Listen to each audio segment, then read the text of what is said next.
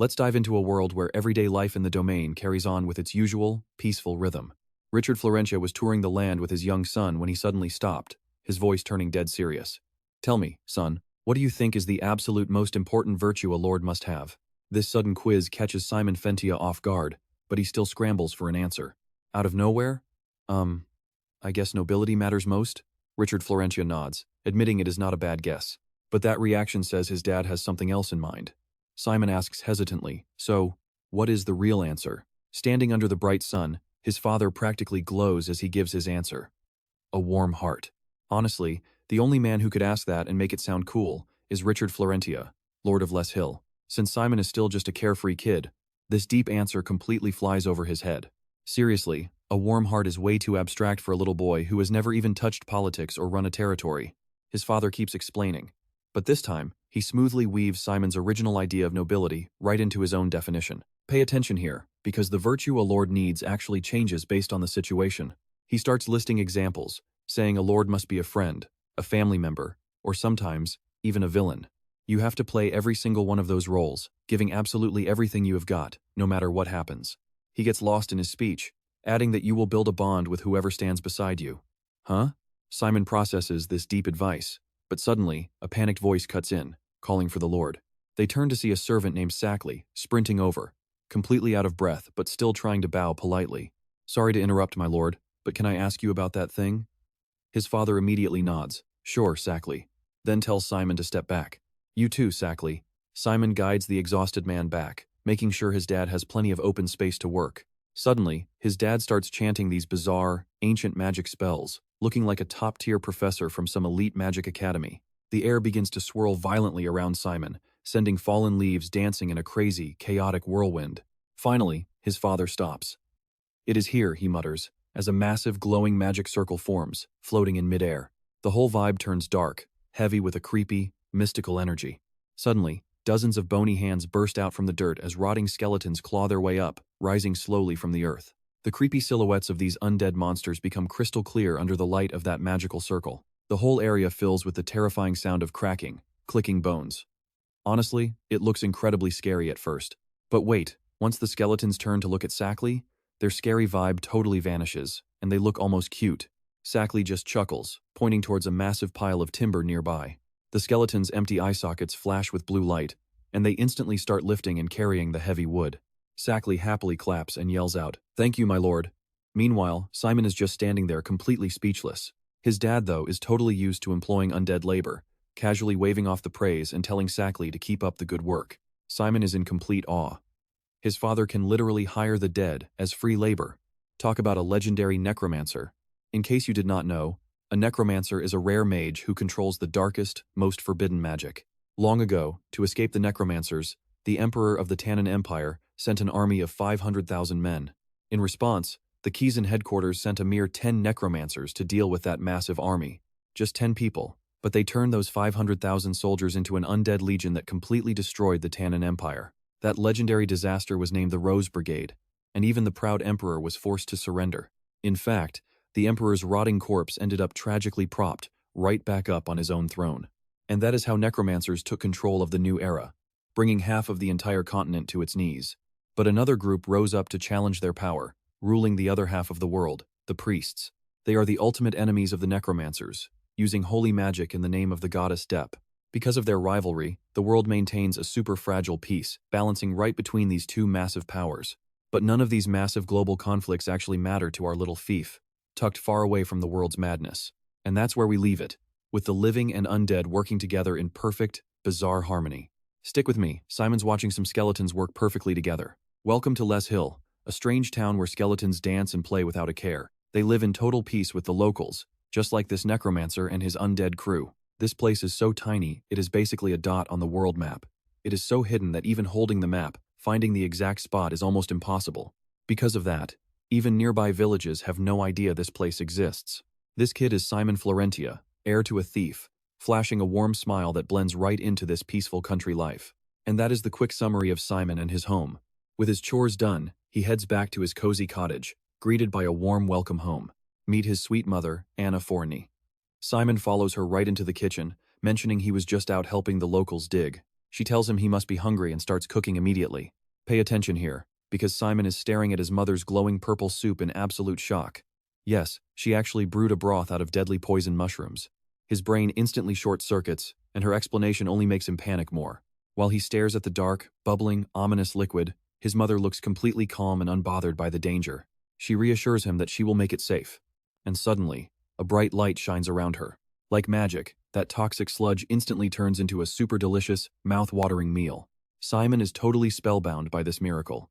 That right there is the holy magic of a former priestess.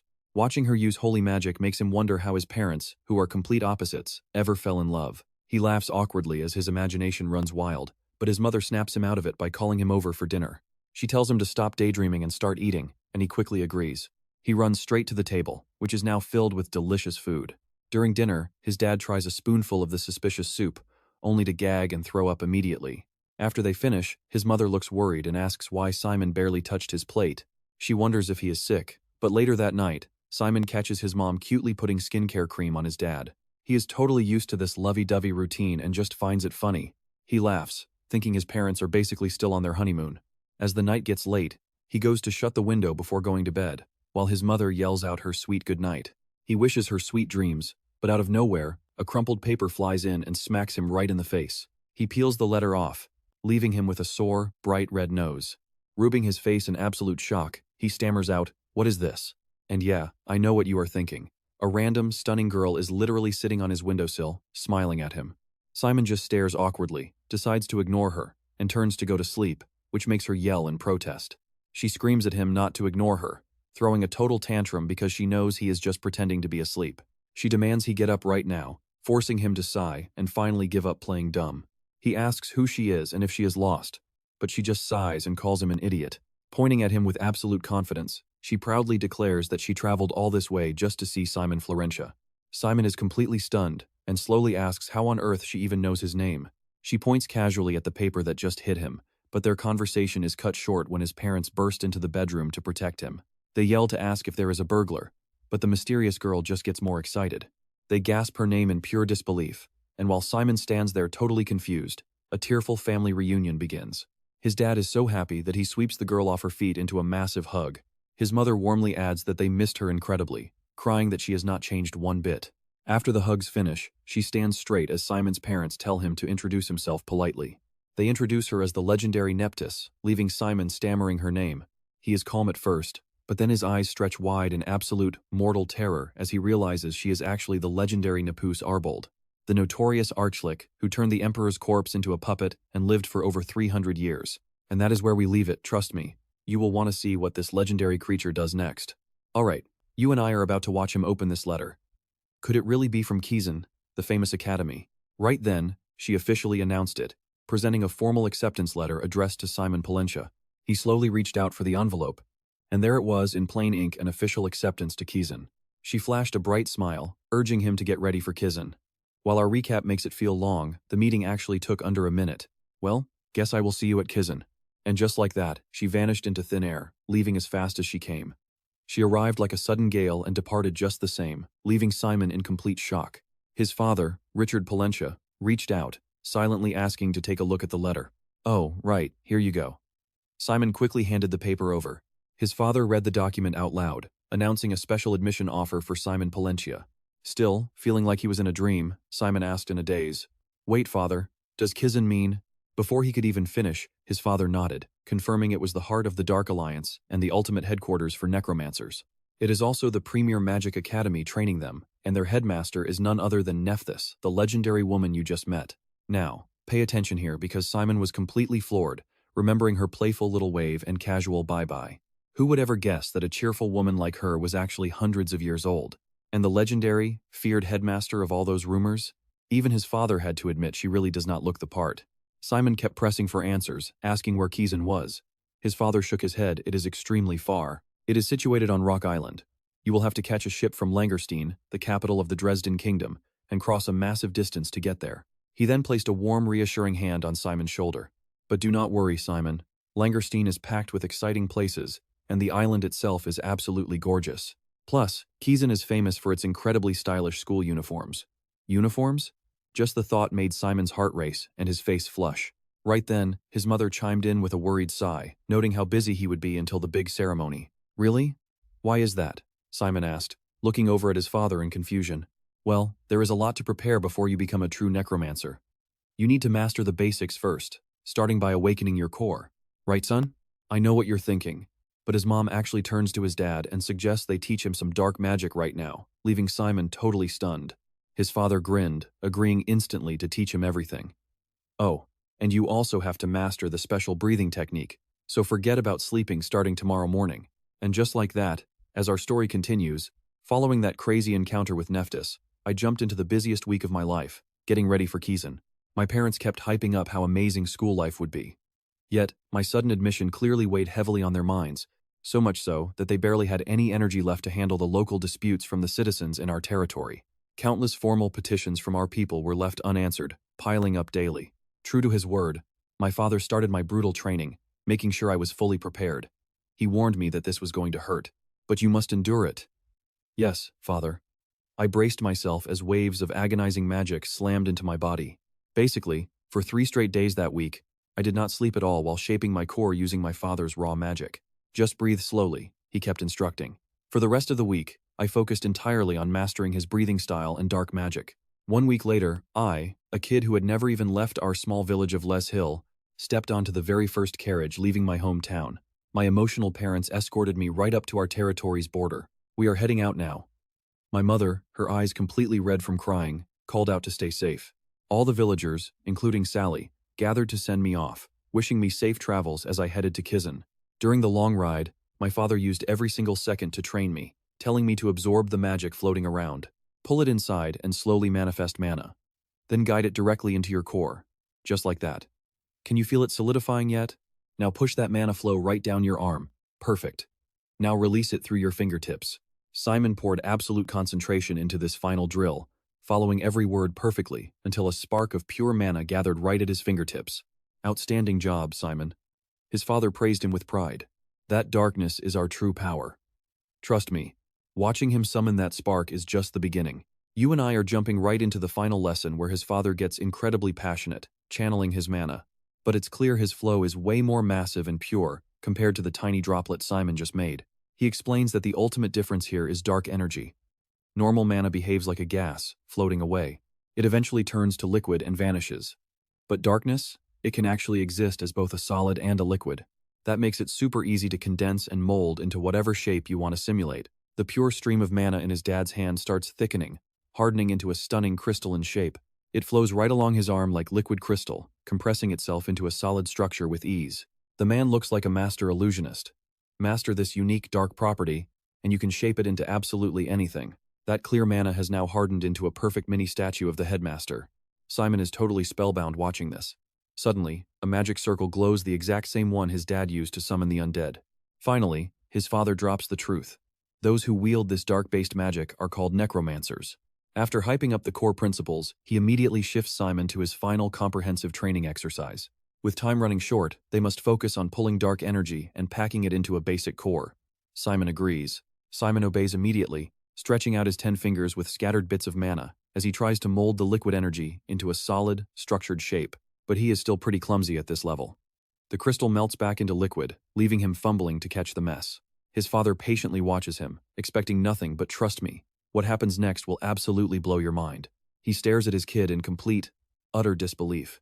Normally, it takes a necromancer 6 months to 2 years to shape dark energy, but Simon mastered it in 3 days. This kind of insane speed is exactly why watching this journey is so incredibly exciting. Honestly, the kid is already effortlessly crafting tons of beautiful and cool shapes. Right now, he is happily admiring his latest creation, a massive, ancient tree made of pure mana in his hand. His dad watches with pride, thinking that while Simon is incredibly gifted, this explosive level of talent could easily backfire. I delayed building his core so he wouldn't repeat my youthful mistakes. But now, it is finally time to let his talent explode. He looks warmly at his son, who is still completely lost in his awesome new hobby. Simon proudly shows off his work, asking his dad to look. His father plays along, noting the cool night blue color. His dark energy has a beautiful blue tint. Getting praise from his dad is super rare, especially during this rushed boot camp. I know what you are thinking. Is this kid secretly a prodigy? Simon excitedly asks if he is a rare case. Does this mean I am super talented? His dad just laughs, crushing his hopeful vibe by telling him it is just a color. Simon slumps in disappointment, pulling his energy back. Right then, his dad announces they have finally arrived. After days of traveling, their carriage rolls to a complete stop. Simon looks around confused, asking if they are already at Kizen. But his father coldly replies that this is just the border of the Dresden kingdom, and he is leaving him here. Simon panics immediately, demanding to know what he means. His dad steps outside, slowly apologizing for keeping this whole thing a secret until now. He cannot enter Dresden territory himself because of a long story. Simon is left standing there, totally bewildered. His father explains that from this moment on, Simon must make his own decisions before taking any action. Simon calls out to his father with an incredibly worried voice. His dad can only look back and offer reassurance. He tells him not to worry, guaranteeing that he will outshine absolutely everyone at the Magic Academy. He says he is genuinely proud of him, and with that, the carriage rolls away, sending Simon off on an epic journey. The father stands there watching from afar, whispering a quiet goodbye until the carriage completely vanishes from sight.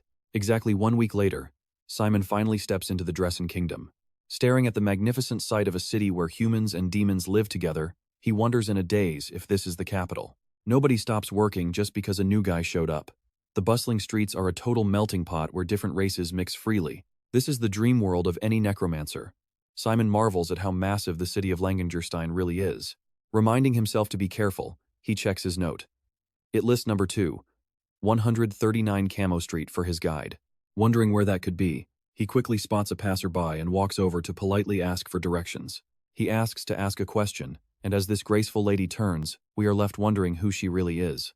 You and I are starting this story with a lady whose elegant vibe is totally ruined when her eyeball literally pops out. Simon started shaking, trying to keep his cool before asking, "Excuse me, do you know where this address is?" He kept repeating a silent mantra. "Never show fear, it is rude." Then she murmured, "Oh, I see." She giggled, stuffing the rogue eyeball right back into its socket before leaning in to read. "Ah, Camo Street," she muttered, causing Simon to freeze up in absolute terror. Squinting at the paper, she pointed her finger forward. "Do you see that open square over there? Just head past it, turn right, and you will find a street paved with gold-plated bricks. That is Camo Street, a famous Langengerstein landmark." Hearing this, Simon finally felt like he could breathe again. "Thank you so much," he said, bowing politely. The lady covered her face, giggling happily. My, what a polite young boy. She wished him well, saying, "Be careful. Good luck in Lingerstein." "Thank you," Simon replied. "You too." Simon waved goodbye to the bizarre lady. But the second he left, a strange man approached her. "Excuse me," the stranger muttered. "Yes?" she replied softly. As Simon walked away smiling, a very different conversation started. Meanwhile, the young man's real guide is getting super impatient. "What is taking him so long?" she grumbles out loud. "Did he get lost?" At that exact moment, Simon is actually offering a silent apology to his father. The reason? He is currently being mugged with a sharp blade pressed against him. "Now, drop your stuff on the ground." The thug growls, "Your clothes, your bag, everything." Suddenly, accomplices surround Simon, completely blocking off any escape route he could have taken. No wonder he was apologizing to his dad. It looks like he will be arriving very late. Let us rewind 1 hour to when he was still searching for directions. Holding a letter tightly, he scanned the area for his meeting point. 239, 239, he muttered, looking around when a voice yelled, "Hey, are you looking for 239 Camo Street? Or more specifically, postcode SL1E6A, a creepy guy asked, approaching him. Honestly, you and I know this classic trap all too well." Hearing this stranger name his exact destination, Simon is totally fooled. He immediately drops his guard and starts chatting with the stranger, assuming he was the guide sent to meet him. "Yes, that is right. You must be the guide sent from the academy," he said, relieved. Seizing the opportunity, the scammer quickly spun his web of lies. "That is right. I am the guide from the academy," he lied smoothly. "You were running late, so I figured you got lost and came to find you." They shook hands warmly as Simon introduced himself. "I am so glad we ran into each other. My name is Simon." The man offered a polite greeting in return. "Pleasure. I am July, a guide here in Lingerstein. Follow me, and I will take you to your lodgings first," he offered, playing the part of a professional guide. However, along the way, the man's rambling, nonsensical stories made Simon suspicious. "I am just glad I found you before you ran into any trouble," July said with fake concern. "This city is crawling with scammers, trying to trick unsuspecting travelers. You know, pickpockets, dishonest merchants, that sort of thing. Then, pay attention here, because he leads Simon right into a deserted alley, claiming it is a shortcut." Simon smirked, half joking and half serious. "Are you planning on scamming me too?" The direct question made the man flinch, leaving him completely speechless for a few seconds, but as a seasoned criminal, he quickly composed himself. He spun around, forcing a laugh. Huh? I have no idea what you are talking about. Right then, Simon knew his suspicions were dead on. He did not mind taking a second to analyze the man's tells. You have a habit of looking at the ground, and you keep touching your vest pocket. You are just checking to make sure your hidden item is still there, right? Judging by the width of the pocket and the wrinkles, I would say you are carrying a knife. Just like that, Simon's sharp analysis left the man completely rattled. Even so, the scammer tried to feign innocence, pleading, "Do not misunderstand. It is only for self-defense." But Simon's next witty observation wiped the fake smile right off his face. "And lastly, that name of yours, July," Simon chuckled. "Is it not the name of a mountain goat species?" The thief was horrified by this meticulous breakdown, realizing he had been exposed simply by picking a random animal name. "You knew, and you still followed me?" he stammered, his voice trembling. "Who the hell are you?" With that, he pulled out his knife. In that same instant, dozens of heavy footsteps echoed around Simon as accomplices emerged from the shadows. "So that is where we leave it. You and I must see what happens next. All right, you and I are starting with these overconfident thugs telling our main character he'll be begging for mercy. They demand he drop all his gear on the dirt. But surrounded by these street predators, Simon doesn't even flinch. Staring down the blade, he gives them a cold, flat refusal. No. A bandit loses his mind and snaps, telling this country boy he has no clue who he's messing with. With a nasty sneer, he lunges forward, blade drawn, but Simon dodges with absolutely mind-blowing, lightning-fast speed. He sidesteps the blade easily, grabbing the guy's arm before the thug even realizes he missed his target completely. Right in front of the horrified gang, a sickening crack echoes through the air as Simon snaps his arm in two. No hesitation at all. He speaks with the chilling authority of an absolute demon, warning them he deals with trash like this back home all the time, calling them parasites who hide in crowds, shaking down innocent travelers with their pathetic protection fees. As a noble heir, he declares it's his duty to wipe out filth like them, then casually tosses the broken arm aside. That guy is totally done, but the speech only pisses off the rest of the gang, mocking this high and mighty noble. Their blind rage completely washes away any fear of this weirdly powerful kid. Talk about a brutal welcome for a student just trying to get to his magic academy. July points his blade right at Simon, laughing that being a noble just means they have to kill him now, ordering the entire mob to tear him apart. Now pay attention, because the sheer number of footsteps echoing shows us this isn't some small squad, but a massive army of thugs. Realizing he is wildly outnumbered, Simon offers a surprisingly calm, heartfelt apology to his dad. Apologizing because it looks like his arrival in Ken is going to be delayed, right as things escalate. But just as he prepares to unleash hell on the mob, a sudden voice cuts through the air, freezing everyone solid. A mysterious girl casually steps forward, acting like she is just taking a stroll through a peaceful park. She complains about waiting forever, saying she finally had to track him down herself since he was taking too long. Watching this girl enter the fray, the leader nervously asks his crew what they should do next. Standing at a stylish distance, she casually asks him if he's tied up with these pests. "Trust me, you and I are about to see her completely take over this fight."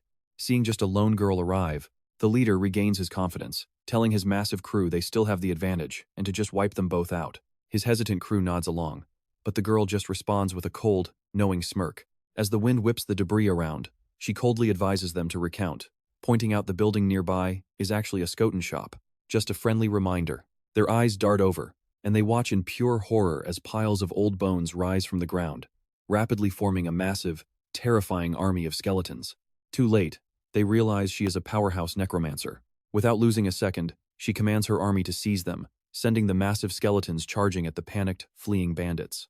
Screams of pain echo everywhere, but these mindless skeletons have absolutely zero mercy. They do not care at all, keeping a tight grip on the bandits until they are forced to submit completely. Staring right into the dead skulls, the thugs shake in absolute terror.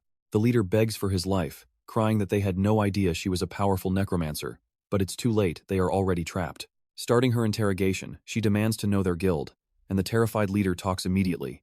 They are from the Claven Guild, which completely disgusts her, wondering how members of a giant guild could resort to robbing helpless travelers.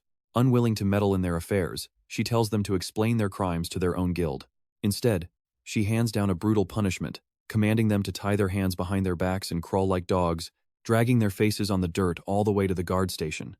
Horrified, the leader begs her to spare them, but his whiny begging only awakens the true demon inside her, prompting her to ask if he's trying to order her around.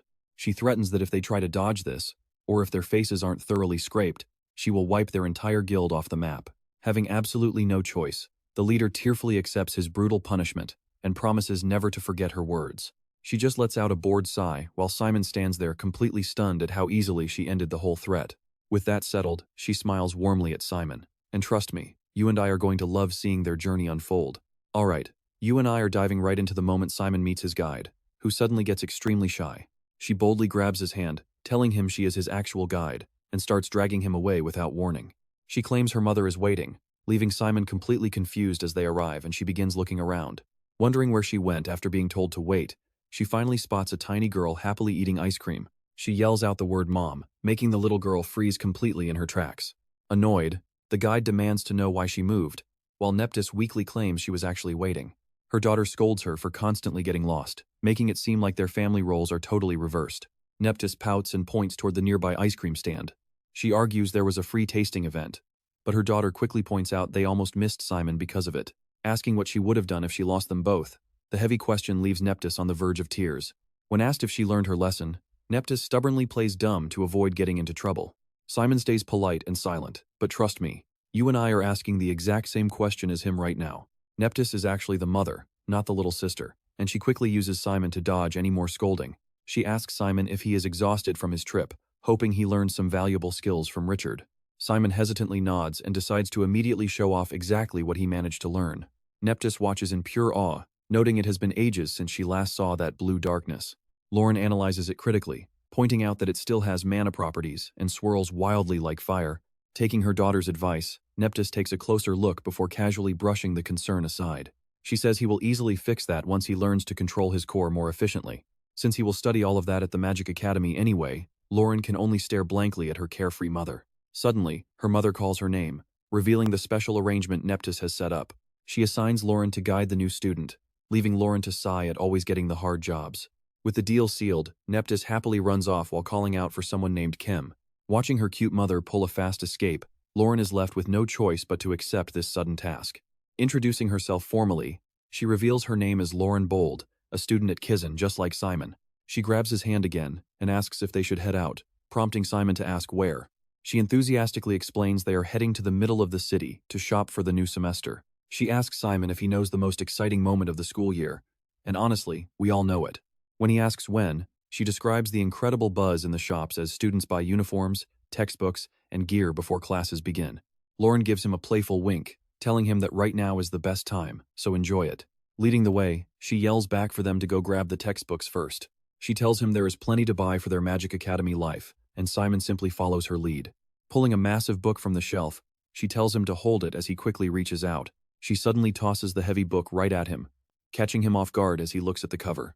Reading the title, Introduction to Summoning, he is startled when she throws another book right into his chest, telling him to hold it. He completely freezes in sheer shock. Suddenly, dozens of books are flying toward him, and he struggles to catch them all while she keeps picking out more. He desperately begs her to wait, but she completely ignores him and keeps grabbing more titles. She keeps pointing around while he tries to get her attention by calling her name. Staring at the massive mountain of books in his arms, he nervously scratches his head and asks if he really has to study all of this. Winking as she pulls down more books, she reassures him that this is the elite academy, Kizen.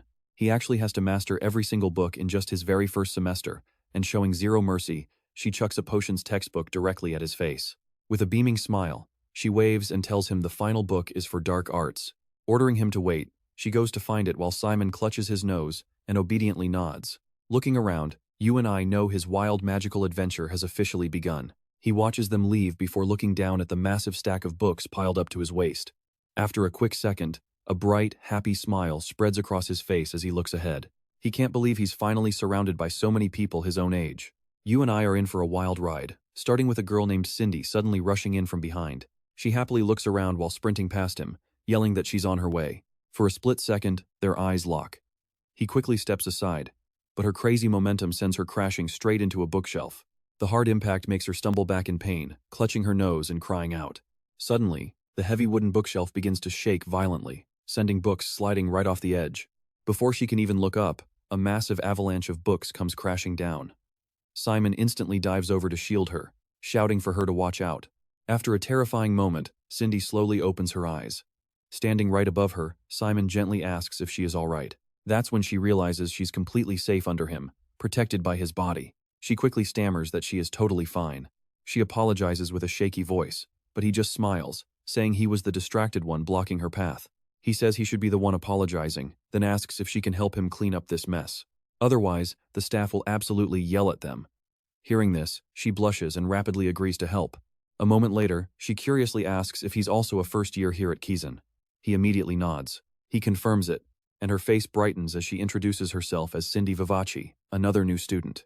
When she asks for his name, he turns to her with a warm smile and says he is Simon Florentia. She beams, saying it's great to meet him. Holding a book tightly, she shyly explains that she came all the way from the far north and doesn't know anyone. Hearing this confession, Simon is a bit surprised.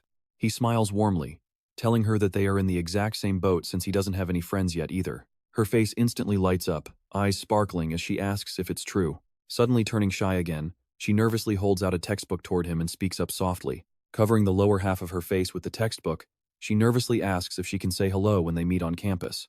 Simon gives her a warm look and says absolutely. He mentions he was going to ask the same thing, making her blush with gratitude. Looking thrilled, she points toward the main doors and says she has to go since her father is waiting for her outside. Simon nods and promises to see her around.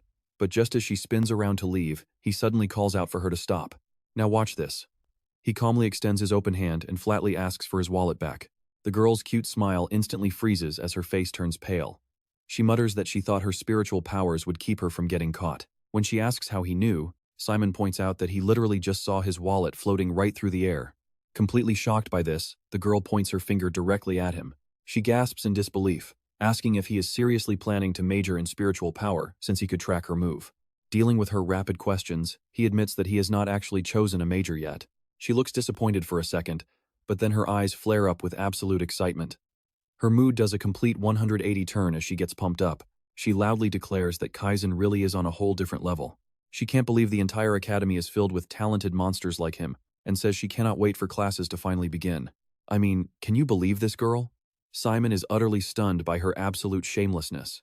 She bounces up and down with absolute joy, shouting that if they end up taking the same spiritual power major, they will be stuck together for the next 3 years, so they should definitely have a friendly competition. Her chaotic energy leaves him feeling incredibly worried about the future. She then casually tosses his wallet right back to him. Telling him to take it, she uses her spiritual power to vanish in the blink of an eye, her parting voice echoing out. She warns him not to pretend they are strangers once classes start, leaving Simon shaking his head. Right then, Lauren walks over to tell him they are completely sold out of the Dark Magic Guide, but will deliver it directly to his room. Simon simply answers with a quiet nod. She playfully nudges his shoulder and curiously asks who that girl was, wondering if he already managed to make a friend. He nervously admits that might be the case, prompting Lauren to lean in and playfully tease him about his massive new crush. And trust me, we are definitely in for a wild ride with these two. Simon just looks at her, completely exasperated. You and I are starting today with Simon realizing his wallet was almost stolen. But Lauren is already moving on, dragging him along to go buy a proper bag now that the books are sorted. He looks down at his cheap satchel, but she just waves it off. She is not talking about normal gear. Every real necromancer needs proper magic storage. It is a special pocket dimension, or as she puts it, a subspace. Hearing that, Simon's eyes completely light up. Now things are starting to get really exciting. Right on cue, a friendly purple-haired saleswoman steps up to welcome Lauren with a smile. Her eyes instantly lock onto Simon as she notes that Lauren already bought her own storage recently. She guesses they are shopping for the young man today, and Lauren immediately gets straight to the point. Exactly. He is a fresh recruit, so they need something with as few limits as possible. Lauren thinks for a moment, making sure to avoid anything that requires a wall or floor, since their battles usually happen out in the open. The merchant praises her sharp thinking before pulling out a tiny ring with a practiced grin. She slips the mysterious ring directly into Simon's hand, whispering in a low, teasing voice. Now watch closely, they are getting an exclusive look at an unreleased item that is not even on the market yet. The woman tells him to put it on and pump his dark mana inside. Simon obliges, sliding the ring onto his finger. She explains that he will suddenly feel the sensation of a physical handle forming right inside his hand. She guides him through it, telling him to grab hold and pull it back like a regular doorknob. He does exactly that, and right before their eyes, reality itself begins to twist and warp. She proudly reveals this subspace is the latest masterpiece by the genius Gen Eclipse, boasting a massive capacity of 4,000 units. Even better, it can be deployed instantly on absolutely any surface, whether the ground is sloped or uneven. And right on cue, a massive, dark abyss starts swallowing the ground beneath his feet. She adds that the entire interior is fully protected by 7 elite enchantments, featuring top-tier preservation spells and advanced temperature control charms. Staring into the giant void that just opened up, they listen as she continues her pitch. It even features a built-in stealth spell to completely hide your presence from nearby enemies. Lauren asks about the quick deployment features, and the merchant replies with a very confident smirk. Of course it does. Simon looks down at this incredible piece of gear, completely in awe. Lauren leans over to whisper and ask if he likes it, prompting him to admit his true feelings with a bit of worry. He absolutely loves it, but a high-end subspace like this has to cost a fortune, right? Lauren casually turns around and asks Stephanie for the price tag on this fancy ring. The woman calmly holds up 5 fingers and announces a price of 5,000 gold coins. You and I would react the exact same way. Hearing that, Simon's jaw drops because that single item costs more than his entire hometown's yearly budget. But Lauren does not even blink. She just casually agrees and tells her they will take it. Simon is utterly flabbergasted, wondering if she is seriously spending that kind of cash just for him. She laughs it off, reminding him that she is using her wealthy mother's cash, not her own. Simon is stunned to hear her mother's name, but she steps closer to explain that Nephthys owes his parents a massive debt from the past. This is just her way of settling the score, so please don't refuse. Still sweating, he nervously protests that this gift is way too crazy. How could he ever repay Nephthys? She waves it off. If he wants to repay her mother, he just needs to dominate his classes at Kizen. Hearing that, he nods determinedly, promising to give it absolutely everything he has got. The shop door swings open as a smiling Stephanie waves them goodbye, telling them to take care. Walking together under the beautiful twilight sky, she happily suggests they go have some fun now that the shopping is done. He is surprised they are allowed to goof off, but she reassures him it is all part of the plan. Next stop is a shooting gallery, where she points out a giant teddy bear and challenges him to take a shot. Later, standing high on a bridge, she points out the tallest landmark towering over the city skyline. She gently ignites a tiny flame inside a gorgeous paper lantern, explaining the local tradition as they prepare to release it into the night. And trust me, you and I will never forget this breathtaking sea of 10,000 lights. Let's dive into Simon's journey as he stares completely deadpan at a floating lantern. He wonders if there are actually thousands of fools willing to spend 200 silver coins on a piece of flammable paper. They watch the gorgeous sky full of floating lanterns as she tells him he'll do great at Kizen. He thanks her, but she deadpans that it wasn't a compliment, before they head to a seaside restaurant where she is amazed. His perfect table manners shock her, making her exclaim that he must be from a noble family. With a wry smile, he explains that his father was extremely strict about proper etiquette. She notes that he received a proper education, before warning him that 30% of Kizen students are actually commoners. She warns him firmly not to even think about using his noble status to boss others around. Wagging her finger, she reminds him that Kizen is a complete meritocracy. He nods, promising to remember, before she asks if he has any questions for his first day tomorrow. Without hesitation, he asks about the girl he ran into at the bookstore earlier. Recalling his conversation with Cindy, he explains how she was shocked that they were both aiming for a spiritualism major, asking what that even meant. When he asks about majors, she beams, and here's where it gets interesting. She calls it an excellent question, holding up her fingers to explain that freshmen take 9 classes, which includes 7 core subjects and 2 electives. From the second semester onward, you are free to register for any electives you choose.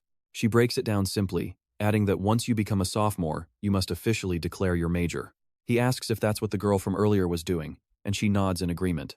Reviewing the list of majors like necromancy, dark arts, summoning, and spiritualism, he realizes he has to figure out his strengths fast, and she cheerfully agrees. She advises him to pick his core subjects first and completely focus his studies on those.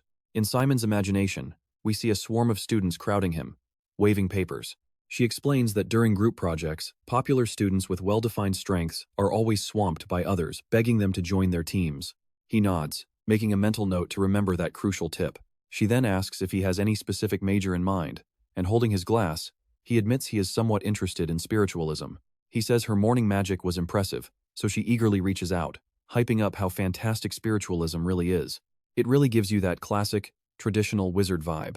Waving her hand excitedly, she reveals that one of their academy instructors is none other than the legendary Professor Hong Pang. Simon is totally shocked, but she earnestly insists it is true, admitting she still gets starstruck by the famous professors. Simon is fired up and can't wait. Stick with me as their chat continues. Arriving at the dormitory, she clasps her hands together and warmly advises him to make sure he gets plenty of rest. She jokes that if her mother finds out he was late for class due to exhaustion, she would literally kill her. He thanks her politely, telling her he had an absolutely wonderful time during their trip. She flashes a brilliant smile, saying it was her pleasure, and his expression softens in return. He tells her he will never forget this day, and looking surprised, she admits that hearing those words makes her really happy, too.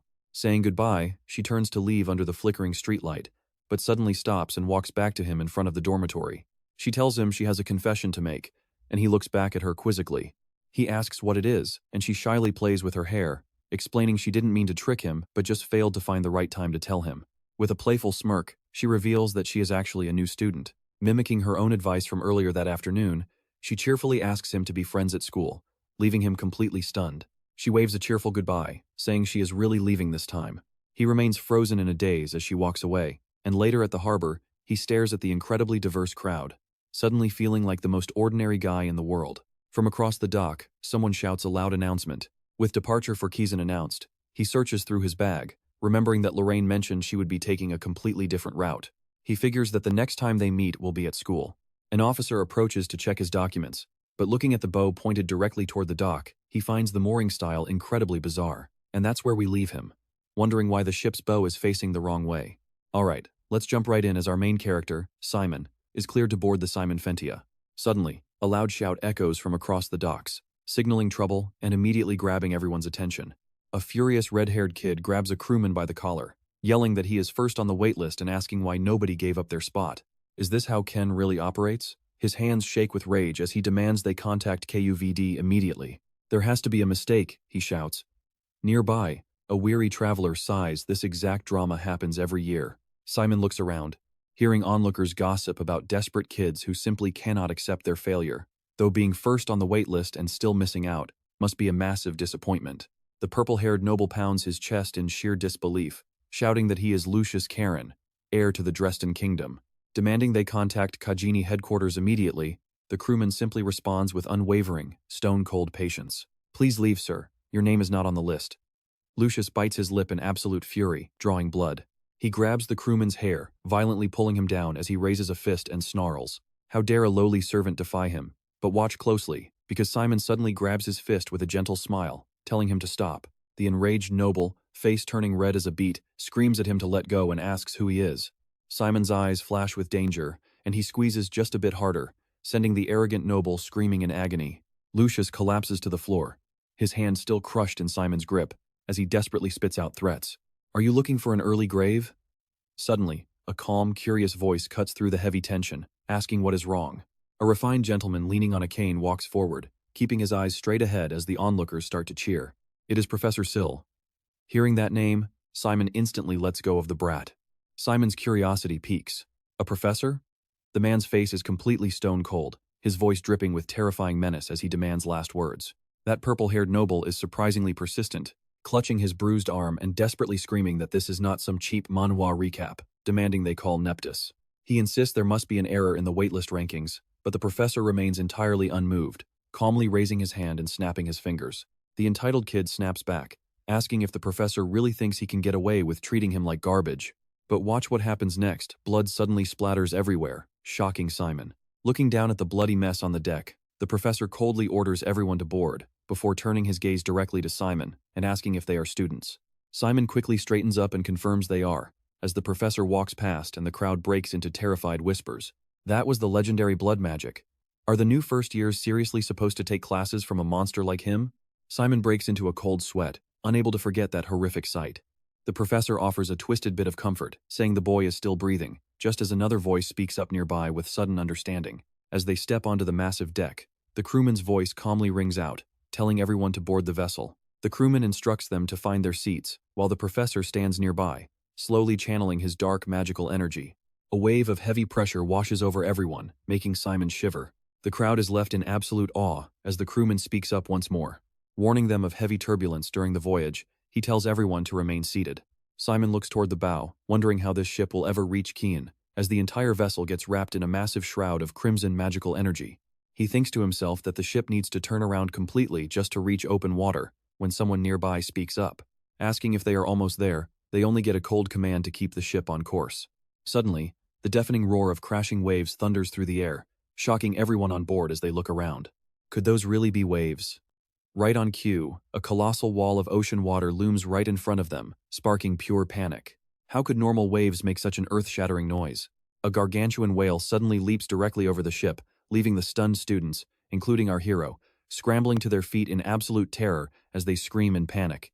The legendary beast opens its massive jaws wide, descending right toward their fragile vessel. In one single, terrifying gulp, it swallows the ship whole and dives back into the deep.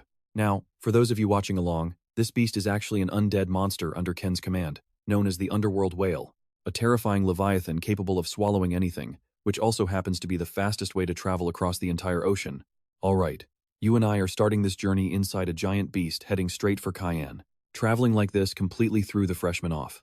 Yet, year after year, this massive whale swam the vast oceans, keeping every new batch of Cayenne Magic Academy students safe while moving at a terrifying speed.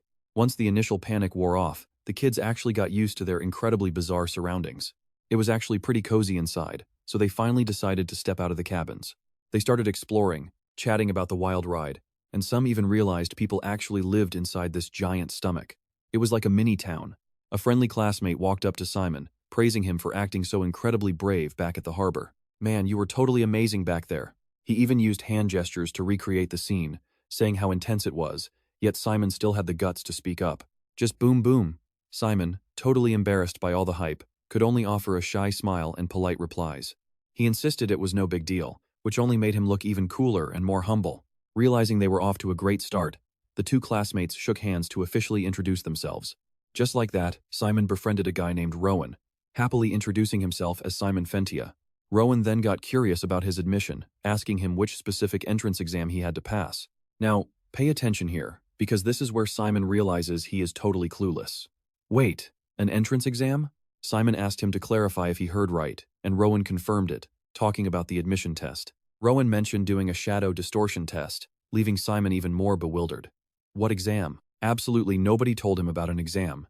Neptus had simply shown up and handed him an acceptance letter, plain and simple. When Rowan pressed him again, asking what his own entrance exam had been like, Simon decided to lie, claiming he took a similar test that dealt with dark energy to keep it simple. It felt like the smartest way to avoid any messy debates about fairness. He definitely did not want drama on day one. Thankfully, Rowan totally bought it, happily cheering at the cool coincidence. Suddenly, a massive announcement boomed overhead, cutting their chat short. It warned all new students to return inside and take their seats because they were arriving shortly. Both boys were absolutely stunned by how fast they had arrived at this extreme speed. "We are really there already?" It felt like they had literally just left the harbor.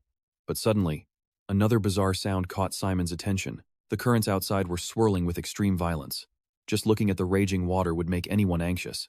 Up on the deck, Professor Silic was already in position, taking absolute charge of the situation. He easily controlled the fierce currents and steered the massive ship forward. Now watch this, because as the ship starts shaking like crazy, a sudden warning blares for all the freshmen. Things are about to get extremely rough. Everyone must stay in their seats and do not stand up. For your own safety, hold on to the handles in front of you and brace for a hard impact. Rowan looked absolutely terrified as the vessel began to toss and turn like crazy. Suddenly, the ship slammed right into giant rocks, shaking so hard that anyone who forgot to hold on got launched straight into the air. The entire cabin descended into complete madness. Simon gritted his teeth, holding on for dear life to avoid getting tossed across the room. Suddenly, a blinding flash of light exploded before them, making Simon yell out in sheer awe. He urged Rowan to look, but poor Rowan was already completely knocked out from terrible seasickness. They had just blasted right out of the whale's stomach, soaring high over the breathtaking, massive land of Cayenne. While Simon was buzzing with pure hype, Rowan looked half dead and totally drained from the violent ride. He was definitely in no shape to enjoy the stunning scenery like Simon was.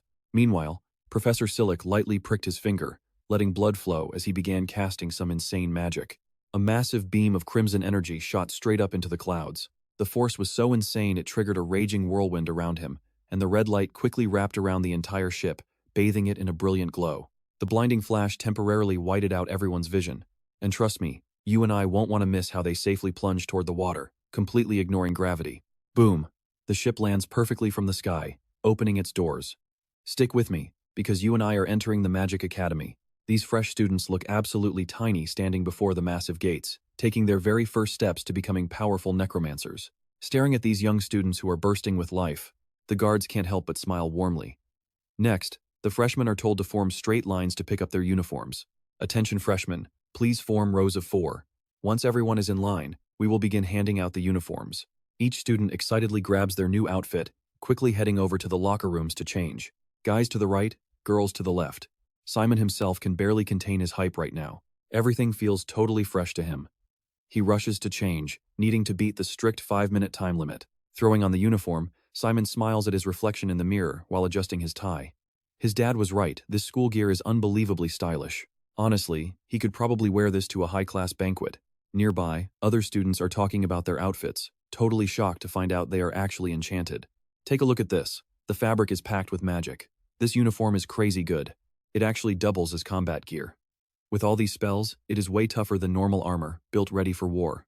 Now pay attention, because here is the moment all the guys, including Simon, freeze dead in their tracks. Everyone, please gather outside to head to the dining hall, but when the guys step out, they are left completely speechless.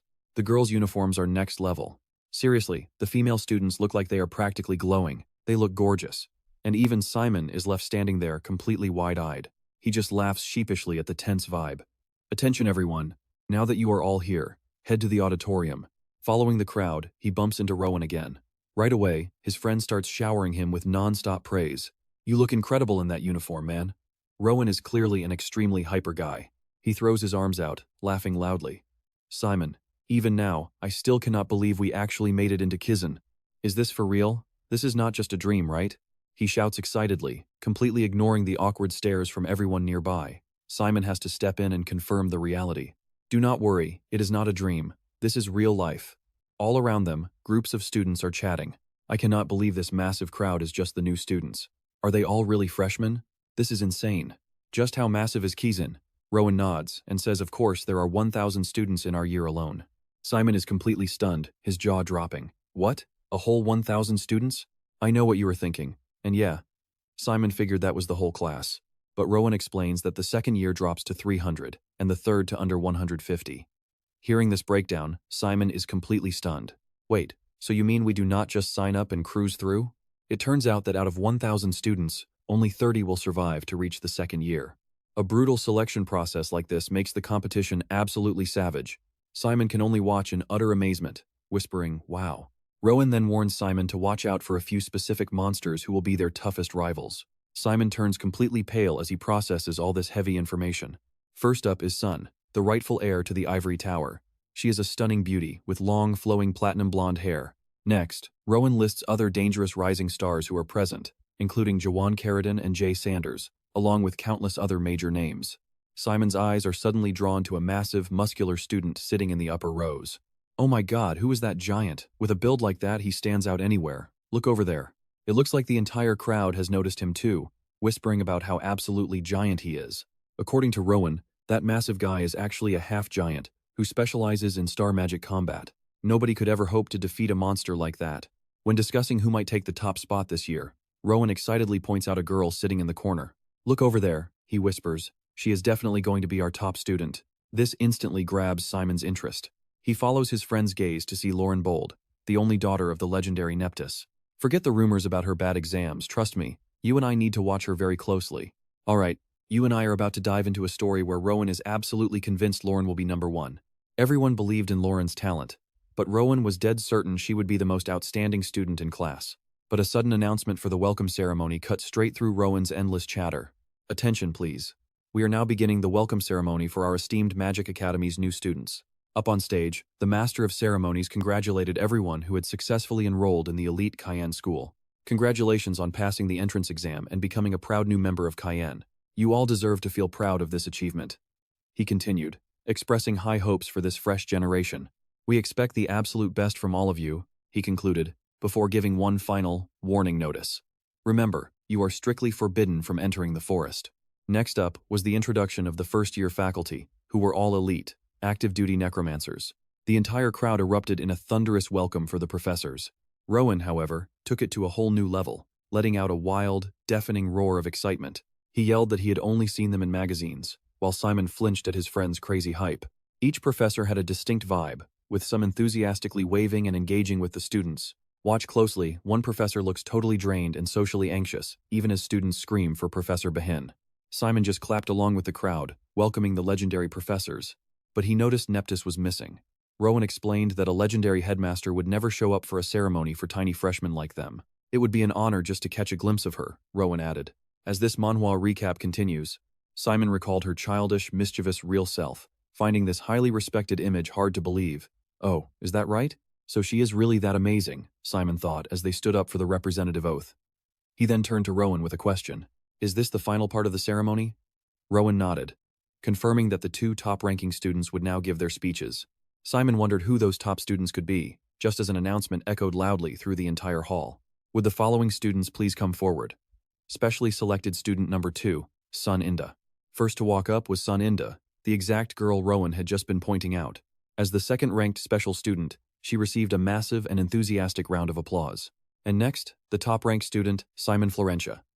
You and I both know Simon froze completely when he heard his own name. Did he hear that right? Simon. That was his name. Since when was he the top student? The entire room fell dead silent. Seeing nobody move, the host called his name again. Is Simon Florentia present?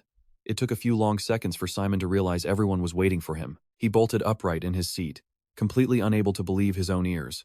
Beside him, Rowan's jaw was on the floor, staring at his friend in pure shock. Me? Simon thought. It is really me, he realized, cautiously walking up to the stage under the curious stares of the crowd. Whispers spread through the audience, with people asking who he was and getting absolutely no answers. I have never seen him before. Another muttered in disbelief. He is ranked first. The comments made Simon fluster, feeling totally out of place next to Sun Inda. Walking up together, he was sweating bullets from pure, raw nervousness. Soon Inda leaned over and calmly whispered to not worry about it. Just read the script. Simon exhaled, nodded, and they both raised their hands to begin reciting in unison. We solemnly swear, and just like that, the scene fades. Later, a classroom sign with a strange logo appears. Simon realized the rumors were true. Kizen was going to be an incredibly intense environment. He could not believe they were starting classes on the very first day. With 14 classes and over 1,000 first-year students, every single room in the academy was packed. The students behind him whispered, asking if he was really the guy who ranked first in admissions. Another replied that they had never even heard his name before, wondering what family he belonged to. Hearing them say Florentia, Simon froze. Trust me, you and I can see he is already feeling the pressure. Let's dive into a story that completely redefines what it means to be overpowered. He nervously flipped through his textbooks, his mind absolutely racing with first-day anxieties at this elite magic academy. Wondering how many classes they had today, Simon's eyes suddenly locked onto the page as he thought, wait, is this a summoning class? He read every word intently, a massive wave of excitement hitting him as he realized this was his father's magic. He vividly pictured his father casting that epic spell, creating a glowing magic circle emblazoned with a mysterious sigil.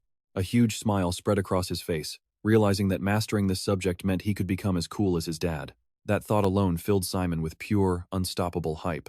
Just then, a stylish blonde man strode in, one hand casually tucked in his pocket. Most people usually associate necromancers with dark, gloomy graveyards and creepy late-night work with cold corpses, but that is all in the ancient past.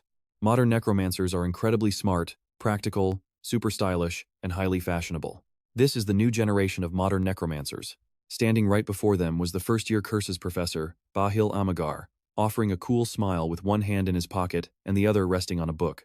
Pay close attention, because this young genius actually became a member of the Crows, Kizen's most elite combat unit, in his late 20s, and a wildly popular idol to all Kizen students. Professor Bahil smiled warmly as he shrugged off his jacket, announcing, Welcome everyone. This year I am in charge of first-year curses. My name is Bahil Amagar. The classroom immediately erupted in wild applause, with several excited students even jumping to their feet. Professor Bahil draped his white jacket over the desk, saying, Now, let us take attendance. Since this is your first time meeting, how about when I call your name, you stand up and introduce yourselves. He then called out the first name, Jamie Victoria. A girl in the front row heard her name and instantly shot up, raising her hand and loudly declaring, Present, it is such an honor, Professor Bahil. I really want to follow in your footsteps.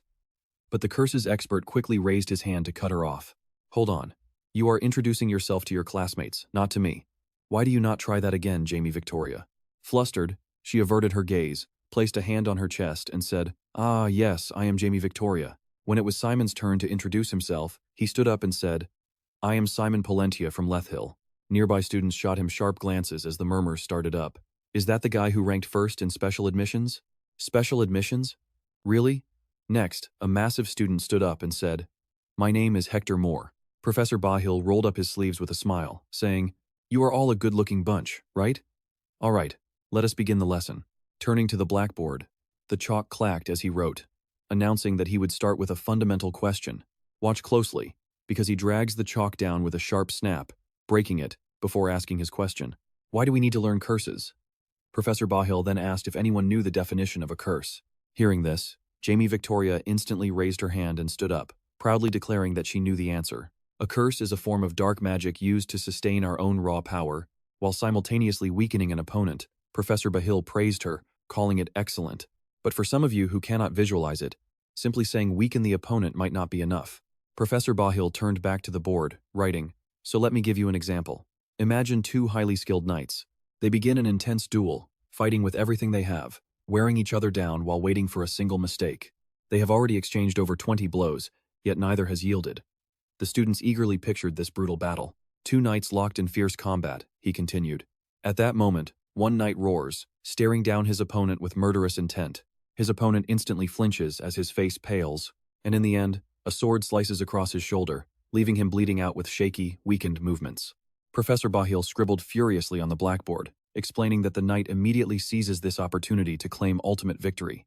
He relentlessly presses his opponent, targeting his legs to hinder his movement, throwing sand in his eyes, and even slamming his scabbard against his helmet to completely disorient him. The duel becomes a desperate struggle until the knight delivers a brutal finishing blow, severing his enemy's head. Professor Bahil stopped writing as a complex diagram appeared. He turned around with a bright smile, asking, "Do you see how even in the most brutal armed conflict?" The room gasped, "Trust me, this gets wild." Seeing the looks of admiration spreading across his students' faces, the professor concluded that combat is simply a series of actions designed to weaken your opponent and achieve victory step by step. And trust me, winning is all that matters here. Next, he offered to demonstrate how modern necromancers actually fight, casually drawing a simple stick figure on the board.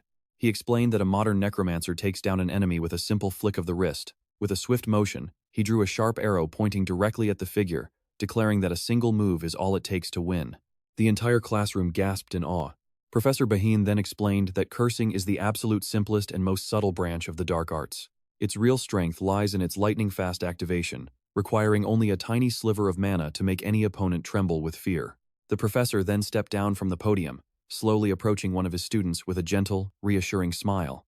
Completely caught off guard by the sudden attention, the boy froze in pure confusion. Before the student could react, the professor raised his hand right in front of his face, instantly summoning a glowing red magic circle covered in strange symbols.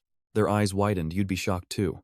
A dark, shadowy energy immediately wrapped around the boy's head, forcing him to slump onto his desk with a face twisted in pure terror. Professor Baheen then casually reached inside the student's backpack and pulled out a hidden knife. Holding the sharp blade high with a mysterious smirk, Bahinagama quietly said, "This is the way." He pointed the tip right at the boy, declaring, "They screamed that theology was the absolute best," right as Professor Baheen snapped his fingers to instantly disperse the dark magic shrouding the trembling student. "I have no idea which majors you will all eventually choose," he remarked, "but I would bet that over 80% of you will continue with my course next semester." He explained that theology fits perfectly with every other subject of study, making Simon's face light up with a massive grin. "I highly encourage you all to develop your own talents," he continued, while still cursing your opponents whenever you get the chance.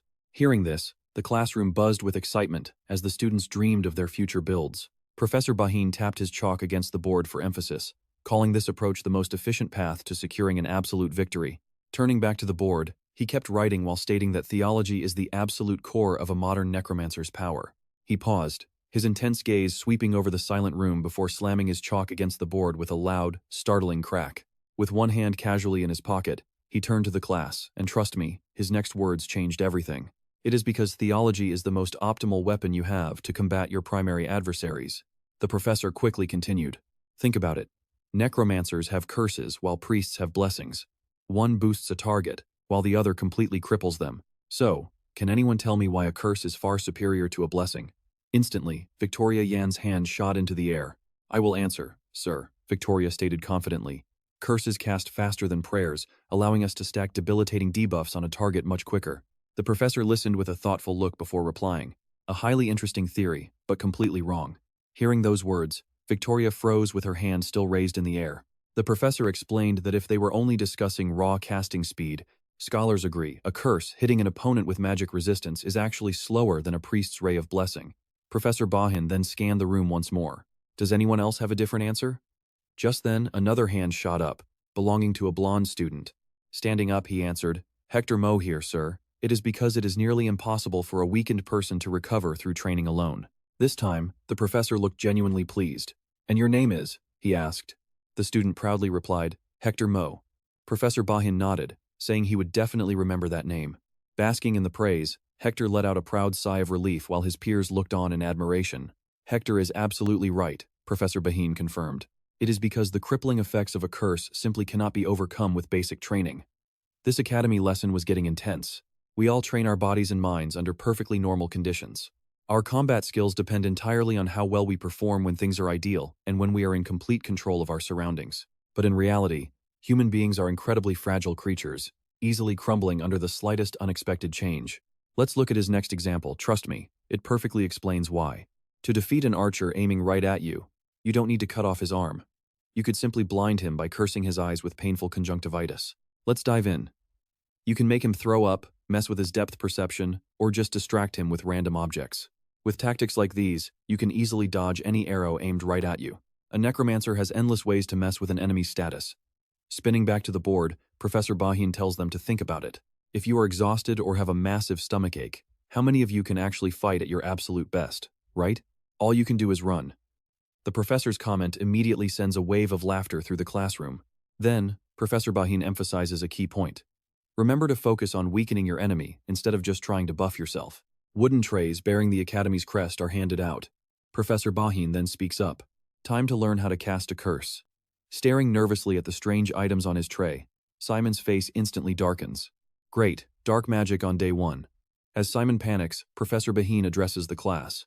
Needing an adjustment tool is pretty embarrassing for a student, but since it is day 1, we will let it slide.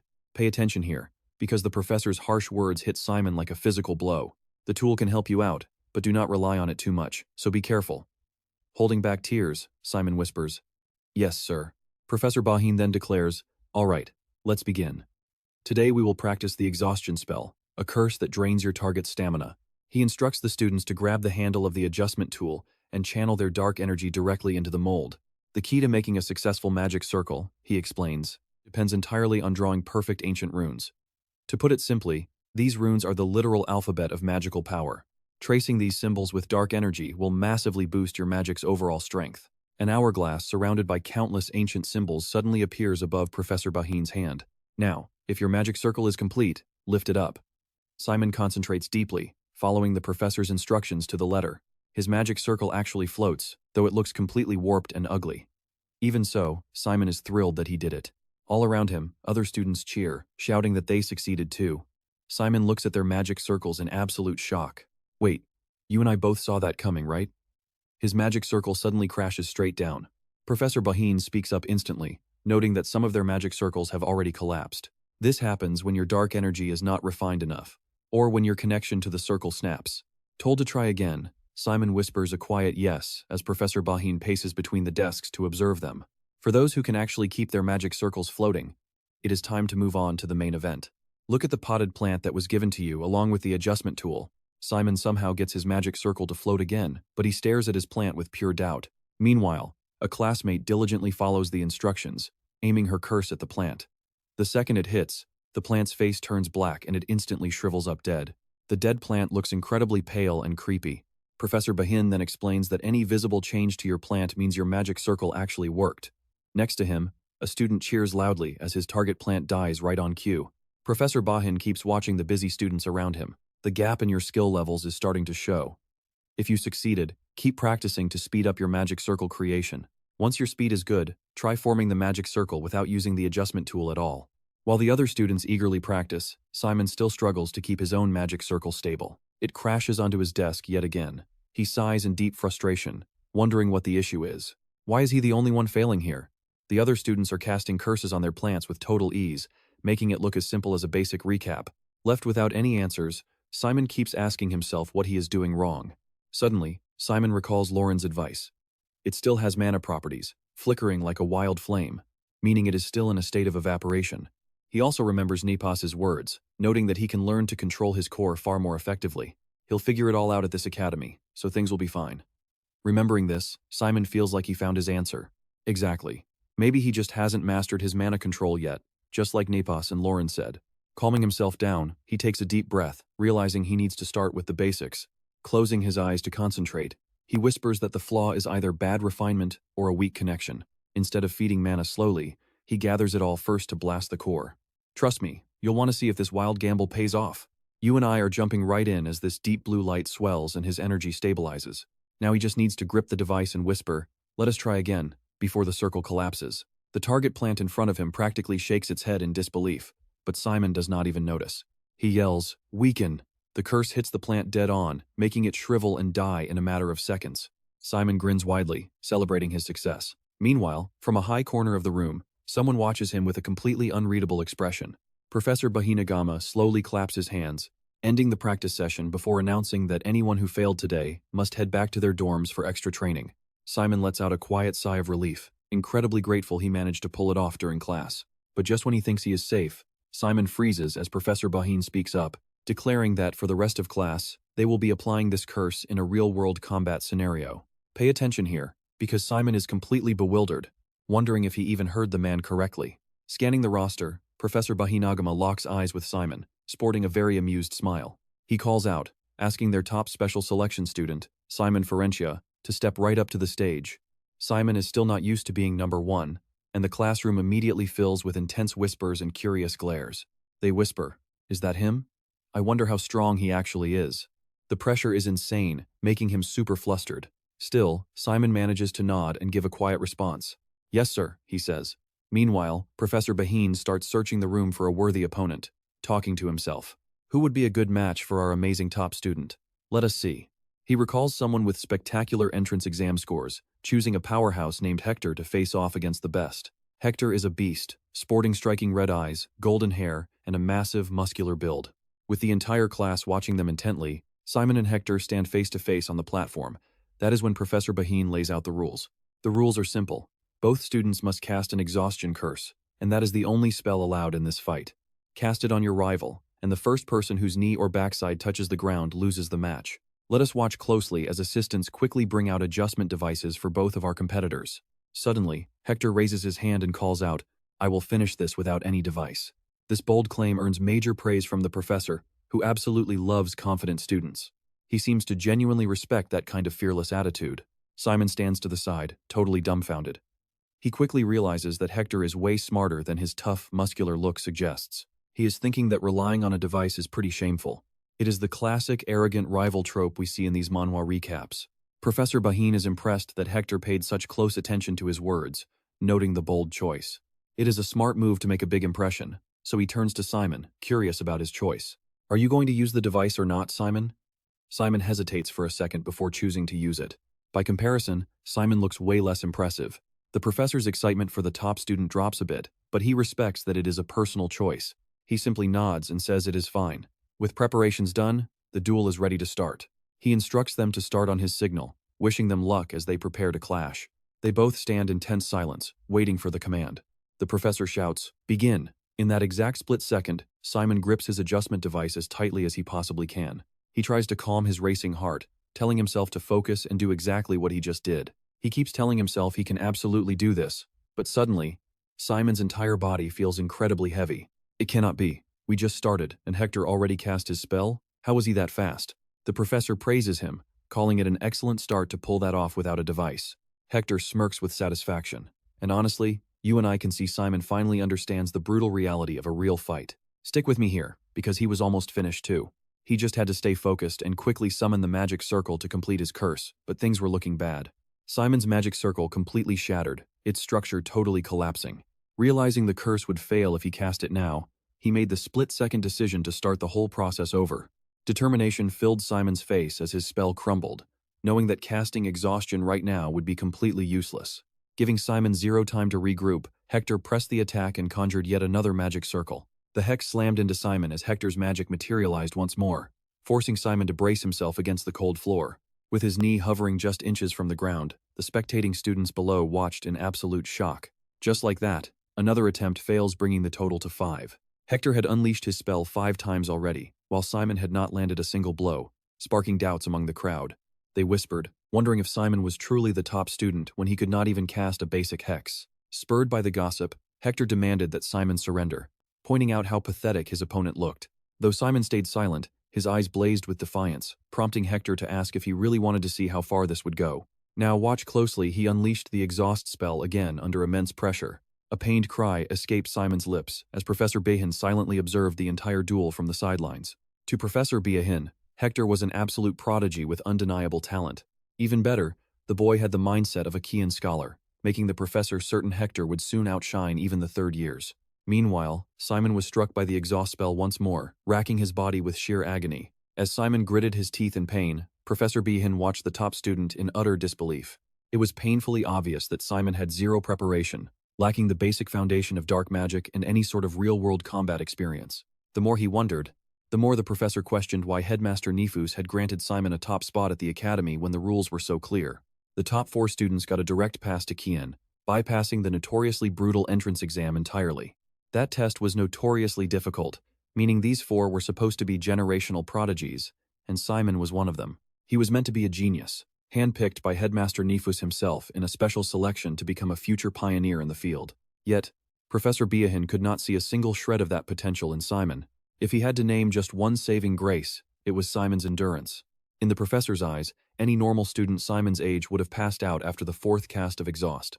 Yet, somehow, Simon managed to endure, remaining on his feet even after taking a staggering 9 hits from Hector's spell. You and I both know this is insane, but he was still stubbornly trying to cast his own curse. Simon's mental fortitude had to be off the charts, but to a theology professor like Behin, that meant very little. Grit and mental power were great for combat magic, but they had absolutely no relevance to Behin's specialized field of study. While the professor watched, Simon finally succeeded in manifesting a bright magic circle. Simon roared the word exhaust, funneling every single drop of his energy into the spell. Professor Behin was stunned by the massive surge of curse energy, while Simon's face lit up with absolute joy. It actually worked, sending an immense wave of pressure that forced Hector to brace himself on the ground. Hector wondered if an exhaust spell could really pack this much force, struggling to believe what was happening. He had never felt power like this in practice, and magic began to gather in his hand as he plotted. He refused to lose to a single curse, knowing he held the advantage and could end this annoyance right now. Hector bellowed his spell, casting exhaust instantly as the regulation device and a defeated Simon crashed hard onto the floor. With that, the intense duel finally concluded, and the watching crowd erupted into wild cheers and applause. Professor Behin called the match, declaring Hector Mo the winner as everyone clapped and chanted his name. Amidst the enthusiastic celebration, Hector's face remained grim as the professor praised both of them for a great fight. Calling it a fascinating duel, the professor stepped forward to quickly lift the painful curse from Simon's body. And that's where we leave them, as a grateful Simon thanked the professor and class was finally dismissed. All right, you and I are diving right back into the story as a student approaches the professor. But Professor Behin quickly dismisses her, raising his hand to signal he has zero time to chat. Wait a second, he tells her, inviting her to drop by his office after her lectures finish. He promises to answer any questions the students have later, making the young girl beam with absolute joy as she thanks him over and over for his kindness. She heads out after expressing her gratitude, and the second the room empties, a sly, arrogant grin creeps onto Behin's face. There was no way he was wasting his valuable time on a random student. The only thing occupying the professor's thoughts right now was Simon Frenia. Truly unbelievable. That single fatigue spell Simon unleashed on Hector was worth more than 10 of Hector's combined, leaving Behin restlessly tapping his desk. Witnessing this peak level of talent brought a massive wave of thrill. Just how deep did Simon's hidden potential go? The instructor was completely hooked. Meanwhile, our protagonist drags himself back to his dorm, totally drained and clutching a potted plant. He feels completely empty, and honestly, even that green plant looks totally lifeless. Unbeknownst to Simon, the theology department was already eyeing him, convinced that an absolute prodigy like him belonged in their class. Simon collapses directly onto his study desk, completely dead inside, releasing a massive, heavy sigh. With his head flat and arms dangling limply, he weakly mutters, wondering why these lectures are so incredibly tiring. His roommate Rick sets a cool cup of water down and answers, saying that of course it is tough. Simon looks up, confused, asking what his special status has to do with his classes being ridiculously hard. Rick sighs and says, "Pay attention here, because at an elite academy like Ken, the students are not the only ones fighting to survive. The teachers are too. If they fail to show results, they can get fired mid-semester or have their pay slashed." Rick imagines a furious Neptus firing the entire staff, while some poor teacher cries over another massive salary cut. He points out that the instructors who bring in top results gain massive power within the academy. Hearing this, Simon asks for clarification, prompting his friend to sit opposite him to explain further. Every instructor is desperate to recruit the most talented rookies into their classes. Think of the sheer bragging rights of claiming the top freshman. Simon clutches his head, feeling completely overwhelmed. Rubbing his temples, he groans and asks with clear annoyance. So to wrap this part up, these crazy professors are just targeting me in every single class to test my actual power. Is that the whole deal? I know what you are thinking, and yeah, it gets worse. Rick nods, mentioning the girl everyone calls his rival. Simon thinks for a second, asking if he means Melon V, which Rick immediately confirms with a nod. She is the undisputed #1 in Class A and the entire freshman year, making her the perfect yardstick to measure his skills. Simon sighs gloomily, admitting he has not managed to defeat her even once so far. Simon silently recalls that he only cast that spell once. Meanwhile, Rick gives him a very puzzled look. That is exactly why the staff is so baffled. They expected some godly genius, but you act like a total amateur. Calming down a bit, Simon mutters that he finally understands, thanking his classmate for explaining how the school works. But Rick looks completely shocked, whispering in confusion about what he is thanking him for. This makes Simon ask who he is. Rick leaps right out of his chair in pure offense, clutching his chest and asking how he could be so cold-hearted. We met in Professor Bahin's room. I am Rick from Class A. Simon apologizes, feeling super awkward. Apologizing for forgetting because of the massive crowd, Rick shrugs and keeps the casual conversation going. Asking how it feels to be the absolute talk of the campus, Simon responds with total calmness. They are likely just gossiping about how the hyped-up special student is actually a complete letdown. Rick bursts into a hearty laugh, telling him to ignore the haters since everyone goes through this phase early on. He admits he doesn't get why everyone makes such a massive deal out of things on day one. Rick looks him over, noting he is totally exhausted after only half a day. Simon just smiles faintly, leaning on his hand. He spent all his energy in Bahin's room. Rick takes a sip of water, glancing at him. You mean those 10 exhaustion curses? That sounds brutal. Hearing this, Simon immediately speaks up. It was actually pretty fun. Trust me. You and I are in for a wild ride next. Let's dive in. Simon clasps his hands, cheerfully admitting that while today's lessons were tough, they were actually fantastic. In fact, he loved every single class. Rick just stands there speechless, looking incredibly confused and deeply annoyed. Noticing his face, Simon asks why he isn't enjoying himself. Rick suddenly stands up, scowling deeply as he leans in close and points a finger right at Simon. Rick warns him that they have a massive problem. Completely startled by his sudden intensity, Simon stammers out a quick question. Wondering what's wrong, Simon watches Rick cover his mouth and whisper conspiratorially. Hector is already forming his own faction. Confused, Simon can only repeat the word in disbelief. Rick keeps whispering, explaining that Hector made a huge impression during Professor Bahil's class, so it's only natural everyone is flocking to him. Honestly, it's no surprise. He's the oldest heir of a legendary family, making him incredibly famous around the academy. In his mind, Rick imagines Hector being constantly praised by their fellow classmates. Calling him incredible, Simon just rests his chin on his hand, thoughtfully admitting he has zero interest in any of it. Rick is stunned, shouting in pure exasperation that he has to play the game. Simon breaks into a cold sweat, stammering back. Rick presses on, aggressively reminding Simon that politics are absolutely vital here at Kizen Academy. Pay attention here. Rick warns him about what happens if their entire class falls under Hector's absolute influence. Anyone who gets on his bad side is basically guaranteed to flunk out of Kizen. They'll never find group partners, for starters. Hearing this, Simon freezes, finally realizing just how serious this political game is. Hesitating, Simon points out that Rick seems to have an incredibly sharp read on these political situations. He asks why Rick chose him instead of joining Hector. Scratching his head, Rick answers with some hesitation. He admits he's just a commoner from a merchant family. Simon presses, noting he heard everyone is treated with absolute equality at Kizen. Rick sheepishly taps his cheek, giving a weak smile and admitting that's technically the rule. Before Simon can speak, Rick cuts in bluntly, noting noble kids still love flaunting their wealthy family backgrounds. He happily adds that he isn't like them, his expression suddenly brightening up.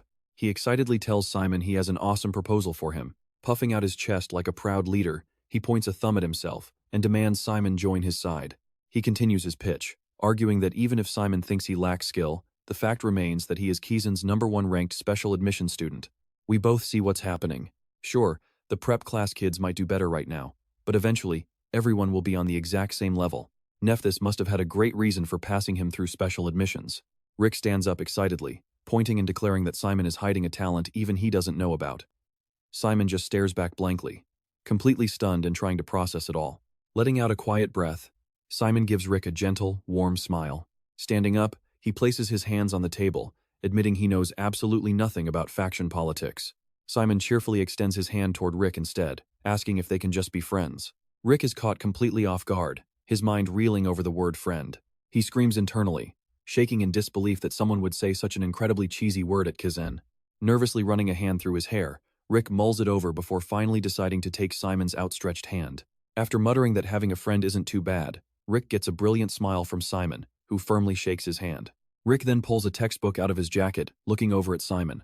Telling him it's time to go since their next lesson is starting, Simon stands up and joins Rick eagerly. Simon asks what class they have next, prompting Rick to check their schedule while murmuring to himself, "It's summoning."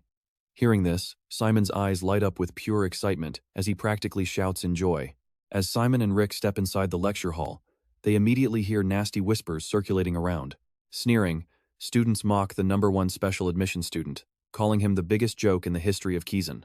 Perched on a desk, a student snickers to Hector, questioning if this kid is really better than Silage and Lorraine.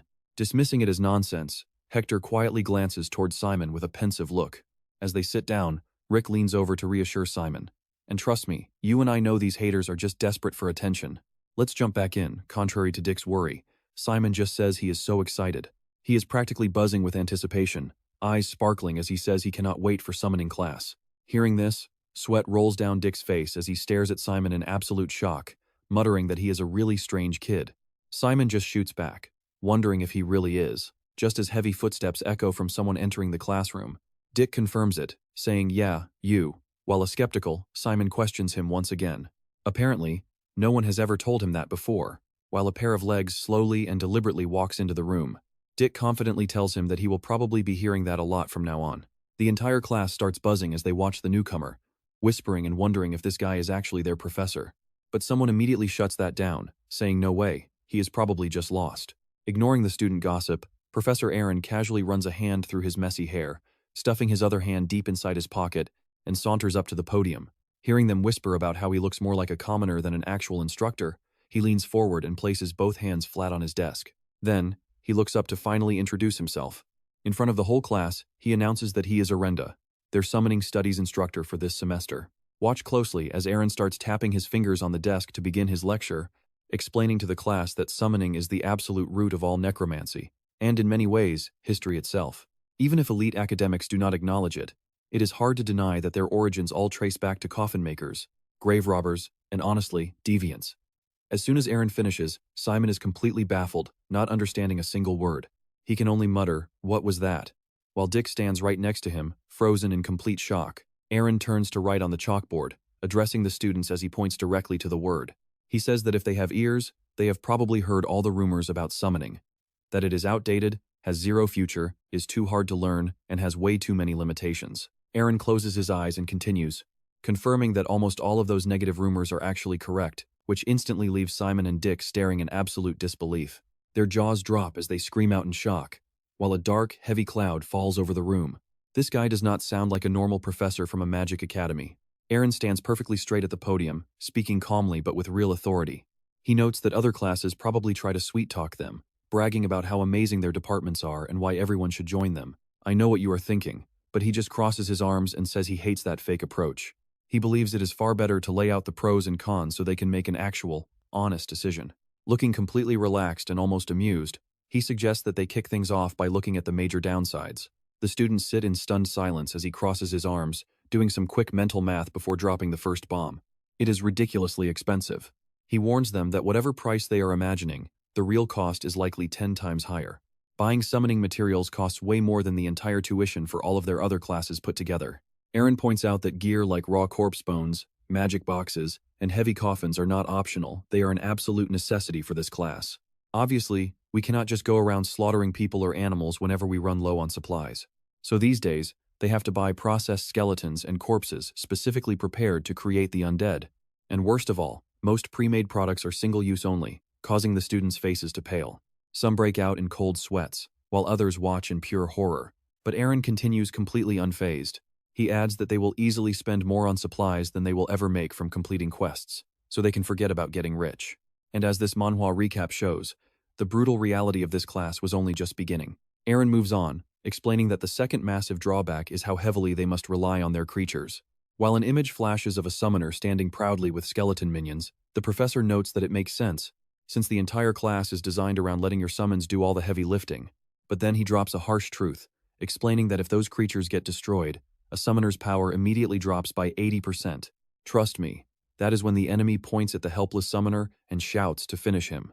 Stick with me without their beasts. Summoners are totally vulnerable. Aaron raises his hand, lecturing. This specific problem ties directly back to their very first disadvantage. For instance, modern summoners use enhanced, semi-permanent undead instead of disposable ones. Imagine the shock when one of those precious, upgraded creatures gets completely obliterated. An image pops up of a summoner clutching a skull, with a terrifying magical beast looming right behind him.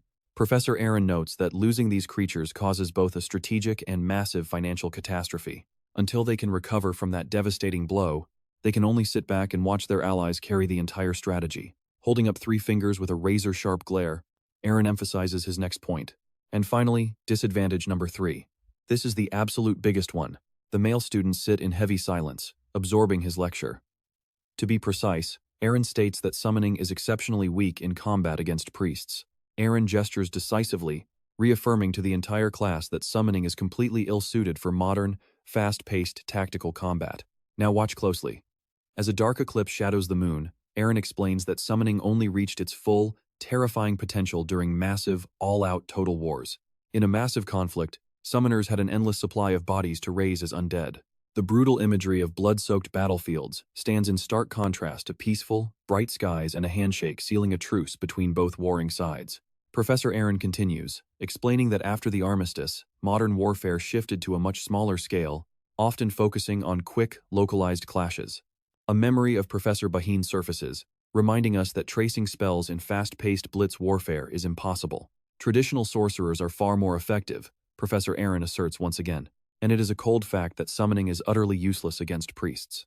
As undead monsters shrink from a priest's radiant light, Aaron elaborates, urging them to imagine a single holy spell obliterating their entire army of the dead. Think of the sheer time and resources needed to rebuild it. I know what you are thinking, that is a massive drain. Still, the final choice is up to you. Suddenly, Jam Victoria raises her hand to speak, introducing herself before asking her question. I am Jam Victoria, and I would like to know the advantages of summoning. Professor Aaron's face turns into an icy mask, showing clear irritation. He snaps back at Jam, completely stunning her and the rest of the class. I do not recall giving anyone permission to ask questions. Jan Victoria awkwardly lowers her hand, eyes wide with shock as she stammers an apology. Aaron sighs in frustration, slamming his hand on the desk before speaking. As for the advantages, massive numbers, flexible tactics, and endless support from your summoned beasts. Hearing this, Simon and Dick are both instantly annoyed, thinking, is he seriously going to gloss over all of its strengths? Aaron shoves his hands into his pockets, addressing the class in a loud, booming voice. Whether you choose to take this course next semester is up to you. But remember one thing. Aaron's expression turns dead serious as he delivers a harsh warning to not even dream of entering this field, if you lack the courage. His voice drops to a chilling whisper. It is your choice to take this class, but remember this.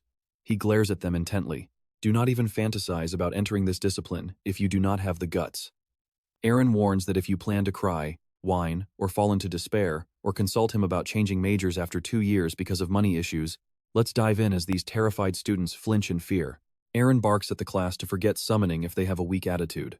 He warns that choosing this major just to avoid competition is a massive trap at this academy. Hearing his harsh lecture, Anna can only sigh in exasperation. He's at it again. Finally, Aaron's voice turns cold as he promises to personally expel them. With a final threat, he quietly starts the actual lesson, and the class instantly obeys. Aaron then hands out strange boxes to everyone, explaining that inside is the skeleton of an island rat man. Simon immediately opens his box to carefully inspect the bones. Aaron explains that the creature's skeleton is humanoid, but far cheaper and simpler to work with. He casually tosses a skull, noting how most beginners fail in this field. Pointing to a board diagram, he tells them they will start with the rat man skeleton. Alright, let us dive into this necromancy class as Aaron calmly displays the skeleton's bone structure. He orders them to retrieve skull number 1, but touching the creepy bones immediately makes several students gasp in fear. Aaron observes their shock, while a girl exclaims that the skulls seem to have been pre-assembled for them. One student mutters how creepy it feels, but her neighbor chuckles, noting the bone is completely clean. As the nervous class continues fumbling with the fragments, Aaron speaks up again. He instructs them to place their hands beneath the skull to find the regulating device for the magic circle, which leaves Simon feeling a bit confused. Reaching underneath the bone, Aaron quietly commands them to slide their hands inside and form the circle. Following the professor's lead, the students gasp in surprise as they realize the skull itself is acting as the regulator. Excited by the discovery, Simon grins and whispers to himself, determined to give it a try. Watch closely here, because the second the magic circle is cast, piercing screams echo as the skeletons lurch to life and spark complete madness. The undead beasts lunge forward, snapping viciously at hair and hands, leaving everyone absolutely horrified. Aaron rubs his temples, feigning a headache, and sighs that he forgot to tell them not to panic when they activated. He teases them with a lazy smirk, noting that he was probably a bit too late. The annoyed class grumbles at his pettiness while Dex trembles before a rampaging skull, but Simon calmly orders the beast to stay still. To Dex's absolute shock, the skull instantly goes docile, resting quietly in his friend's palm. Dex asks if Simon deals with these monsters often. Simon shrugs, saying he's just run into them a lot, before Aaron taps his desk and sternly tells them to get used to it. They are necromancers, after all. Now, with the magic circle finally active, the summoning process is nearly complete. Aaron explains that the creature cannot move freely yet because it still lacks a body. So, they must build it. A true necromancer must know the bone structure of their summons inside and out. While humans have 206 bones, this island ratman only has 53, making it much simpler to construct. Aaron's first step is for them to locate the second cervical vertebra and snap it onto the skull. Trembling, the students pick up the bone fragment, only for it to magnetically snap into place, making them gasp in awe. Aaron smiles softly at this. He explains that skeletons naturally want to reform, meaning assembly is quite simple if they just follow the proper order. You and I both know Simon's got this, but look behind him, Dex's Ratman is causing absolute chaos. Next, Aaron calls out bones 3 through 11. Struggling, Lauren decides to copy her neighbor, asking how to place bone number 9. The helpful girl points it out, but Aaron makes sure to remind the entire class to stay focused. He warns them not to mix up the thoracic and lumbar vertebrae, or things will get incredibly painful. Since these ratmen walk upright, building a solid spine to support the back is of the utmost importance. Jim grins as he builds his, but Aaron warns that any mistakes in the sequence will keep the undead from moving smoothly. He adds that the bones will make a horrible grinding sound, ruining their agility, and at a critical moment, the entire skeleton could easily fall apart. Watching Hector finish in the blink of an eye, the classmates are amazed at Kizen's absolute best genius. Soon, Aaron instructs them to move to bone 16, though on the side, Melon had already completed her project some time ago. The quiet girl crosses her arms with a proud huff as Aaron announces they are finally attaching the 53rd bone. He invites anyone who is stuck to raise their hand, and the classroom instantly dissolves into pure, chaotic madness. Panicked voices call out, with one student crying that the legs won't connect, and another screaming for help. Someone yells that their skeleton literally ran away, while Simon calmly completes his first summon, marveling at his use of dark energy. Suddenly, a desperate voice calls out for Simon, and it is Dex, looking practically in tears next to him. He begs Simon to look, asking why his skeleton's leg bone is stuck to its arm. Staring at the bizarre, comedic sight, Simon cannot help but let out a deep sigh of utter resignation. Still, he quickly pinpoints the issue, telling Dex that mixing up the limbs has made the skeleton confuse its leg for an arm. Dex looks blankly as Simon compares their summons, pointing out that bone number 21 is clearly the leg, not the arm. Dex cheers in relief, realizing his mistake, right before Aaron calls time, and that is where we leave it for today. The assembly lesson is over, and you and I are about to watch a showdown. He wants a student to step up for a live demonstration. Professor Aaron calls out, Simon Florentia, front and center. Simon instantly accepts, while his best friend Dex gives him a reassuring pat on the shoulder. Then Aaron calls up Hector Moore, who steps forward without a single moment of hesitation. With both top students facing off, Professor Aaron calmly announces they have exactly 10 minutes left on the clock.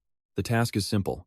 Assemble your skeletons and use them to retrieve a cheap necklace. Whoever holds the necklace when the bell rings wins the match, Aaron adds in a low voice. You cannot touch it yourselves or use external spells, but anything else goes. After explaining the rules, Aaron tells them to take their marks. As they prepare, Hector radiates pure confidence. Simon feels a wave of panic, but forces himself to stay completely composed. They stand frozen.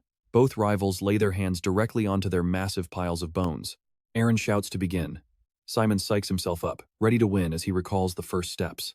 He intends to assemble the spine while setting bones number 2 through 7 all at once. But suddenly, a shocked Simon looks up. The teaching assistant is taking down the example diagram from the board, leaving him completely in the dark. Pay attention here, because Professor Aaron quietly drops a shocking rule that changes everything for our duelists. Both competitors freeze in utter shock. Staring down at the messy bone fragments in his box, Simon tries to stay calm. He reasons that the bones are numbered, so he can easily piece them together starting from 1. But the second he picks up the first fragment, his stomach drops. Something is terribly wrong here. The numbers are completely gone. Aaron points out that the labeled set was only meant as a simple demo. The assistant had manually marked those bones for them. Standard skeleton kits are never marked. Aaron glares at them, asking in a chilling voice if he forgot to mention that. He firmly declares that any student at this prestigious academy should already know these basic bone structures. Despite the sudden curveball, Hector stays cool and starts assembling the bones with absolute precision. Watching his rival, Simon steals his nerves. He refuses to quit, trying desperately to recall the sequence of the main structure. He pieces it together, starting from the skull and connecting it to the second cervical vertebrae. Meanwhile, Aaron observes them in silence, keeping a very close eye on Simon's frantic efforts. You and I can clearly see the contrast. The top ranker is clueless, while Hector is thriving. Hector already knows the entire structural order, and Aaron notes a key strength in his technique. He is relying on sheer instinct rather than simple rote memorization. His elite prep school training gave him an incredible foundation, but his sharp natural instincts prevent him from making any mistakes. Aaron muses that Hector has a real gift for this and will likely take the win. Looking at Simon's terrible struggle, she realizes the top-ranked boy is on the brink of falling apart. Did he seriously skip prep school? Meanwhile, Simon is drowning in doubt, questioning if he is even doing this right. He panics silently while the entire room goes dead quiet. Aaron believes Hector is the only true talent in the room. Right on cue, his skeletal rat rapidly takes shape. Hector knows he's won this. Watching his blistering pace, the rest of the class starts cheering wildly. He is almost done, incredible. Meanwhile, Hector looks down at his skeletal rat and plots to completely destroy Simon, ensuring he never dares to stand in his way ever again. He glares over at Simon, vowing to make Kizen's #1 student the absolute laughingstock of the class. He intends to stomp all over that misplaced confidence from Simon's top rank, grinning maliciously as he envisions his rival's ultimate downfall. Right then, his skeletal summon begins to move forward with incredibly smooth and steady steps. With a sudden leap, Hector's creation springs high into the air and scrambles onto the desk. The classroom erupts in loud cheers as Hector's rat takes a massive lead, with students shouting that he reached the necklace first. A classmate whispers that with only 5 minutes left, Hector secures the win if he keeps the necklace. Simon struggles to calm his shaking hands, forcing himself to refocus despite watching his opponent dominate. Trust me, you and I can feel his panic as he realizes his rival had prep training while he's a complete novice. Trust me. The odds of winning against him are incredibly low. Simon realized that trying to memorize the textbook method was a total waste of time. He needed a different approach. Then, a new path opened up. That was it. He just had to trust his instincts. Suddenly, Simon's hands began moving at lightning speed. He needed to build it his own way. Watching this, the surrounding students began whispering in confusion. What was he even doing? He is messing up right from the very first bone, one girl whispered. Has he already given up? The class clicked their tongues in disappointment and started mocking him. No talent and no guts, they sneered. How did a guy like him even take the top spot? Nearby, Dick could not hide his growing anxiety. At that very moment, Simon was completely reframing the problem. The professor said to use the skeleton to get the collar. He realized she never actually said they had to assemble a perfect, flawless skeleton. He was completely out of time. Forget the complex anatomy. He just needed to make this creation as simple and effective as possible. One by one, the bones clicked into a brand new configuration. Simon decided to use bone number 20 as a leg. He swiftly grabbed another piece, knowing bone 27 was a critical component he could not discard. With his new plan, Simon began closing the gap on Hector. He would skip 28, grab 29, and finish with 31. Watch closely here, Aronia is completely skeptical of his bizarre method. But then, her eyes widen in pure shock at what unfolds. Simon's creation began to move. Aronia was completely floored, wondering how this kid could possibly do it. And then she recognized it. This was the skeletal structure of a gray rat. The gray rat is the pre-evolutionary form of the island ratmen, but he used an entirely different method to build it. Aronia was amazed. Sure, it was not a perfect match, but it was still just an undead construct. It did not need to be anatomically perfect, it just had to move. How could a student with 0 preparatory classes figure this out? Staring at the confident look on Simon's face, Aronia was filled with absolute disbelief. Did he figure all this out on his own without prior knowledge? Suddenly, Cindy and Dick began cheering wildly, telling him to go. They knew he could do it. Meanwhile, Aronia still could not believe her eyes. This was bizarre. Down below, the students buzzed with excitement. One of them cheered, admitting they did not know what it was, but he finished. Hector silently believed he was the only one who had built a perfect skeleton, but thanks to Simon, everyone realized the truth together. I know what you are thinking. And yes, even the stoic Melon cannot hide her utter shock here. Hector reminded himself that he had completed his own skeleton in record time. He did it without even glancing at the diagram, but the students erupted, chanting Simon, Simon, Simon. Faced with this sudden turn of events, Hector froze in place. He was supposed to be the center of attention. He ground his teeth in pure frustration. Why did everyone's jealousy turn into cheers for someone else? Suddenly, Hector's skeletal rat lunged forward aggressively, directly attacking his opponent's creation. Seeing this, Simon was left looking completely stunned. Seeing that bewildered look, Hector smirked with smug satisfaction, declaring he was about to win. But then Simon flashed a cryptic smile and raised his hand. An instant later, his skeleton snatched the necklace with incredible speed. It had beaten its opponent. Hector's rat glared back, its eyes glowing with pure aggression. Finally, the necklace was firmly in the summon's grasp. Even as a disjointed mess, it stubbornly held onto the prize. Hector cried out in fury, screaming that it was completely unfair. "Professor Aaron, this is absurd," Hector screamed. "You said we had to use a skeleton to retrieve the necklace. That is just a single bone, not a whole skeleton." Just then, Simon spoke up, repeating his words. Hector flinched as Simon replied in a low voice. "I do not think so." The moment he raised his hand, a massive surge of energy erupted. The joints of Simon's creation rapidly snapped together. Watching this spectacle, Hector was so stunned his jaw dropped open. What in the world? In the blink of an eye, Simon's skeletal rat had taken its complete shape. He then asked how it looked now. Following his command, the skeleton presented the necklace to its master. Simon flashed a triumphant smile, asking if it was fair now. Hearing this, Hector ground his teeth in pure rage. It was then Aronia spoke up. "That is enough." The professor sighed before Aronia loudly made the official announcement. "The winner is Simon Florentia. With that crazy win secured, you and I watch a proud Simon toss his skeleton high in the air, yelling, 'Woohoo! I actually won!' Meanwhile, you and I are dropping in on a high-level professors' meeting as they gather to discuss the term." Asked how his first classes went, Professor Bahin replies that this year's batch is packed with exceptional talent. Another colleague nods in agreement, pointing out both the top scorers and the highly anticipated special selection students. A female colleague quickly chimes in. She notes that Melon Vane exceeded all expectations by successfully brewing a deadly, lethal poison on her very first day. Another whispers that blood runs deep, proving that all 7 of the children from Noble House Vane are absolutely outstanding. He then quietly inquires about the prized prodigy sent from the ivory tower. Setting down her teacup, the female professor admits she now fully understands why the ivory tower is so incredibly proud of Sauron.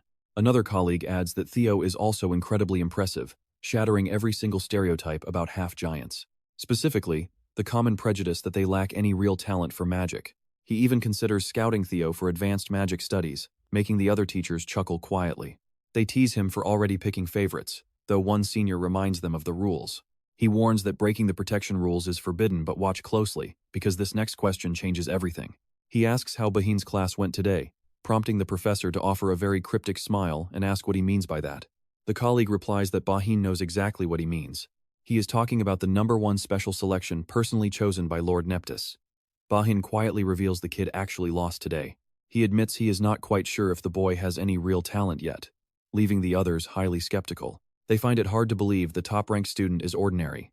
In response, Bahin speaks softly. He notes the boy has incredible stamina, surviving 9 consecutive exhaustion spells. This leaves one professor quite shocked. 9 times is impressive for endurance, but that is hardly fitting for a legendary #1 student. Just then, Aronia walks past the group with a wide yawn, prompting Bahin to call her over. He asks if she taught Class A today. Pouring a fresh cup of tea, Aronia turns and asks why. Honestly, we can already feel how intensely competitive this crazy magic academy really is. Bahin quietly asks her opinion on the top special selection, and Aronia bluntly calls him a slow, mediocre kid. She admits he can create unique, creative, though flawed artifacts, leaving Bahin completely taken aback by her harsh words. The other professors immediately begin whispering. They doubt the top student is special, questioning if Lord Neptus actually handpicked someone so utterly average. Bahin forces a polite smile, while wondering if Aronia is merely setting up a clever smokescreen. He slowly sets down his teacup. Knowing Aronia is a notoriously brutal critic, Bahin realizes that going to such lengths means she actually has very high hopes for the boy. Glancing over, Bahin realizes that calling him a slow, mediocre child who possesses a unique talent for flawed artifacts is actually the highest praise Aronia could ever possibly give. Bahin reconsiders the boy, handpicked by Neptus and highly valued by the notoriously picky Aronia. Stroking his chin, Bahin realizes this boy is becoming more and more interesting, before speaking up to address Aronia once again. Baheen softly asks Aronia if she still plans to follow through on that big declaration she made last year. Aronia looks slightly confused, prompting Bahan to flash a knowing, teasing smile as he prepares to remind her. He asks if she still plans to never directly mentor any student, earning a sharp, withering glare from Aronia. After a brief silence, Aronia begins to speak, but the office door suddenly bursts open as a cheerful Neptis strides in. She cheerfully greets everyone, and the professors immediately bow in respect to Lord Neptis. She waves back excitedly as Bahin smiles, pulling out a sweet snack stick to welcome her back. Neptis feigns annoyance but still reaches for the treat, complaining that she should not be treated like a child. Bahin smoothly replies that any true gentleman should always have snacks ready for a lady. Secretly delighted, she calls him a smooth talker, while another teacher wonders if Bahin brought a whole fridge. Bahin simply replies, of course, as Neptis cheerfully chimes in. She gladly accepts the snack since it was offered, while a polite professor quickly offers her his seat. She happily takes her seat, and trust me, we are in for a wild ride. Alright, let's jump into a world of magic where Neptis sinks into her chair, wondering how the Academy freshmen are doing. A professor quickly chimes in, saying he finally understands why the Ivory Tower holds such massive confidence. Theo has unbelievable magical talent, and they eagerly add that Melon is brilliant too. Neptis nods her head in approval. Excellent, she murmurs. This first-year class has so much potential. I just hope the student protection period wraps up quickly. While the other staff members chatter, the headmaster, Aronia, just stands there silently in the background. Getting a quick update makes Neptis happy. She tells them, great, make sure to report any trouble that pops up. Since it is only day 1, you should all head home early to rest. The staff replies together, yes ma'am. Right at that moment, Aronia speaks up, asking Neptis if they can discuss a private matter together. Hearing this, the other teachers turn around with confused looks on their faces. Neptis, however, responds very warmly. Oh, of course, let's go, she replies softly, asking what she wants to discuss. Aronia whispers back in a low voice, I'll tell you once we are alone. Watching this play out, Bahin thinks to himself that Aronia is always so direct. He smirks, but Lord Neptis won't give you what you want that easily, will she, Aronia? Now, let's shift our focus to a super flustered Dex, who is totally panicking over what to do next. Every single 4-person room only has 1 bed left. Simon looks disappointed, realizing they arrived at the dorms way too late. The other students walking around here are from our class too, Dex says softly. Summoning class ended 3 hours ago, so they probably took everything. Right then, the dormitory caretaker speaks up. I'm sorry, but there aren't any rooms with 2 open spots on the 2nd floor either.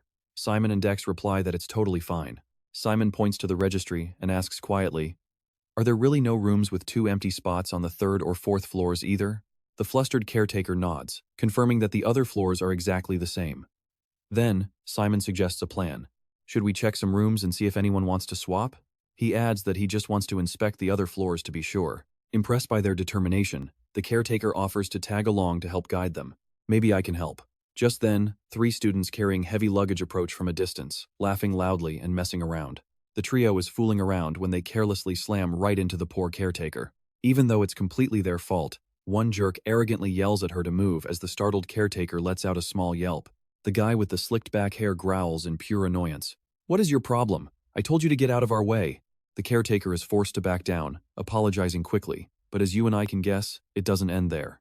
They start pinning all the blame on her, yelling that a mere staff member got in their way and ruined the corner of their luggage. How are you going to fix this, huh? The caretaker frantically bows, offering apologies over and over again. The slick-haired guy snaps back irritably. Sorry for what? Stop standing around and get our heavy bags moved right now. She quickly agrees to do it, but right then, Simon steps forward to block the caretaker and coldly says, excuse me. With a dead serious expression, Simon asks, can't you guys see that I'm currently speaking with her? Rick, standing right behind him, chimes in. Exactly. We were here first, so don't just butt in like this.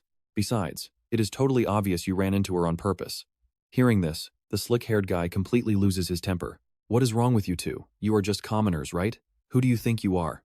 One friend prepares to get physical, but the other friend quickly grabs him, panicking. With wide eyes, the side-swept-haired guy gasps. Wait, look at him closely. He is the top specially selected student who took the representative's oath in the auditorium. Simon glares at them with eyes that could literally shred them. Sensing his terrifying aura, the trio scrambles to escape. Just watch your step next time, let's go. Once they flee, the relieved caretaker smiles happily at the boys. Thank you for saving me, Simon replies. You don't need to thank me, honestly. I only did what was right. In the background, Rick is absolutely loving this. laughing at those absolute cowards. The caretaker giggles and asks, "Shall we get going then?" She checks the registry once more before speaking up. Actually, there is one single room with 2 empty beds up on the 4th floor. It is room 409, a 4-person room with a great view near the main stairs, but she looks deeply troubled. She hesitates, then gently suggests, "Rooms 412 and 13 only have 1 spot each, but they are next door. Maybe try those?" Simon is confused. "What do you think is wrong with room 409? Is there a problem?" The caretaker hesitated. "Wait, you and I are about to find out this dorm already has a resident." Simon calmly suggested they just room together, making the caretaker frantically wave her hands in sheer panic. She clarified, "His name is Kizen Advan, and he was actually here last year as well." This left Simon completely baffled. Last year? But this is supposed to be the freshman dormitory. The caretaker explained that Kajin failed to pass his classes. Rumor says he has serious issues, forcing him to restart the entire year from the very beginning. She whispered quietly, "I am just a dorm caretaker, so I do not know everything." But apparently, most of his previous roommates begged for immediate room changes. They had bruises on their faces, and Kajin was always causing trouble. It is weird, because Kizen Academy usually expels problematic students. It is bizarre that he is an exception. Simon and Rick looked at each other in total bewilderment. Rick whispered, asking if they should find another room. This Magic Academy vibe was getting way too intense. Simon bluntly refused, saying they should at least go introduce themselves first, which completely startled poor Rick. "What? Wait a minute." Seeing Simon reach for the doorknob, Rick panicked, asking if he was seriously going inside. The moment they stepped inside, a heavy, gloomy chill hit them. Rick, absolutely terrified, immediately ducked behind his friend. Whispering his friend's name, Rick watched as Simon walked toward the bed, politely apologizing for waking the sleeping giant. Hearing the voice, the figure under the blanket flinched. Undeterred, Simon continued speaking in a calm, soft voice. "We would love to share this room with you," Simon asked gently. "Would that be all right?"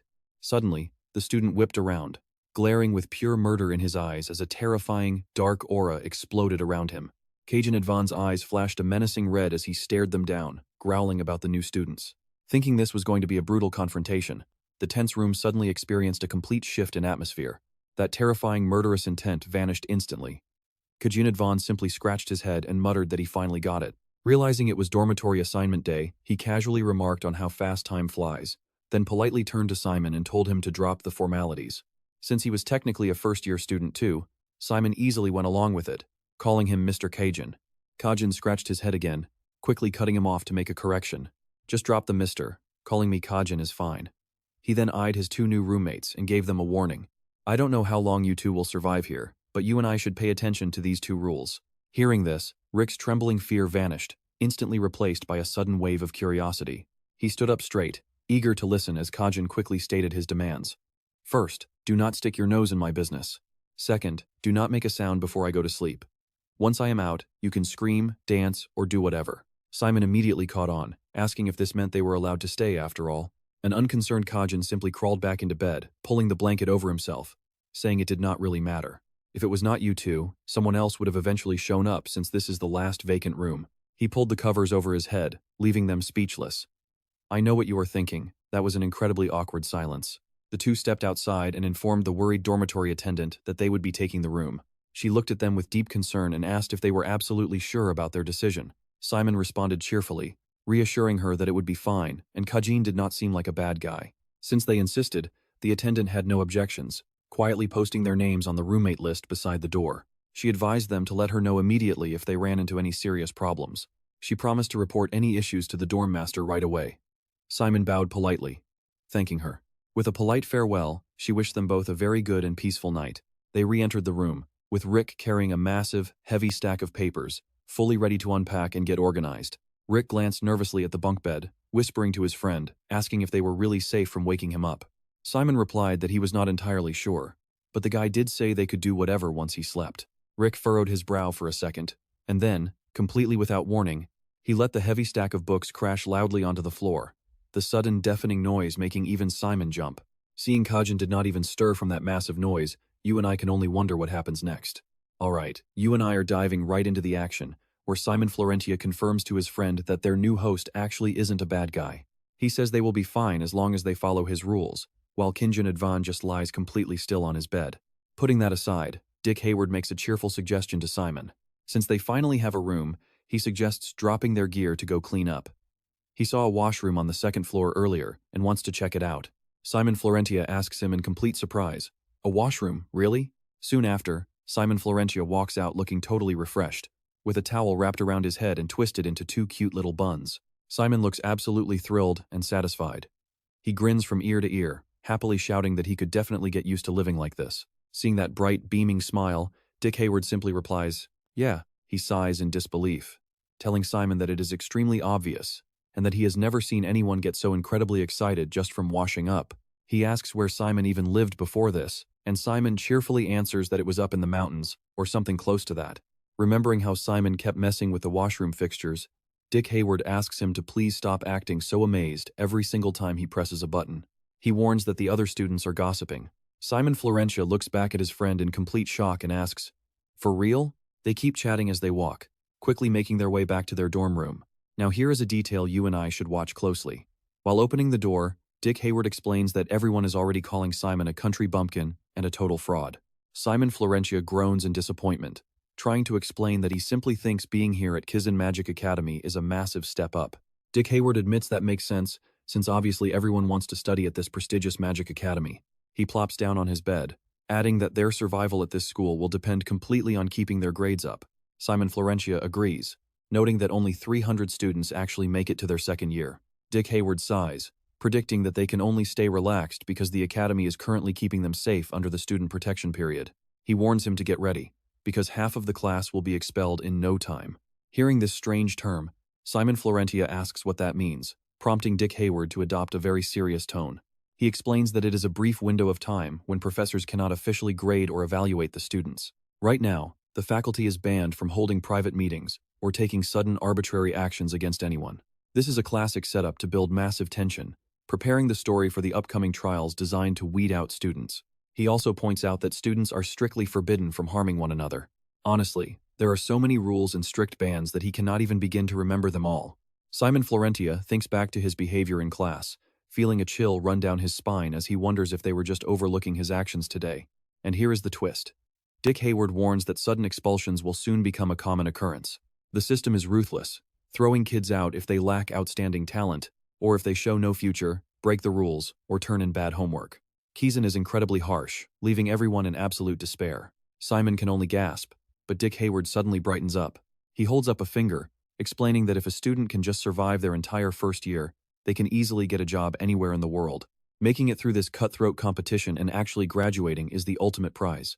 Dick Hayward points towards Simon Florentia, starting to paint a picture of their incredibly bright future. Graduating means becoming a pioneer in a rapidly developing world, which leaves Simon feeling completely dazed and confused. With a soft sigh, Dick Hayward flops back onto his bed, still rambling about the amazing opportunities ahead. He believes Simon could easily achieve anything, though maybe not pass as a noble. He jokes that some small country might even offer him their princess upon graduation. Simon Florentia quickly shoots back a question, asking if Dick Hayward wants to become a noble himself. His roommate props himself up, resting his chin on his hand to answer. He denies it, saying that while being a noble has nice perks, it is not his final goal, prompting Simon to ask if he just thinks it looks cool. Dick Hayward then makes a circle with his thumb and index finger, holding it up, which Simon glances at with a very weary expression. Looking at him with 30% disdain and 70% helplessness, Simon watches a sly grin spread across Dick Hayward's face as he says it is all about money. Staring at his roommate's face, you and I can see Simon sighing in defeat, realizing his friend is completely hopeless. Dick arrogantly declares that from now on, he will be extremely busy. All right, you and I are about to witness an absolute genius in action. Simon Florentia dismisses Dick's wild daydreams of future wealth with a quick wave, calmly replying, "All right, got it." Suddenly, a box-like object shoots right out of a dark portal, startling Dick. It was obviously summoned by Simon, who looks completely chill about the whole thing. Dick instantly forgets about his future riches and starts panicking, frantically asking, "Whoa, what is that? What did you just do?" Simon calmly replies that it is just a subspace, but Dick immediately asks, "Then what is that thing?"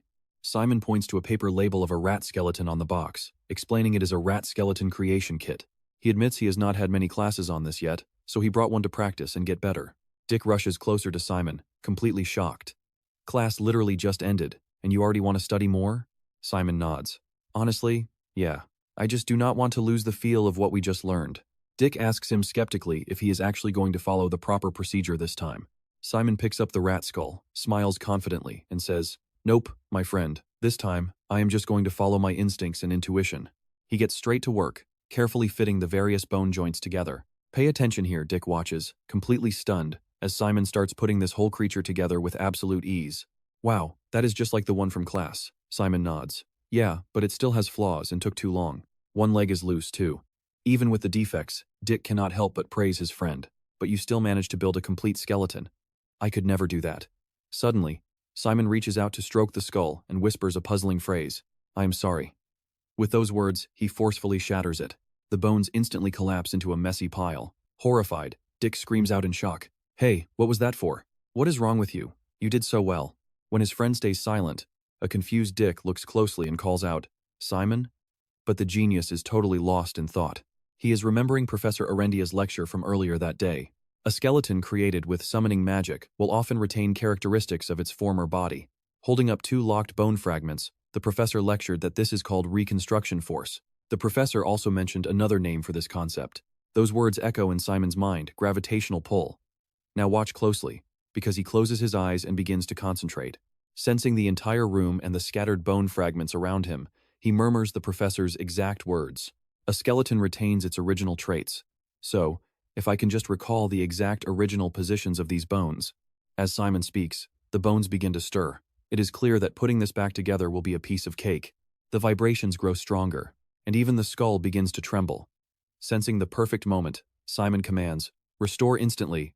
A brilliant red light flares to life inside the skeleton's eye sockets, completely bringing it back to life. The skull shoots right past Dick, making him jump with a start and yell out, "Ah!" The pieces of the rat skeleton fly together, instantly reassembling into its original shape with total precision. Dick leans in closer to get a better look, whistling in total admiration. "Whoa, watching it regenerate like that is so cool," Simon replies earnestly. "You think so? Thanks." Dick lets out a massive yawn as he speaks. "How do you pull this off without preparing?" he asks, adding, "Man, I am getting sleepy. I am heading to bed." Dick then turns to his incredibly talented friend. "What about you?" Simon watches the little skeleton approach him, looking a bit unsure. He gently strokes its head as it gets closer. "I want to run a few more experiments." Dick slowly gets to his feet. "All right, I am heading out." He then suddenly asks, "What is our first class tomorrow?" Simon replies with a small smile, "Tomorrow we have dark magic dynamics." As he continues stroking the rat skeleton, the red glow in its eyes suddenly shifts to a deep blue. Left alone with the skeleton, Simon says he will follow the diagram and trust me. You do not want to miss what happens next. After a bit of tinkering, he realizes he must connect it this way so the leg joint can finally rotate. These are the bones of a rat man. If I arrange them differently, could it move like a normal creature? He wonders. Feeling that the joint is still a bit unstable, Simon murmurs, "Probably not." He notes that arranging the reverse joints of a rat man in an alternate configuration is completely ineffective. "All right, you and I are diving into ancient necromancer formulas established an eternity ago. This meant reaching this point took countless failed experiments. Just like me right now," Simon thought, wearing a deeply serious expression as he worked. Reaching out to grasp the skeleton, a sudden realization hit him. Every single training exercise had its own deeper meaning. Only after putting this together myself do I realize how brilliant those past necromancers actually were. Simon murmured softly to the construct, asking if swapping the 25th and 31st bones felt any better for it. "Is it uncomfortable?" he asked gently, as the skeleton instantly shook its head back and forth. "I see," Simon noted. "That combo is off, so I will put them right back." He realized that even if a build seems logical, a more efficient layout always yields better movement.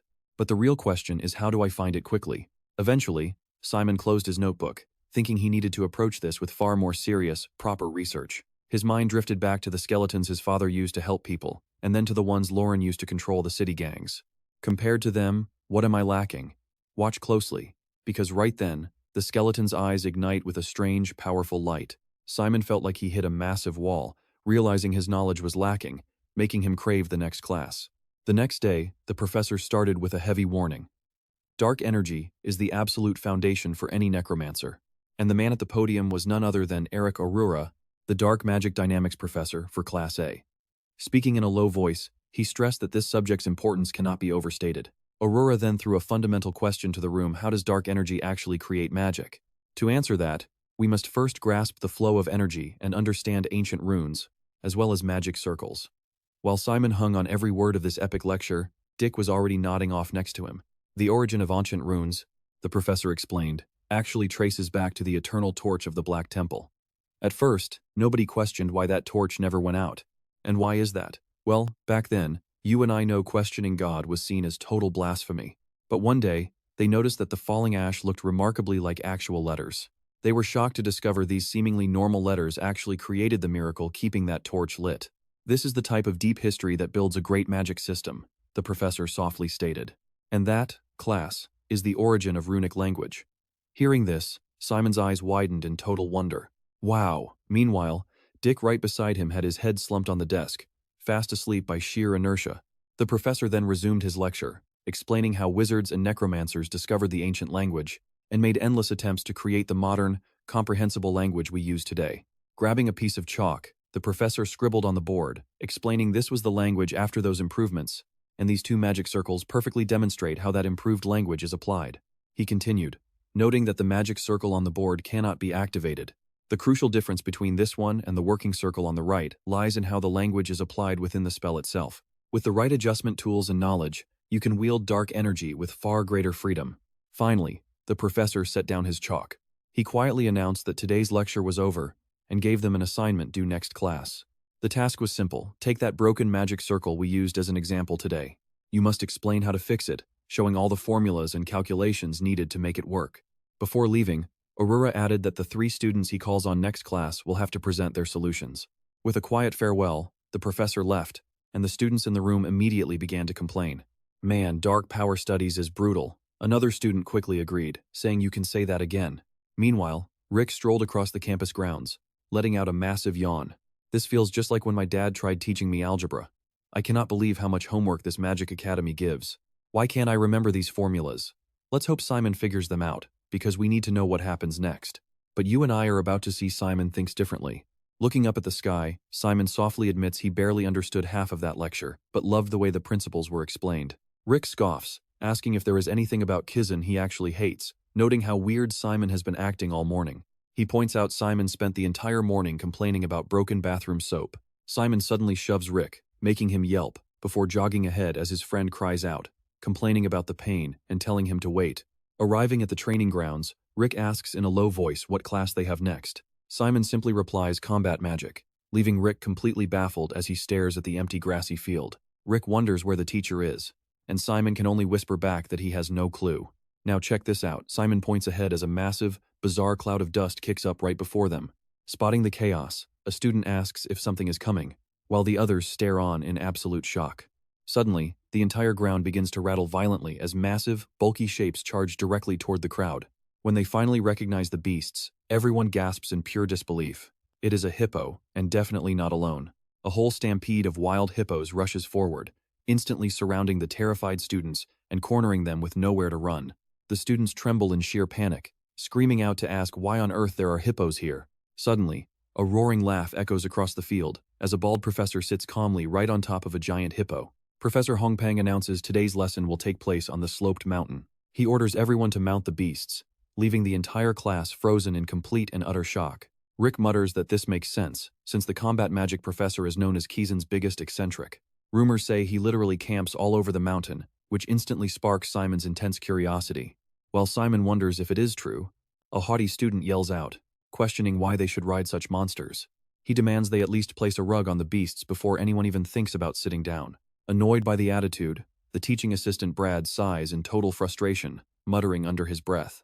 A surge of magical energy explodes from beneath Brad's feet, launching him high into the air as the entire class watches in disbelief. I know what you're thinking. And yeah, that arrogant jerk could not believe his own eyes. Brad uses his massive frame to plunge straight down toward the loudmouthed kid, who lets out a terrified shriek. Even while pinned flat to the dirt by Brad, the large student still has the nerve to scream in anger. He yells, demanding how a measly servant dares get in the way of elite students from Kizen. Brad growls in pure rage at the disrespect, his eyes burning as he repeats the word servant. Wondering why new recruits are so incredibly brainless, Brad bellows out to make his point clear. He demands to be called teaching assistant, causing the terrified noble to instantly stammer out an apology. With a smug smirk, Brad asks if there is any other issue while keeping him pinned. The student quickly apologizes, prompting Simon to mutter that these arrogant nobles will truly never learn their lesson. Rick throws an arm over his shoulder, teasing that Simon is definitely the rare exception to that noble rule.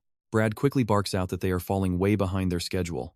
He orders everyone to mount up, adding that each beast can carry up to 3 people as they quickly obey. While others agree, Rick groans, complaining about how impossibly massive these creatures are to even climb onto. Brad calls out to check if everyone is ready before ordering them to move out. But Simon spots a pink-haired girl struggling to climb, so he kindly reaches out a hand to offer some help. Looking slightly flustered by the gesture, she softly thanks him as she accepts his hand. Simon easily pulls her up onto the beast, just as Brad bellows out a loud warning. He roars for them to hold on tight before the hippos suddenly let out an earth-shattering bellow. They charge forward at a truly terrifying pace, shocking the students as the pink-haired girl tries to speak up. As she thanks him, her hair whips right across Simon's face, making him gasp in surprise. The sudden, violent acceleration terrifies the girl to tears, throwing the entire ride into absolute chaos. As the class panics and screams for dear life, you and I are left waiting to see Brad's next move. Alright, let's dive into this wild training where he basically tells them to survive using pure willpower. Assistant Brad casually gave a thumbs up, adding, "By the way, if you fall off now, you'll be trampled to death by hippos." Hearing that, the terrified students shrieked in absolute shock. "Wait, what did you just say, Assistant?" But Brad stayed completely relaxed. He nonchalantly noted that 1 or 2 deadly accidents happen every year, turning the students' faces pale with pure terror. "What?" They screamed in absolute panic, begging to get off and crying for help, but Brad's voice suddenly turned stern. "Just hold on, Kizen doesn't need students who can't handle some hippos." Meanwhile, Aaron called out, "Come on, everyone." He handed out a bottle of fresh water to each person, as the exhausted students gratefully thanked him. Dick remarked that having water would make this less exhausting, and Simon quietly agreed with him. Suddenly, Cammy looked up at the sky and gasped. A powerful, booming voice echoed from above, welcoming everyone to class. The students on the ground murmured in excitement, noticing a majestic white bird perched on the professor's shoulder. Professor Hong Feng introduced herself to the class, proudly announcing that she would be teaching them the art of combat magic. Now, you and I need to look at her insane backstory. This woman is a living legend who once battled a giant immortal beast that burned 4 whole kingdoms to the ground. She fought that colossal undying beast for 5 days and 5 nights straight, personally snapping all 100 of its heads. "This is your first-year combat magic teacher." Professor Hong Feng then sharply instructed the class, "On your feet, please." The completely exhausted students quickly complied with her command and formed 4 straight lines.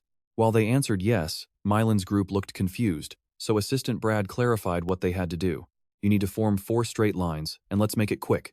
The students shouted, "Yes, sir." They whispered in realization as the professor suddenly announced, "Excellent. We are leaving right now." "We're leaving?" Simon wondered to himself, trying to guess where they were heading. The students were totally blindsided by Professor Hong Feng's sudden explosive movement, gasping in shock as she began to run. She reminded them that while a sound mind is essential, the absolute foundation of combat magic is physical fitness. Simon was completely astonished, thinking to himself, "She is absolutely incredible. How can she run that fast?" Aaron remarked that even though they all have the same body parts, the professor is clearly on another level. As she sprinted ahead, Professor Hong Feng explained, "Tempering your physical body with dark energy is the core basis of combat magic, and we will also be mastering pure agility. Now, you and I can see the reality here. Necromancers who specialize in combat magic are called combat necromancers." Professor Hong Feng explained, "If you manage to reach a certain elite level like them, your dark energy will begin to flow from your bodies as smoothly as silk, wrapping around you like clothing to form what we call a dark cloak." She noted that this is the signature skill of battle-hardened necromancers. She warned the running students to stay sharp in the dense forest, as Dick gasped out from behind them. "Man, I am so jealous of those kids who are naturally gifted at this," Simon silently thought to himself. Watching his classmates leap effortlessly through the tall trees ahead, he muttered, "Talent. They really made it look like child's play." Lagging behind, he let out a weary groan before Dick called out, "Hey, Simon, you doing okay back there?" Simon managed to reply that he was fine, but Dick pressed him, asking if he was actually doing all right. Simon explained his hometown is full of rugged mountains, so this run felt great. Catching his breath, Dick was thoroughly impressed. "You are an absolute beast. I am so envious." Up ahead, their professor overheard them and smiled to herself. Professor Hong stopped right before a steep cliff's edge, turning around to announce, "All right, class. You must now use your dark energy to leap across this massive valley." The students stared in absolute horror at her. A student nervously asked, "You seriously want us to jump over this?"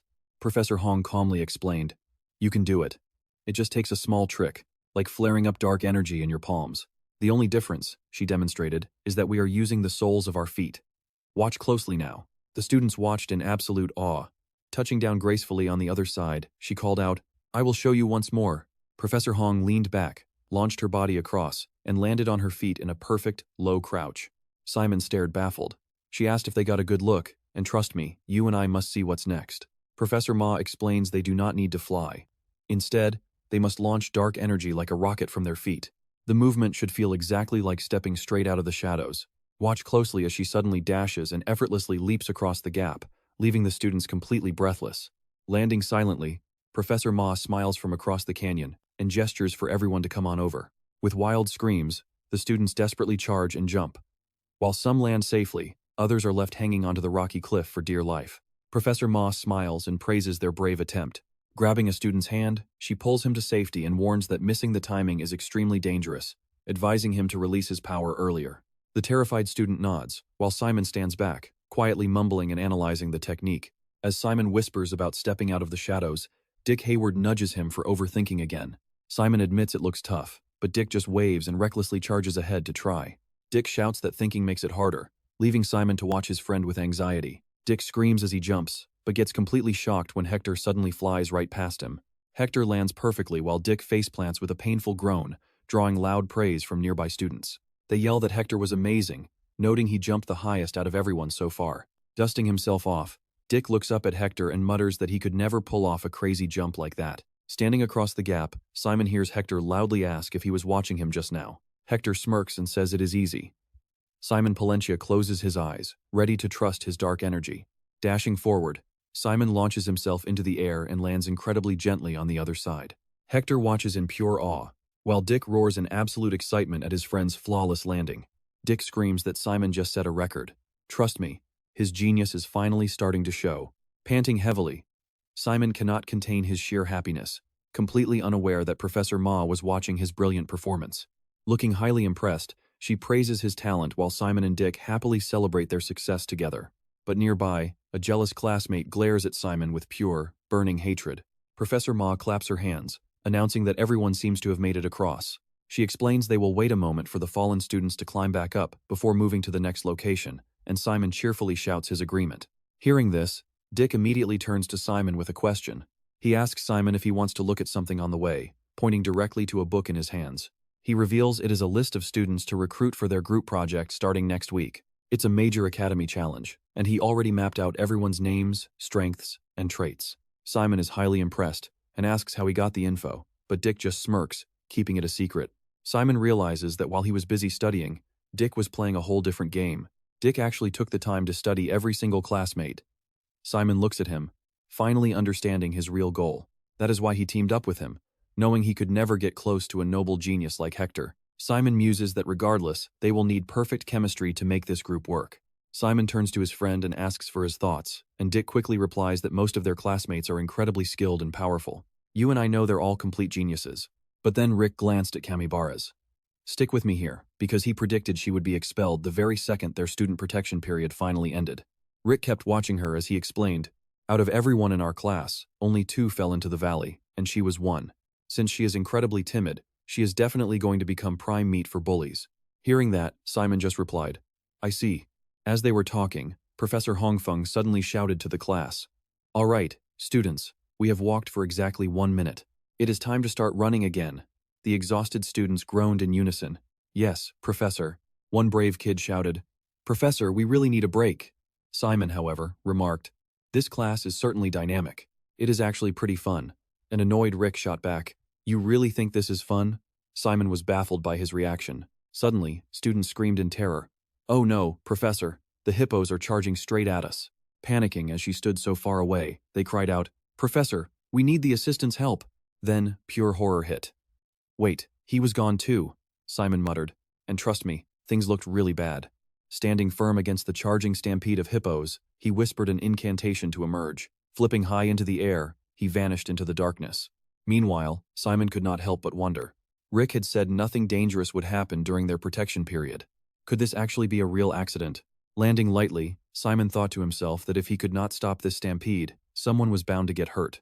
Helplessness washed over him as he watched the beasts bear down. Whoosh!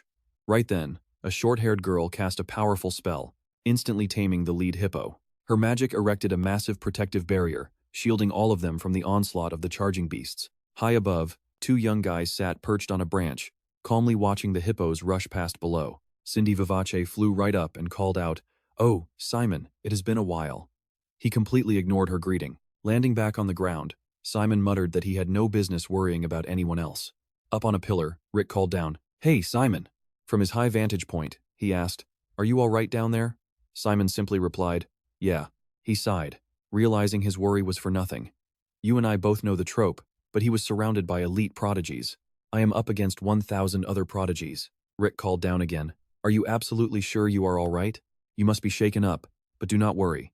Professor Hongfeng has already tamed all those rampaging hippos." A surprised Simon blurted, "Huh, she did?" His friend explained, "Yeah, she is a master of combat magic, utilizing her rare bloodline power. When I was up there, I noticed the hippos were only surrounding the kids who fell down. They never actually attacked." Simon nodded. "I see." Assistant Brad then yelled out to everyone, "All right, let us move. There is no time to rest. Get back on your feet."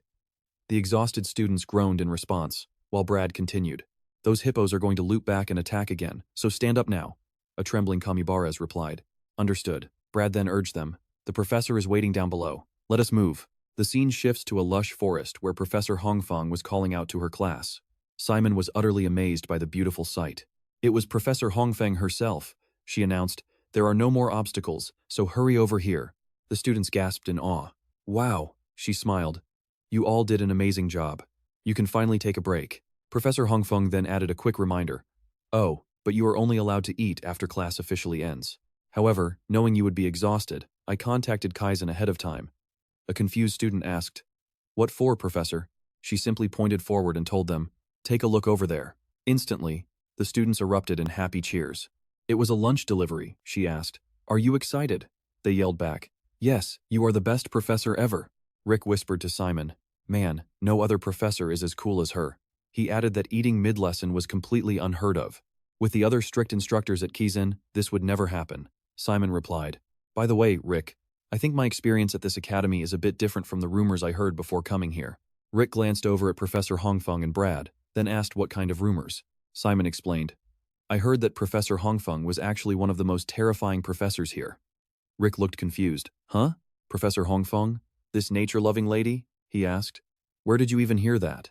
That is definitely fake news." Simon silently recalled. "It came directly from Lorraine, the daughter of Nephthys." Just then, Professor Hongfeng ordered clean up. "Stick around, because we're moving out in 10 minutes. "All right, stick with me. We are diving into a ruthless magic academy where things get wild fast." Rick sighs, realizing his hopes for a peaceful break are totally ruined. Simon stares into the distance, lost in thought, muttering that this is only the very beginning. Professor Hongpeng Soku Marlot asks the students if they have their bracelets, and they all confirm. She orders them to start channeling their dark energy directly into those black bracelets. They obey her command, but immediately start groaning as a strange, draining sensation takes over their bodies. Pointing toward the back, she welcomes them to their next lesson on the weakening curse, asking if they can see the distant flag. Hearing her cruel instructions, both of the boys are completely horrified. She tells them they must climb the hill while the curse drains their strength, yelling for them to get ready. As the professor warns she will be watching for dropouts, Simon can only wonder if she is actually serious. Is this even allowed? But Professor Hongpeng just shrugs it off, yelling for them to get into position. "Get ready!" Her assistant, Brad, roars, finally shouting, "Begin!" Right away, we see a few students falling behind, including this blue-haired kid struggling to claw his way forward. Simon Florentia grips a jagged rock, trying to pull himself up, but his energy is already completely drained. He grimaces, barely able to lift a single foot while his head spins in pure agony. He tells himself this has absolutely nothing to do with prep classes. It is a brutal test of raw willpower. Simon knows that if he falls behind now, he will never survive what is coming next. He is determined to push through. But when he glances left and spots a familiar face, he mutters, "Not you again." It's Hector Mo, who secretly used his unique skill to weaken the curse and get a massive head start. How is he keeping up without cheating? Hector seethes internally. Fine, this time I will destroy him. From the top of the hill, Professor Hongpeng cheers them on, yelling that they are almost at the finish. This only fires up Hector's drive, and Simon feels the exact same way. They both want one thing. Both are desperate for first place, but watch closely, because a random foot suddenly steps right past their climbing hands. Professor Hongpeng announces, First place goes to Melon Violin, while warmly congratulating the girl. Incredible job taking the top spot. Melon calmly replies, "Thank you, Professor." Baffled, the professor asks how she climbed so easily, and Melon calmly explains her secret technique. She simply broke the weakening curse. Inwardly impressed, the professor smiles and says, "Outstanding work. You may rest now." Melon nods, replying, "Yes, ma'am." Hector is completely stunned, realizing he didn't even know breaking the curse was possible. Just then, the assistant reports an injured student. "Looks like a minor scrape on the elbow, ma'am." The professor replies, "Let me see." Professor Hongpang flies down, cheering on the other struggling students to keep pushing to the finish. Meanwhile, Hector is panting, absolutely furious that Melon stole his first-place spot. He mutters, "Are you kidding me?" Simon watches him with confusion as Brad announces Hector in second place, leaving Simon totally surprised. "Whoa, Hector." But Hector ignores him and angrily confronts Melon in front of everyone. "Why would you break the curse during a combat class? Did you think I could not figure that out?" Melon just shrugs it off, making Hector sneer in absolute frustration. "Then again, what do you know about the real world, Princess? Locked in your cozy ivory tower." Melon immediately snaps back. "Are you trying to start a fight?" Hector barks back. "I'm just telling you the honest truth." He argues that professors do not even give out grades during this protection period. He thinks showing hard work is the key to gaining favor, and claims her stupid stunt just ruined her credibility with Professor Hongpang. Realizing what he means, she scoffs. "Wow, you seem incredibly worked up about this. Are you really that mad about getting second place? Why take it out on me?" Hector snaps. "I am just warning you not to ruin this class for everyone." He snaps irritably, adding he has zero interest in her. The assistant then calls out Simon Florentia for third place. Exhausted, Simon can only manage a weak, tired thank you. He collapses under a tree with a massive sigh of relief, leaving those two totally baffled, and honestly, I don't blame them. The three of them watch the rest of the class struggling to climb up the hill. It is a brutal scene. When another student finally makes it to the top, he collapses, groaning, "I am dying, Simon." Simon replies, "You did awesome. I'm wiped out too." Dick Hayes then asks, "How are we even getting back? If I have to ride those awful hippos again, I swear I'll bite my own tongue off." Right then, Professor Hongpang calls everyone over, explaining that since they are all exhausted, she has a plan. She contacted Ken and got special permission to use a temporary magic room for instant teleportation back. She tells them to line up, prompting the students to instantly erupt into ecstatic cheers of gratitude. Simon Florentia and Dick Hayes are called up next. Simon steps into the glowing portal, letting out a gasp. "Whoa!" He stumbles and faceplants hard. Bruised and aching, he pushes himself up and groans. "Where am I? This isn't Kizen, and you and I know he is in trouble scanning this place." Let's jump in as Simon notices this cabin looks just like his home in Les Hill, when suddenly, a warm voice calls out. "Sorry if I startled you, Simon." He turns around to see Professor Hongpang, who gestures for him to sit and promises to explain how he got here. She drops a truth bomb. Someone actually messed with the teleportation magic circle. After having her assistant check it, they found a hidden formula designed to react specifically to a targeted person's dark energy. Simon instantly gets a bad feeling and asks, "So, is that target me?" The professor nods. "Exactly, Simon. It was meant to trigger when you stepped on it, warping you far away from Kizen." Professor Hongpang leans in, asking if he has any idea who would target him. Simon Florentia shakes his head, admitting he doesn't know. She nods understandingly, then cheerfully adds that it doesn't matter anyway. Since protecting her students is her duty, she took the liberty of hijacking the spell and rerouting him to her place.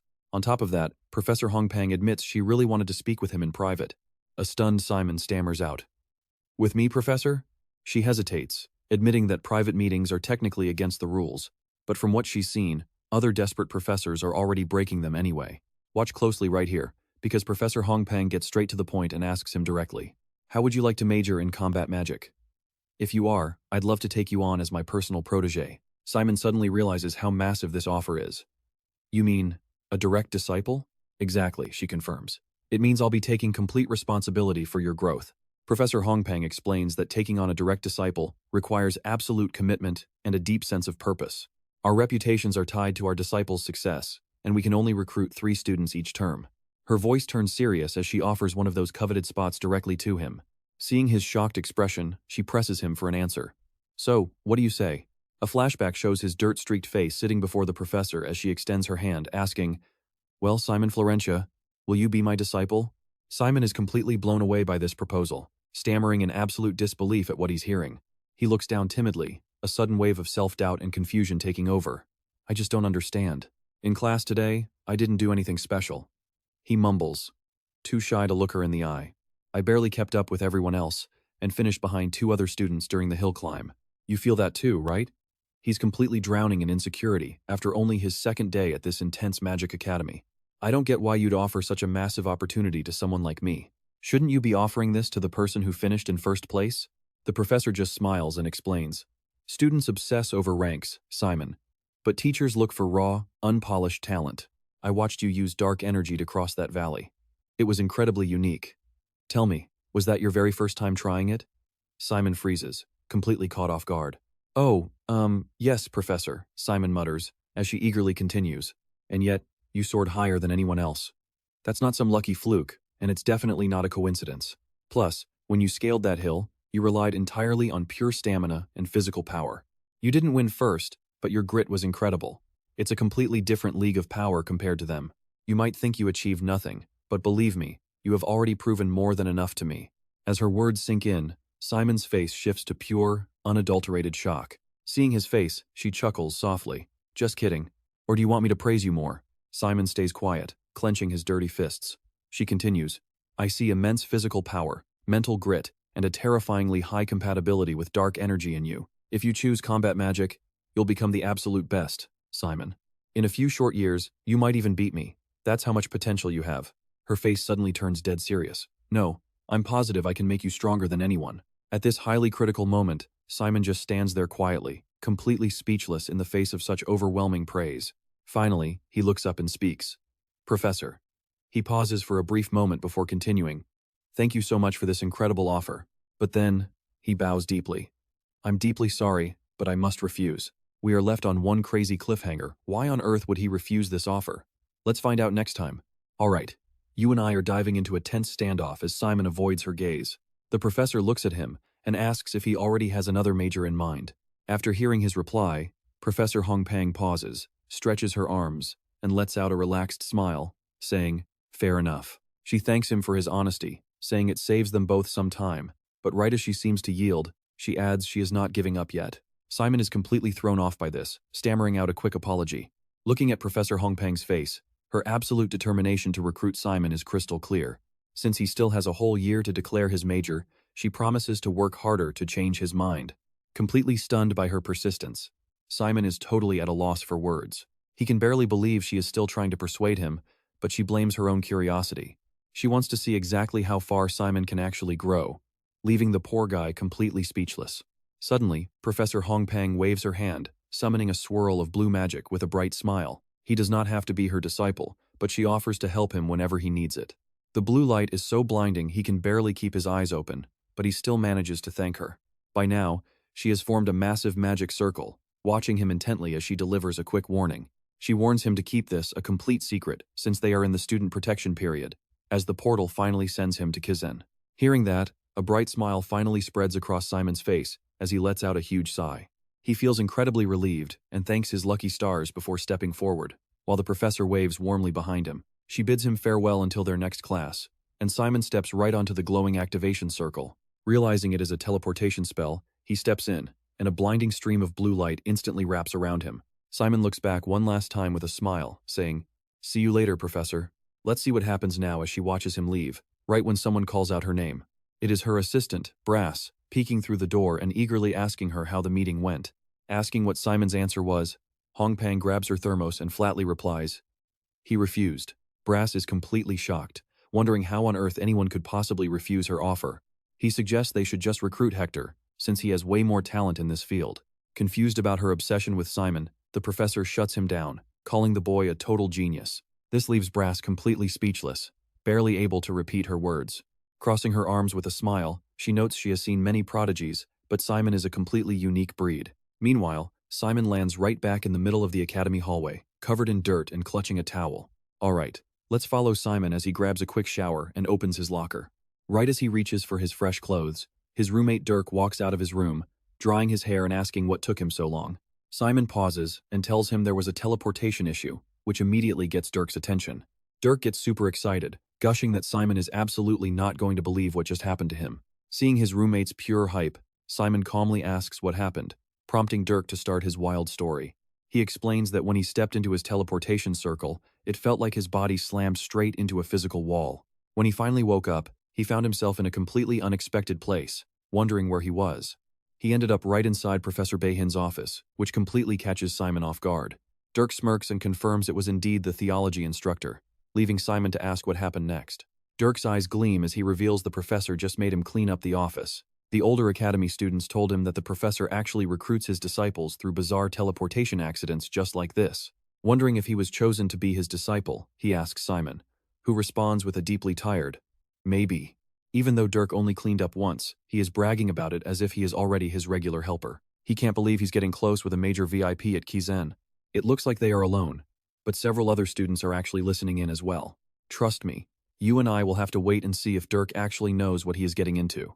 Alright, you and I are about to dive in. This smug student actually thinks his academy life is paved with roses. Simon, feeling massive secondhand embarrassment for his bragging roommate, immediately tells him to cool it with a dead serious expression. But how can he calm down? As he keeps rambling, a muscular student with a ripped six-pack named Hector gets annoyed and suddenly roars. That is the most ridiculous thing I have heard all year. A low-life commoner like you becoming Professor Bahil's disciple? Don't make me laugh. Rick glares right back with absolute contempt.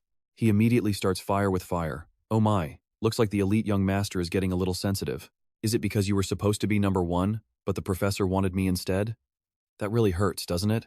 Standing right next to them, Simon just frowns, thinking this whole cliché confrontation feels like a generic manhwa recap.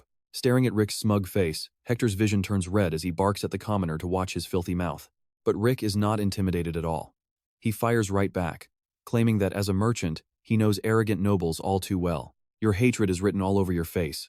Plus, I heard you were picking on Mylan in combat magic class. Now watch closely, because this is where it gets crazy. The more Hector hears, the more his blood starts to boil.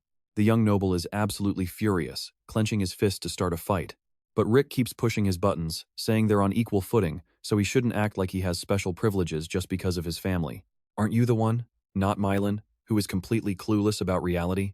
Having heard enough, Hector completely snaps, eyes wide with manic rage as he screams that Rick is a piece of absolute filth. The golden-haired noble instantly unleashes his dark magic, launching a blood-red aura right at him. The deadly energy completely wraps around Rick, who screams in agony as a worried Simon steps up and asks what's wrong. Suddenly, Rick is lifted high into the air by an invisible force, while Hector keeps spitting out nasty insults. You low-life scum, how dare you? With that, Hector slams Rick onto the hard floor while a massive crowd of students eagerly watches the drama unfold. Just one look at Hector's red eyes and matching crimson magic tells you he's happily playing the villain role while taunting his opponent. Is all you can do talk trash? I am going to end you. And he clearly isn't bluffing. I know what you're thinking, but watch closely. Rick is gasping for air, looking like he's being choked in pure agony. Simon watches helplessly, calling out his friend's name. But right as it seems Rick's life is ending, he suddenly smirks with pure contempt. It's that classic, defiant look that says he's not afraid, basically begging for more. Smiling through the pain, Rick shakily raises his middle finger. Seeing this, Hector's sideswept-haired lackey realizes this has gone way too far. He desperately tries to hold his friend back, shouting that this is way too much. You can't use offensive magic outside of class. But Hector is completely out of control, showing zero restraint. He throws his arms out, sending his cronies flying while screaming at them to shut up. Suddenly, Hector's eyes widen in absolute shock. It looks like Simon has finally seen and heard enough of this. He launches a massive, epic punch, straight at Hector's punchable face, but the noble barely manages to block it. If he hadn't, he'd be spitting teeth. The impact is so heavy it sends Simon sliding backward across the stone floor. Desperate to save face, Hector sneers, saying he was wondering when the golden boy would finally step in. His handsome face twists into a hideous scowl as he grits his teeth, clenching his fists in pure rage. Both are ready for a duel. Rick, clutching his neck in pain, tries to call out for Simon.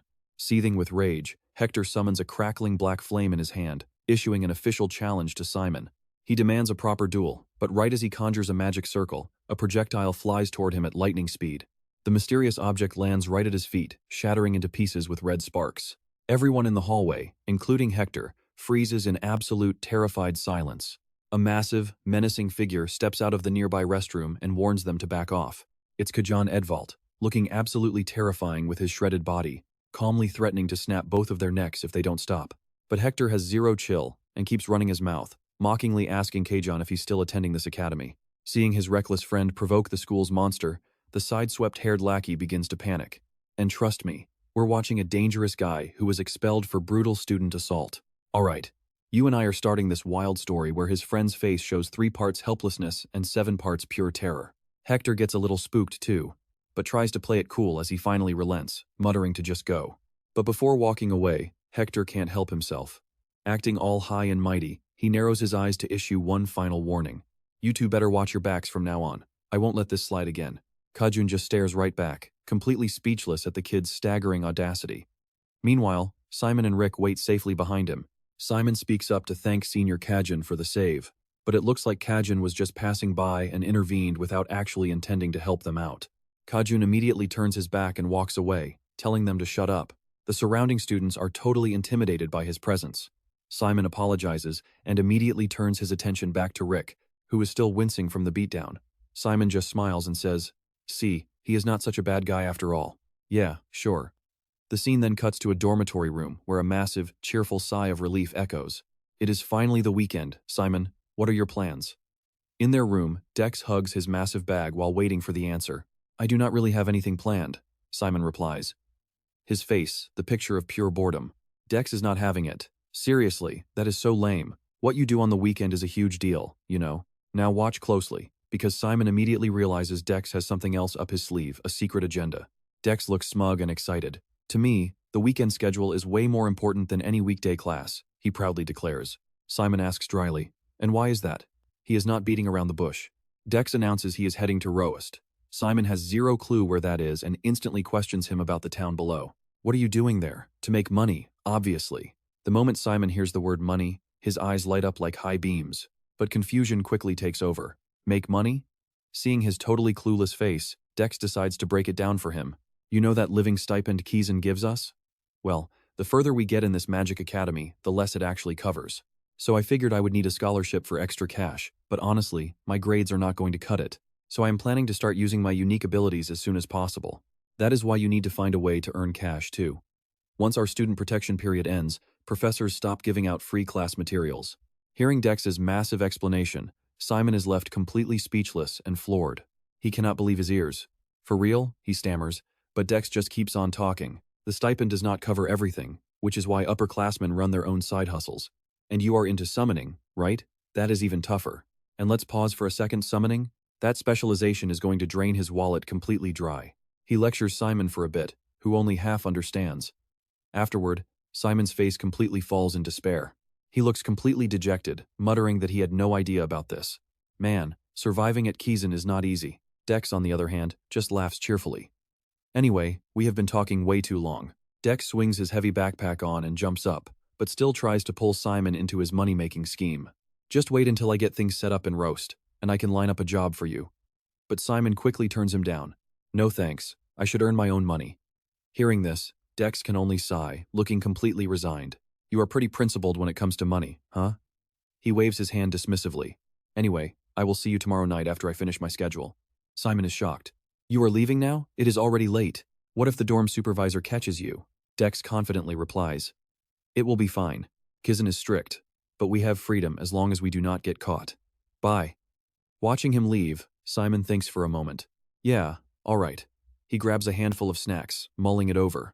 When Kajun gets back, I really should thank him, but Kajun is not here, and Dex just left too.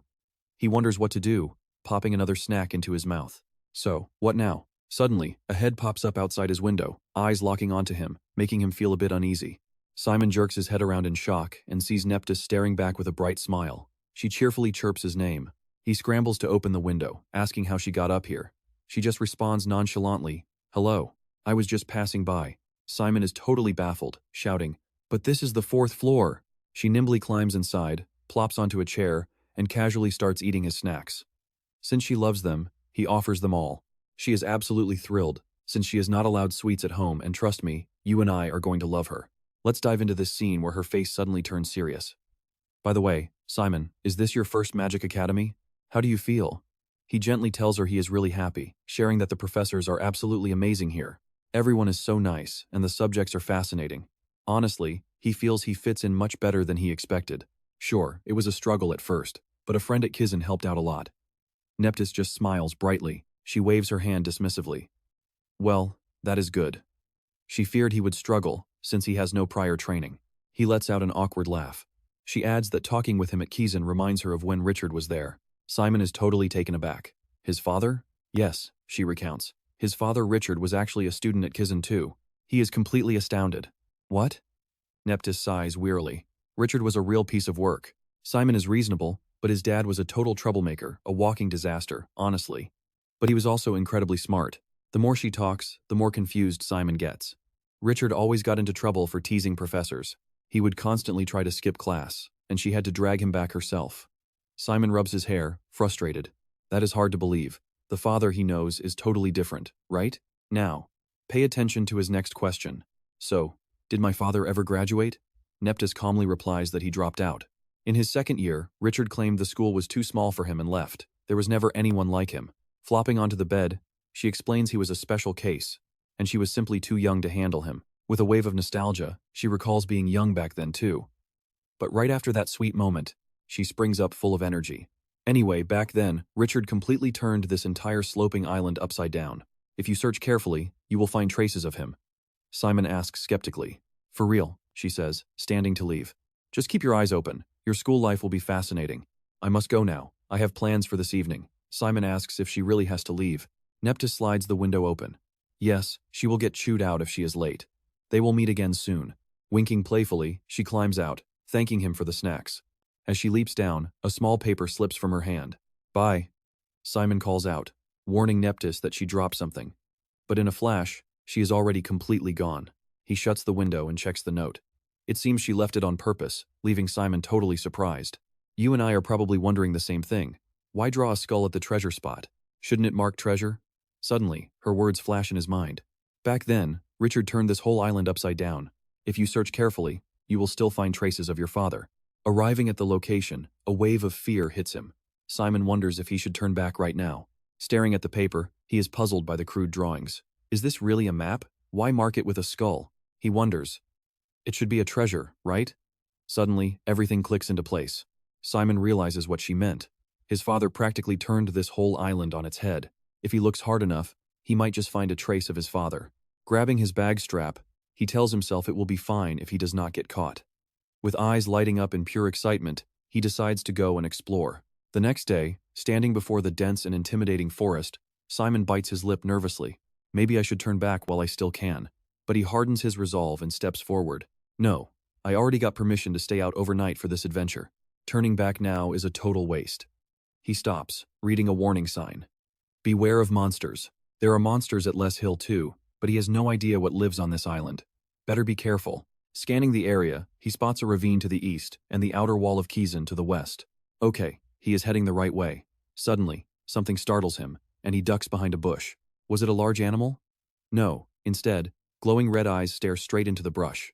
A monster has locked onto him. It lunges forward, swiping its claws in a devastating swipe that forces him backward. Simon is completely caught off guard. This beast is insanely fast. He must quickly calculate its moves while figuring out how to dodge. What kind of monster is this? Looking closer, he realizes it's a werewolf. Stick around to see how we survive this. Alright, you and I are about to watch Simon tackle a beast that isn't even fully grown. Before joining Kizen Magic Academy, he definitely would have run away. But Simon already had a plan. He shouted, "Arise," and commanded his skeletons to attack. The two skeletons gripped their weapons tightly, dropping into a battle-ready stance. He smiled confidently. He didn't need to run anymore. The snarling monster paused for a split second before lunging forward with blinding speed. "Watch out, it's close," he warned, before commanding his skeletons to charge.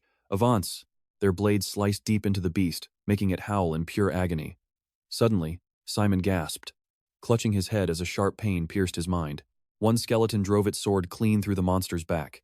Ignoring the blinding pain, Simon quickly pushed his next command. "Arise!" he yelled. The skeletons obeyed instantly, leaping forward to drive their blades even deeper. "Pierce it!" The skeleton's blade finally broke completely through.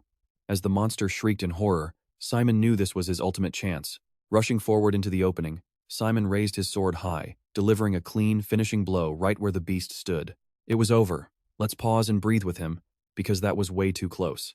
He slumped to the ground in pure relief. It was only then that it hit him. This was actually his first real battle since arriving at Kizen.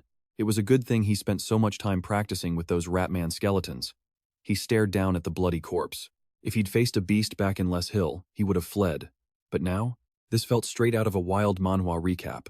He had actually defeated a ferocious werewolf after only 3 days at Kizen. And honestly, you and I have to wonder if he's this strong now. How powerful will he be after 3 years here? Then he noticed the Ratman skeleton's skull was shattered into pieces. But wait, he couldn't stand around daydreaming.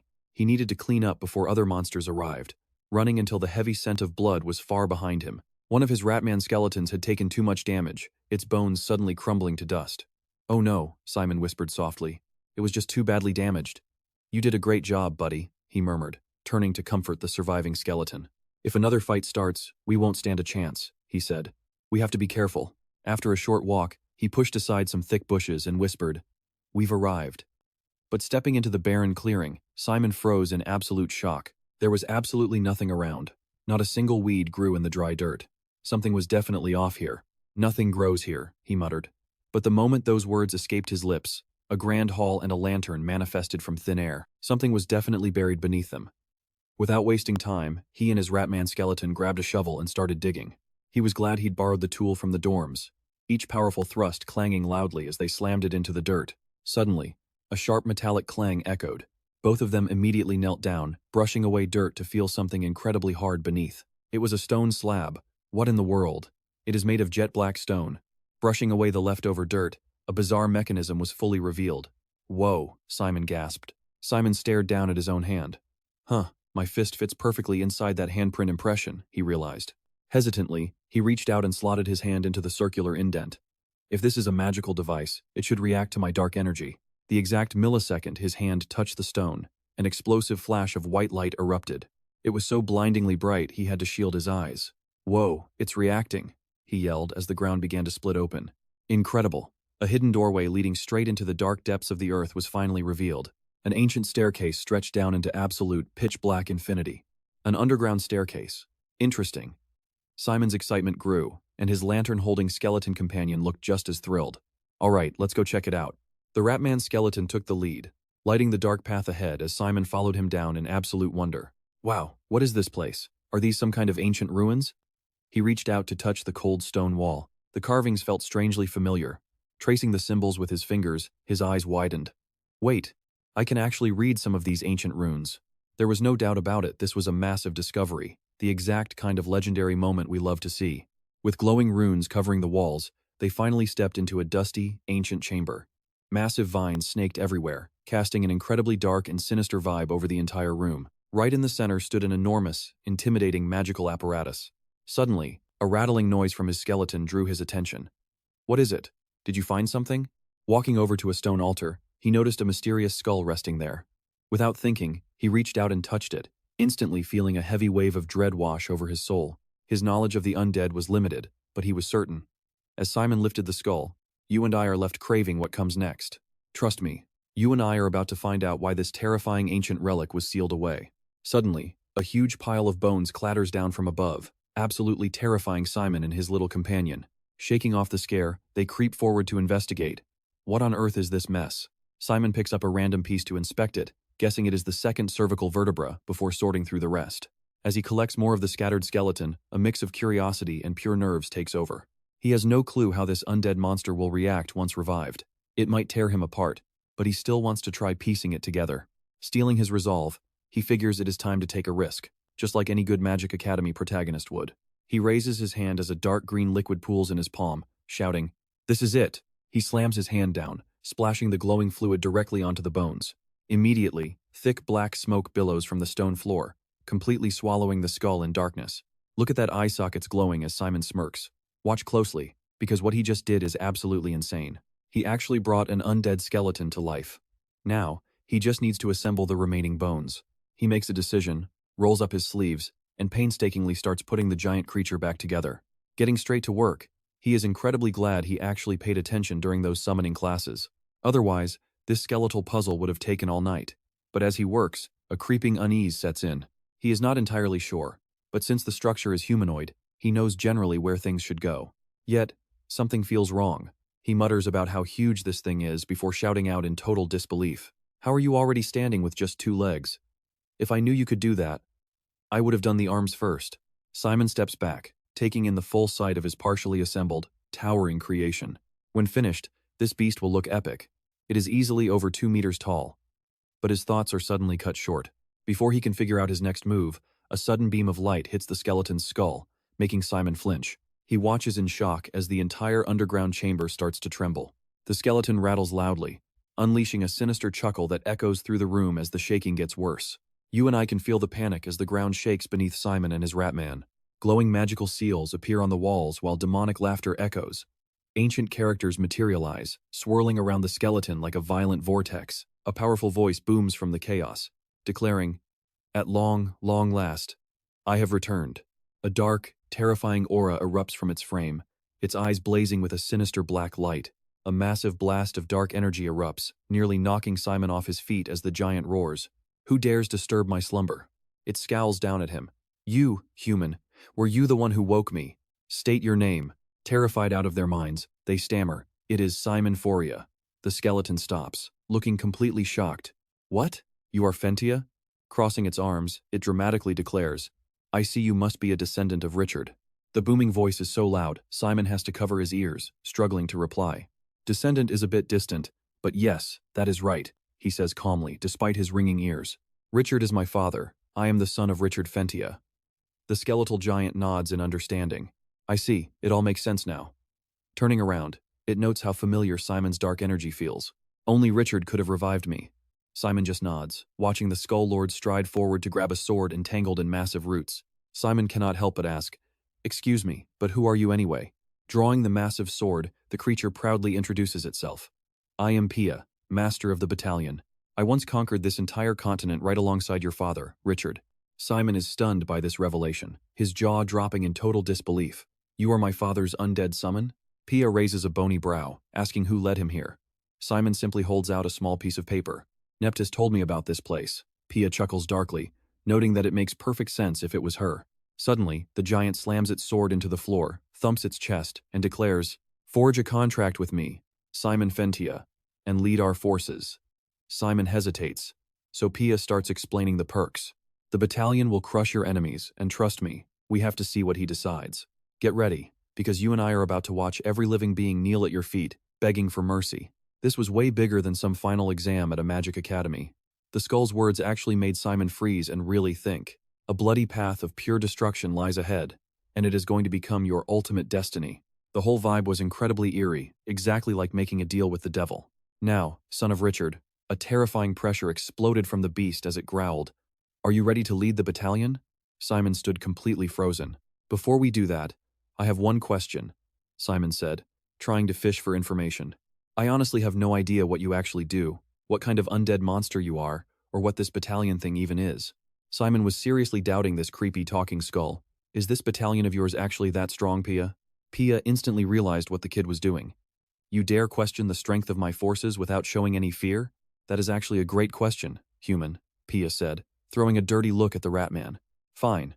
I will give you your answer. My army is insanely, ridiculously powerful. Strong enough to wipe out Ken this very second."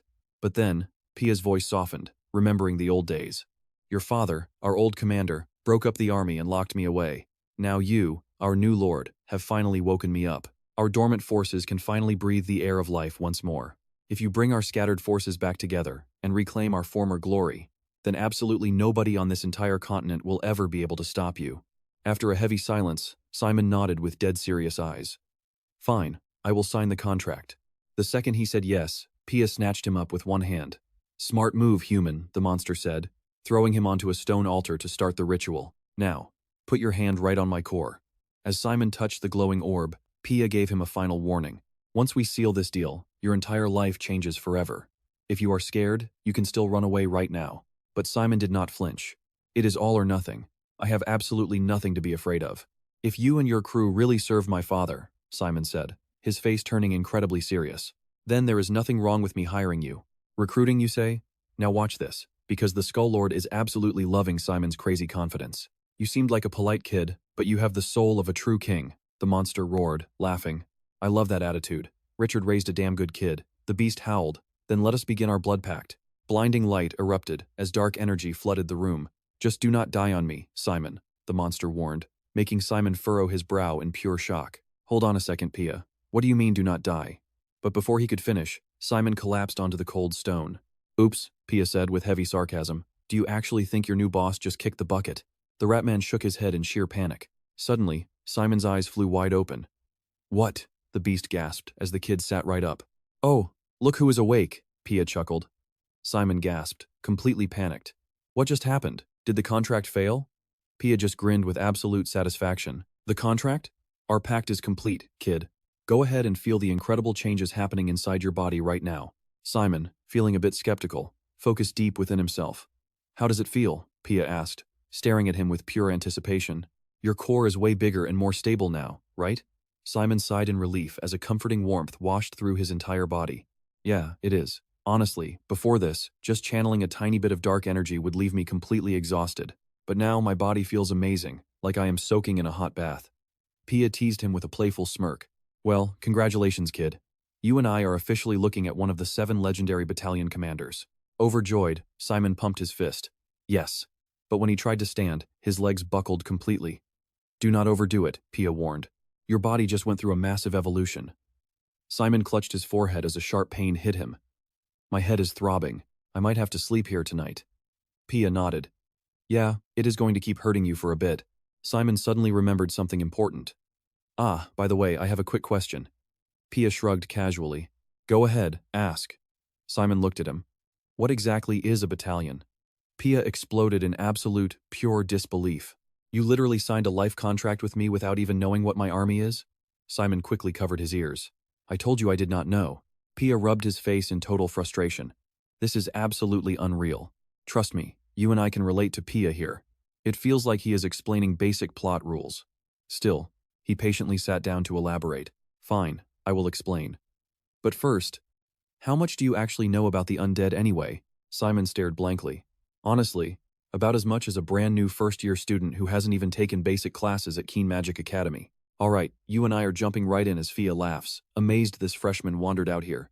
You really are Richard's son. The Skeleton Lord is completely fascinated by him. Fine then. I will break this down so a rookie like you can actually understand it. First, the undead in this world are split into 3 main groups. Summoned, natural, and the battalion. He raises 3 fingers to show him. First, the ones necromancers like you control are summoned undead. They are made through magic, and must follow their master's exact commands. Both Simon and his little rat friend listen with absolute attention. These guys vanish after a set time, or when the caster's mana runs dry, showing various types of undead. Next are natural undead, which form completely on their own. This is what normal folks picture when they think of zombies. Because of their blind hatred for the living and aggressive nature, humans just classify them as monsters. Simon nods as it starts clicking. Ah, I see. Fia clenches his fist, hyping up the final class. It is the battalion. Pay attention here, because we exist right in the middle of those 2 groups, he says, pointing to his chest. Like natural undead, a battalion can feed and sustain itself using its very own core. But we are also like summoned creatures because we still obey necromancers or higher-ranking undead. Simon's mind is blown. I get it now. Fia continues, revealing there are only 7 battalion legions in the whole world. In other words, only 7 necromancers can command a battalion. And he points straight at Simon. And you are now one of those 7. Fia waves his hand. Think of it like this. A normal necromancer starts by leading a small platoon. As their summoning skills improve, their army gets bigger. I've seen a battalion fleet before, but their numbers were pretty small. Simon looks shocked. Really? He then asks his own question. What about the elite necromancers graduating from Kizen? Surely a top academy like Kizen has tons of high-level necromancers. Fia nods and agrees. He explains that those experts can control a massive legion, but it's incredibly inefficient. Simon starts putting the pieces together. Really? How come? Fia fires back with a question. I just told you all undead, a necromancer controls or summoned types, didn't I? Simon says yes. Fia breaks it down. Summoned undead move by draining dark energy from their caster. Fia looks at the rat. You and I both know summoning takes a massive amount of dark energy. So as their numbers grow, it gets worse, putting an immense burden on the caster. Simon pets the rat, which squeaks in agreement. Ah, got it. Suddenly, he remembers the ghost wolf from his journey. Speaking of which, one of my skeletons was destroyed on the way here. Is that why I felt that head pain? Simon remembers the sharp ache, and Fia confirms it. Yes, exactly. He taps his temple. The link between a summoner and their undead is real, causing massive feedback. Fia sighs. But a battalion's undead move using their own source of magic. And even better, the battalion has no limit. meaning you can command an infinite number of undead. Whether it is 1,000 or even 1,000,000 undead, it makes zero difference. Ever hear stories of a single necromancer leading a massive army of the dead? Simon says yes. Sophia asks. Well, those were probably stories about a battalion commander. Wow, Simon gasps, his mind spinning. This is like a manhwa story. So you are saying I am now one of only 7 people who can command an infinite army? Precisely. Fia sighs again. No more questions, right? You have all the details you need. Thank you, Fia. Simon pauses to think, then speaks up again. Since the contract is sealed, like it or not, we are in this together now. Shouldn't we plan our next move? Simon agrees. All right, Fia. The skeleton leans in. Both of us find ourselves in a very unique situation. You said you are a freshman at Kizen, right? Simon nods, and Fia asks if he plans to drop out. Simon strokes his little pet. Not right now. It goes against my dad's wishes, plus I still have tons to learn here. Fia respects that. Good. I agree Kizen has plenty of resources you can exploit. Simon then asks, what about your situation? Fia clarifies. Specifically, what makes my group unique? Simon asks, you mean because it was disbanded? And that's where we leave things. Pierre looks uncomfortable, and as you and I can see, Simon is pushing him to reveal the massive truth behind his secrecy. Pierre's tone turns dead serious. As of right now, my entire legion is the common enemy of all necromancers. Simply put, they are a wanted organization. This leaves Simon completely stunned, realizing they are fugitives because of a crime committed by the former commander. My father? Simon asks in absolute shock. A crime? What kind of crime? Suddenly, he recalls his father's warning from long ago. I am sorry I couldn't tell you sooner, but I cannot step foot into the Dresden kingdom. It's a long story, Simon explains. Pierre, when my father dropped me off, he said he couldn't enter the Dresden kingdom. Could it be because of this? Pierre nods in understanding. Yes, that is the exact reason. Simon presses further. What was the crime? Pierre hesitates. It was an unforgivable sin in the magic world, and my entire legion acted as his accomplice. Simon gulps. That sin was betrayal. Pierre begins to narrate the tale. At the time, the 100-year war between necromancers and priests was still raging fiercely. Despite it being the most critical juncture, Richard ordered his entire legion to protect the woman he loved. He ordered us to attack the very necromancers sent to end her life. It was pure chaos. Now pay attention here, because this massive slaughter is exactly why they ordered the entire legion to be completely wiped out. That brutal kill-on-sight order is still active even today, which is the exact reason why this legion cannot operate out in the open. Simon asks with a hint of sympathy, Pierre, do you hate my father then? Pierre just smiles. Hate? Such a weak emotion does not exist in our legion. But staring intently at Simon, he adds, of course, if his son pulls the same stunt, I will be absolutely furious. Simon lets out a nervous laugh, but Pierre waves his hand dismissively. But forget it. You do not need to feel guilty. That was the absolute will of Richard, your father and former commander. Pierre shakes his head in absolute disgust. Yes, that strange bastard. Hearing this, Simon is taken completely aback. A bastard, Pierre says bitterly. Why hide it? He was honestly the biggest, most pathetic scumbag alive. He made girls cry daily, completely infuriated his professors, and skipping class was probably his mildest offense. Pierre sits up straight. I see. So that bastard actually has a son. Just 5 seconds later, he panics, grabbing his head and tearing his hair out. Wait, you and I can see Pierre panicking as he realizes Richard has a son. You are Richard's son, right? Which means Simon beams and happily finishes the thought. Yes, your guess is correct. My mother is Anna Fentia. Pierre lets out a horrified shriek. What did you say? He is completely shell-shocked. How repulsive. You are the son of both my friend and my nemesis. He agonizes over this terrible twist. Simon clears his throat awkwardly. Ahem. Just imagine the scene. There, my love, dinner is ready, he mimics, making Pierre clutch his head. Or would you like a bath first? Pierre screams in hopeless despair. Stop it, this is a total nightmare. I will have nightmares. You demon, get out of my head. Pierre writhes and groans in misery. Why me? In stark contrast, Simon beams. I am looking forward to working with you. Pierre snaps back in spite. Don't you dare smile like that woman, you damn brat. He is completely defeated. Pierre slumps into a corner. Fine. It is not like you get to choose your parents anyway. Let's get back to the main point. Simon obediently replies, yes, sir. Pierre raises his hand declaratively. From now on, absorb all the knowledge Kizen teaches you and get stronger, but never let anyone know you command this legion. Simon looks puzzled. Why is that? Pierre explains. Because you are Richard's son.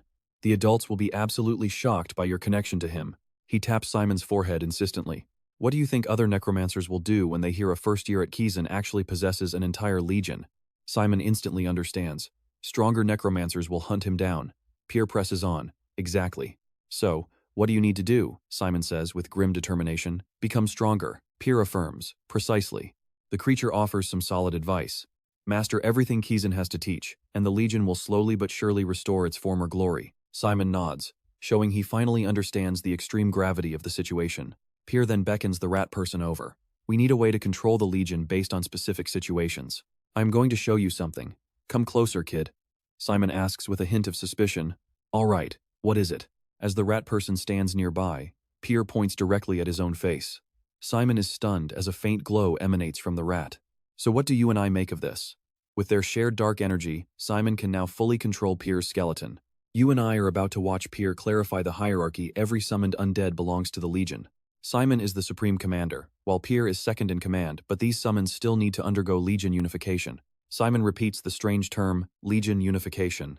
Pierre places his hand on the beast's head, and its eyes flare with brilliant light exactly like this. Suddenly, its entire body erupts with an overwhelming dark aura, exploding right before Simon's eyes as pure power pours from its mouth. Pierre explains that this is a unified undead, a completely brand new and fully upgraded rat. Simon looks at it doubtfully. It looks exactly the same. But Pierre just smiles, telling him to look closer. Its eyes now burn with black flames, showing this process turns a summoned minion into a fully independent individual. Curious, Simon asks if this means the rat creature actually has a mana core now. Pierre confirms it, and looking at the creature, Simon admits he was totally wrong to think nothing had changed. Bringing a monster like this to school would get him caught instantly. Pierre frowns and waves a dismissive hand, saying there is no need to unify every single summon, unless it is a being that persists long-term, just like him. Standard summoned undead are actually way more effective in raw combat anyway. Pushing the rat aside, Pierre moves on to something we must watch closely. He tells Simon to keep using normal summons at Kizen, before dropping a serious warning. If his summons ever get destroyed, Simon must bring them back to unify and command them from the ruins. Simon gasps as he realizes how incredibly effective that is, earning a nod of approval from Pierre. Summoning exceptional undead will make Simon gradually stronger, raising the entire Legion's power to next-level heights. Simon fist bumps Pierre with a cheerful grin, before suddenly glancing down at the rat creature's tail. He notes that it acts more like a real animal now, which Pierre confirms. It shares traits with naturally occurring undead, but Simon still has absolute command, meaning it will run to him instantly. Pierre asks how long he has been enrolled at Kizen, and when Simon replies it is only 3 days, Pierre nods. Realizing the time is near, Pierre notes that Kizen's first-year students will soon receive their very first missions. This means Simon will be teleporting to the Isle of Slopes, or even across the entire continent. Pierre gets unusually serious, declaring that when the time comes, he will go with him. This is where you and I will watch him gather forces scattered across the continent. It is the classic setup for an epic power-up, prompting Simon to casually ask how Pierre knows so much about Kizen Academy. Pierre proudly puffs out his chest, explaining that he watched Simon's father throughout his entire time at Kizen. He watched exactly how his father commanded the Legion, leaning in close with a look of pure excitement. When asked if he wants to hear the story, Simon's eyes light up with starry-eyed excitement.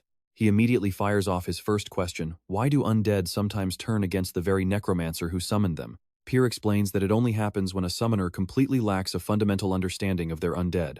You cannot just judge them with basic common sense, since the real driving force of the undead is a concept called infernal conviction. Confused, Simon asks, infernal conviction? Pierre explains that in human terms, it is simply the equivalent of a highly focused intent. If you hate someone with a burning rage and constantly wish for their demise, the undead will lock onto that dark desire immediately. Shocked, Simon asks if they will act on it, and Pierre confirms they will hunt that target down even from miles away. Pierre drives the point home even if you stop thinking about them or forget them entirely. The undead will remember that hateful intent for the rest of its existence, leaving Simon sighing in disbelief. Pierre reassures him not to worry, promising he will always be there to give him constant warnings. This lesson will help Simon finally see things from the unique perspective of the undead. A crucial lesson for any young necromancer, making Simon break into a cold sweat as he thanks Pierre. Simon finds this incredibly helpful, and Pierre does not miss a beat as he offers to teach him how to command undead attacks. Pierre gets to his feet and immediately begins the lesson. First comes intent, and trust me, you and I are about to see how deadly his will really is. Alright, you and I are jumping right into Simon's training, where Pierre tells him to treat the wall as his sworn enemy. Hate that wall with everything you have, Pierre commands. Simon gets into stance and nods as Pierre details the instructions. Channel all your desire for revenge for your parents onto that wall. It is the monster that murdered the person you loved. Pier urges him to channel it into the skeletal rat. Go on, rip it in two. That wall is your ultimate demon. The skeletal rat is visibly shaken by those words. Its bones move with a will of their own, fueled by pure bloodlust. Instantly, the rat lunges forward. Under its vicious assault, the wall crumbles. Kill it! Kill it! Following Pier's orders, the creature relentlessly pummels the brick. Die. It has no right to live. Finally, the skeletal rat slams its head into the wall for a finishing blow. It must be completely wiped out. Tear it to shreds until it shrieks in agony. Standing right there, Simon is absolutely terrified by this violent display. Pier explains his method, admitting he used extreme words for clarity, but the most crucial element is Simon's own intent. Pier says this while calmly watching the skeletal rat savagely smash the wall. A top-tier necromancer can convey their exact will even with minor commands. And above all, focus on anger and hatred, Pier explains. Now, pay attention here because this is where Pier suddenly challenges Simon. Now try to stop it. You are its master, after all. Simon hesitantly nods and yells, "Stop! You can stop now." I said stop. Pier just stands aside, silently watching him struggle. Stop right now. But despite Simon's orders, the skeletal rat keeps tearing the wall apart. Simon grits his teeth in pure frustration. Can't you hear me? Genuinely furious, Simon's voice carries a massive weight of authority as he bellows. Stop! The skeletal rat actually freezes. Simon seethes, warning the summon. If you ever disobey my command again, you are finished. Standing to the side, Pier is silently impressed. Well, look at that. The kid just used an absolute command. Pier can't help but wonder if Simon is no ordinary country boy, but some kind of terrifying monster in the making. Simon turns around, his face filled with exhaustion as he looks up at Pier, admitting, I'm terrible at this. He couldn't even control his own summon. The skeletal rat is heavily damaged, missing an arm with half its ribs shattered. But contrary to Simon's disappointment, Pier offers praise, telling him he actually did very well. I know what you are thinking, Simon did great, right? But Pier warns him. On the battlefield, there is no room for failure. You must practice until you can control your undead with a single, flawless order. Simon nods in agreement. Understood, Pier. The moment those words leave his lips, Simon's exhausted body gives out and he collapses. Pier quickly catches him, holding him up. He notes that Simon was just too tense, and the experience was shocking. Simon laughs, slumping to the ground. He asks to rest for a moment before heading back to Kizen. He is only allowed out for one day. Pier says, Is that so? And tosses something to him. Catch. Simon raises his hands just in time to grab it. What is this? Even the skeletal rat looks up curiously. Simon opens his palm, revealing a small circular ring with a tiny skull emblem resting right in the center.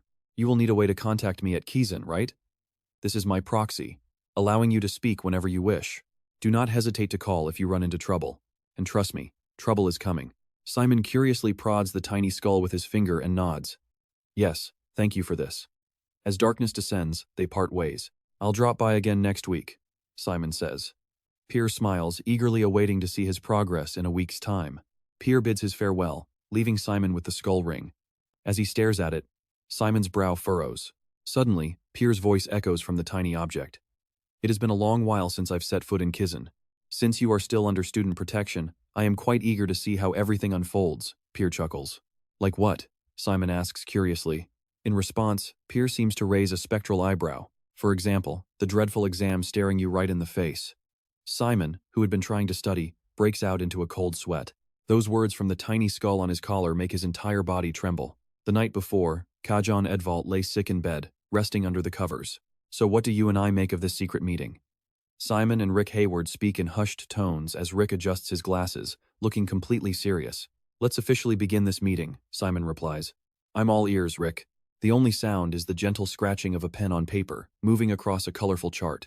First off, this coming Monday, let's dive into class where a truly infamous nightmare awaits the dreaded first-year group project. Rick Hayward spoke with grave seriousness, looking directly at Simon. Once we form a group, we're stuck together all semester. This is without a doubt a matter of pure survival here at Kizen Academy. First and most importantly, every team must have exactly 4 members, forming a strategic square to support and protect each other.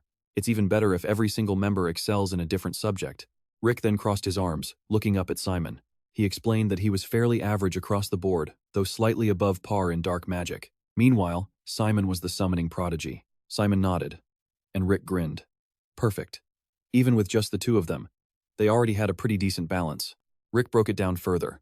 They were taking 9 total subjects, including theology, human suppression, and dark magic studies, spell creation, summoning, which includes raising mummies and spirits along with spiritual magic studies, hematology, toxicology, and combat magic, plus defensive arts against holy power and basic dark magic. Rick pointed over to a nearby training skeleton. Out of all those, theology, dark magic, and summoning make up the biggest chunk of their final exam score. These are known as the 3 core studies of any necromancer, meaning the 2 of them already had 2 of those major subjects covered. Exactly, Rick exclaimed excitedly. Since you're skilled in summoning, and I handle dark magic studies, Simon confirmed. Exactly. So their top priority was finding a student who excelled at theology. Simon asked about the other 2 spots they needed to fill, while Rick circled the remaining subjects. Spiritual power, hematology, toxicology, and combat magic made up the minor 4, while defensive arts and basic dark magic were just extra electives. You can't major in them, so we will disregard them. Besides, most students who are obsessed with combat magic tend to focus entirely on that one subject. Their other grades are usually pretty abysmal, so they had to write them off. But theology majors are usually skilled in defensive arts against holy power. It seems they really believe in knowing their enemy. Similarly, hematology shares principles with toxicology, meaning many students study both at the same time. Now, pay attention here. All this crazy academy analysis was enough to make Simon's face go completely pale. Do we really need to know all this? Rick simply grinned and said, of course. He then held up a paper, pointing to a list of potential recruits. This is exactly why they needed to recruit someone from this very list. If one candidate declines, they move to the next. Their main selling point was having the top-ranked student from the special selection exam. Understanding the plan, Simon took the list, his eyes shining with pure determination. In a sudden burst of energy, they both raised their fists, cheering to secure a victory for their new team. But just as quickly, Rick slumped right over, clutching his head as his face went completely pale. Victory, he muttered, looking up helplessly to ask why she was in a first-year classroom. Simon turned to him and whispered, "Who is she?" Rick's gaze remained fixed on the vice president at the podium as he muttered, "Jane Olivia. She is the vice president of Kizen, a total nightmare who has even expelled elite third-year students." Just then, don't blink, because a sharp voice suddenly cut through the room, making Rick freeze in absolute terror. Jane Olivia, with her hands on her hips, stepped down from the platform, remarking that life was full of surprises. "If you utter a single more word, I will consider it cheating and nullify your entire exam." He barely managed to stammer out an apology, while the other students shot nervous, worried glances in her direction. "I am sure that much like Rick here, the rest of you are wondering why I am here." Jane Olivia leaned casually against a nearby desk, noting that as they all knew, she had exclusively taught third-year students until now. "So, while some of you may view me as just a temporary instructor this semester, I will officially be in charge of Class 1A. Do not disappoint me with your glaring deficiencies." With those chilling words, she turned toward the door, telling them to focus on finishing their exams. The students quickly responded in unison. Rick nervously ran a hand through his hair, his pen hovering uselessly over his test. He couldn't make sense of a single question, and Simon was just as lost and overwhelmed. And that's the harsh, cold reality of this elite magic academy. Even with an undead army at my command, adapting to Ken is a whole different beast. He steeled himself, because we both know he can't give up now. Locking in with fresh resolve, he focused on the test, swearing to fight until the very last second. Right then, the bell rang, signaling pencils down. The professor's booming voice instantly shattered the classroom silence. "I trust you all did your absolute best on this. I expect to see you back here 2 hours after lunch." One by one, the students turned in their exams and walked out, while the watchful proctors praised their hard work. Collecting the final papers, Olivia grabbed her red pen. "All right, let the grading massacre begin." The other teachers chimed in together. "Yes, Professor." And with that, the brutal grading process began. Meanwhile, Neptis darted around like a hyperactive little white cat, weaving through the desks where the teachers were hard at work. The moment she snuck up to Olivia's desk, she got hit with a sharp question. "What brings you here?" That startled Neptis, but she quickly played it cool, waving her hand cheerfully. "Just came to hang out." As she smiled, Olivia leaned in with a look so terrifyingly serious it'll give you goosebumps. Then, with a swift chop, Olivia smacked the top of Neptis's head with a loud thud. "Do not distract us." She turned to her assistants. "Please take the rest of these papers to the main grading room." The male instructor nodded. "Of course, Professor." As they left, Neptis was left crying, rubbing her throbbing head. With them gone, she held her head and whined. "Back in the slums, you used to be such a sweet, pure girl. What happened to you?" Without even looking up from her desk, Olivia answered with cold indifference. That sweet girl died because of the relentless, soul-crushing stress of being constantly overworked. She let out a sigh. Since you are here anyway, grab a pen, make yourself useful, and help me grade these. But as Olivia flipped open the next test, her hands completely froze. Her eyes went wide with pure shock. This student bombed almost every basic question, yet somehow nailed the hardest problem on the entire test. She looked up at Neptys, who was now grading papers right across from her. Neptys, let me ask you something. Resting her chin on her hand, Neptys hummed, her eyes shifting to the paper. Hey, why are the names covered up? Without even looking, Olivia replied that she did it for unbiased grading. The acting director added that names invite bias into the scores, and she absolutely will not tolerate any of that. Neptys watched Olivia's pen slash across the pages, feeling a sudden wave of pity for these poor students. It's just the first test of the semester. Don't you think this is overkill? Seriously, you are terrifying.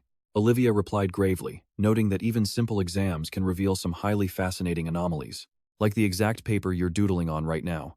Pay attention here, because Neptys, bored out of her mind, suddenly perked up and stared at the sheet with actual interest. The professor pointed out, this student correctly answered the tough question about toxic elements, yet completely failed the rest, including the simple comparison that followed. Neptys stared at it, completely speechless and in total disbelief. She waved the test paper wildly. I see it. This is more bizarre than any recap. It is pure, unadulterated stupidity. Now I desperately want to know who this is, she laughed. But Olivia replied that the next paper is the exact opposite. Olivia cut in, her eyes locked onto the new paper before her. This particular student failed almost all of the easy freebie questions, yet they still tried to answer question 20, the single hardest problem on the entire exam. Neptys gasped in absolute shock. Are you for real? Olivia examined the paper closer. The actual formulas this student used are entirely and fundamentally incorrect. They applied ancient linguistics to dark matter dynamics, and used petrified bone equations for summoning while calculating decay rates in curse arts. Neptys could not believe such a crazy combo was possible. Handing the sheet over, Olivia continued her deep analysis.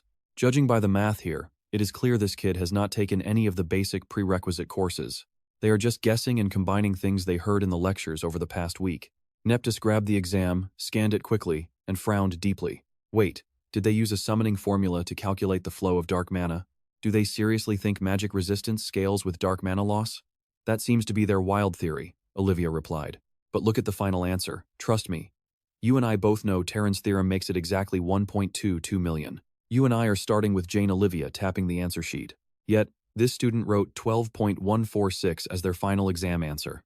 Jane Olivia clarifies that while it is not the correct solution, this genius kid still managed to deduce a result that is remarkably close. Neptys, I need to ask you something, Jane says, snatching the paper from a very surprised principal. The vice principal speaks while ripping off the sticker that conceals the student's name. Why exactly did you assign me to teach a first-year class? Jane demands with a serious look.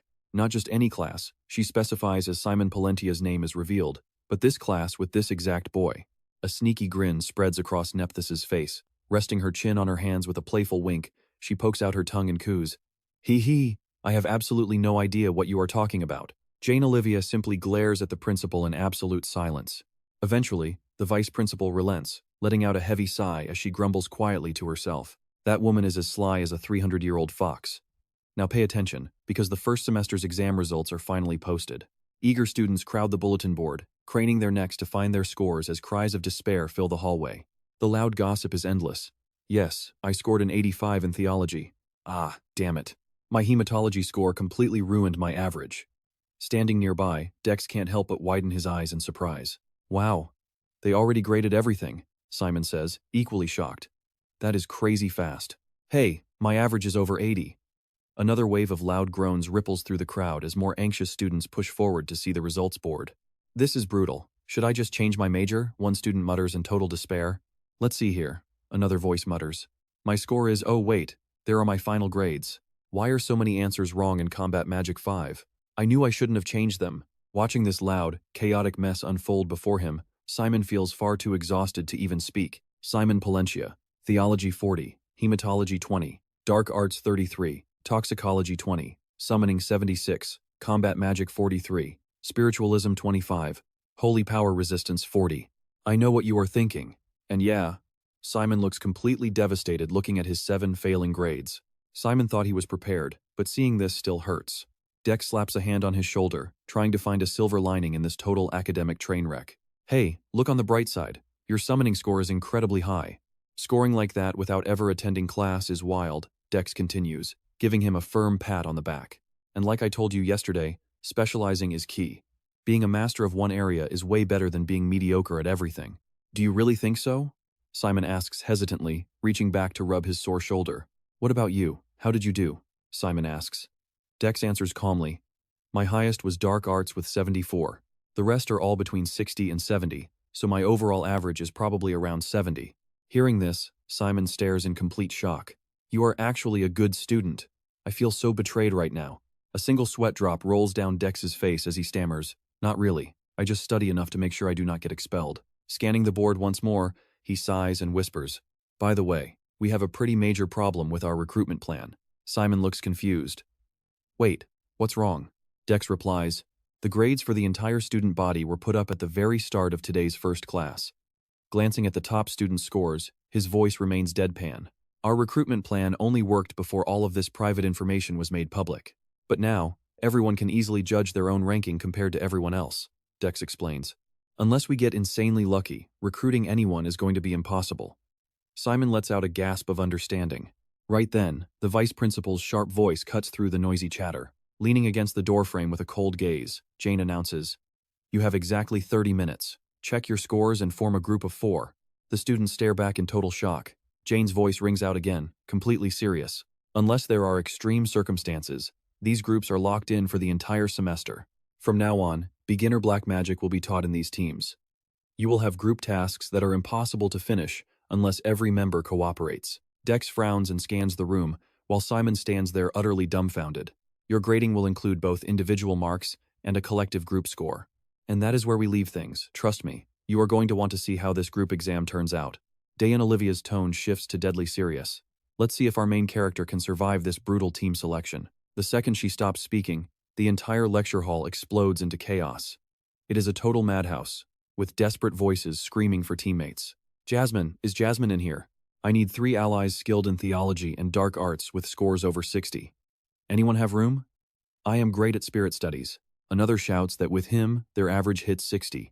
He is a combat magic expert and wants a group fast.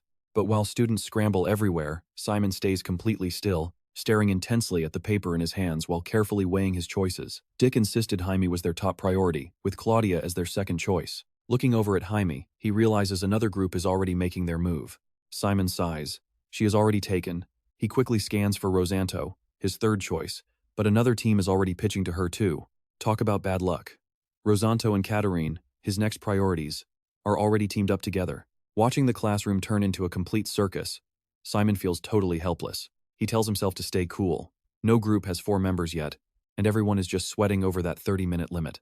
He jumps into action, cutting through the panicked crowd to analyze the situation. A theology specialist is crucial right now, and most groups already have 3 members with average scores. Reporters are watching every single move. Now, pay attention here, because this next choice is make or break. Simon's face goes cold as he locks onto a target. He walks straight toward a blue-haired girl sitting quietly with her arms crossed. With absolute confidence, Simon makes his pitch. Melon Vulan, join our team. Nearby students are completely stunned, their jaws hitting the floor. Did he seriously just ask Melon? Someone whispers. She is the only student with an average over 90. Melon looks him up and down, laughing in disbelief. You special admission kids think you own the place. That status just proves you have powerful connections backing you up. I only trust the cold hard facts right in front of me, she adds, freezing him out. You want me to team up with someone who has a 30 average score? Behind him, Dick holds his head like he got hit by lightning. But Simon does not flinch. I noticed you are quite skilled in summoning, he replies. That 80 is your only high score. This bold comeback sets off an instant wave of whispers around the room. You and I know that is incredibly bold, but Simon fires back that she is in the same boat. Melon is taken aback, her brow furrowing deeply as she argues that her scores are still way higher. I know, Simon replies, staring right into her eyes. So let us make a wager. Give me 1 month. I will beat your summoning score. If I fail, I will pack my bags and leave Kizen Academy. Melon stares at him in complete shock, totally thrown off. What did you say? She slams her hands down, leaping to her feet in absolute disbelief. You are completely out of your mind. Take that back before you totally humiliate yourself. But Simon remains absolutely calm. No, I only make promises that I know I can deliver. Melon freezes. A heavy silence fills the air before she slowly sits back down, staring down in deep thought. She must protect her spot at the very top of the class this semester, and her biggest obstacle is Hector. Imagining his face, she steels her resolve. She can beat him in written exams, but practical combat and performance are totally different stories. To take him down, she absolutely must win this project. Tapping her fingers on the table, she realizes she needs a summoning expert, which is her only real weak point. Naturally, her mind drifts to the top special admission student, Simon Valencia. He actually beat Hector without even attending classes. Turning her head slightly, she lets out a sigh. Should she look for a safer bet with 80 summoning points? Or risk it on the wild card who already beat Hector? It is a classic academy gamble. Standing up with a deep breath, Melon demands to know if he means what he said. "Are you absolutely sure you will keep your promise?" she asks. Simon meets her gaze with unwavering confidence. "I will keep my word no matter what," he replies, extending his hand out to her. Melon stands there staring at his open hand. But in the end, she decides to take the ultimate gamble. She firmly shakes his hand and agrees to join up with his team. Dick hugs Simon in sheer joy, calling him a genius. "Trust me, you and I are about to see things get wild." "How in the world did you convince Mylan to join?" She looked startled, asking, "Wait, who are you?" But Simon simply replied, "He's also a member of our team. I did just invite you to join our team, after all." Simon grinned cheekily and gave her a confident thumbs up. "Don't worry, we have a D rank and an S rank in theology and dark arts. Trust me, you and I are in for a wild ride." Talk about a perfect start. Malin felt like she had just been thoroughly tricked, covering her face in total defeat. "Oh, good grief." She pointed at them with a deep frown and finally conceded. "Fine. I'll do my best. But I won't forgive you if you dare hold me back. Especially you." The so-called deadweight frowned and grumbled. "Deadweight? That's a bit harsh." Simon wisely didn't get involved in their little squabble, staying safely on the sidelines. He let out a nervous laugh instead. Meanwhile, over at the Kizen notice board, the class scores were finally posted. Theology, 40. Hematology, 60. Dark arts, 70. Toxicology, 67. Summoning, 80. Combat magic, 69. Spirit studies, a mere 8. And defense against holy power at 81. The students were deep in discussion. "You said dark arts is covered, right? In that case, I'll take responsibility for the theology course, since we need to distribute our subjects." Malin Valen turned to Rick Hayward with a serious expression, continuing, "But first, tell me what you scored in dark arts." He confidently reeled off his grades. "My average is 70, with dark arts sitting at 74. Hearing this, Malin nodded with satisfaction. "That's not half bad, Rick." Rick casually slung an arm around Simon Palentia's shoulders, raising his other hand to tease the girl in front of them. "You're being a little picky, don't you think? Who should we recruit for our final spot? Just say the word and I'll find them. Watch closely, because she's about to make a tough choice." "Well, I excel at everything, so it doesn't matter much." But before she could finish, Rick cut her off impatiently. "Come on, you have to pick someone." Malin proudly crossed her arms over her chest, reluctantly stating her sole requirement. "If possible, I need someone who can handle hematology. It's incredibly time-consuming and involves complex calculations." Hearing her out, Rick immediately flashed an OK sign with his hand, cheerfully replying, "Hematology, you got it. Just wait right here. I'll be back in a flash. You two just sit tight and relax." With that, he bolted at lightning speed. Let's pause for a second. Mylan and Simon sitting together is a massive deal, and everyone's noticing. All the other students took notice and immediately began to whisper. Are those two really in the same group? The top special admission kid paired with the class rank 1 student? It's totally game over for the rest of us. But another student had a very different opinion. "I wouldn't be so sure. That special admission kid's scores aren't even that impressive for Kizen." In the awkward silence, Mylan was the first to speak up. "Hey." This startled Simon Palentia, who turned to her with a questioning look. She asked, "Your name is Simon Palentia, right? I've never heard that name before. Where is your family from?" Faced with the beautiful girl's direct question, Simon answered honestly, "I am the heir to a barony in the Baldwin Kingdom. My family governs the Les Hill region." "Baldwin, you say? I've heard of it." While Mylan was lost in thought, Simon took his turn to ask a question. "And what about you? What kind of family is the Valens?" She turned back to see his earnest expression, asking in complete disbelief, "Are you being serious right now?" "Yeah," he replied. She cracked a smug smile and pointed to herself, explaining, "I come from a very famous family with deep roots in the Ivory Tower."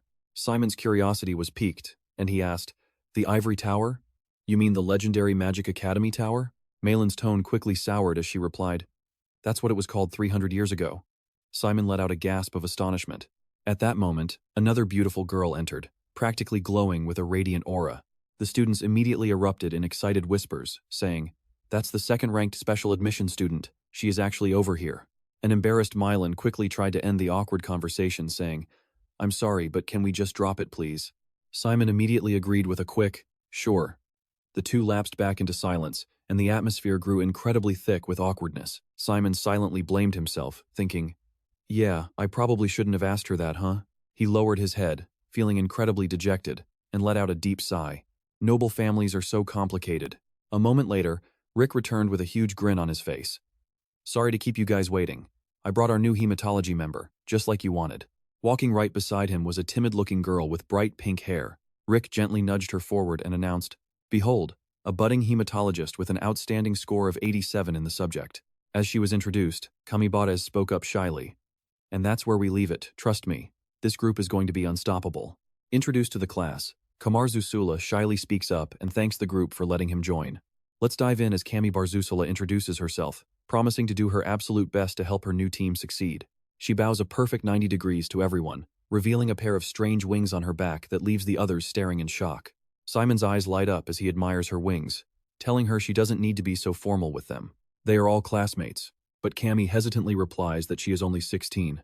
Dick quickly welcomes their new friend, chiming in that age is just a number, since they even have a 20-year-old in the group. Kami quickly relaxes, promising to remember that, right before Melon suddenly asks if she belongs to the Usella family. Wondering if she is the one, Kami truthfully confirms her identity. She is from the great vampire clan, the Usula family, making Dick yell out in pure excitement. A noble lady from the Usula clan of Kananai. Melon immediately shoots him an annoyed look, telling him to keep his voice down. Melon tells him to stop shouting since it is not that shocking, while Kami sits there stammering. She explains her mother was a commoner. Upon hearing this revelation, the entire group lets out a collective gasp, with Dick's disappointment being the most obvious.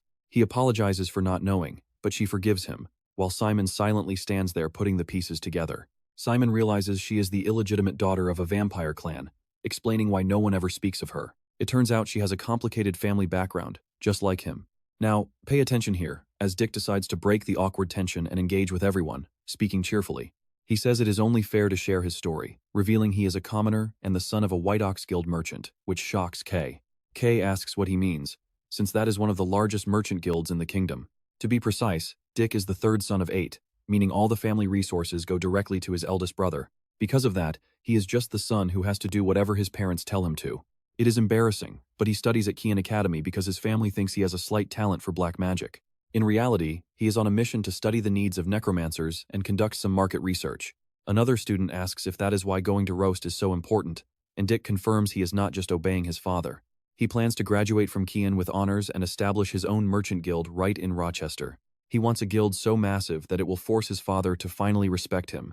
Dick speaks with fiery determination, while Simon watches with admiration, thinking how cool he is, though Melon remains cold. Melon sarcastically wishes him luck, but here is where it gets interesting when a mature-looking upperclassman suddenly interrupts them. The senior remarks on how well the group is getting along, and they realize he must be the teaching assistant.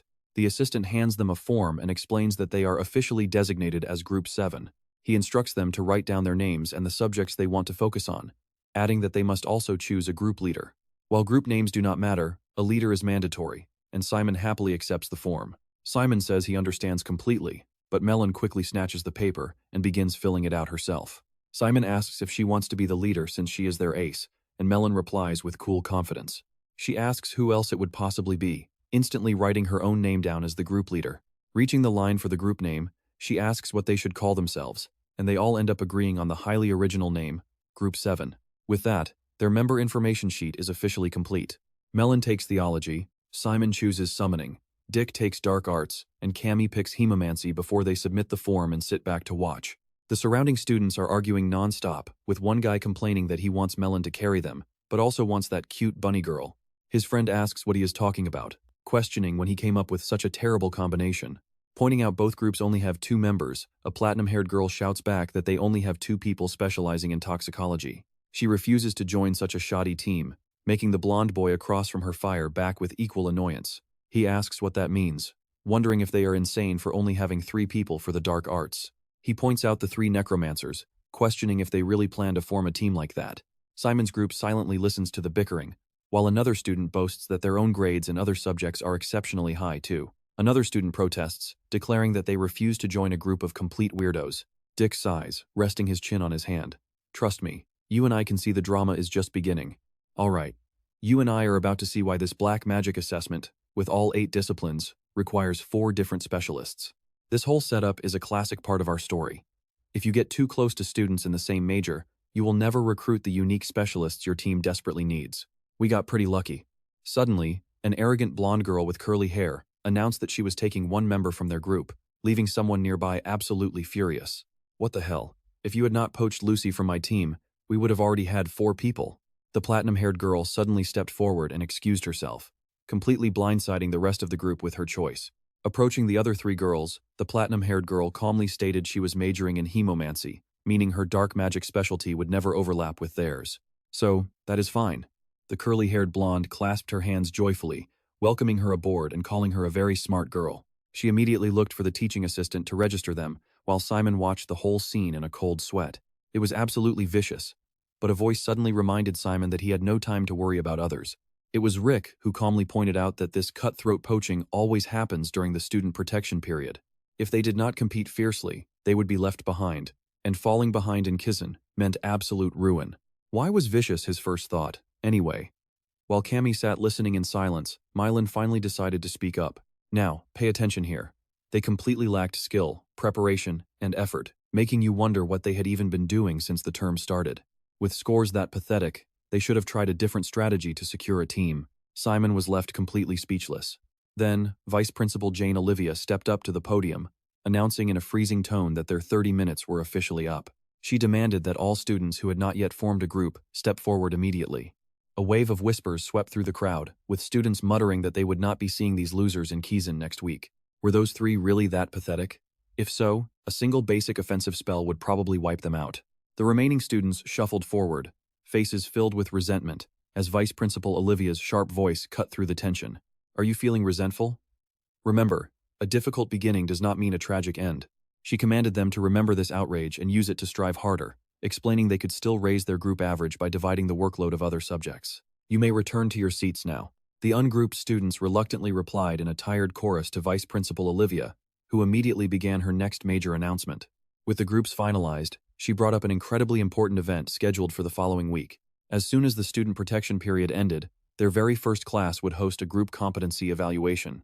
This is a classic trial for Kizen, requiring them to descend and battle a dangerous monster lurking deep down below. Simon's group listened with bated breath as the massive image of a colossal beast materialized right behind the vice principal. Olivia announced they would be fighting a cyclops, and the moment she said those words, the entire hall erupted in chaos. A cyclops? I know what you are thinking. Can a bunch of fresh rookies even dream of taking down a monster that strong? Vice Principal Olivia commanded silence, preparing to present the official rules of the trial. The teams had to descend into Kizen's dark subterranean dungeon and successfully subjugate a single cyclops. However, only one student from each team would be allowed to engage the beast in direct, physical combat. The remaining 3 members had to stay in a fixed position, focused entirely on supporting their main fighter and weakening the monster from afar. Naturally, debilitating debuffs like exhaustion spells and blinding hexes were fully permitted for the support roles. The same applied to blood loss curses from hemomancy and deadly poisoning techniques learned in potions class. While summoning undead was a valid strategy, the direct casting of offensive spells by any support members was strictly prohibited during the entire battle. They could check the provided documents for more detailed regulations. Hearing this, Rick stroked his chin with a worried frown, while Cammy just continued to listen with her usual innocence. The chosen vanguard would be equipped with a vest enchanted with a highly powerful defensive charm. Vice Principal Jane Olivia explained they would be graded on successfully defeating the Cyclops, their speed, overall combat stability, and team synergy. They would also judge their overall creativity and the sheer perfection of their execution of dark magic. Malin, on the other hand, looked incredibly excited as she meticulously scribbled down every single detail. With Simon's face set in pure determination, "Trust me, you and I are about to see just how far he will go to conquer this challenge." That's the explanation. Let's see what happens next. A female student immediately stood up with excitement. "I am Jamie Victoria, ma'am.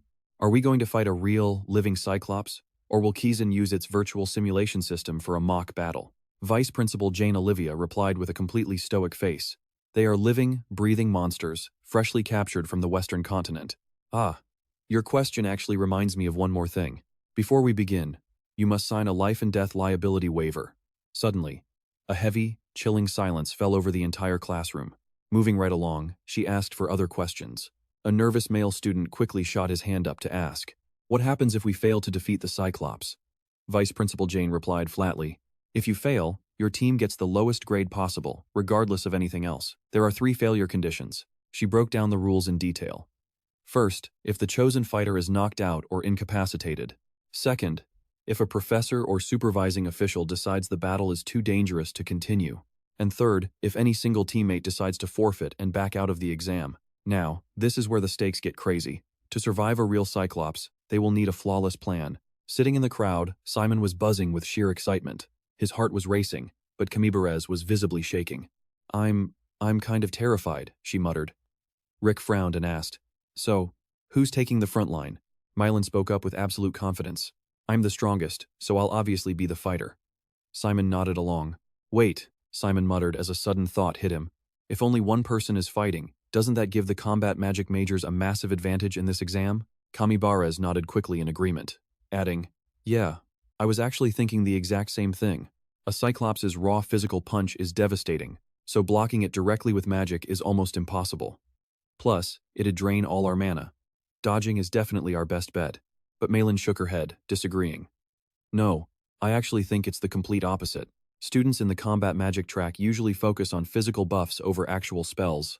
But think about a Cyclops' tough hide for a second. Do you really think physical strikes will do anything?" Leaning forward, Rick rested his chin on his hand. "She's right. Their skin is incredibly tough." Mylan then continued explaining her plan. "Even if you reinforce yourself with dark energy, you'll empty your reserves instantly." Hearing her perfect logic, Kamibarez had to admit she was right. "Let's see if Malin actually has a solid plan to take this beast down." Naturally, Malin answered with total pride. Up at the podium, Vice Principal Jane addressed the silent crowd. "It looks like there are no more questions," she said, laying out their schedule. "You have 3 basic black magic classes left before the exam. First, each group must present their hunting strategy. The second class is a virtual simulation for hands-on practice, and the third class next week is the actual combat. Use the rest of this class period to discuss your plans with your group. If any other questions come up, just stand up and ask." Rick leaned forward with curiosity. "So, what's this amazing strategy?" Malin began detailing her strategy. "Listen closely," she said, summoning a bright yellow magic circle. "This is basic black magic," she explained. With a quick snap of her fingers, Mylan conjured a burst of dark fire. "This should easily do the trick, right?" Seeing her spell, Rick was totally hyped. "Whoa, you already mastered that spell?" Simon's eyes sparkled with pure admiration. "That's amazing, Mylan." She pulled her hand back, extinguishing the flame, and enthusiastically kept going. "Now, here's how we do this. First, I'll engage the Cyclops directly and burn it down with my dark fire. You 3 will back me up. All you need to do is cast exhaustion curses to slow it down.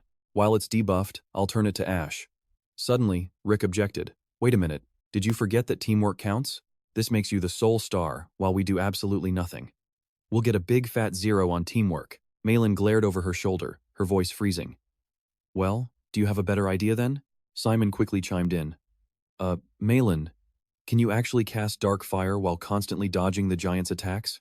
"Of course I can. Why are you asking?" Malin sniffed. Rick chimed in with a sarcastic grin. "Because we're worried you can't. Remember when you couldn't even finish the valley run? Trust me, this is about to get messy. Trust me." That comment totally flustered Melon. "Sure, but if your curse actually worked, I wouldn't need to dodge." Dick stood up abruptly and snapped back, saying curses aren't even their specialty. "You are the only divinity student in this group." Honestly, these 2 were seconds away from throwing hands. Sitting right beside them, Cammy frantically tried to intervene, begging them to stop. Suddenly, everyone froze. Simon, keeping his cool as always, broke the tension with a new idea. Summons are allowed, so he plans to distract the Cyclops. Meanwhile, Cammy and Dick need to use their respective majors to provide whatever support they can manage. He laid out this new strategy clearly, feeling like a scene straight out of a manhwa. First, he asks Cammy what she can do with hematology. She just offers a soft smile and explains that since blood magic focuses on fluid patterns, she should probably just focus on casting support spells. Simon then turns to the final team member, Dick, asking for his input. Dick just slumps onto his desk with a heavy sigh, dejectedly admitting there is not much he can do besides practicing his depletion curse all week. Right then, Vice Principal Olivia's voice cuts through from the front podium. "Watch closely, because they only have until next class to prep a 10-minute presentation. It needs to detail everyone's role and any magical summons they will bring. With class dismissed, the students respond in perfect unison. Thanking the teacher, Dick leans back with his hands behind his head, watching Simon and thinking to himself, the guy is surprisingly sharp and easily smooths over any problem. He naturally guides the group while making sure his own ideas get heard. Honestly, it makes him a bit jealous. That has to be why he got in through special admission. Soon, Dick's thoughts begin to drift. Sprinting up from behind, he throws his arms around Simon and Cammy. He hypes up today's lunch special, hamburger steak. Since they are limited edition, he urges them to hurry. Meanwhile, a left-behind Melon screams in pure frustration. She demands they wait up, completely insulted that they would be cruel enough to just ditch her like that. They get to feast on steak while she gets nothing.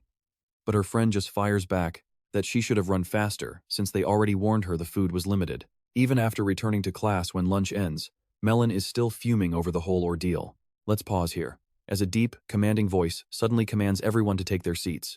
The figure on the stage scans the room before asking which class he is addressing today. A student responds that this is Class A, and the old man nods, realizing it is his first time here. With hands visibly shaking from old age, the fragile man introduces himself as Lang Chosham, their instructor for the potions class. Professor Lang Chos is the designated potions teacher for all first-year students. Telling everyone to open their books to page 1, he explains that the art of potions is about far more than just handling deadly toxins. But in the audience, nearly half the class is already nodding off during this typical academy lecture. They groan at how boring it is, while the professor's slow voice drones on like a hypnotic lullaby. He explains they must learn to properly combine and balance countless chemical solutions. Completely absorbed in his work, Lang Chos continues lecturing on how creating chemical changes is the true essence of this field. He decides they will brew a low-grade poison today, leaving the students looking at each other in utter confusion. He warns that correctly brewing this poison requires measuring every single ingredient with absolute precision. But before he can even finish his sentence, the professor suddenly coughs up a huge mouthful of blood. The class panics, screaming for the professor, while one student tells him he has pushed himself way too hard. They offer to handle the lab work so he can rest, but Lang Chos struggles to force out his next words. He insists on teaching, but another instructor suddenly enters the room and offers to take over the class. The frail professor finally steps down from the podium, quietly thanking his colleague. This is Francesca Bellman, his teaching assistant. Clutching a heavy book, she stands frozen on the podium for a very long moment. You and I both know those sleeping students are toast. Francesca's face darkens as she stares down at the slackers, and she suddenly hurls the book straight at a sleeping student's head. The book flies like a deadly arrow, zipping right past Simon's face and kicking up a sudden gust of wind. Suddenly, Francesca Bellman slams her hand down with a loud bang, roaring for everyone to wake up. Glaring down at the dazed, drooling students, she furiously demands to know how they dare to be so incredibly insolent in her presence. Terrified by her intense presence, the Class A students immediately snap to attention. With their spines ramrod straight, Francesca continues her angry tirade, demanding why they are sleeping during class instead of paying attention. She asks how they can call themselves Kizen students while being so completely undisciplined. With an incredibly stern expression, Francesca reminds them that they should never forget basic courtesy. The class shouts yes in perfect unison as she begins to formally introduce herself. She announces she is Francesca Bellman, the assistant teacher taking over the class for today. She tells them they will be brewing low-grade poison, ordering them to put books away. Instantly, magical equipment and dangerous chemical reagents appear right on top of every student's desk. Simon and Rick look on with curiosity, carefully examining these strange, unfamiliar tools. The teaching assistant explains that successfully brewing a low-grade poison is not about strict measurements or following a rigid sequence. Instead, success relies entirely on the brewer's split-second adaptability. She instructs everyone to light their cauldrons, wait for it to boil, and then throw in the salamander and barley powder. Suddenly, a student named Marin raises her hand to ask a question. Asking how much to put in, Francesca nonchalantly replies that the exact amount does not matter, so just trust your gut. With that, the students immediately start dumping their ingredients into the boiling cauldrons. Now, pay attention here, because this is where the lesson gets incredibly chaotic. A foul, overwhelming stench hits Simon right in the face, making his head spin. While Simon gags on the horrific smell, Rick watches with absolute fascination as his friend's potion turns green. Francesca then calls out, ordering anyone whose cauldron is releasing blue smoke to raise their hand. Rick instantly shoots his hand up, as the assistant explains that blue smoke means they successfully made a paralyzing poison. She then asks who has green smoke, and a massive wave of students raise their hands. She explains that their mixture will cause severe headaches and vivid hallucinations. This specific poison is incredibly useful when going head-to-head against rival mages or necromancers. Hearing this, Simon is absolutely blown away by how practical and dangerous these academy classes are. If you are thinking this academy is intense, you are totally right. Francesca boasts that these secret methods are never found in textbooks. She orders everyone with green smoke to take off their heavy coats and hang them over their chairs. As other assistants bring more ingredients, Francesca walks over to a student and speaks in a clear, commanding voice. She tells everyone to notice the thin layer of oil forming on top of their cauldrons. She explains that they must skim it off with spoons, as those fatty acids will weaken the potion. She instructs them to remove as much as possible, then start stirring the boiling mixture continuously. They must keep stirring until the liquid thickens, but she warns them to be extremely careful. If the flame gets too hot, the potion will solidify, so they must watch the fire closely. One panicked student suddenly raises their hand, asking if it is bad that their potion turned bright yellow. To their surprise, Francesca praises them, explaining that yellow means peak quality. "Trust me, you and I need to see what comes next. All right, you and I are back at the academy." A potion of that caliber could sell in Rochester, making students gasp. "Whoa, that is amazing. So cool." Then another student piped up, "Look, my potion smoke just turned from blue to green." Francesca Bellman calmly responded, "It seems the ingredients at the bottom of your cauldron have surfaced, altering its effects." She then quickly turned to her assistants. "Could you please provide this student with some extra ingredients?" Suddenly, Dex leaned in and whispered to Simon, "Hey, Simon, I think I finally get why Professor Lang can keep teaching at this academy. It is because his teaching assistant is incredibly talented, right?" Simon simply nodded in complete agreement. Overhearing their whispers, Francesca Bellman turned and asked, "Is there a problem?" Simon quickly replied, "Oh, no, it is nothing at all." A moment later, he carefully poured his finished potion into a small, eye-catching glass vial. Dex held up his own vial, suggesting, "Simon, do you think we should bring this to our upcoming fight against the Cyclops? Let's dive in." Simon wanted to use every advantage possible, his face lighting up, but Mylan was skeptical. But their resident pragmatist coldly cut in, calling it a terrible idea. He explained that this low-grade poison does absolutely nothing to medium or large-sized monsters. Since a Cyclops is a medium-sized monster, this entire brew is completely useless, and the harsh reality left Rick running a hand through his hair in frustration. Oh man, it really is totally useless. But in a classic twist, Simon's eyes suddenly went wide as if he had just made an absolutely incredible discovery. While staring intently at the textbook page, he realized this potion required leek mushrooms, and a truly unbelievable memory suddenly surfaced in Simon's mind. It was the same kind his mother used to cook. Simon quickly called out to Mylan, who turned to ask what was up. But when Malin saw exactly what he was pointing at, she was left looking completely stunned. Excitement rushed over her face as she asked what page it was, with Simon calmly replying page 254. The other two teammates were left totally lost, with giant question marks practically floating above their heads. But when Cammy saw the page, her expression shifted. Gasping that it was indeed that specific one, Malin confirmed it, telling Simon she believed it would actually work, assuming they could successfully brew the recipe. Now watch closely as she points her finger to a complex line of text, making them both ask if it is for real. This poison temporarily paralyzes tendons and causes muscle contractions, with Mylan excitedly calling it nervy. It is a neurotoxin that weakens the target's muscles. According to the textbook, it is highly effective against medium-sized monsters at level 3 or higher. So utilizing this recipe should definitely slow down their massive Cyclops. Rick whistled in appreciation, noting it would be perfect for amplifying an exhaustion charm. Malin studied the page, noting it must either be ingested or applied directly to an open wound. They could simply wound the Cyclops first, then throw the vial of poison directly onto the injury. With everyone fully on board, they realized they could easily use a summoned beast to inflict the initial wound and then throw the potion directly at it. That was a great plan, so they decided to try brewing it immediately. They could reserve a lab spot to access the cauldrons, but the only issue now was the ingredients. Cammy softly noted they could find basic ingredients like leek mushrooms, slime blood, and silk grapes right here in Kizen. However, the other 3 ingredients would be tough to find, but Rick confidently clicked his tongue. You and I both know Rokaheim is quite dangerous, but Rick confidently offered to go find everything, leaving Simon completely shocked. Rick confidently agreed, suggesting they start right away and promising to head to Rokaheim right after their classes ended. Simon volunteered to help, realizing he could get one of the ingredients himself, making them ask which one. Pointing to the mushroom picture, he explained it was a leek mushroom, which he had seen countless times back home and right here in Kizen. The group grew curious, asking if they really grew in the Forbidden Forest. Hearing this, the group froze in sheer shock, staring at him with wide eyes as Rick flailed his arms, demanding how he knew that. He frantically asked if Simon was seriously planning on sneaking into the dangerous Forbidden Forest. Simon calmly assured them that everything would be completely fine and fast, since these mushrooms grow right near the forest entrance. Besides, since Rick was taking a massive risk going to Rokaheim, Simon felt he had to do his part for the team. This left Rick completely speechless, but Simon confidently pressed on.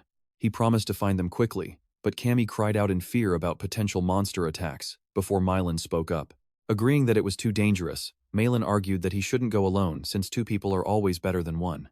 Seeing her point, Simon suggested they go together, but agreed they would escape immediately if they ran into any real danger. Hearing him lay down the rules, Mylan scoffed with a hint of annoyance, as if they needed to be told that, so Simon quickly divided the remaining tasks. Rick would gather the slime blood and silk resin, while Malin secured the basic ingredients and reserved their lab spot. Meanwhile, Cammy and Simon would go retrieve the leek mushrooms, planning for everyone to meet back at the lab that evening. It was an absolutely perfect plan that everyone agreed on, but high up in the lecture hall seats, now pay attention, because a mysterious cloaked figure was watching Simon's group, clearly planning some serious trouble for them. Only half his face was visible as he flashed a sinister smirk, plotting his next move. Class is officially dismissed, and you and I are jumping right into the action as the students scramble out.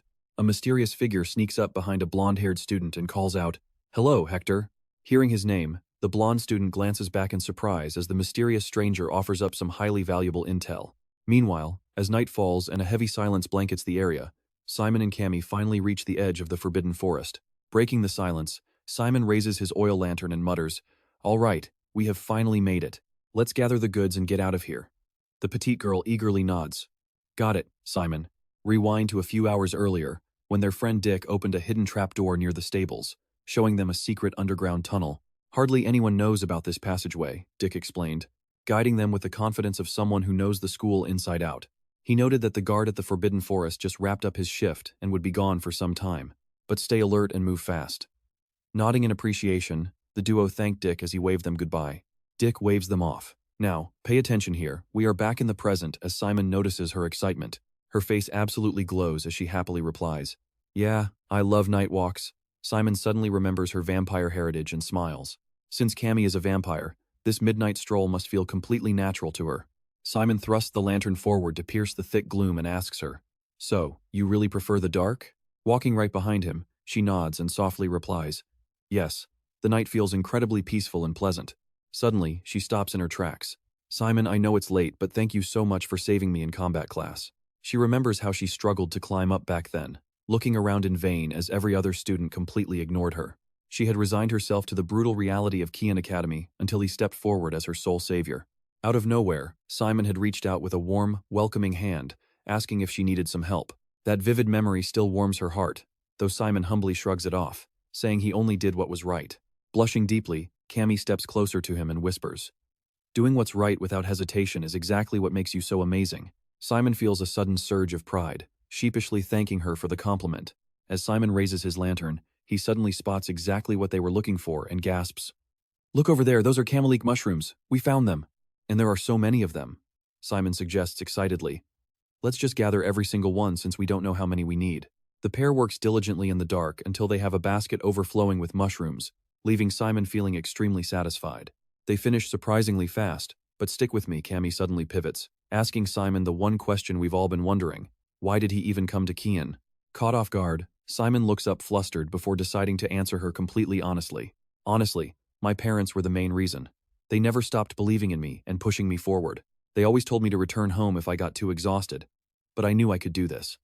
Since arriving, I've found my own goals." Standing tall with pride, Simon declares that studying the art of summoning has made him dead serious about becoming a powerful necromancer. After opening up about his dream, Simon turns the same question back to her. "What about you, Cammy?" But before she can reply, heavy footsteps suddenly echo from the dark woods nearby. They are getting close. Instantly, Simon grabs Cammy's hand and pulls her into a run, whispering to quickly hide.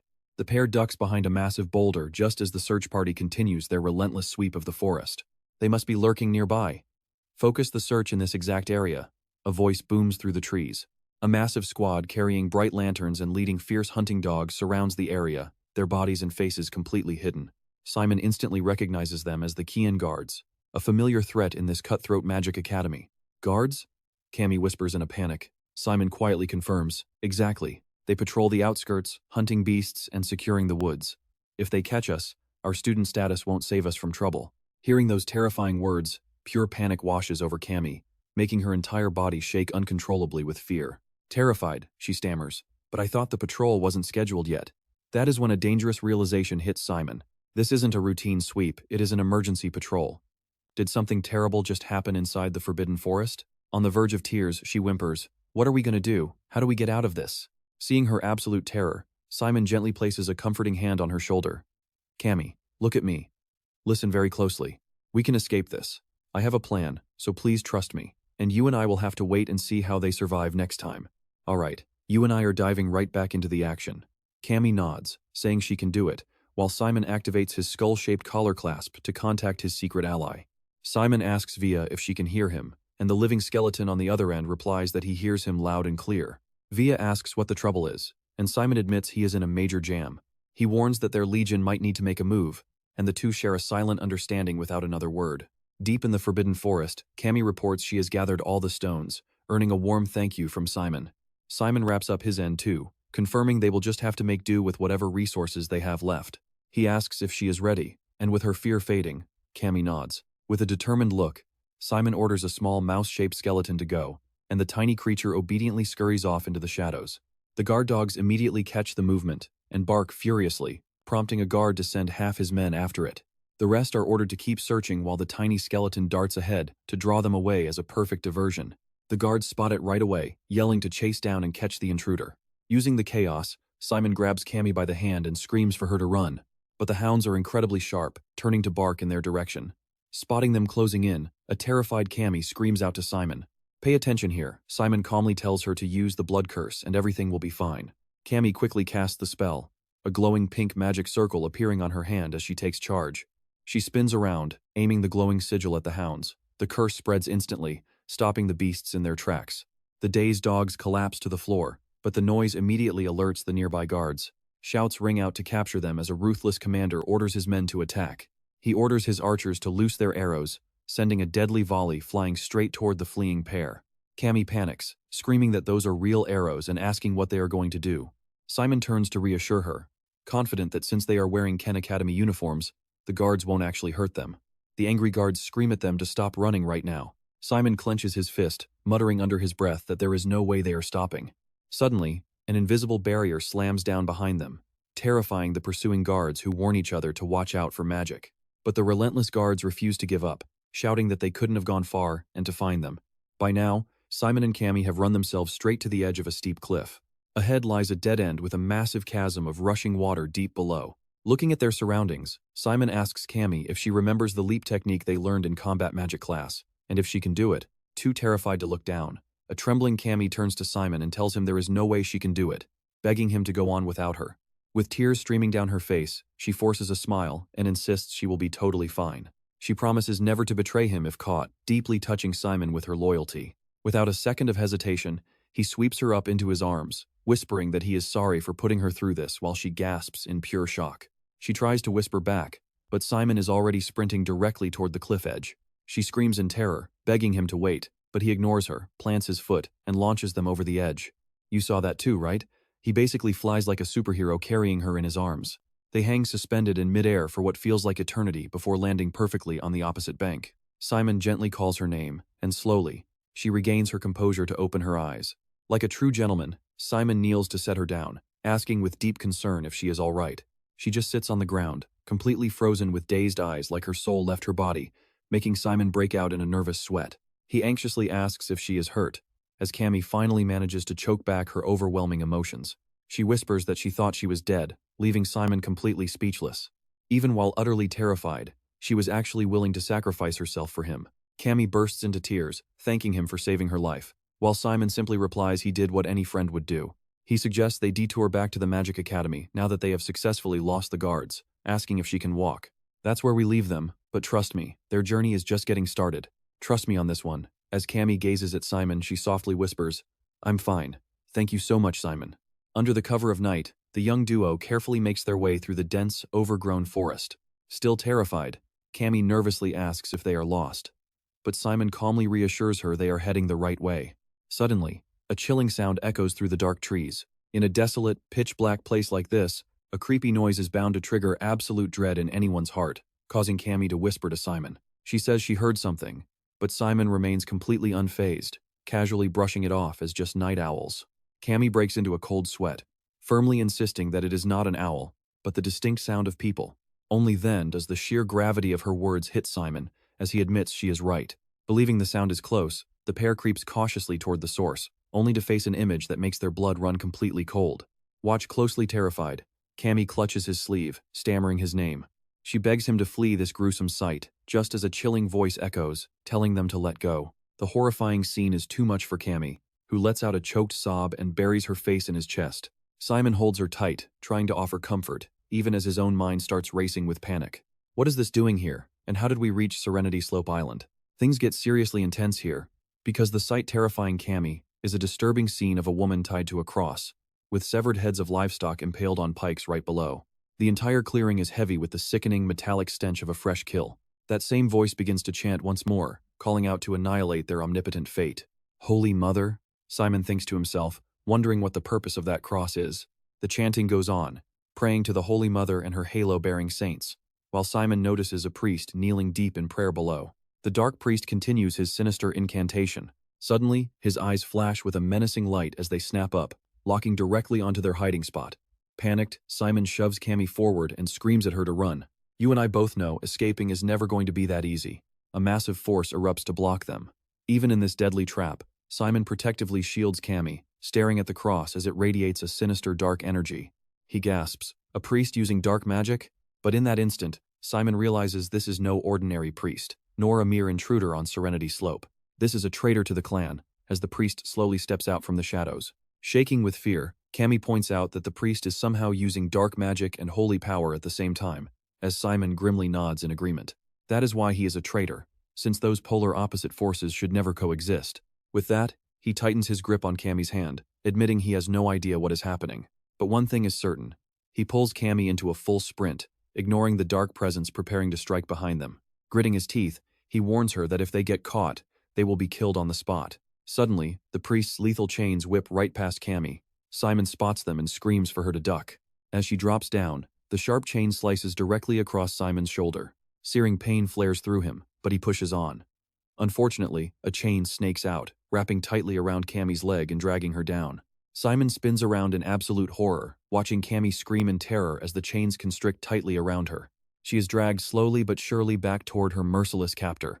With a sharp flick of his wrist, the priest yanks the chain, sending Cammy flying and slamming her against a tree, binding her with merciless force. The mysterious, cloaked monster remains completely silent, keeping his true identity hidden from view.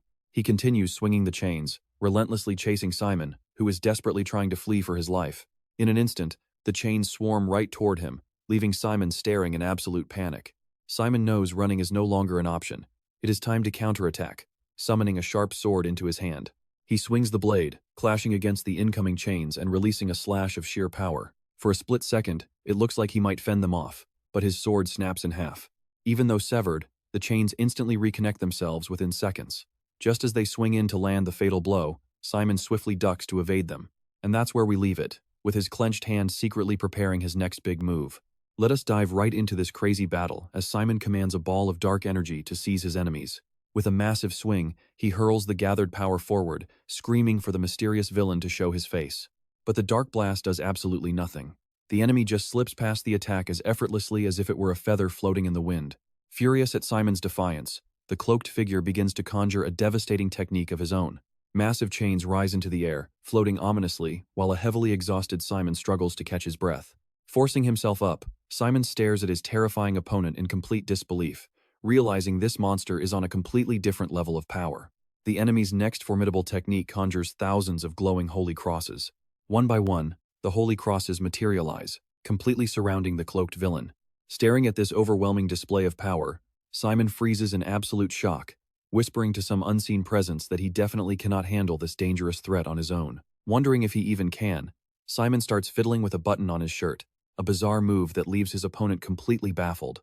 And trust me, inside that exact button, which is shaped like a human skull, a powerful soul lies trapped. Instantly, that very soul erupts with a violent gust of wind, revealing a massive, terrifying skeletal beast who asks if the young boy is actually doing all right. Warning Simon that he is no match. The spirit demands he step aside while the heavily panting boy agrees. Simon weakly gasps that he knows. while the dark soul, named Fia, flashes a vicious grin. The monster roars about how long it has been since a real fight, right before a massive explosion rips through the air. Grabbing his chance, Simon rushes over to scoop Cammy up, frantically asking if she is still conscious or hurt. She remains passed out, but Simon sighs in relief when he realizes she has avoided any life-threatening injuries. Throwing her over his shoulder, Simon quickly checks in on his spectral ally, asking Fia how the battle is going. Fia warns him that this opponent is a monster who wields master-level dark energy with insane precision. He delivers this news with absolute manic joy, loving every second of this intense Magic Academy power struggle. Fia laments that a sealed power is holding him back, but during the chaos, Simon suddenly pitches a wild plan. Simon shouts that he has a brilliant strategy and needs the spirit to follow his lead. Hearing this, Fia bursts into a wicked laugh, noting that as Richard's son, Simon definitely inherited some brilliant tactical minds. And pay attention here, because Fia immediately unleashes a massive, earth-shaking shockwave. Even from a safe distance, Simon is nearly knocked off his feet by the sheer pressure. Suddenly, enemy hounds are released, their fierce barking echoing through the dark forest as Simon carries Cammy. Despite being battered and bruised, the two manage to outrun the guards and the corrupt priest. Feeling an immense wave of relief, they celebrate their successful escape right before Fia quietly materializes from the deep, dark shadows directly behind them. The spirit praises Simon for tricking the guards, but Simon only cares about whether his spectral friend is okay. Fia shrugs it off, pointing out that the unconscious girl requires urgent medical attention far more than he ever will. Simon gasps in realization, remembering that Cammy has been slung over his back since the intense fight. She has taken a lot of damage, leaving our main character deeply worried for her safety. Seeing them struggle, Fia grabs Simon by his collar and hoists him up, telling him not to worry. Simon is totally flabbergasted, his jaw dropping as he asks if the dark spirit can actually heal wounds. The giant entity effortlessly tosses Simon onto his shoulder, while gently cradling the unconscious Cammy in his other arm. Fia proudly explains that while he cannot perform healing magic, he can get them out of this forest instantly. A bewildered Simon asks how on earth he plans to do that. But before he can even finish, Fia suddenly takes off, giving the poor kid the absolute ride of his life as he bolts out of the forest while laughing hysterically. Cackling to hold on tight, the massive beast leaves a trail of white smoke in his wake, leaving poor Simon screaming in pure, unadulterated terror. Reaching safety, the massive dark spirit finally sets both Simon and Cammy back down. Ordering them to walk the remaining distance, Fia suddenly stops to thoughtfully rub his chin, sensing something strange nearby. He warns that this entire area is heavily saturated with detection magic, and it seems to be hunting for his presence. Advising against pushing any further, the tired boy gently holds Cammy in his arms, his messy hair framing a weak but deeply grateful smile. He thanks Fia for saving them, and let's hope their luck holds out. Now, stick with me because his dangerous job is finally done. Pierre turned, waved goodbye to Simon, and prepared to leave, saying, "We just made a deal, Afan, so do not go dying on me now. Stay safe, partner." Simon watched him vanish into the night, murmuring, "Take care, you two." He then glanced down at the battered, bloodied Cammy cradled in his arms, his mind racing. What should he do next? Retroceding their steps was easy, but she was in no condition to walk. Where could he get her injuries treated? People will definitely ask questions if they see her in this state. Taking her to the official school clinic was too risky. If word got out, they were done. Worse, that hostile priest probably saw their faces and understood the betrayal.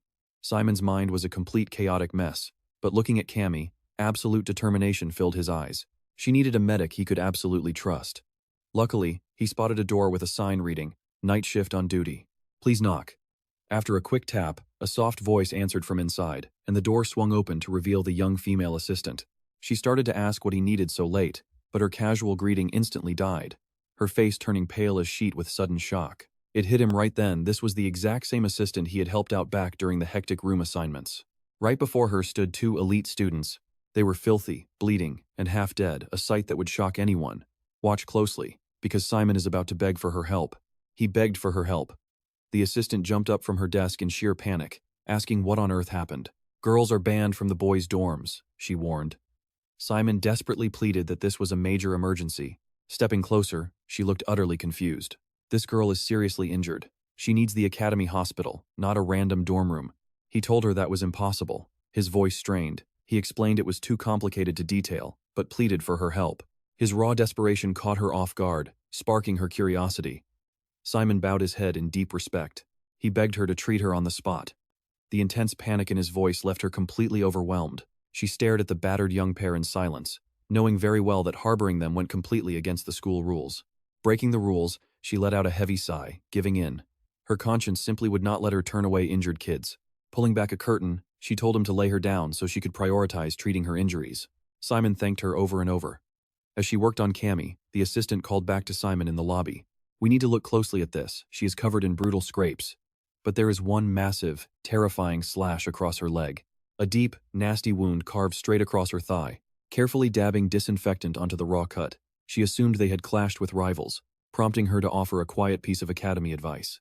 If you want to clash with other students, at least do it when the school protection laws are active. I have learned a hard truth here. The kids at Kizen will play dirty and do absolutely anything to survive, no matter who gets hurt in the process. Hearing that, Simon clenched his fist tightly, stating firmly that they were not fighting. He apologized, explaining he could not reveal any more. Silence fell behind the curtain, but the assistant seemed somewhat relieved by his answer. Finishing up, she slid the curtain back and stepped out, saying she would not pry if he did not want to share. Now, let me see your injuries, she said, asking him to roll up his sleeve. Simon quietly complied.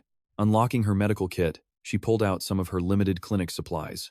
She did not know what kind of insane battle they went through, but keeping them alive was her top priority. You must stay healthy to have any hope of surviving Kizen, she said, wrapping his arm. You understand how dangerous this place is, right? Simon nodded silently, understanding completely. She then told him that the girl would recover just fine, promising to have a highly trusted female student watch over her. Simon bowed his head in immense gratitude. I will never forget your kindness and help tonight. Taken aback, she clutched her medical kit tightly before telling him she was glad to help, urging him to head back to his room. Simon stood up to leave, apologizing for the late disruption.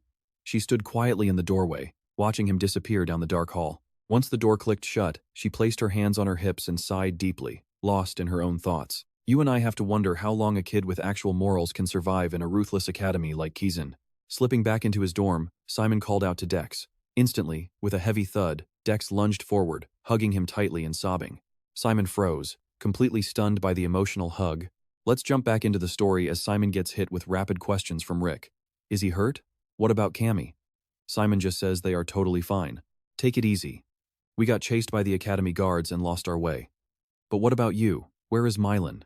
Rick drops to the floor, eyes tearing up as he explains his own nightmare. The guards were hunting them down too, making it nearly impossible to sneak back inside. They do not usually patrol this late at night. I already met with Mylan and told her about the campus guards. She actually suggested we delay brewing the potion until tomorrow. Hearing this, Simon looks incredibly guilty and hesitant, asking if she stayed up all night waiting around for their return. Rick explains that when he saw Mylan, she was just rubbing her chin looking worried.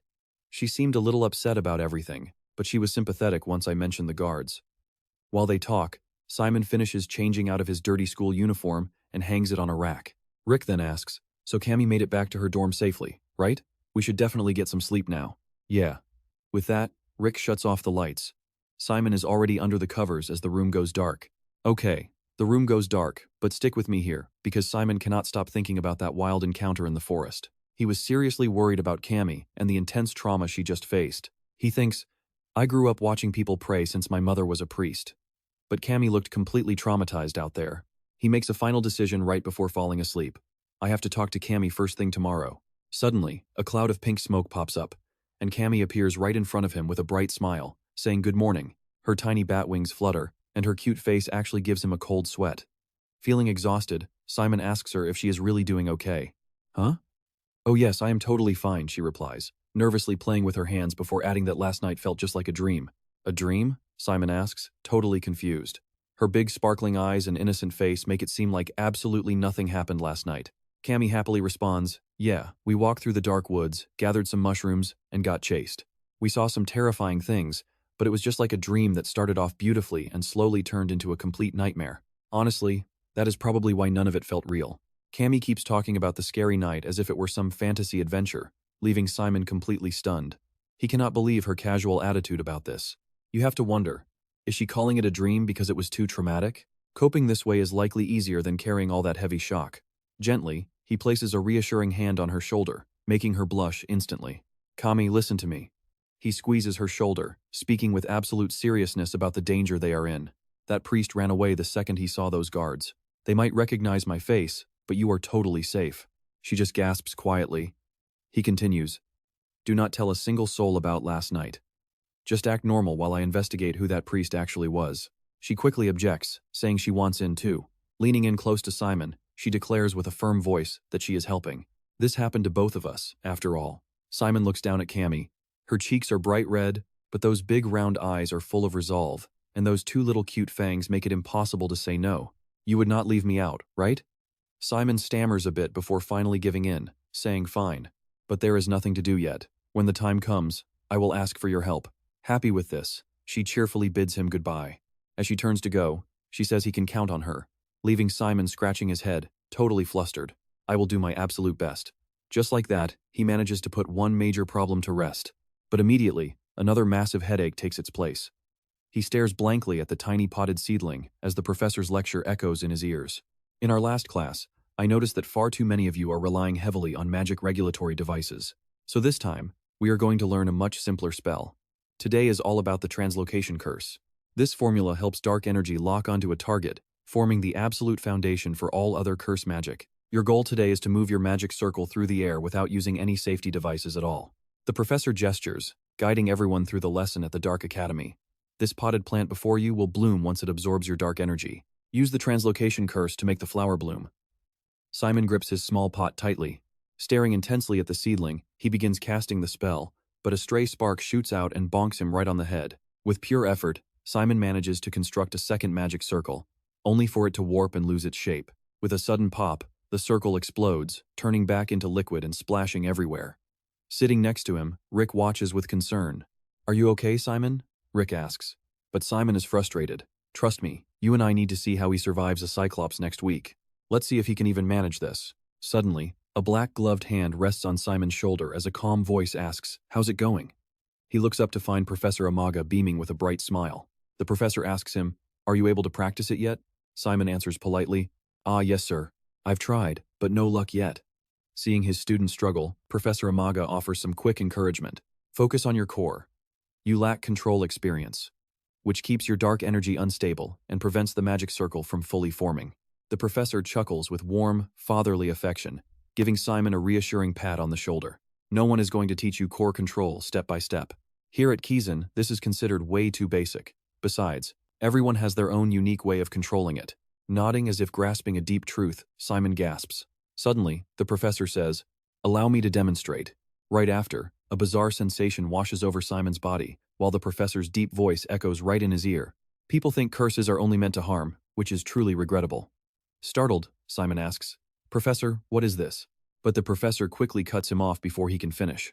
I'm using a sense-altering curse to amplify your perception. This way, curses can actually guide lost students at our academy to find their path. Now, focus completely. Take a deep breath and hold the surrounding mana inside your body. Now, you and I watch as Simon closes his eyes to focus and activate his core. Suddenly, he senses an unusual pattern in the mana flow. The professor gently asks, can you feel the difference? Your dark energy is unique. Just thinking about letting it out won't be enough. You need to develop your mana circuits. Forget about trying to change or modulate it. Instead, picture your core as a living beast. Soothe it to tame it, then let the dark energy radiate naturally. It feels like a massive revelation to Simon, who stares wide-eyed at his deep purple core. With the explanation fully finished, the professor smiles openly.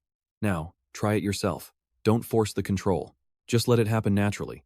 Simon nods respectfully. Yes, Professor. Simon closes his eyes to tap into his bluish-purple core. The professor praises him, saying, very good. You are doing excellent. Reducing the effect to 50%, the professor drops a tip. We should keep in mind, dark energy has its own muscle memory. If you repeat this flow hundreds or thousands of times, the dark energy will eventually begin repeating the movement completely on its own. This is classic training in any high-level magic system, making solid habits and constant practice absolutely vital. The professor then adds, since we have made it this far, let's try casting a curse. I will guide you, so there is no need to worry. Simon stares at the single potted plant, his heart racing with nervous energy. Knowing the professor is backing him up definitely eases his anxiety, making him feel secure. Leaning close to his ear, Amaga whispers, cast the magic circle your own way. Simon nods and obeys immediately. Yes, sir. He focuses to try one more time. The professor watches closely, guiding him along. Activate it now. Right then, the purple core flares up and explodes with energy. The small potted plant instantly bursts into full bloom, and then erupts into a massive, gorgeous flowering tree, leaving Simon and the entire class completely stunned and speechless. Amaga just smiles warmly, having expected this exact outcome, while the completely bewildered students frantically ask what just happened. This was exactly the demonstration he wanted to show them. Magnificent, isn't it? He asks, turning back to Simon. This is your specialty. Dumbfounded. Simon can only look back in confusion. Specialty? Amaga nods. Correct. I only helped you channel your massive power in a controlled way. What you just saw is a brief glimpse of your future potential. Your dark energy is truly unique, Simon Fentia. I hope you'll think deeply about the best way to develop this rare talent. What path will you choose? And how will you unlock its true power? Still completely amazed by his own ability, Simon speaks up. Professor, can you give me some feedback on that cast? Hearing this, Amaga pauses to reflect, giving a gentle smile as warm as a beautiful spring day.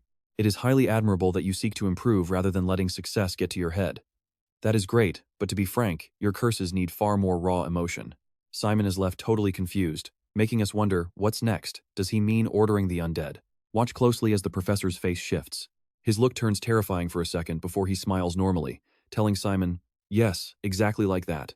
He pats Simon on the head, explaining that raw emotion is the key element in dark magic. Simon is totally shaken by that terrifying look, but he forces a smile and squeaks out a thank you. Inwardly, though, he is completely losing it, wondering what that was.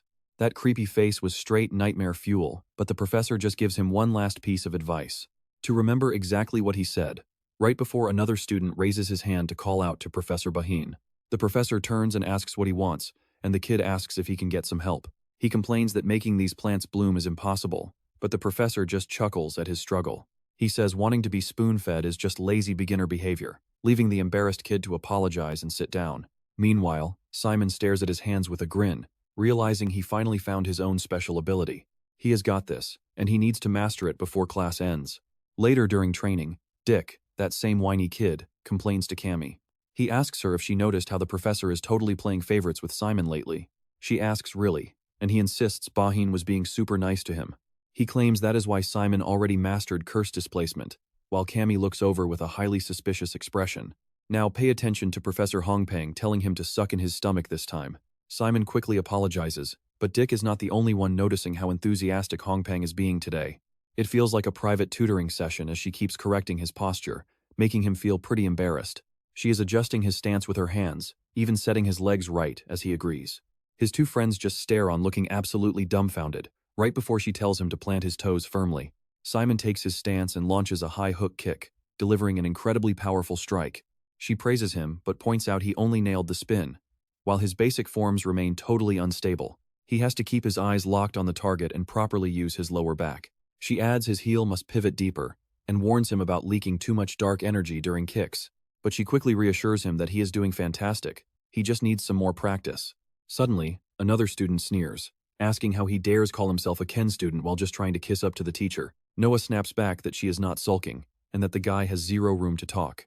After all, he is also labeled a troublemaker for breaking that exhaustion curse back then.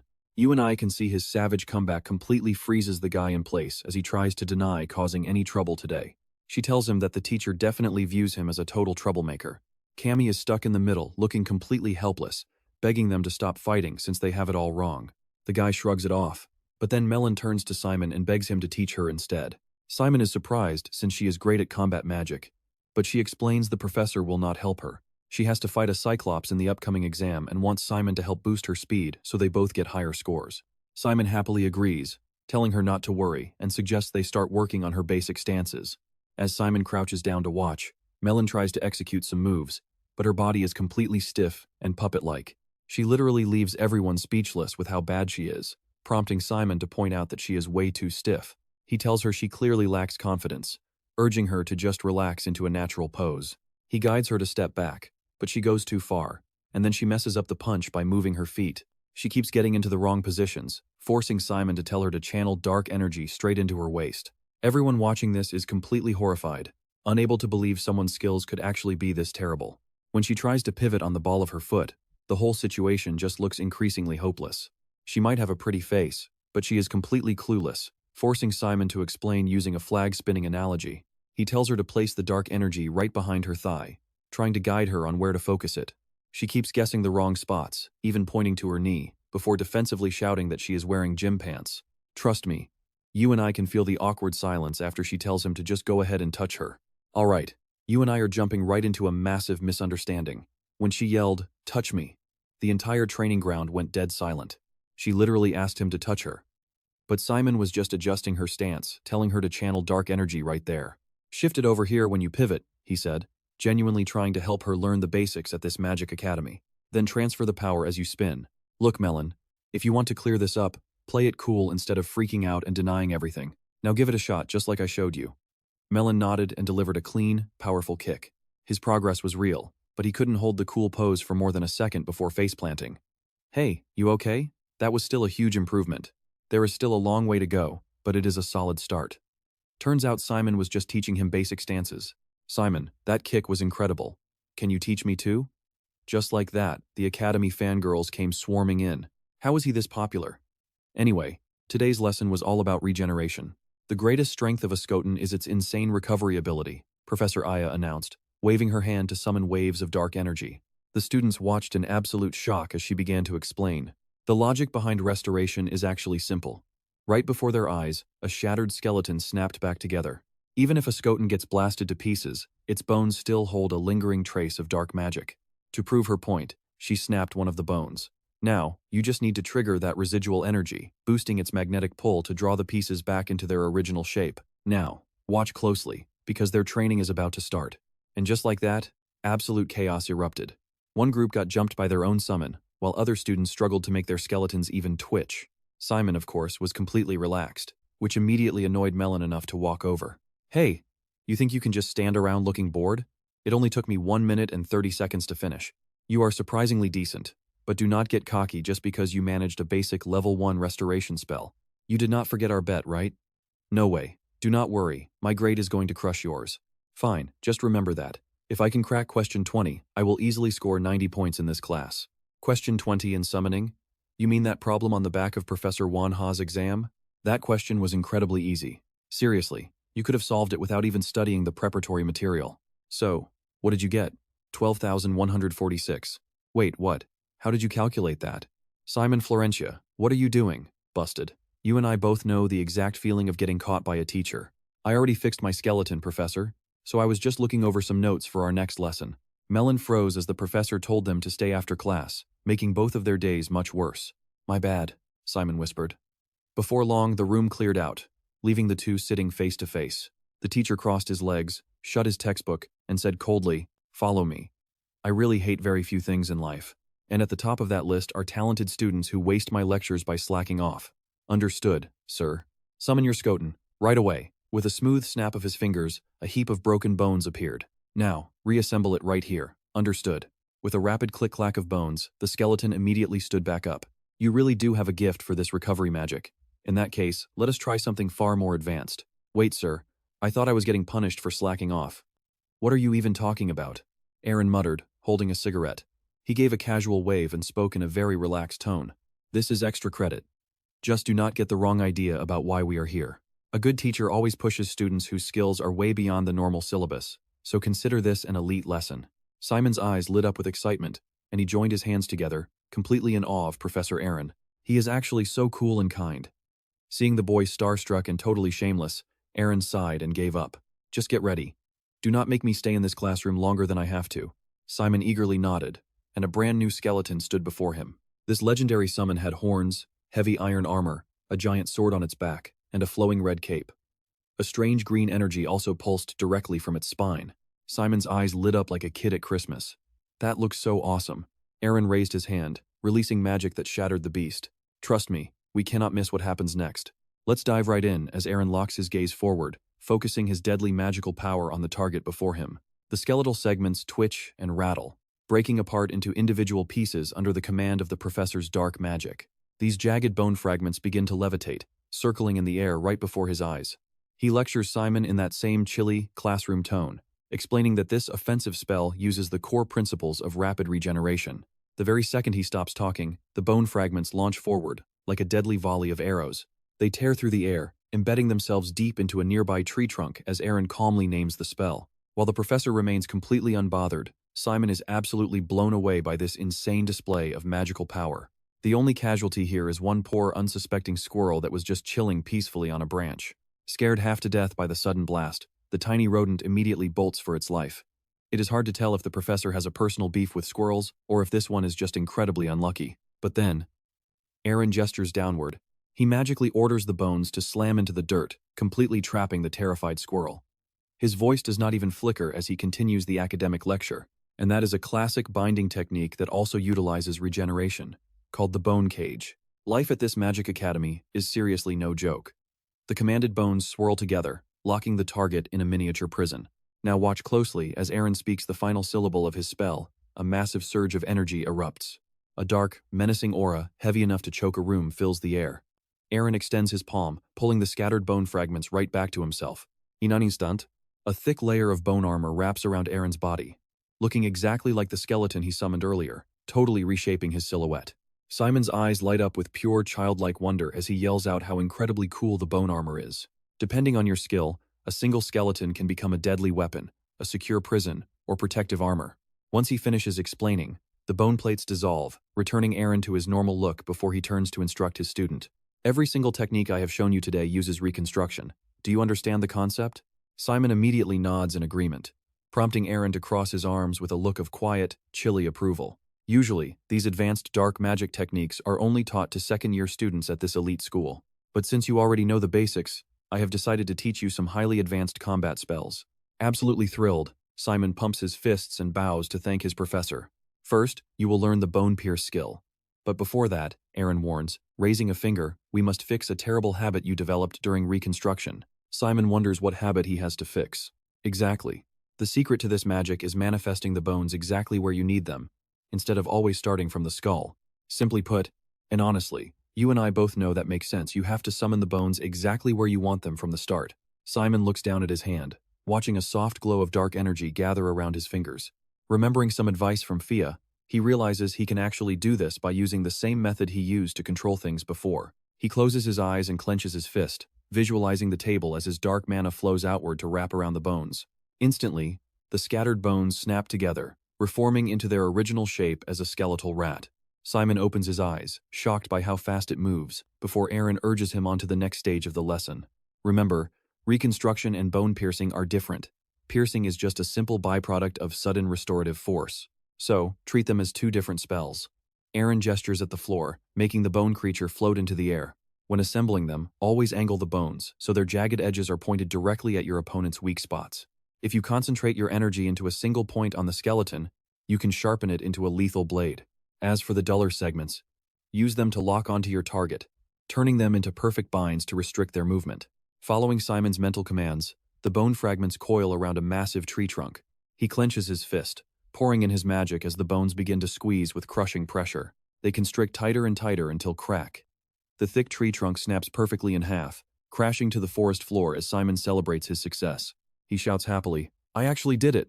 And that is where we leave it today. Even cold Professor Aaron had to admit our main character is an absolute genius. Stick with me here as Aaron looks at Simon and says he is only crushing enemies with bones. But if you can turn a shattered skeleton into a deadly weapon, it becomes your new trump card. Keep practicing to use it in real battles. Simon smiles brightly, thanking the professor for such invaluable advice. Then, Aaron suddenly asks if Simon plans to fight the Sun Cyclops, chosen by Professor Dwayne for the upcoming test. Simon says no, explaining his teammate Melon has that covered, which Aaron secretly respects as a very smart move. Learning to back up your squad is a massive skill in itself, with plenty of lessons to offer. So learn all you can and do your best, Aaron says, offering one final reminder before leaving. Remember, this was only an extra lesson, he adds, as Simon politely thanks him. Simon waves goodbye enthusiastically, but Aaron just walks off. Returning to his classroom, Simon cheerfully pushes the door wide open. He apologizes for being late, but the second his classmates spot him, the entire room erupts in sheer panic. Now watch this. Cammy is completely frantic, desperately asking if Simon was hurt. Her wings flutter wildly as she reminds him that they are still under the student protection period. How could he punish you so brutally? Simon tries to calm them, but his friends just keep freaking out. Rick stands nearby, just as wound up as Cammy, yelling to add even more fuel to the fire. He claims Kizen punishments involve a whip, but Simon insists it was actually a special training session. And surprisingly, for once, they actually listen to him. To be honest, the blank, stupid looks on their faces are hilarious. Probably because hearing Simon call the terrifying, unpredictable Professor Aaron nice is just too hard for them to swallow. They assume the trauma just messed with his head. Marin puts her hands on her hips, looks at Simon, and says that as long as he is safe, nothing else matters. Now, check out this magic potion. You and I both know how annoying it is when friends flip their mood that fast. And Simon is totally over it. A second ago, they were panicking over him. But now they are acting completely normal again. Right there on the table, a flask glows with a bright, bubbling yellow liquid. Rick admires their hard work, celebrating their incredible progress, while Marin proudly beams at their creation. Obviously it is perfect, since I was in charge. The exact water, perfect measurements, boiling time, and clearing out impurities, everything is absolutely flawless. Marin flashes a peace sign, winking as she says it only needs 20 more minutes on low heat. Right away, the others shower her with endless praise. Hoping for the best, Cammy prays their long hours of hard work will pay off. Marin agrees, excited to finally have something to show in their basic dark magic class. Suddenly, Rick gets a bright idea, suggesting they use this time together to prep for tomorrow's big presentation. Night falls and the moon climbs high, but the squad is still buried deep in study. They run through the potential questions one last time. Out of 300 possibilities, they have answers for absolutely every single one. Marin collapses onto the table, muttering that tomorrow's test is totally in the bag. Exhausted but pumped, the entire squad pumps their fists and shouts in unison. The evaluation kicks off the next morning. When Simon's team steps up, Professor Olivia silently reviews their draft before speaking. 1 main damage dealer, 1 summoner, and 2 curse specialists. You all have different majors, yet your roles blur together. This setup lacks any real creativity. This tactical analysis is a staple of her evaluations. Furthermore, you actually put your main attacker in a supporting role. I honestly do not understand what Group 7 was thinking. Her freezing glare and harsh critique leave the whole squad trembling in fear. They cannot believe that out of 300 prepared questions, not a single one was useful. Olivia then follows up. She demands to know why they assigned roles this way, and Maureen quickly steps up to answer. They believe a strict division of labor works best, saying the main goal is to take down the Cyclops fast and clean. The professor fires back, asking if this setup truly represents their absolute best strategy. Maureen nods, yes, while Simon smiles and clenches his fist in support, and trust me, you and I are eager to see if they survive.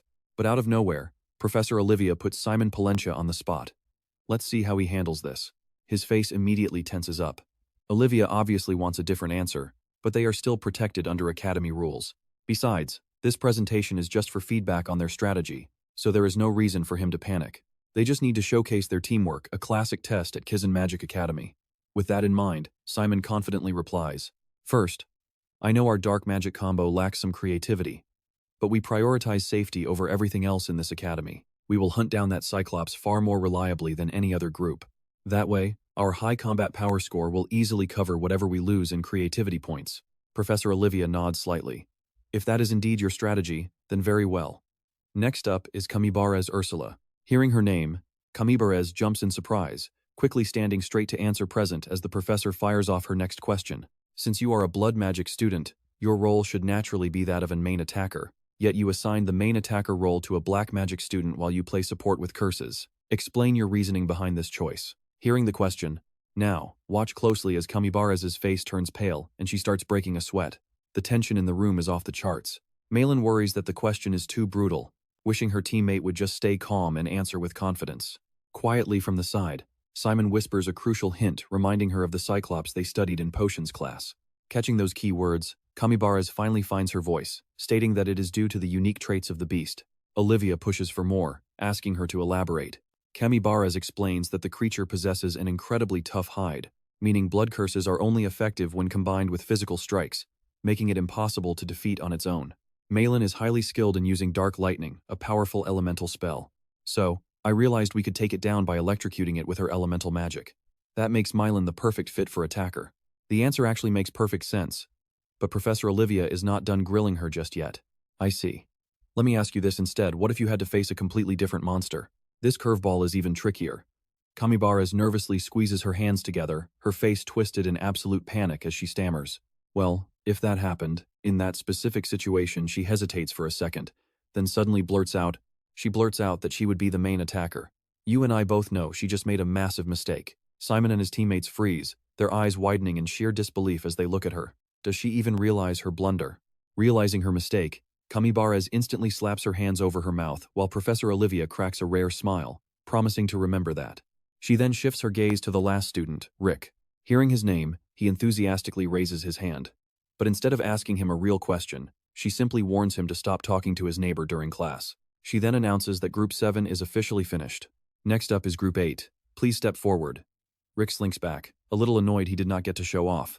Later in the noisy cafeteria, students pack the tables, trading gossip and discussing their classes. One complains about getting heavy homework on the very first day of school, while another agrees that the material is still incredibly confusing. You could always try using a different magic formula for that spell. By the way, what did you order? Meanwhile, right by the window, Simon Florentia sits with his chin in his hand, clearly waiting for someone to arrive. He anxiously wonders when she will show up, knowing he absolutely has to speak with her today. Suddenly, a loud commotion erupts near the entrance as students start whispering and pointing her out. It is Lorraine Archbold, a gorgeous girl with a fierce athletic build who casually flips her long hair back. She struts inside with the poise of a top model, noticing the staring eyes and hushed gossip, before shooting them a freezing glare. Do you have something to say? The gossiping students immediately scatter as she walks straight over to Simon.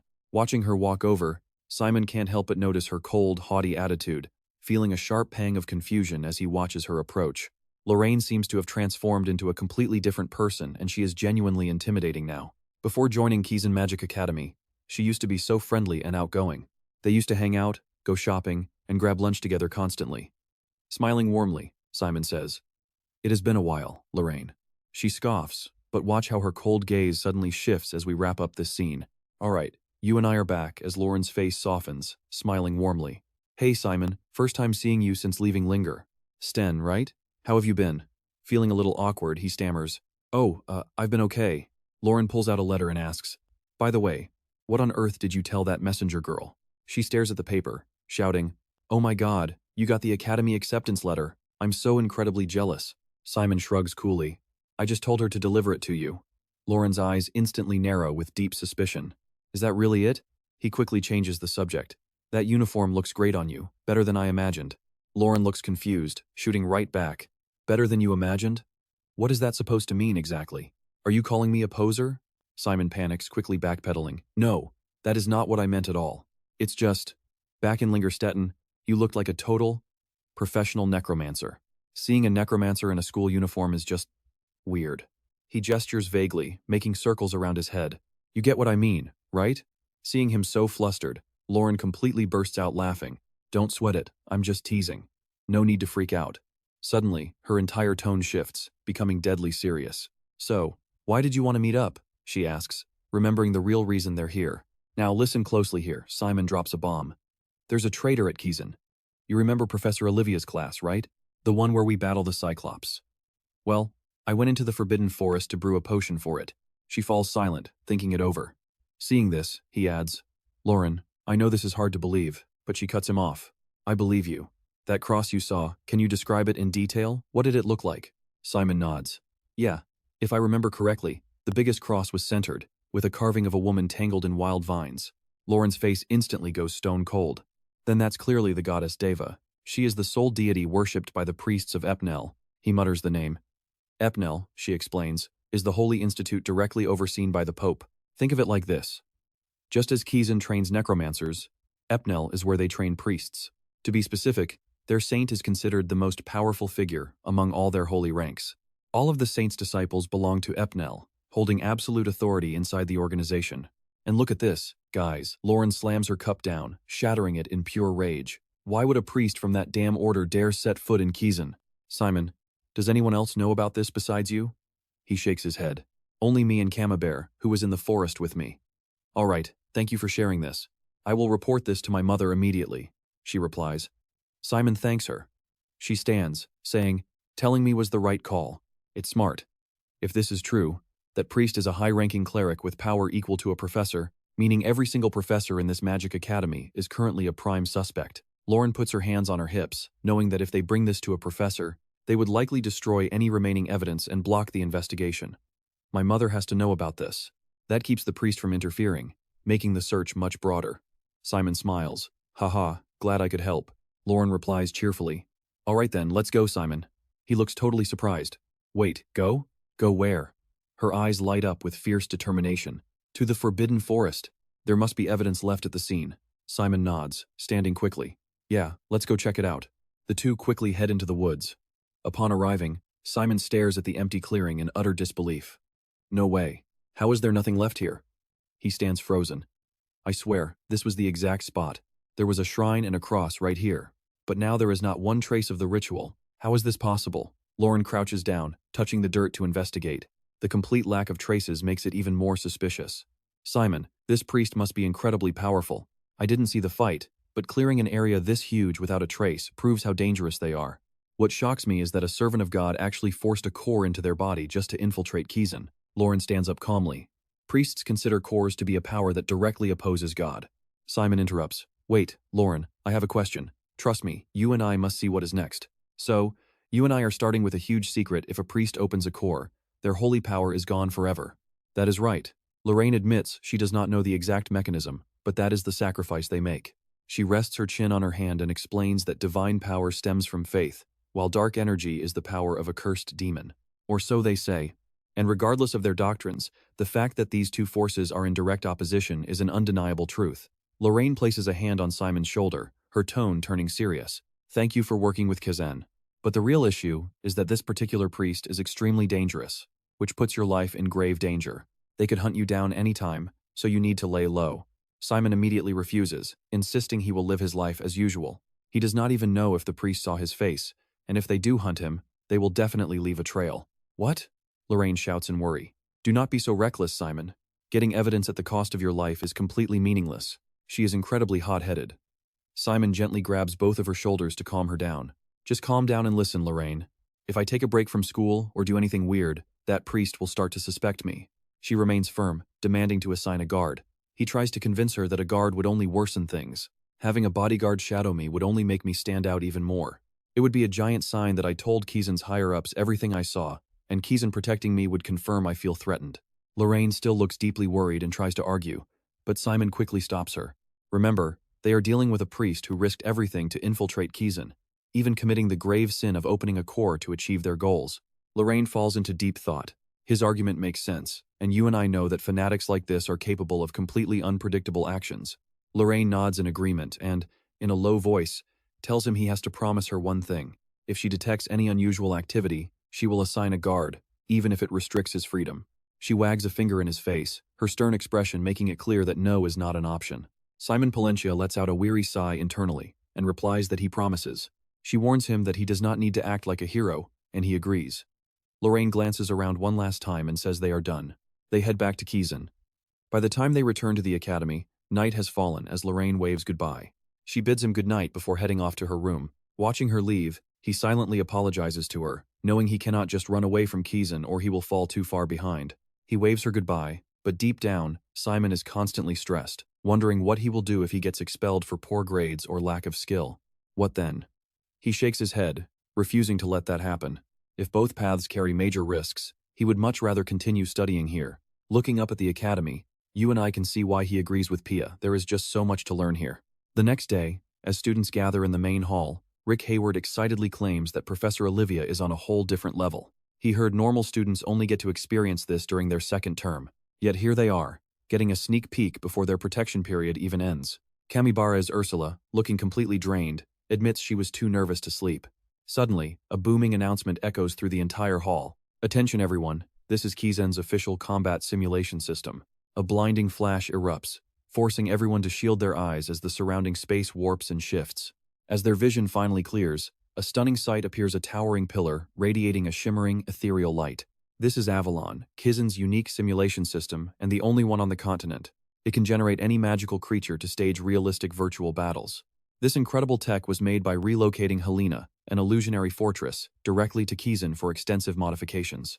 Standing in the center of the room, Professor Olivia announces that she will now outline the simulated combat test. All rules are identical to the actual exam, and every student gets a maximum of 3 virtual battles before facing the real combat. The simulated Cyclops will only recognize the designated combat member as its target. They will wear a protective vest, trust me. You and I cannot miss this upcoming battle. Alright, you and I are diving into a high-stakes training arc where the rules are brutal, drop to 0% protection, and you are out. Once defeated, you will wait in the lounge for your next turn. During this virtual clash, your main goal is to test your squad's strategy and visualize how the real fight plays out. That is all. Head to your waiting rooms. Instantly, a heavy wave of tension washes over the students. Just as they leave, Simon hears a sudden announcement from the system. Group 5, prepare to mark support positions. Immediately, every eye in the room shoots up to the massive screen. Look at that. Cindy is in Group 5.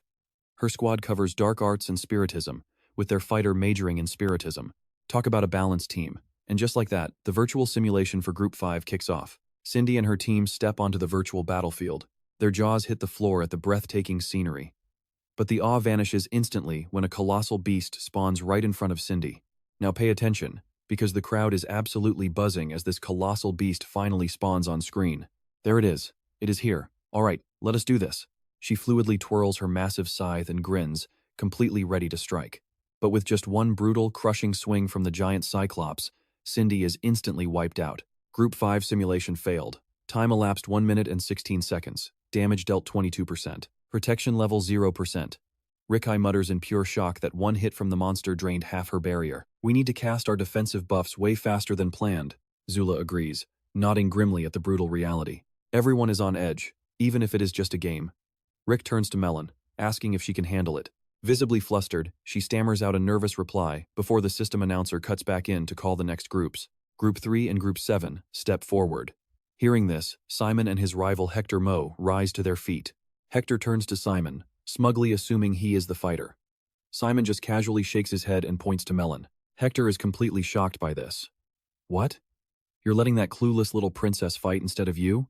Are you really throwing away the spot just to spare her pride? Simon simply shrugs with a calm smile. I know what you are thinking, but Simon is dead serious. Melon is actually the secret powerhouse of this squad. The team walks into the massive arena. The system chimes in, preparing to mark coordinates for the support members. Instantly, bright magic circles glow right beneath their feet. Support members, take your positions. The beast cannot see you inside the circles, so you are perfectly safe. But remember, if you step even an inch outside your designated circle, you will be disqualified instantly. Kamars, Rick, and Simon step into their respective circles. The assistant looks over at Melon, asking if she is ready. Startled, she jumps a bit before quickly squeaking out a nervous yes. Seeing how visibly terrified she is, the squad quickly offers some hype. Melon snaps out of her daze and hesitates. You are going to be fine. Do not sweat it, Melon, it is just a test. You got this. Taking a deep breath to calm her nerves, she nods and prepares herself. The system speaker chimes. Very well. Group 7's first virtual clash begins now. In the blink of an eye, the digital arena forms right around them. Standing right in front of them is the giant Cyclops, letting out a low, terrifying growl. This match is already intense. All right, is everyone ready? Melon shouts. Remember the plan. The entire squad shouts back in perfect unison. Looking around, Simon feels a wave of relief. Melon seems totally fine now. There is absolutely no need to worry anymore. He decides to just focus entirely on his own role. Nearby, his two Skotans stand locked and loaded. Rick and Cammy prepare their magic, but before they can even blink, Melon is completely flattened by the monster's first strike. Total silence. The squad stands frozen in utter shock before shouting out in absolute panic for their fallen friend. Is she okay? The bright arena instantly fades into a bleak gray as a red system notification flashes on screen. Group 7 simulation has ended. Nice try on the initial setup though. Utterly defeated, the squad slinks out. As they trudge out of the room, Professor Duyen delivers her brutally honest critique of their performance. I was actually impressed that the summoner used Skotans to distract the giant. Simon quietly replies with a soft thank you. However, the rest of your team fell completely behind. Using those weakening curses and dark fire sounded great on paper, but as you and I just saw, flawless theories completely shatter in real combat. Let's dive in as Simon gets a brutal evaluation. Your biggest issue is lack of skill. Stop missing your spells. The team choruses their thanks and quickly files out. Outside, a huge crowd is already watching the results on screen. The monitor shows Group 3's victory. Hector really is on another level. He actually defeated the monster. He beat it on the very first try. Simon reads the board. Group 3's simulation succeeded in 4 minutes and 2 seconds. 100% damage dealt, 98% protection. That A rank score means he didn't get hit even once. Do we really have to be that perfect for an A rank? Is that even possible? The crowd mutters, green with envy. Just then, Hector walks out, flashing a smug grin at Simon. Suddenly, Malin barks, "Listen up, everyone. We have to win the next round for real." Watch closely as the second attempt begins, and the Cyclops' raw power is terrifying. Simon directs their tactics, observing that even a double weakening curse isn't enough to slow the beast down.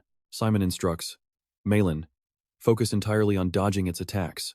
Shocked, she gasps, "Wait, me?" "Yes," he confirms. "Just use that dark energy manipulation we practiced back in combat magic class." Malin leaps back to dodge, yelling, "Okay, I'll try." Simon shouts, "Cammy, forget about making the curses last. The priority is stacking multiple hexes. Simon urges Cammy and Rick to channel everything they've got into casting. Unleashing their power, Rick launches his assault alongside Cammy, aiming straight for the Cyclops' face.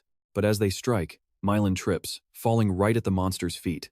It locks onto her, raising its massive, deadly club. With no escape, Mylan screams. The screen flashes, simulation failed. Time, 3 minutes and 45 seconds. 42% damage, 0% protection. Total score, E- rank. Cammy cries out. We were so close. Now we only have one attempt left. Malin sighs in defeat. I know. Simon strokes his chin, thinking, before announcing. All right, listen up. I've figured out a way to guarantee our victory. The basic plan stays the same. We'll cast 2 curses, and Mylan will use her dark flame. But clearly, just doubling the weakening curses isn't enough. So, Cammy and Rick, you're going to stack 4 layers of weakening curses using multicasting. Rick balks. What? I've never even tried multicasting, Cammy admits. Same here. It might not be impossible, but will we have enough time to pull it off? Simon calmly reassures them. You and I both know Simon's got this, don't worry. I'll buy time with my skeletons. This is our last shot. Nodding, they agree to do it. The final attempt begins, and a skeleton instantly scrambles up the Cyclops. Perfect, Simon says. We'll use this forest terrain to our advantage. Rick, use your specialization, Bewitchment, now. Rick immediately responds. Understood. Cammy casts relentlessly, soon calling out. First layer of the weakening curse is complete. Rick follows up. Mine's done too. Simon commands. Get ready for the next phase. But suddenly, the Cyclops swats the skeleton away, smashing it to pieces. Malin reports her dark flame is 80% charged. Keeping calm, Simon sends his 7th skeleton in and orders the next strike. The Cyclops, clutching its club in one hand, struggles against another skeleton clawing at its other arm. It seems totally confused by the new skeleton crawling up its leg. Right then, the casters report. Simon, we're done. Cammy stands ready, hands glowing, with her 2 layers of weakening curses fully prepared. As the climax of this part of our Manhwa recap, Simon orders another skeleton to scale the Cyclops' back, making it squirm in irritation, glancing left and right in confusion. Looking to its right, it briefly focuses on its rear, letting its guard down. Malin announces that her dark flame is fully charged. Just then, the Cyclops lunges, and Simon confirms it has stepped right into their curse's effective range. Cammy and Rick immediately strike with a double layer of debilitating magic, while Mylan simultaneously unleashes her dark fire. A massive explosion rocks the area. Simon shouts words of encouragement. With 4 layers of weakening curses, you can definitely dodge its attacks, Mylan exclaims. You want me to dodge on my own? Simon replies. No, just follow my lead. All right, I'll try. The exact moment she rises onto her toes, Simon suddenly screams, Mylan, in front of you, as a thunderous blow crashes down, but she instantly leaps aside, narrowly avoiding death. Simon barks another order, charge forward. The Cyclops immediately gives chase, snapping at her heels. Cammy, positioned opposite, prepares another weakening curse. Simon orders Cammy to block its sight, and with her bloodline curse, a drop of blood forms. Trust me, you can't miss what happens next. You and I are diving into this battle as a crimson aura swiftly wraps a scarlet ribbon around the Cyclops' head. She yelled, It's your turn, Simon. He ordered his skeleton to move, pulling a chain tight around the Cyclops' neck, making it thrash around wildly. Simon barked, Rick, use a fascination charm so the chain doesn't break, and Rick instantly launched the spell. The furious monster struggled to break free, but the magic chain held. At that exact moment, Simon yelled, Mylan, end it now. She channeled everything into her ultimate Blackfire spell, screaming at the top of her lungs. Why won't you just die? Taking the full blast, the giant howled in agony as the exhausted team watched the raging inferno consume their foe. Its massive body crashed to the floor, knocked out cold, as a system notification announced Group 7's success. Watch closely, 6 minutes 46 seconds, 100% damage, and 97% protection. The team went wild. We did it! Then Professor Du Yen's voice echoed. Congratulations, Group 7, on subduing the giant. Your ability to bring a theoretical plan into real combat and adapt it on the fly is highly commendable. Rick flashed a thumbs up, looking at his teammates with pure admiration. Professor Du Yen kept grading them, noting, Still, you guys must work on your long-term combat stamina. Plus, you're still relying way too much on your Necromancer. Casting so rapidly to boost the curse was excellent judgment, but errors were still made. You must refine your dark magic. That is all. The team eagerly thanked her, and their classmates instantly crowded around to shower them with praise. Your squad is insane. That was epic. Malin ran over, grinning as she cheered. Simon, you did an amazing job. The whole squad was hyped. He calmly replied, Thanks. As the two of them shared a satisfying high five, she then asked, isn't rapid casting super tough? And Rick admitted, to be fair, it got a bit chaotic. While everyone chatted happily, Hector was the only one looking miserable, glaring at Simon with pure, burning resentment. With that, their class at the Magic Academy was finally over. Professor Duyen dismissed them, wishing everyone a great weekend, and the students all replied together, thank you, Professor. As they walked out, Mylan asked if they were training this weekend, and Cammy agreed. Yeah, that simulation really opened my eyes to my own weaknesses. Hearing that, Rick smirked and asked, wait, Cammy, didn't some guy invite you on a date? Mylan leaned in, but Cammy replied, oh yeah, but I turned him down. I'd rather train with you guys.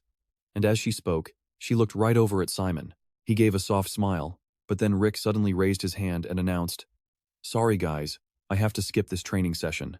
I have a business meeting and need some rest. Mylan nodded. No problem. How about you, Simon?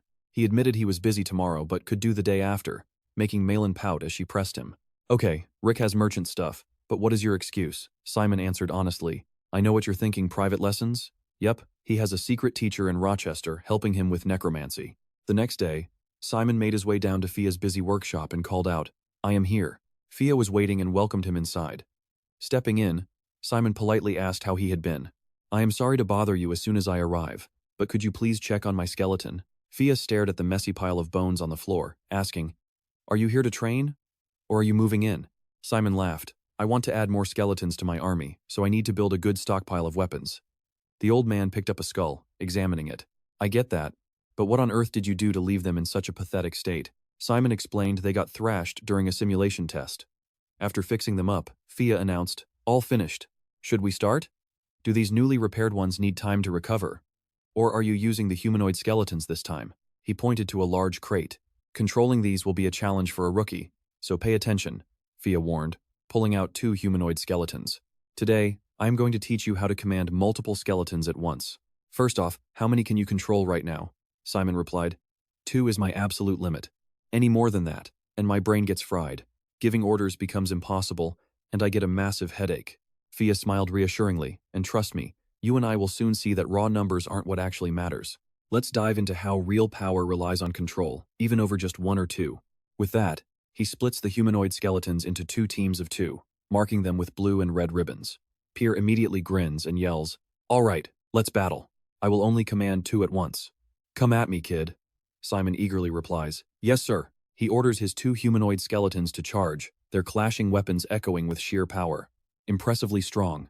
Good. Very good. Keep pressing the attack. Suddenly, the blue unit lunges with its spear. Simon orders the red unit to duck, but it is too slow. As the 2 sides clash, one of the red skeletons takes hit after hit, tumbling backward.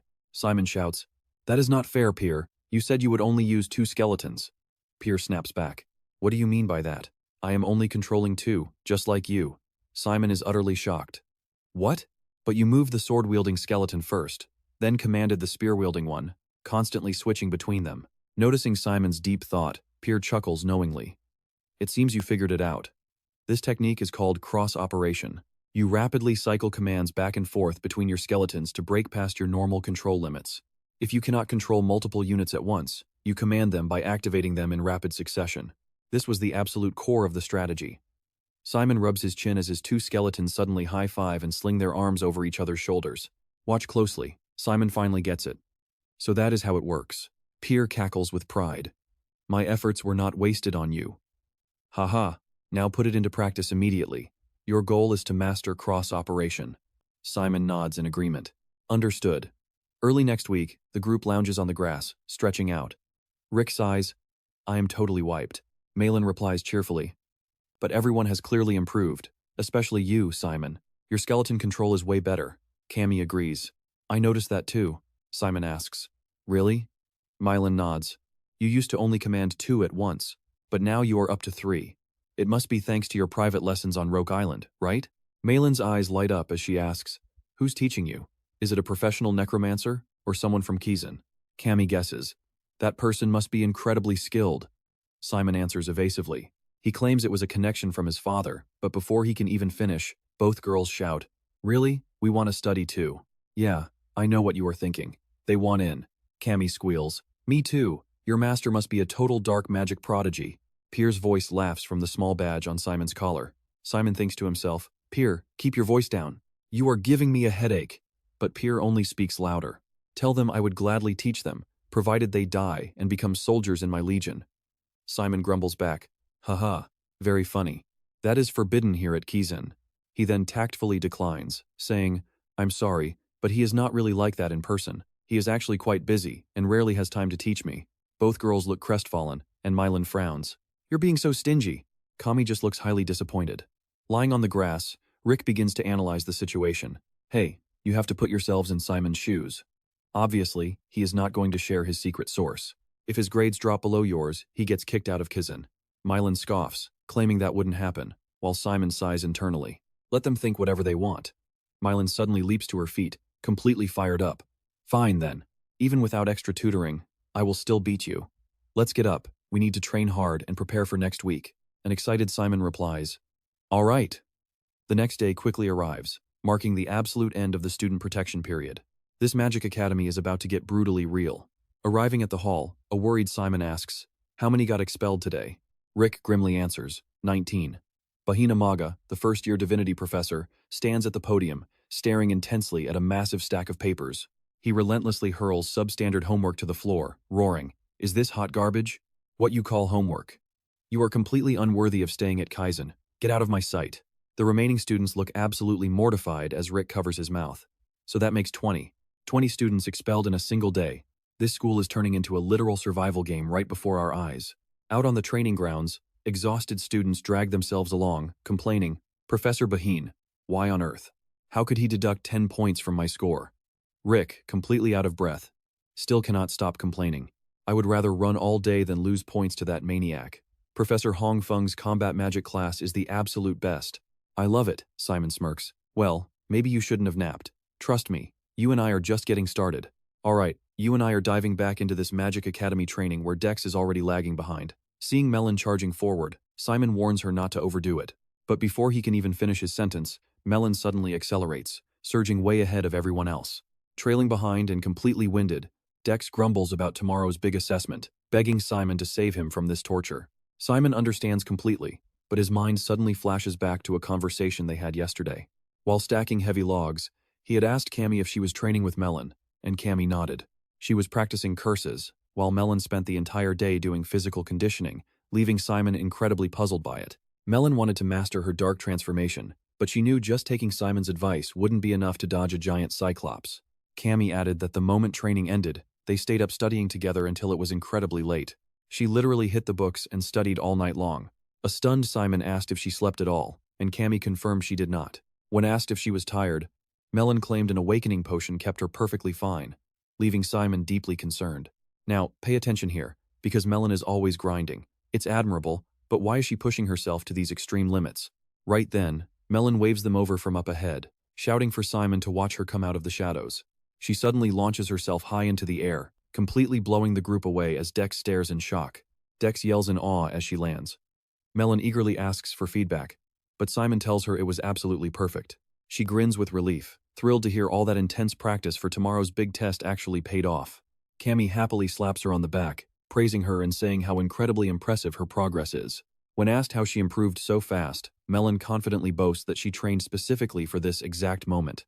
Still worried she is overexerting herself, Simon gently warns her not to push her limits too hard. Since they already passed the simulation, they can easily handle the real test without killing themselves. She appreciates the concern but flashes a bright smile, insisting that merely passing is not her goal. You and I both know she wants that #1 spot, and she is working her tail off to get it. So that explains her brutal study schedule. Simon wants to say more, but a sudden announcement cuts him off. Break time is officially over. Everyone up. They are running to the next checkpoint right now. The group quickly takes off, arriving at the finish line feeling completely and utterly exhausted. As we get deeper into this Manhwa recap, the athletic Professor Hongpeng walks over and Simon quickly greets her. She has the build of an elite athlete, sporting tanned skin and chestnut hair tied in a high ponytail.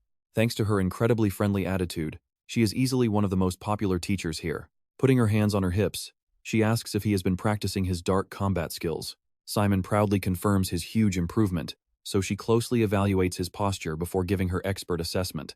He is right, his dark energy flow is much smoother, and his overall abilities have skyrocketed. She tells him he has gotten stronger, and a beaming Simon boasts about his natural talent for magic. But their conversation is suddenly interrupted by a frantic shout that a student has been injured. The teaching assistant, Brad, reports that one of the girls has badly sprained her ankle. Professor Hongpeng rushes off to help, reminding Simon to keep training hard and constantly improve his skills. Simon thanks her, then immediately turns to Dex and Cammy, asking where Melon went. Cammy says she was trailing at the back and has no clue, while Dex chimed in saying the same. Since they are all searching for her, it is incredibly strange that absolutely nobody has seen her around.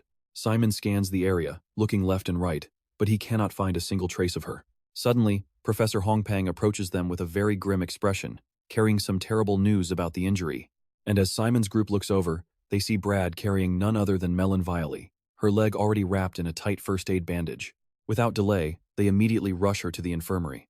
The doctor drops a bomb on the stunned group, confirming Melon Viley has a severe ankle injury requiring a brace. While she can still attend class, she is strictly banned from combat training and any physical activity for a week.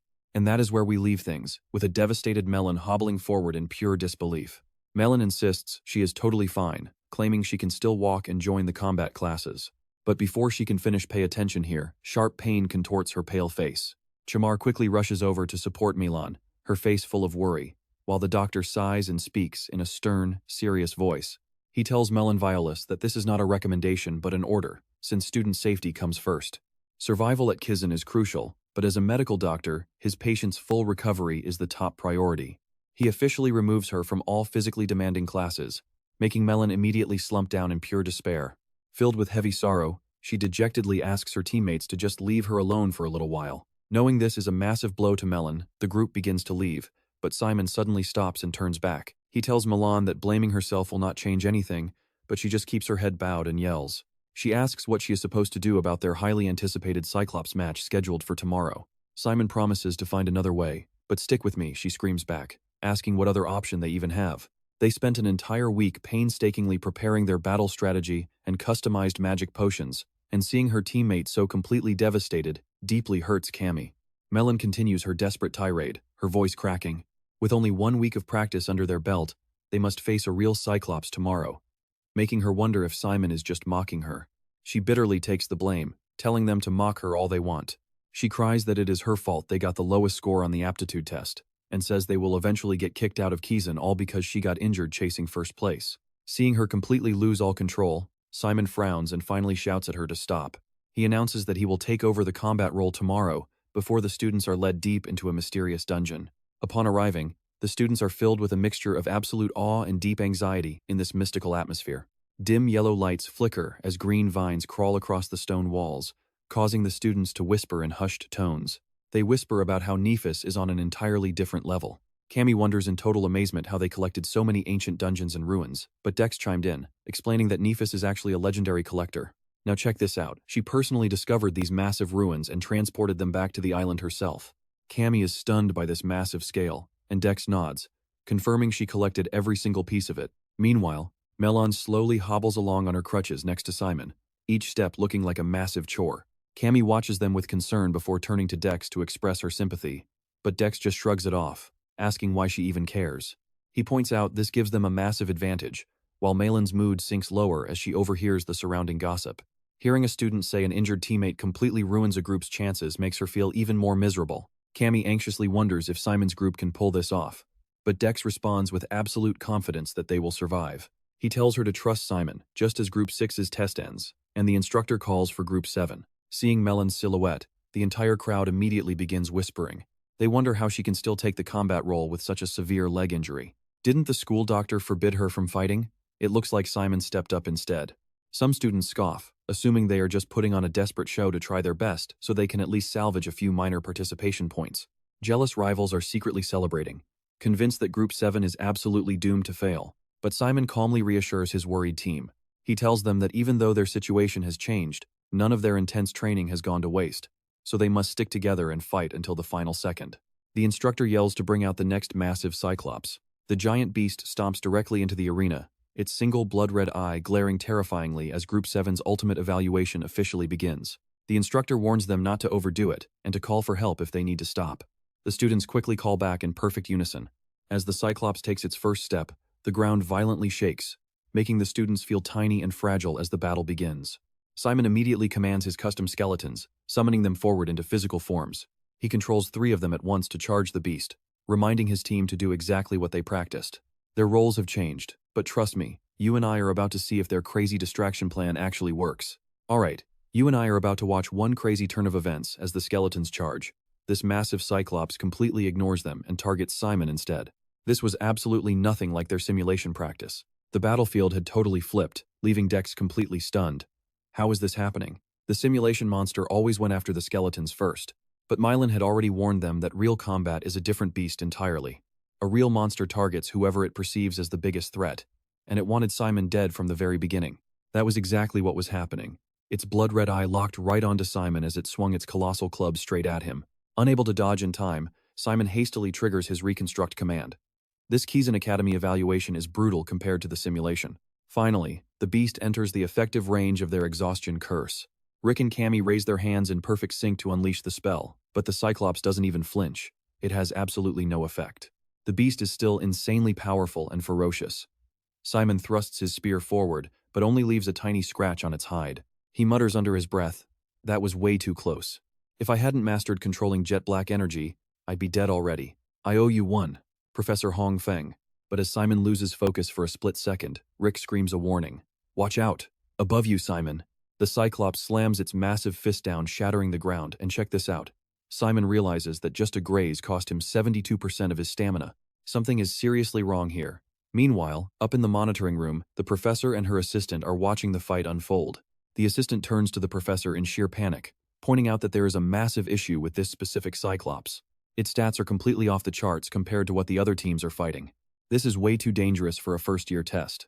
It isn't even cursed, despite its rage. Should we stop the assessment and replace it? The professor stays cool as ice, telling him to wait. The assistant stammers, "But this isn't fair at all." The professor firmly replies, "Fairness has never been a core value here at Kizen." She cold-bloodedly asks him, "Do you think you'll only face weaker opponents in real battles? Would you just abandon your mission if the enemy was stronger than expected, or if everything went sideways?" The assistant is completely speechless, but still tries to argue that this is just a class, not actual warfare. This is just an assessment, and these kids are still so young. Anxiety is written all over his face. The professor reiterates, "Age is completely irrelevant. Scores and test metrics are not what matter here." And here is where you and I see her true mindset. The lesson they extract from this crisis as Kaizen students is all that matters. So just trust them and watch. They are already realizing they have to adapt to survive. Meanwhile, back in the arena, a bruised and battered Simon takes cover behind a massive boulder. Clutching his arm, he groans that something is definitely wrong, while a terrified Rick wonders how the beast shrugged off 3 exhaustion curses. What is this monster? How many times do we have to hit it before it finally drops? Simon yells at Rick and Cammy to stop wasting energy on the curse. Rick panics, shouting that they have no other options. "You saw it yourself. Every other group succeeded with that curse." Malin watches on in sheer disbelief. Simon replies, "Honestly, I don't know why either, but you've all noticed it too, right? We have to change our strategy right now." The group asks how, and Simon slowly stands up, saying to just do whatever they want. "Forget all the plans we made." Hearing his voice, the Cyclops snaps its bloodshot eye right back onto him. With zero hesitation, Simon charges straight into the jaws of danger, yelling instructions back to his squad. "Just back me up however you can." Cammy instantly agrees, realizing she just needs to do whatever it takes to keep him alive. She holds out her finger, offering Simon a powerful blood substance to use, while Rick launches a perfectly timed distraction spell. Simon shouts his praise, and in that split second, he focuses everything on commanding his skeletons. He tells himself to concentrate, recalling the exact sensation Professor Bahil showed him during class. "Got it. Thank you, Professor Bahil." In that moment, a sudden epiphany strikes Simon like lightning. Channeling all his power, he stands tall against the Cyclops and commands his legion of skeletons to arise and charge. Silently thanking Pyr in his mind, he roars for an all-out attack as the entire skeleton army begins swarming the giant monster. Pierced by dozens of dark spears, the Cyclops screams in pure agony, its giant eye bulging with rage. The class watches on, completely stunned by this desperate shift, and honestly, you and I can't wait to see if this crazy gamble actually pays off. Alright, you and I are about to dive into the craziest Magic Academy battle yet. Hiho stares at the arena without blinking, thinking this is just a desperate, completely improvised struggle. Meanwhile, Simon thinks, the plan is different, but not bad. Then it hits him. Is he missing something? He knows he can push past his limits. Recalling Pia's dark teachings, he remembers controlling undead requires absolute, unyielding will. A high-tier necromancer always shows unshakable resolve, even when handling the absolute smallest, most trivial tasks. That raw focus feeds off negative emotions like pure rage, deep hatred, or malice. The darker the emotion, the greater the power. With that thought, Simon unleashes a furious roar as the crowd screams, "Take him down! Take him down!" Every single eye locks onto Simon, who gathers his concentration onto one final, devastating command. Obeying his order, Skoton charges forward with a ferocious, brutal strike directly at the Cyclops. The giant beast is bleeding out and critically wounded. Simon looks up coldly, muttering, "It is over for you." Right on cue, Melon begins chanting her dark magic. Dark ice wall. Instantly, the massive beast is frozen solid. Melon yells to keep pushing because victory is right there. Simon shouts back, thanking both Melon and Cammy for the support. The conditions are set, the Cyclops is frozen, and trust me, you do not want to miss what is next. Cammy nods with fierce determination, readying her blood magic. Usila's hemorrhage! Her face glows with a terrifying, boiling, crimson energy as she drains her life force. Rick rushes over to catch her before she collapses. She gasps out that it is all on him now. Simon replies with absolute confidence. "Leave it to me, Cammy." Preparing his final play, Simon silently thanks Professor Aaron for the incredible lesson. He inputs a unique coding command to synthesize a deadly poison. The watching students gasp at the sheer insanity of it. Simon yells for everyone to drink their Navia potions, and they answer, "Got it." A vibrant, glowing yellow poison instantly manifests, locking onto the giant monster. It is working. Simon desperately prays, pleading with the beast to just fall down already. But wait, are you seeing this too? It is still standing. How is that possible? Unless they land a massive final blow, these crazy attacks will not even matter. Simon screams at Rick to throw him the charm, and Rick tosses it instantly. "Catch, Simon!"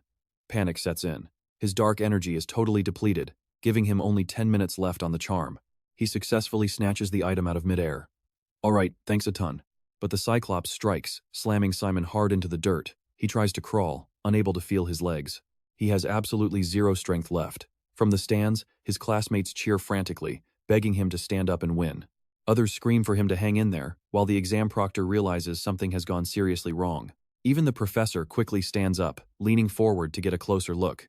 The assistant stammers in panic, warning that the Cyclops is preparing to crush Simon into a pulp.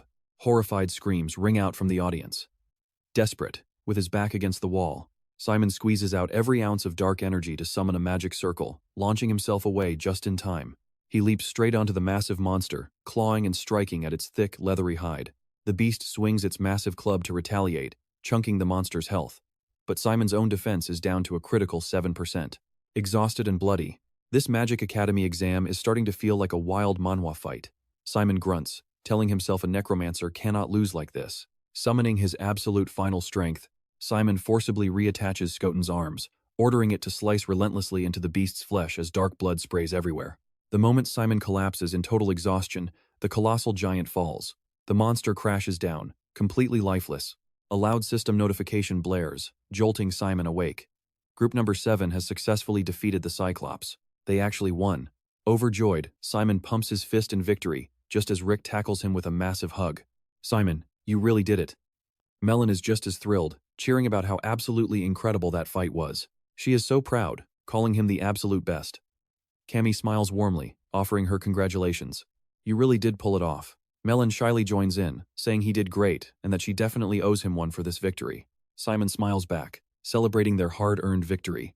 What a wild ride we just witnessed together, right? Alright, let's jump back into Simon praising Melon for never backing down, despite her injured leg. She tries to speak, but he just nods. And before she can even finish, the others crowd around to praise her. Classmates tell her she was incredible, and one even apologizes for his behavior yesterday. Rick eagerly chimes in, calling her ice magic absolutely incredible. Melon tries to get serious, asking them to listen for a second, but the group just bursts into giggles. They tease her as the practical lesson ends, and the entire class gathers to hear the professor's final grading. She starts by saying everyone did well today, putting aside the actual grades for a second.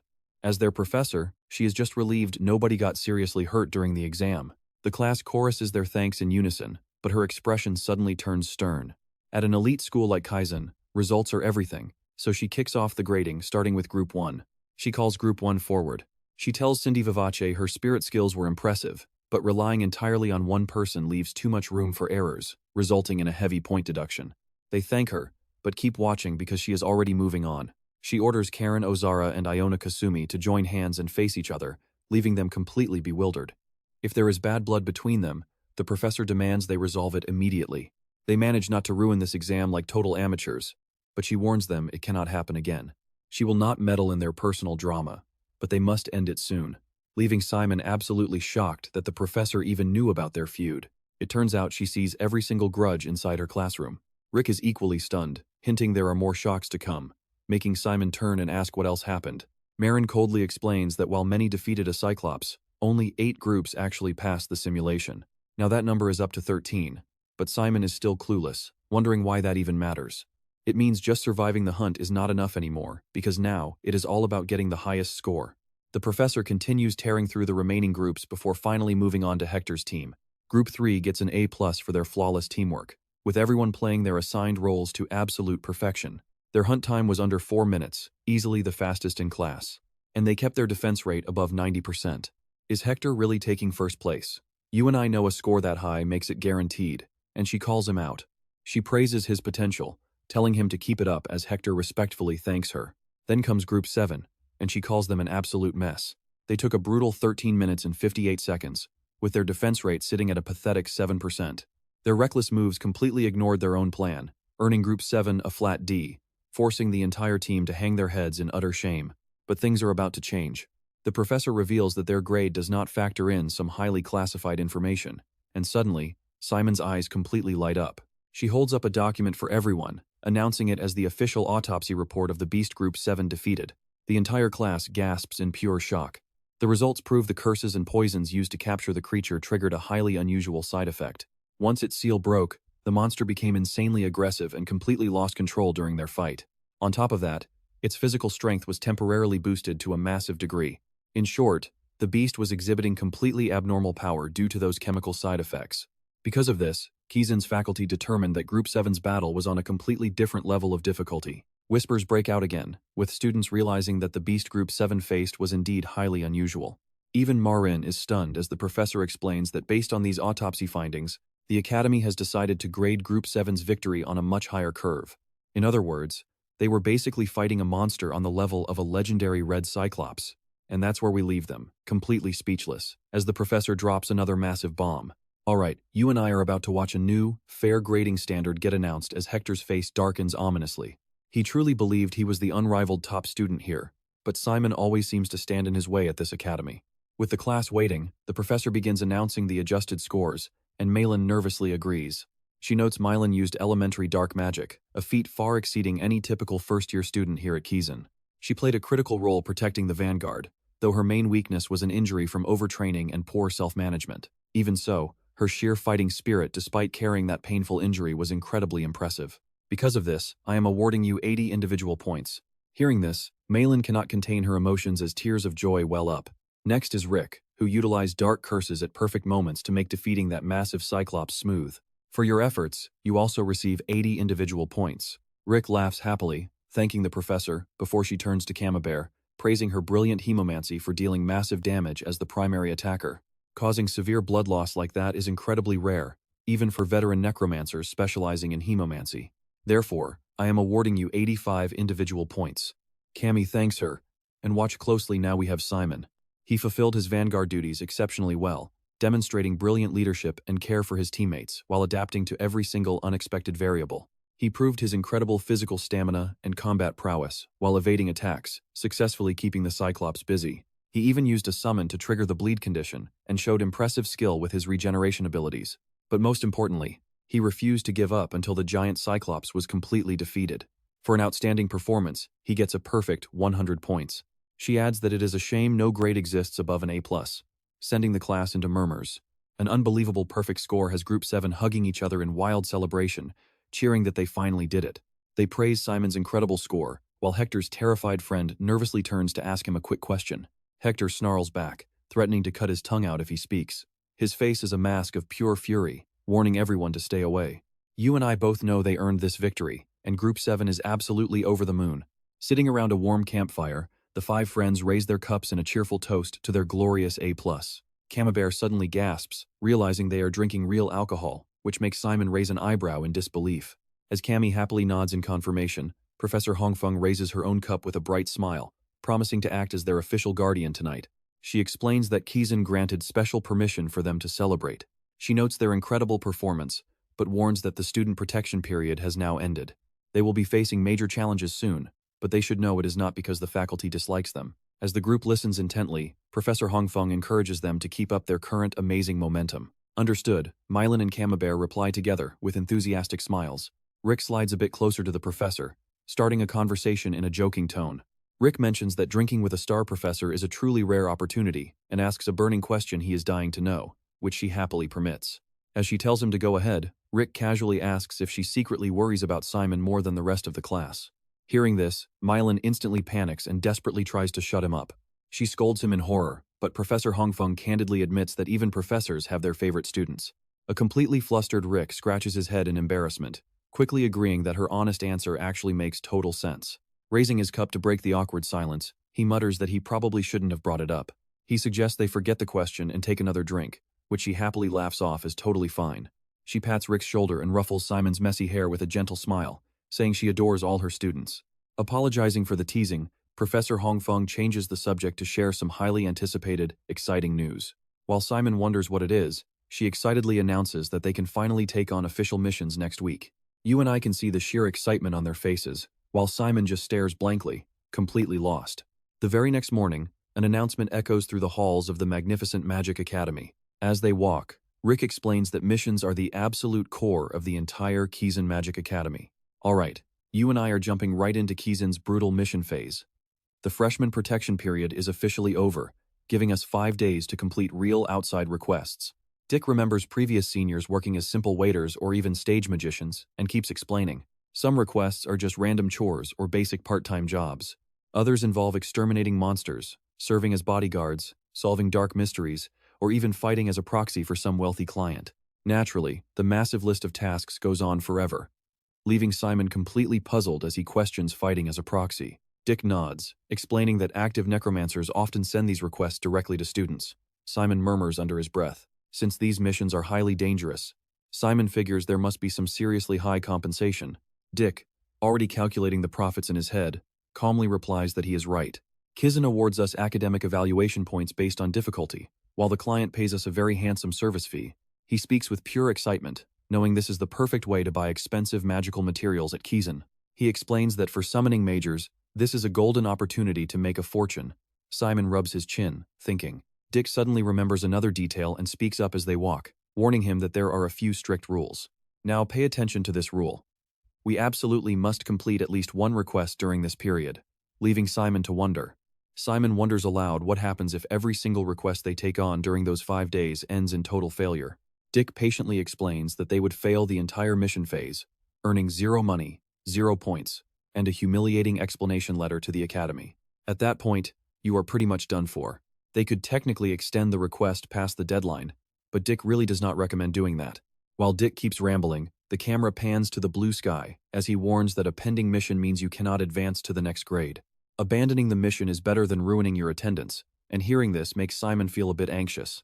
Groups of students gossip excitedly all around the academy courtyard while Dick continues his little lecture. Students have the freedom to plan things, with some taking on quick commissions just to focus on their studies. Others choose to leave the island, tackling huge jobs for a massive score of points and cash. Simon quickly clarifies if they can plan it however they want, and Dick grins, saying Kizen always works like that. I know what you're thinking, but get this. Dick suddenly slaps Simon's shoulder and points over toward the massive crowd. Look at that! A fresh notice has just been posted, detailing the dangerous mission phases, neatly color-coded by region. White missions are on the sloped island, with 0 chance of clashing with priests. Blue missions are inside the Dark Alliance, with an extremely low chance of fighting priests. Red missions inside the neutral zone mean a high chance of fighting priests, while black missions deep inside the Holy Federation guarantee a brutal clash. Dick points it out, explaining the meaning behind the different envelope colors. He tells Simon to look quickly and pick one that suits his plans, warning him that he cannot just choose the easiest options. Your critical mission points depend entirely on these rankings. Here at Kizen, besides academic scores, everyone must watch their mission points, he warns in a grave tone. If those points drop too low, students are forced into highly dangerous mandatory tasks like assassination missions. The stakes here are incredibly real. No matter how terrifying a job looks, you absolutely cannot afford to put it off. An instructor points squarely at a student and bellows that they are expelled for having such abysmal grades. The student trembles, stammering that they will make up for the bad grades immediately. Simon agrees that procrastinating is a terrible idea, and Dick waves as he prepares to head off. Dick tells him to go choose and says they will catch up later, leaving Simon to smile and thank him. Simon wanders around the school campus, looking at the posted requests and wondering what he should choose. Another student shoves a request form in his face, yelling for anyone to hunt werewolves on the sloped island. He says it is a job for a few people, when suddenly a chilling voice echoes in Simon's mind. The voice warns him not to consider it since they must leave the island, leaving Simon to ponder and mutter. He notes that a blue commission from Lingerstein seems like an easy job, but passes because the pay is too low. Pia's voice, filled with frustration, chimes in. Our priority must be leaving this continent to rebuild the Legion's glory, she demands. And trust me, you and I are about to see him make a wild choice. Soldiers for our Legion? Are these undead actually stronger than you? Hearing this, Pia roared inside Simon's mind. Stick with me, because we're about to learn that Pia is the ultimate Legion master. No one opposes him, but his old generals? They are absolute monsters. Confused, Simon asked about the generals, wondering if other undead also held such incredibly high ranks. Pia explained that the Legion includes vast undead armies and highly intelligent creatures from ancient times. They command the soldiers under them. And suddenly, the puzzle pieces start clicking together for Simon. So our goal is to find those ancient undead generals? Pia instantly snapped back with a confident, absolutely. Simon asked doubtfully where they could even find them, but the ancient skeleton just told him not to worry. Those lunatics are incredibly powerful and completely out of their minds. I bet my non-existent life they are causing total chaos across the continent. Hearing that, Simon froze in realization. He understood. Pia told him to memorize their traits and start checking the school's mission board. Simon paced around, thinking. If any of his father's undead were on this island, Pia would have mentioned it. So he decides to skip the local missions, asking Pia if he sees anything that stands out. Pia quickly replied with a flat no, suggesting they move on to the dangerous red-level missions instead. Agreeing, Simon accidentally bumps into another student and quickly apologizes, saying he is sorry. Now, watch closely here, because the guy he bumped into is none other than Hector Moore, who glares and growls out Simon's name. He suspiciously asks if Simon is also heading out to the dangerous neutral zone. Looking a bit flustered, Simon nervously replies that he was just browsing the board. Hector Moore issues a very dark warning, stating that the neutral zone is total chaos and completely outside of Kizen's influence. No matter what kind of deadly trouble you get into, Kizen will never find out. Simon frowns as Hector adds a menacing threat. He hopes they run into each other out there. Simon hesitates, then suddenly calls out to stop him. Hector turns around with a puzzled face.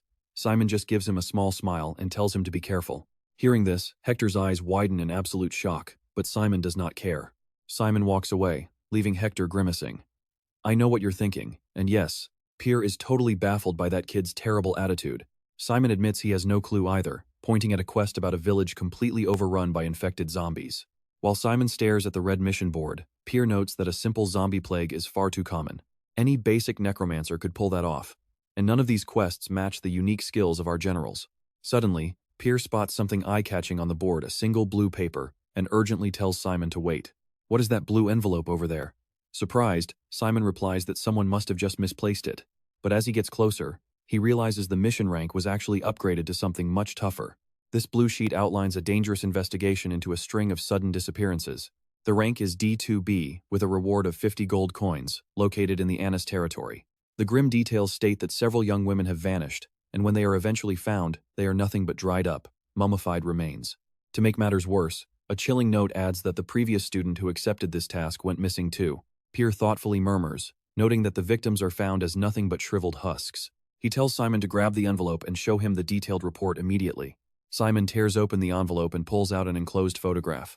The moment he looks at it, he gasps in sheer horror at the shriveled, dried-up corpse.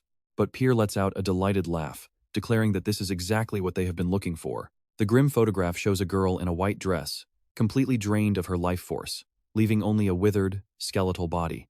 Pia declares with absolute certainty that it is her. Confused, Simon asks who he is talking about.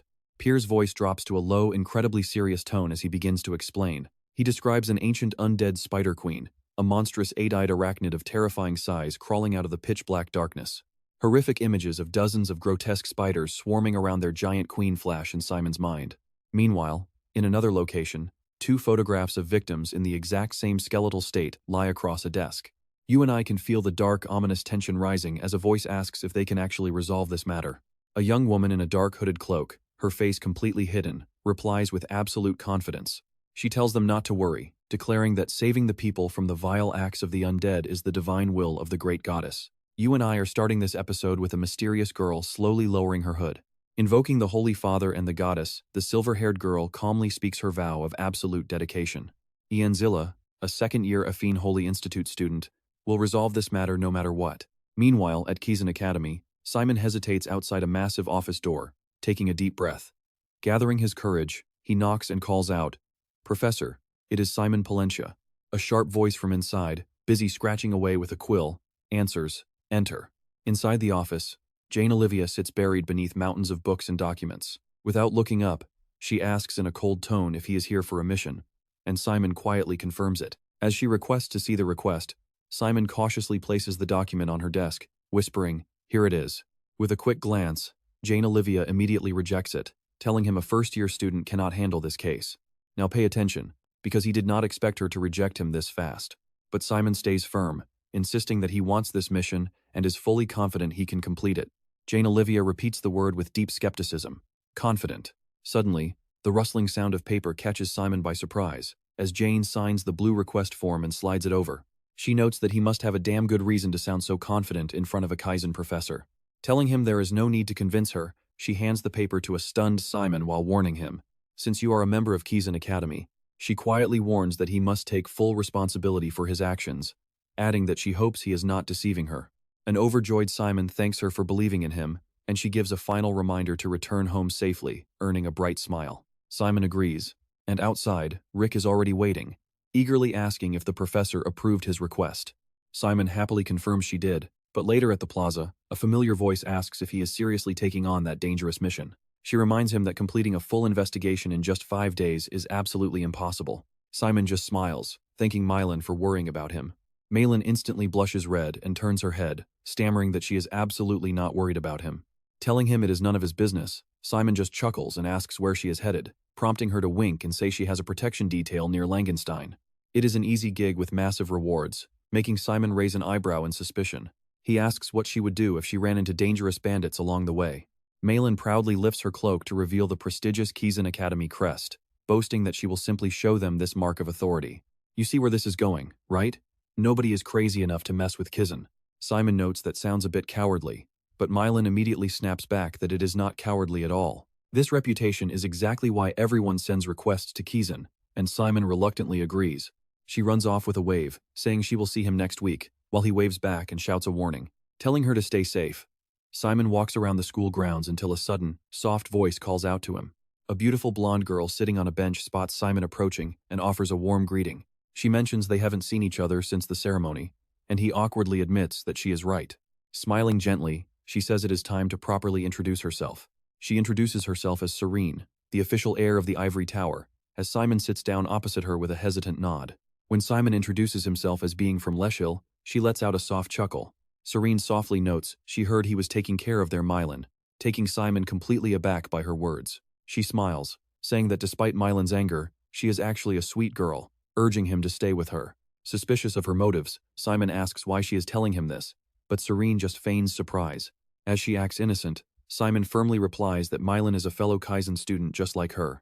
He adds that she doesn't need to be sheltered or treated like a child, and certainly doesn't need her patronizing concern. Serene remains completely silent when a sudden broadcast echoes through the courtyard. It warns that the teleportation device is about to activate and to keep all limbs inside. And that's where we leave it for now. Trust me, things are about to get wild. Well, then I'll see you later. Just as she speaks, a brilliant white light envelops Serene, fading her out as we head into the real action. A bit later, they arrive at a quiet town with a sign buried under thick green moss, where an exhausted Simon groans to himself about Serene's overwhelming aura, which felt just like an oppressive queen's. He scratches his head, muttering that since Mylan is also from the Ivory Tower, he understands her constant worrying. But treating Mylan like a mere subordinate really rubs me the wrong way. Who knew a short chat could be so draining? Suddenly, a gleaming suit of iron armor struts right up to him, as Pierre's frustrated voice booms from inside. "Hey kid, why did you get me such a tiny suit of armor? It's way too cramped." Simon sighs, explaining there was no other choice. It was the very last suit they had. Plus, I can't exactly walk around with an undisguised skeleton, can I? You'd give everyone a heart attack. Hearing this, Pierre imagines his true towering skeleton form terrifying the locals and instantly freezes up. Simon pulls out a document from a blue envelope and notes that they've finally reached the mission area. So, what's our plan? Pierre calmly replies that the absolute golden rule of any quest is gathering info. And the easiest way is meeting the client face to face, waddled awkwardly in his heavy metal suit as he caught up to Simon, adding, "The client is the town's lord, so you could just introduce yourself as a Kizen student and get all the intel we need. But since the client hasn't solved this mystery yet, there must be a catch. So let's skip that route. The alternative," he says, stepping up to Simon, "is digging up the truth ourselves." Speaking like a seasoned veteran, Pierre adds, "Back when I ran missions with Richard, we did this all the time. In my experience, it's by far the fastest way. But since we only have 5 days, what if we run out of time?" Pierre's booming voice echoes through the streets. "Then, we use the final method. We simply buy the intel from the Thieves Guild, also called the Information Association." Simon ponders this for a quick second before nodding in agreement. "Yeah, that's actually a really solid plan. First, we have to see if they even have a branch here," Pierre suggests. "You could try asking a local innkeeper or bartender." Surprised, Simon's face lights up with a bright, enthusiastic smile. "Oh, really? Then let's get a move on. We don't have a second to waste." Shortly after, the duo steps right into a local inn. The innkeeper greets them warmly, but Simon just flips a shiny gold coin and says, "We'll take a room. Give us a nice clean room, and some multigrain bread for tomorrow's breakfast will do just fine." The waiter quickly replies, "Right away, sir. Do you want your change?" But Simon calmly tells him to keep it. "Instead, tell me where the local bandit guild is." The waiter snatches the coin, his smile instantly turning strained. He asks suspiciously, "And what exactly is your business with them?" Crossing his arms, Simon plays completely innocent, retorting with a smirk, "Is this how you normally treat your paying customers? Come on. 1 gold coin for some simple info. Now watch closely, because inside that helmet, Pierre's eyes flare with a terrifying blue light. The waiter sneers, thinking this kid is just a green rookie trying to play at being a tough grown-up. But suddenly the man starts shaking uncontrollably, stammering in absolute terror. You want the bandit guild, right?" As Pierre's hand slowly grips the hilt of his massive sword, Simon slams his fist down, his voice cold as steel. "Exactly, and give us every detail you have on those recent disappearances." Pierre draws his blade, pointing the tip directly at the waiter's face as both he and Simon growl, "Tell us everything." A bit later, under a deep twilight sky, Simon remarks that it was definitely a good call to play hardball. Pierre hurries to keep pace, praising him. "I know what you're thinking, but that was a brilliant move, kid." This speeds things up. Simon, however, is laser-focused on the scrolls and notes they just secured. Most of the missing are young men, but only the women end up as dried-up mummies, with zero signs of physical struggle. Pierre explains the twisted logic. She toys with the men for fun, but drains the women dry out of pure disinterest. Stepping into another tavern, Pierre speaks with absolute conviction. This has Elizabeth's signature style written all over it. She's definitely here. The two move swiftly inside. "Welcome to our tavern," a deep voice booms, before turning to Simon and asking, "What's your drink of choice?" Simon reaches into his coat, saying, "I heard you have a special menu, and trust me, you'll want to see what happens next. Now, pay attention here, because this is where the real mission begins." Simon slides a silver coin across the counter, asking, "Can you prepare that for me?" The bartender replies placidly, "Of course. Allow me to lead you inside." They descend a flight of stone stairs at a slow, deliberate pace. Simon's eyes dart around, taking in everything. He spots heavily armed guards in the cellar, carrying uniquely crafted bows and arrows. Their guide pushes open a wooden door, stating flatly, "In here, please." Just as they step inside, a sweet voice coos, "Well, hello you two." A stunning woman with blonde curls appears in a flashy red dress. Her gown is cut with scandalous daring, and she speaks in a soft, delicate voice. "To what do I owe the pleasure? What wind has blown such distant travelers to my guild?" Simon stands face to face with Yvette, cutting straight to the chase. "I am here to buy information." Hearing this, her curiosity is instantly piqued. "And what kind of information are you looking for?" Seeing his opening, he states his terms clearly. "I need everything you know about the missing people, the mummified bodies, and any other intel your guild has on this incident."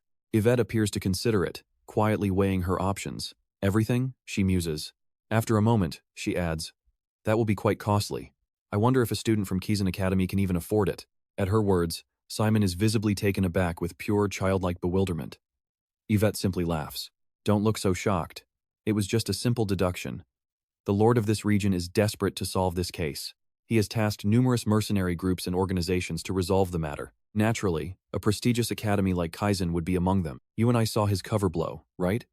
Simon's demeanor turns deadly serious as Yvette explains that this small region isn't very large. Our lord lacks the funds to hire a fully fledged necromancer from Kizen headquarters. So, his only option was to rely on academy students. Finishing her sentence, Yvette heaves a bored sigh. With that, Yvette closes the distance. And at this time of year, any Kizen student is bound to be a total novice. She leans in, her face just inches from his, as she whispers those provocative words. The sharp remark leaves Simon completely speechless, unable to form any counter-argument. Quickly regaining his composure, he gently places his own hand over hers, replying in a soft tone, "Your deductions are quite impressive. How about I venture a guess of my own?" Simon takes her hand, bringing it to his cheek as he pushes back. A truly serious incident has occurred here, one that has sent shockwaves through the entire region. As you said, the Lord has called upon many for aid. He pauses, setting up his next major point, and a majority of those who accepted the quest have already visited this very guild. In response, she only offers a cryptic smile, saying absolutely nothing. Seeing that knowing grin, Simon presses on, but unfortunately, not a single one of them could solve it. Simon pulls out the mission brief. It seems even the locals are clueless about the details. Simon then recalls overhearing two young men whispering earlier. For years, similar creepy incidents had been happening on a loop, making this entire town feel like some grim manhwa. Yet, no one has managed to form a coherent theory about the perpetrator's identity, let alone crack the case. After laying it all out, Simon locks eyes with Yvette, voicing the burning question in his mind. Don't you find this complete lack of information just a little too convenient? It is like everyone is tangled in a masterfully woven lie. And that's where we leave things. Yvette simply narrows her eyes to his accusation. Alright, let's dive into this crazy scene where Simon is staring down a silent, stubborn girl. If that is not the case, it means the guild in this region is completely useless. But something tells him that is not the truth. Looking at her, she definitely does not seem incompetent.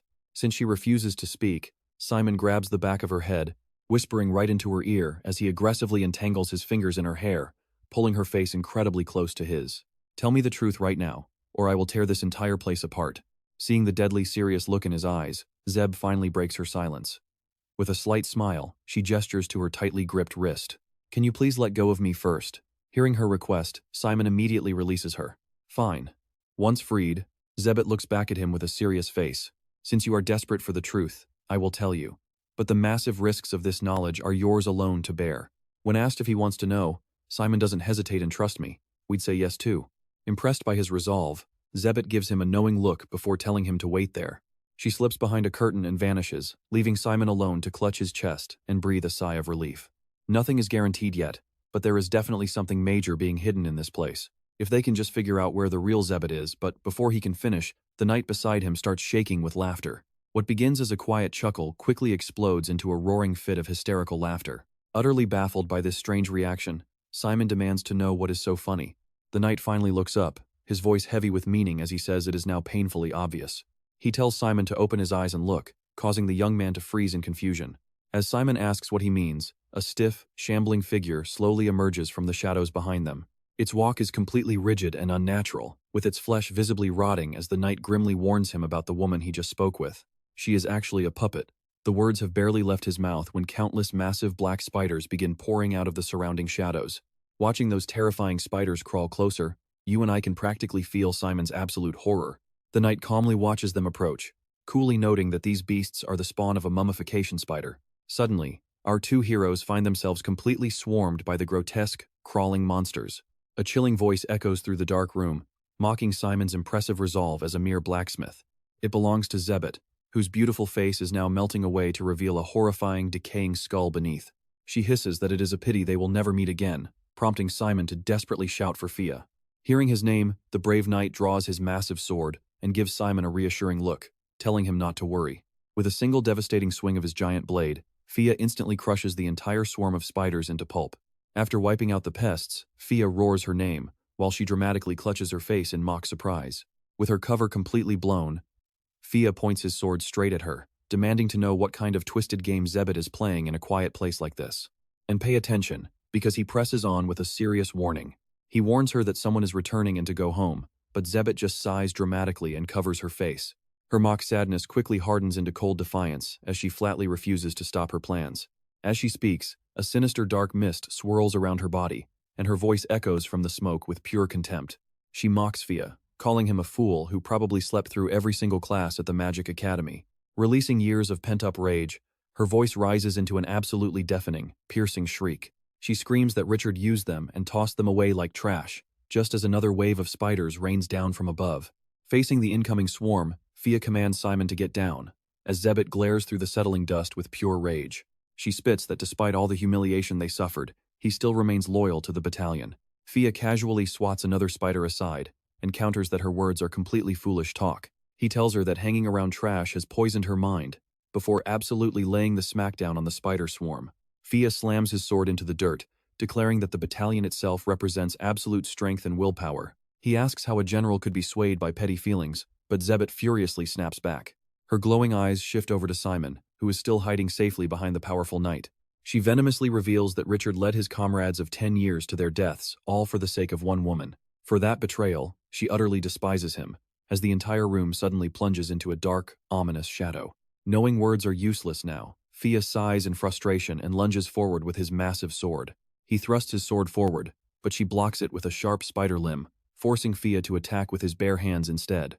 Fia snaps that he is sick of her arrogance, extending his hand as the sword flies right back into his grip. His voice turns menacing as he questions her audacity to challenge the leader of the battalion, stepping back into his combat stance. Asking if she forgot her place, Fia watches as Zebet remains unfazed, raising her hands to weave magical threads. Fia slices through the incoming silk, asking if she forgot how she used to kneel at his feet like a dog. Even with her threads cut, the battle continues, and we can't wait for more. Alright, you and I are jumping right into a chamber, suddenly swallowed by razor-sharp webs. As those threads rip the room to absolute rubble, Ebbet's taunting voice echoes. She mocks Fia, laughing at how weak she has become compared to before. Staring down at her struggling targets, she sneers, mockingly asking Fia if her seal has finally started to break. Sensing that things are going completely sideways, Fia screams out, demanding to know where she thinks she is going. Ignoring the shout, she turns to leave, tossing out a final farewell to Fia and the little brat Ken before completely vanishing. Breaking his silence, Simon drops a massive truth bomb, stating that this entire intelligence guild is nothing but a total fraud. Fia stands up and confirms it. For someone like Ebet, rewriting information is as simple as drawing breath. Furious, Fia immediately starts tearing through a massive swarm of attacking spiders, cursing the disgusting pests. But the horde is endless. As they fight off the swarm, an unfamiliar voice suddenly echoes from above. The voice calls them useless. Looking up, Simon spots a young woman staring down at them with pure, unfiltered disgust. She sighs, complaining that she wanted to see two monsters tear each other apart, but had no such luck today. Raising her staff high, she decides she will just chase down Ebet after finishing the two of them off right here. Watch closely right here, the gem on her staff starts glowing intensely, and Simon immediately realizes everything. With a bubbly, cheerful smile, she bids them a bright farewell, telling them to take care. A blinding flash of light completely consumes Simon and Fia, and once they vanish, she shields her eyes to look around. Muttering that she already misses them, her playful attitude vanishes instantly, replaced by a cold, serious focus. She declares it is time to hunt that spider fiend, while elsewhere in the ruined halls, Fia speaks in a dark tone. She groans about a priestess meddling in their business, stating that everything is now a total disaster. Simon lets out a heavy, tired sigh, wondering why they always get dragged into these insane, chaotic messes. You and I both know this is turning into a wild Manhwa recap. Shaking it off, Simon asks how they track down Ebet. Fia quickly reassures him, telling him not to stress because their target is still very close by. She explains that when Ebet unleashed her power earlier, Fia caught a strong trace of the dark energy radiating from her. Locking onto that distinct trail of dark energy, she can easily trace the signature straight to her location. Hearing that, Simon breathes a sigh of relief, glad they actually have a solid lead. As they move out, another question bothers Simon, prompting him to ask Fia if that priestess was actually incredibly powerful. Fia thinks it over for a brief second, before bluntly replying that she is easily stronger than him. That brutal honesty makes Simon groan in despair. Spotting his misery, Fia asks if he saw the white uniform under her cloak. It means she is from Kizen Magic Academy, likely working on an assignment equivalent to one of their elite black missions. Hearing this, everything suddenly clicks for Simon, who knows all about that prestigious magic academy. Black missions are the toughest tasks, meaning she has to be a highly skilled second-year student or even older. Faced with this reality, Simon runs his hands through his hair in absolute frustration. He complains about wanting to report this overlapping mess, since it is vastly harder than any standard blue mission. Wondering how he can solve this in 5 days, Fia sees his despair and decides to drop another massive bombshell. She tells him there is something else he needs to hear, warning the kid not to completely freak out. Then Fia drops the truth. Abed is in love with Richard, leaving Simon absolutely stunned and speechless. Seeing his absolute shock, Fia explains that the undead battalion always wanted a human leader, and when Abed first joined, things changed. She quickly fell deeply for Richard, but no one expected her love and hate to burn this fiercely, leaving Simon reeling from the news. He finally gets why she is behaving so violently, and Fia agrees, urging him to go find Abed quickly. Simon nods, but suddenly spots a massive silky cocoon, shouting out that there is someone trapped inside of it. Sensing his presence, a desperate voice from inside begs him to quickly cut them free. They scream that a giant spider tried to eat them, and hearing this, Simon rushes forward without a second thought. He promises to get them out, while the trapped person sobs in intense relief, thanking him over and over. As Simon rips the thick webs apart, Fia watches in pure disbelief, grumbling that he is far too soft to be a necromancer. Ignoring her, Simon asks what a real necromancer would do, leaving us eager to see how this crazy journey unfolds. Let's see if they get sent to their final rest. Fia coldly noted he would even raise useful souls as loyal skeletons for his massive legion, but Simon simply ignored her, continuing his rescue efforts. Handing over a sword, Simon told him to cut her loose, and the grateful man thanked him instantly. Only then did Simon finally turn to Fia, reminding her that doing such things is strictly forbidden at Kizen. Fia kept pressing, asking who would even find out, and teasing him that he is not the type to follow rules anyway. After all, if he followed rules, he would have never stepped foot into the forbidden forest to begin with. Simon conceded she had a point, but as he watched the survivors, he added that he was just following his father's teachings. Hearing about his father, Fia's demeanor instantly shifted as she scoffed, asking what that old fool had taught him. Without a single second of hesitation, Simon answered that his father taught him how to avoid becoming a monster. At that, Fia's hand instantly froze right on her helmet, though a completely oblivious Simon just kept on talking. He explained that when he asked how to prevent it, his father told him to always draw his own line. Suddenly, Fia burst out into a fit of wild laughter, before finally calming down enough to speak. She admitted that it sounded exactly like his father's advice, a strange amusement filling her voice. While Simon stood there entirely confused, Fia brushed it off and coldly told him to just forget about it. She agreed to respect his decision as their commander, and the group resumed their march forward. Watch closely now, this is the moment they finally find their target, a woman sitting with unnerving calm. Fia taunted her for finally giving up, but Abet rose with a confident smirk, instantly snapping that she would never run. She admitted she knew they would hunt her down once they picked up the scent of her dark magic. She wanted to settle things right here, but before a massive fight could break out, Simon quickly stepped forward to speak. Addressing her as Abet, the former general of the Legion, he immediately made her raise a curious eyebrow. With her full attention, Simon proposed a shocking offer, asking her to rejoin the Legion under his command. Abet just laughed bitterly, spitting back that she would never rejoin the squad that had betrayed her. Plus, she sneered, marching directly up to where Simon and Fia stood. She mocked the entire idea of taking orders from a naive young necromancer, whom Fia only picked out of pure sentimentality. Keeping his cool, despite the heavy insults, Simon calmly asked if she had just called him untrustworthy. Without letting her speak, Simon delivered a shocker, stating he was Simon Florentia, son of Richard Florentia and Anna Fencia. Hearing those legendary names, Ibet was instantly paralyzed with absolute shock, allowing Simon to quickly press his advantage. Knowing Ibet once served under his father, Simon watched as sharp claws suddenly began to grow from her hands. She hissed at him to stop, but Simon calmly continued, declaring it only natural that he, as the commander and son of Richard Florentia, would bring her back.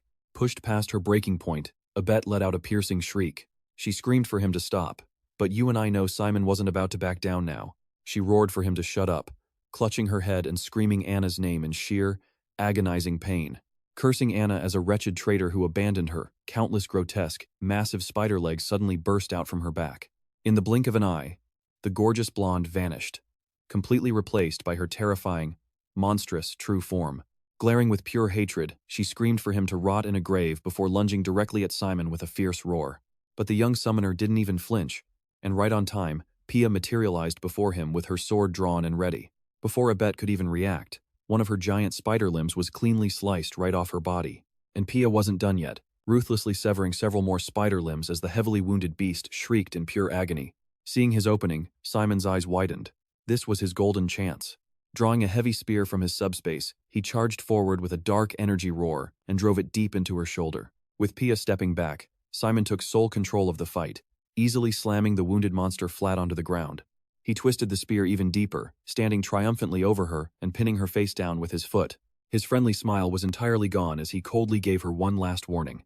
He demanded she either join his side or face death right then and there, but despite being pinned, she defiantly spat in his face. Suddenly, you and I see something flying at them. Suddenly, Pia lunges forward to block an incoming attack for Simon.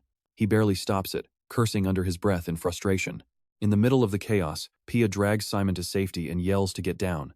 As they hide behind a massive boulder, a blinding light explodes, sending intense waves of blue energy weaving through the air. Simon is left completely stunned. Is this divine power? Just then, a very familiar voice calls out. Luckily, she made it just in time. The mysterious girl has returned to the scene. Facing wicked spirits and annoying spiders, she tosses a glowing stone into the air with a confident smile. She promises to eradicate them all, unleashing her massive divine power as the stone drops. Under this overwhelming force, the spider swarm scatters, letting Simon and Pia quickly plan their next move. Now pay attention, because this is where the action gets absolutely insane as they target the dangerous priestess. Simon doubts their odds. Can they actually defeat a powerful holy priestess? But Pia is totally unfazed, noting that while holy power is annoying, the priestess is weak. Simon can easily take her out in one hit. Pia plans to set up the perfect opening. Simon agrees to create the diversion. Meanwhile, their target has absolutely no idea. Her eyes are locked on the injured Bet. Noticing her broken legs, she gives a cold, chilling look. Enzi raises her staff, promising to send Bet to the afterlife painlessly using her holy magic. She begins casting a deadly spell at Bet, whispering that her mission is almost done. A blade of light shoots toward Bet, leaving her absolutely zero time to react to the incoming strike. She freezes in pure terror, but Simon suddenly leaps in front of her, taking the blade right through his chest. Bet is completely stunned by his sacrifice. Why would he risk his life for her? As light fragments rain down, she looks at the gravely wounded Simon in shock, barely able to speak. He clutches his bleeding chest and drops to his knees, blood pooling on the cold ground. With blurry vision and heavy eyes, he lets out a groan before finally blacking out completely. Bet screams in absolute terror. She drags him to safety and builds a fire. When Simon wakes up, he screams at a spider right in his face. Hearing the scream, Pia asks if he is awake. Simon panics and scrambles backward, knocking the spider away. Realizing he is still alive, Simon asks what happened to the others. Pia calmly points to the side. You and I know she is up to something with that massive grin on her face. Meanwhile, the priestess is wrapped in spider silk, desperately crying and begging Simon to spare her life. Pia explains that while Simon was completely knocked out, he teamed up with Bet to capture her. She is just a junior from the Epnel Magic Academy, making her incredibly easy to subdue. Feeling bad, Simon asks Pia to let her down so they can hear what she has to say. Once freed, she immediately drops to her knees right before Simon, sobbing heavily with absolute gratitude. Thank you for sparing my life, she cries, but Simon calmly tells her to save her thanks. First, she has to answer their questions, starting with if she is an Epnel student. Pia stands with hands on hips and scoffs, and trust me, you cannot miss what is next. Get ready, because you and I are diving into a massive web of lies. Simon calls her out, pointing at her Epnel uniform. She stammers, claiming the outfit is just a fake. Simon instantly fires back, questioning her about a counterfeit uniform. Tears well up in Ellen's eyes as she confesses she was actually expelled from Epnel 2 years ago. She got kicked out before finishing her very first year. Hearing this, Simon's eyes widen in absolute shock. Looking down at her in complete confusion, he demands to know why she is still pretending to go to Epnel. Clasping her hands together desperately, she explains she just could not face reality after being expelled, and needed a way to make quick money since her family is totally broke. That is the only reason she faked her student status at the Epnel Magic Academy, begging him for forgiveness. She hangs her head in deep shame. But Zebed is not buying any of it, crossing her arms with a mock sneer. Do you seriously expect us to believe that sob story? You are just making up excuses to save your own skin. With a swift move, she rips the woman's jacket wide open, making Ellen shriek in sheer terror. All right, let's jump right back in as Zebed inspects a torn piece of fabric, realizing it is just cheap, normal clothing and not a tough Epnel uniform. Terrified, the young girl admits that she actually sewed the fake uniform herself. Seeing things have gone too far, Simon gently offers his own cloak to cover her up. Ellen whispers her thanks as he fastens the cloak, prompting Simon to softly ask for her name. She shyly looks up and says her name is Ellen, while Zebet stands right there, watching the two of them with clear, burning irritation. He asks why she even took this dangerous mission from the brokers if she is not an actual student. Apparently, they offered a massive reward to take down an immortal hiding within the Dark Alliance. Ellen clutches the cloak, explaining the situation seriously. Just like Kizen, Epnil pays much better for Dark Alliance jobs. Hearing this, Simon nods in understanding. When asked if she met this region's ruler, She admits she got the mission directly from the Lord himself. Still highly skeptical, Simon decides to press her further, asking if she has any actual proof. He asks if she has a formal proposal or any detailed mission documents she can show him right now. Ellen agrees without a single moment of hesitation to search her bags, leaving Simon waiting in a slightly awkward silence. Now pay attention here, seeing Simon and Ellen talking so intimately makes Zebet look incredibly uncomfortable and deeply sad.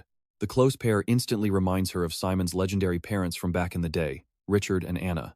They had been just as warm and close right in front of her.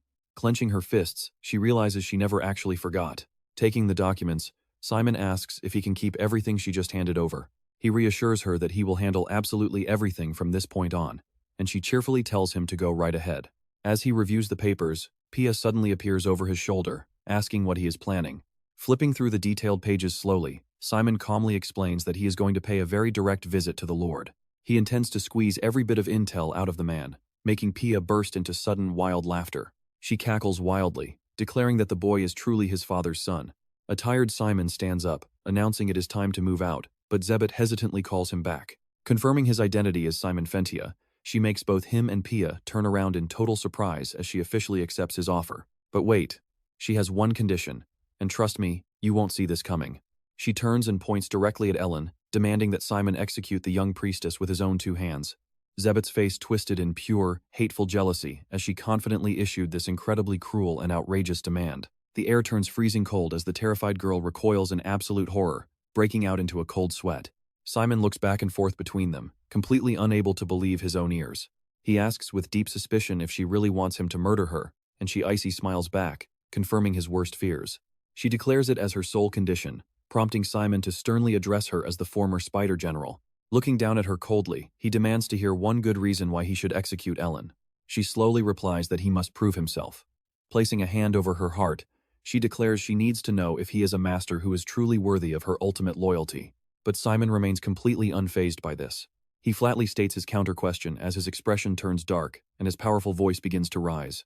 He fiercely asks why on earth he has to prove his worth to her, leaving her absolutely flabbergasted by his cold refusal. He points out her mistake, noting that while she served his father, he is not his father. He will run his own battalion using his own strict standards, and based on what he just witnessed from her, his steel-hard voice is so powerful that Pia can only shake her head as he continues to look down at Zebet.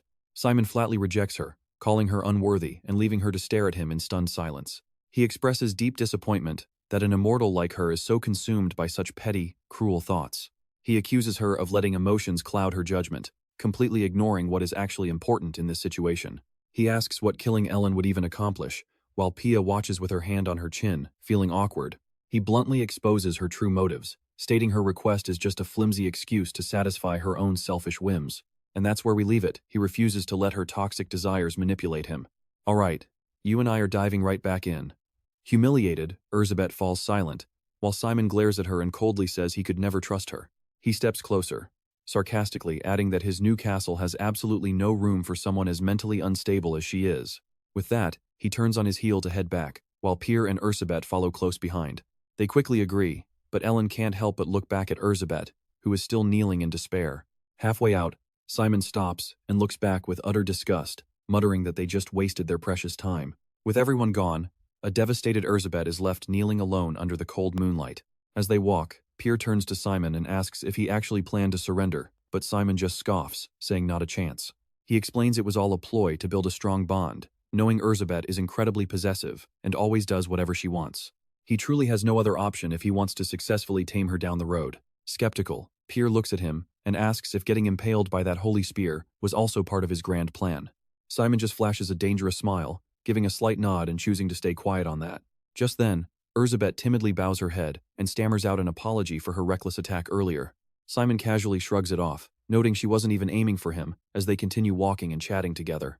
Pay attention here, Erzsébet, still worried, asks Simon if he's truly okay. That holy spear went straight through his chest, and Necromancer cores are usually located right in that danger zone. Simon nonchalantly brushes it off, claiming his core was completely missed, but Pier stands there, her mind absolutely racing with questions. She knows that spear went clean through his core, so how is this kid acting completely fine?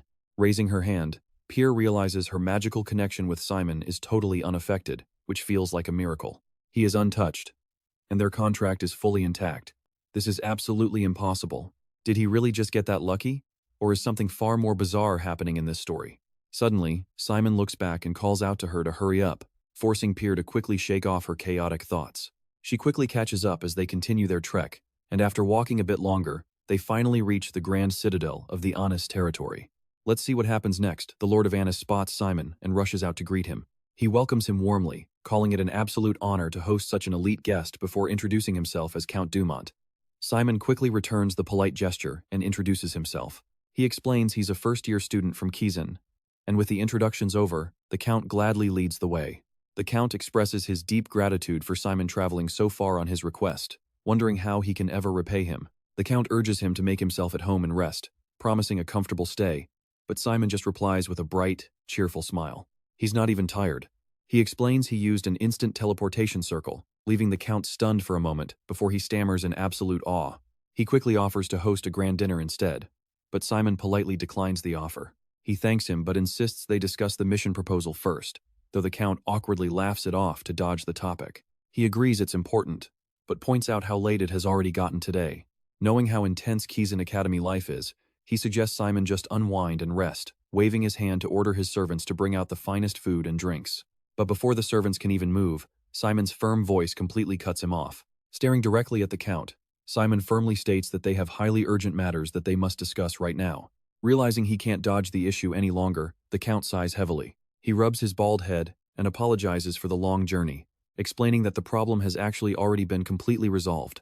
As a thank you for his time, he promises to pay the commission fee regardless of the outcome. He tells Simon to rest and head back tomorrow, but Simon rests his chin on his hand, looking highly suspicious. He notes that according to official reports, another incident happened just this very morning. He refuses to take money without completing the job, warning they will both face trouble if Kizen decides to investigate. The Count's face darkens instantly as he grits his teeth in rage, but Simon completely ignores his hostile attitude. He casually tells the Count to just lay out the details so he can fix it and leave. Trust me, the Count just couldn't hold back anymore. All right, you and I are jumping right into this face-off, as he slams his fist down and yells, I told you to stay. Is that a problem? You are from Kizen, right? But you are only a first-year student. Yet you dare to defy me, the Count and Lord of this entire domain? Why make a scene? I am still paying you. As Count Damon roared, his armored soldiers stepped forward, pointing their weapons right at Simon. Surrounded by armed guards, Simon's face darkened as he spoke in a low, icy voice. First you try to sweet-talk me, and now you resort to threats. You have really made up your mind, haven't you? Simon clenched his fists, his voice dripping with anger. And you even brought out soldiers to intimidate me.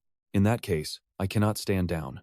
The instant Simon finished speaking, Pia and his massive undead army materialized, turning the entire room absolutely freezing. Pia grinned widely, her eyes filled with dark excitement. Haha. She stared down at the trembling soldiers, who were holding their weapons with shaking hands. Glaring at them, Pia chirped happily. Looks like I will be welcoming some brand new members to the squad today, Simon added. Very good, Count Damon. Seeing this play out, Count Damon froze, absolutely stiff with terror. Now, here is the part you need to watch. He collapsed in utter shock, stammering, how can a first-year necromancer summon so many undead?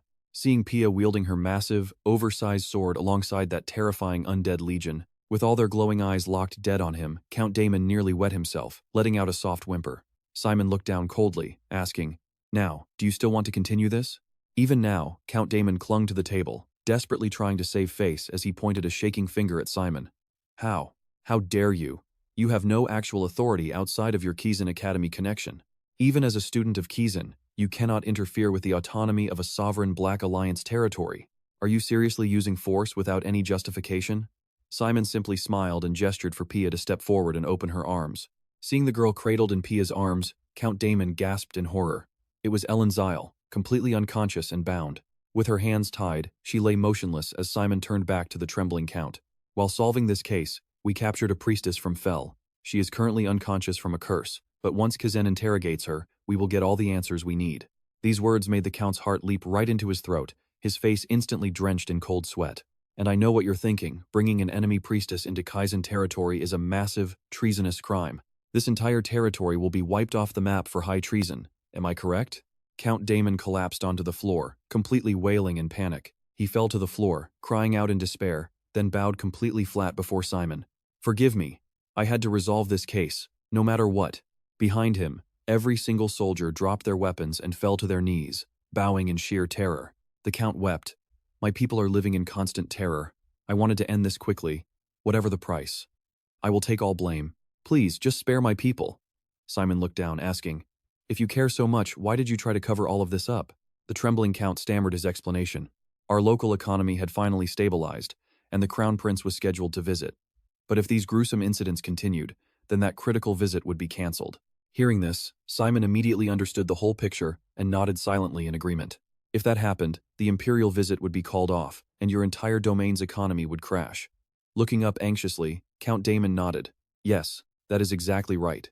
That is why I colluded with the press, blocking every single piece of information from leaking out. I tried to handle this myself.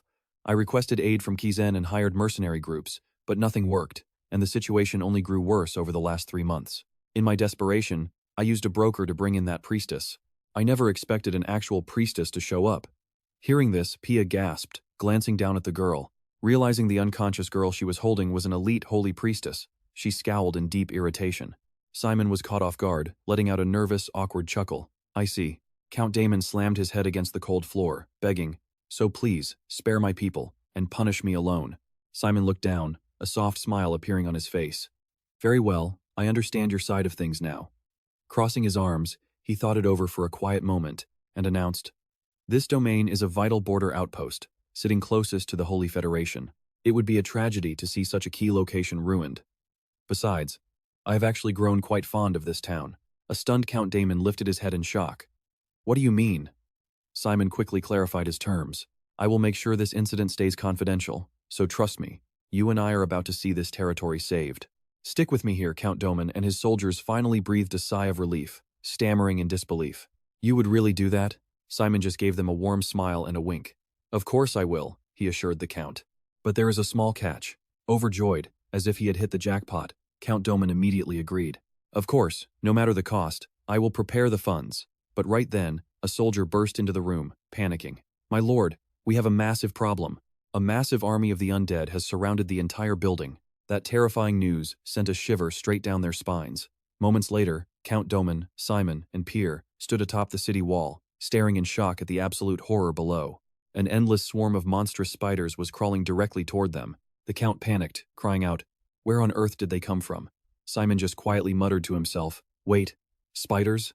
He turned and placed a reassuring hand on Count Damon's trembling shoulder. Just relax and open the gates. I'm going out there to check it out. This made the terrified Count completely freak out. Stop, that is way too dangerous. Simon just smirked confidently, saying, It is fine. I might only be a first year at the academy, but I am still a necromancer. But right at that very moment, another figure was silently staring up at Simon on the high wall. Stepping outside the gates, Simon Florentia walked right toward the spider horde and called out, Why are you here, Elizabeth? A gorgeous woman looked at him with absolute seriousness. Simon Florentia, son of the legendary former commander, Richard Florentia. I have come to pledge my loyalty to you. Simon stood there, completely dumbfounded. Now, pay attention. Elizabeth suddenly drops to one knee, placing a fist over her heart as she closes her eyes, begging for a chance to join his legion and prove her worth. Once Simon accepted Elizabeth's request, he immediately laid down his strict terms. First, if you want to join my battalion, you are strictly forbidden from harming or killing humans without my direct permission. If you need to harvest life force, go hunt monsters. Meanwhile, back inside, Count Damon was gathering the terrified townspeople. He announced to the crowd, Kizen has sent us a legendary necromancer. Because of him, the horrible plague that cursed our town is finally over. Then, he let out a joyful roar. Now, let's prepare an epic welcome for the Crown Prince. In response, the entire crowd erupted in deafening cheers. Meanwhile, Simon watched from above, continuing to state his rules. Second, you must never harm any of my friends under any circumstances. And third, Simon Florentia turned back, looking straight into her eyes to deliver his absolute final condition. You will obey my every order, no matter what it takes. Elizabeth stared up at the commanding young man and sighed. Ah, here I go again, willingly throwing myself straight back into the fire. This contract is incredibly restrictive. There is nothing but endless hardship waiting for me down this road. Suddenly, a memory flashed in her mind, Simon leaping forward without hesitation to block a deadly strike meant for her. A gentle smile played on her lips as she swore a silent vow. But I would make the exact same choice in a heartbeat. Elizabeth bowed her head deeply, keeping her hand over her heart to swear a solemn oath. I can endure any hardship, my master, as long as I am by your side. Bind me however you wish. My body and soul belong to you. You and I can see Pierre standing right there, completely speechless at her sheer obsession. Pierre just shook his head in absolute disbelief, thinking, wow, she has got it bad for this kid. I offer you my absolute, undying loyalty in exchange for just one single thing, she murmured. Simon looked back at her, feeling quite curious. And what exactly is it that you want? Suddenly, Elizabeth lifted her head, her cheeks blushing a deep crimson. She looked into his eyes and whispered with total sincerity, I want your love. Overcome with emotion, she suddenly lunged forward, desperately grabbing Simon's hand. I will do absolutely anything you ask of me. I am not trying to force you. Just promise to keep showing me the same kindness you always have. Simon stammered hesitantly, I see. But internally, he was screaming, it is amazing she wants to serve me, but this is way too intense. Overjoyed by his hesitant reply, Elizabeth did not hesitate for even a single second.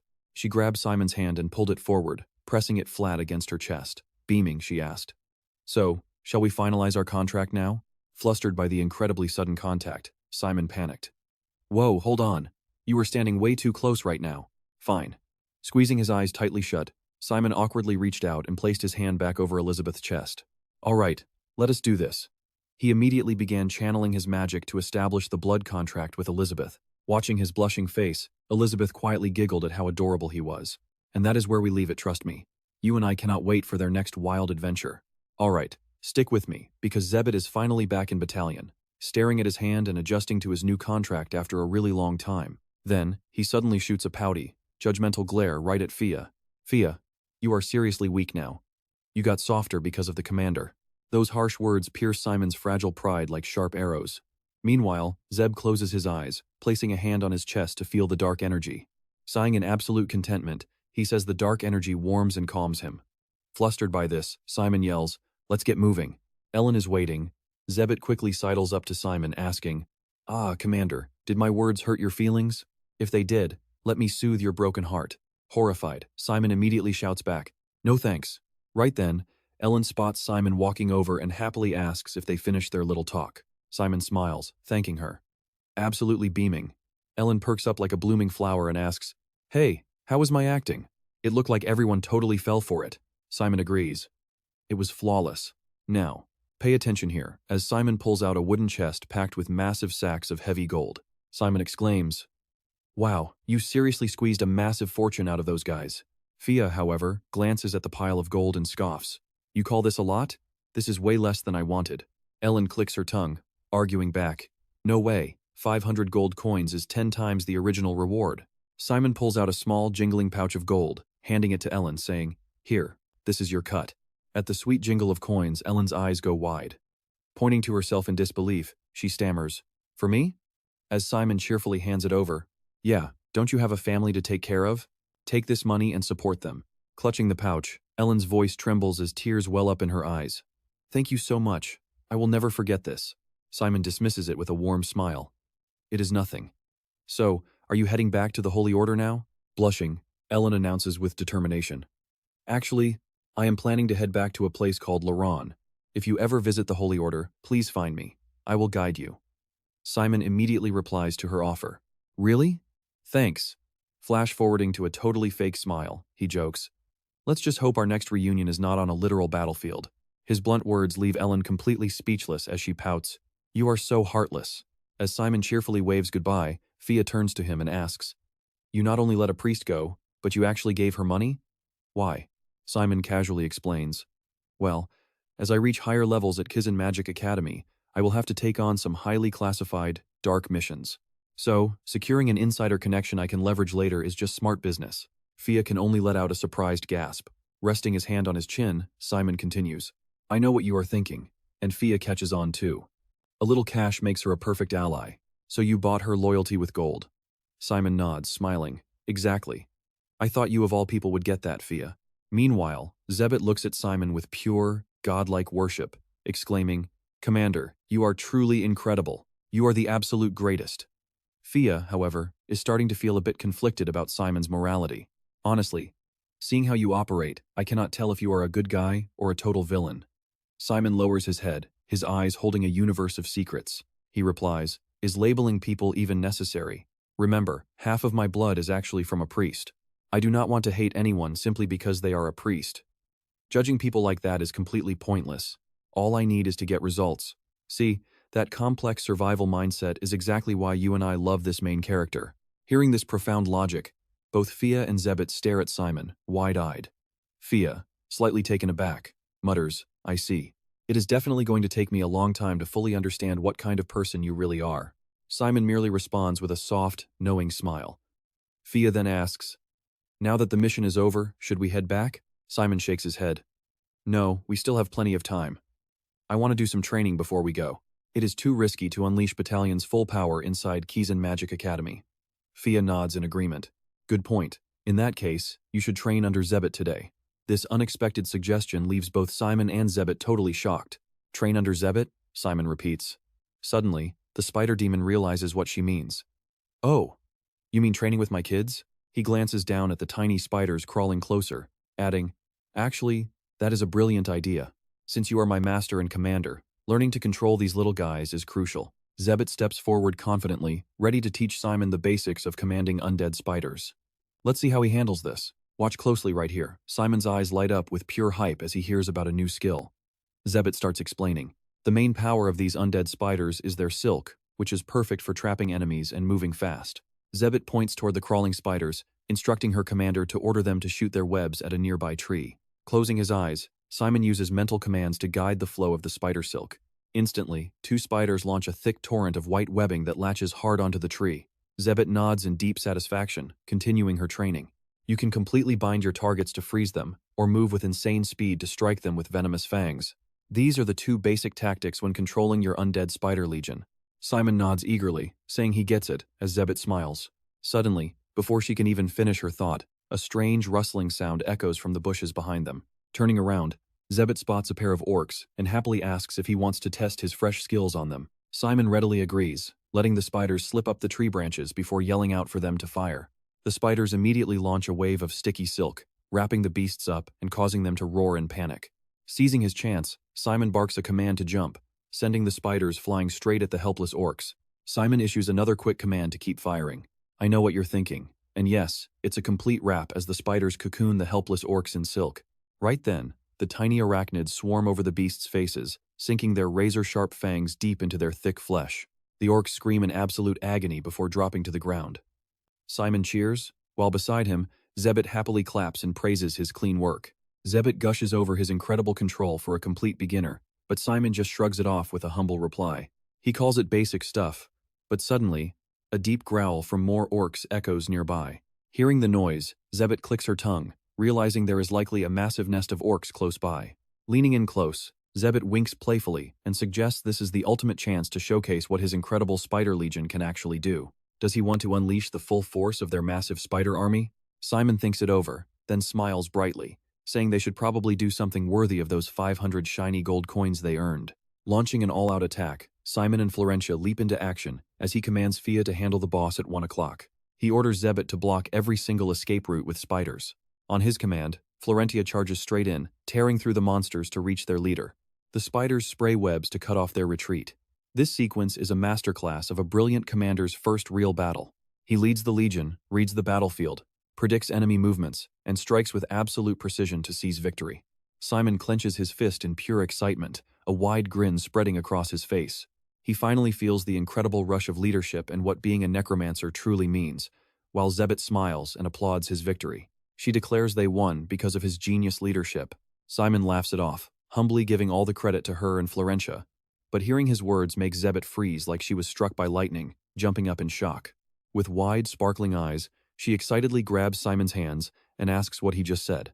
Simon awkwardly stammers, asking if he said something wrong, completely confused by her intense reaction. And that's where we leave it as she trembles in pure bliss over her new nickname. Trust me, it gets even better. Let's dive into the moment. Simon's undead partner gets a bit too excited, while our poor hero just sighs internally. Simon only shortened her name because the original was way too long, but she is absolutely thrilled. No need to tell her the truth. Right then, Pierre suddenly speaks up. He tells the kid it's his turn, gesturing toward the massive pile of dead orcs. Pierre commands him to turn every single one into a skeleton. The skeletal commander is already completely lost in his grand vision of building an unstoppable orc legion. And honestly, you'd feel that pure, exhilarating joy too. Pierre is so hyped, he practically wants to scream. An army of giant orcs would make their squad absolutely overpowered. But wait, Simon slowly raises his hand from the corner, looking incredibly sheepish as he asks to speak. Wait, Pierre, you forgot one major, crucial detail. He stammers, confessing that he has not actually learned how to reanimate corpses yet. That complex dark magic is only taught in advanced academy classes. This reality check instantly crushes Pierre's grand fantasy, making him die a little inside. In pure agony, the skeleton collapses, clutching his head in utter disappointment. And that's where we leave things, with Erzsébet reminding us that Simon is still just a rookie. Don't be so down, Fia. We can sell these bodies for extra gold, and trust me, this plan is going to be epic, Commander. Simon grins and asks what she has in mind. With a playful wink, Zebek suggests that throwing these orc corpses away would be a massive waste. So why not write a letter to the local lord and offer to sell them instead? Simon sends the offer and immediately gets a reply. Count Doman confirms that those rampaging orcs have been absolutely devastating the local farmlands. As the Lord of Annis, he issues an official request and promises to reward Simon generously. Plus, the Count promises to send the reward cash along with the purchase money very soon. Trapped inside the dark subspace, squished flat between Zebek and a literal army of spiders, Fia finally complains. Okay, that is great news, but seriously, how much further do we have to walk to reach those ruins? Unable to take it anymore, she looks around the pitch-black, cramped pocket dimension. It is way too tight in here. Suddenly, a sweet, high-pitched voice calls out his name. It is none other than his cute classmate, Kamibares. Spotting him, she waves excitedly, shouting about how relieved she is to see him safe. Simon smiles back as a blushing Kamibares steps closer. Her face turns bright red as she shyly admits she was worried sick about his extremely dangerous mission. Simon just offers a polite smile, saying he got lucky, before asking if she is heading somewhere. She chirps that she is heading to the library to study with Mylan back at Kizen Academy. She asks if he wants to join. Meanwhile, inside the pocket dimension, Fia's face twists with pure annoyance. Outside, Simon politely declines the invitation, telling Kamibares that he might join her next time instead. He has somewhere important to be right now, and she happily bids him farewell. She waves goodbye, but watch closely, because that is when a cold, terrifying presence materializes behind Simon with a deadly glare. With a voice that sounds like it crawled straight out of the abyss, she demands to know who that girl was. The sudden question nearly scares the soul right out of him. Simon gasps in shock at her sudden appearance. He nervously explains that she is just a classmate, but that weak excuse does absolutely nothing to calm Zebek down.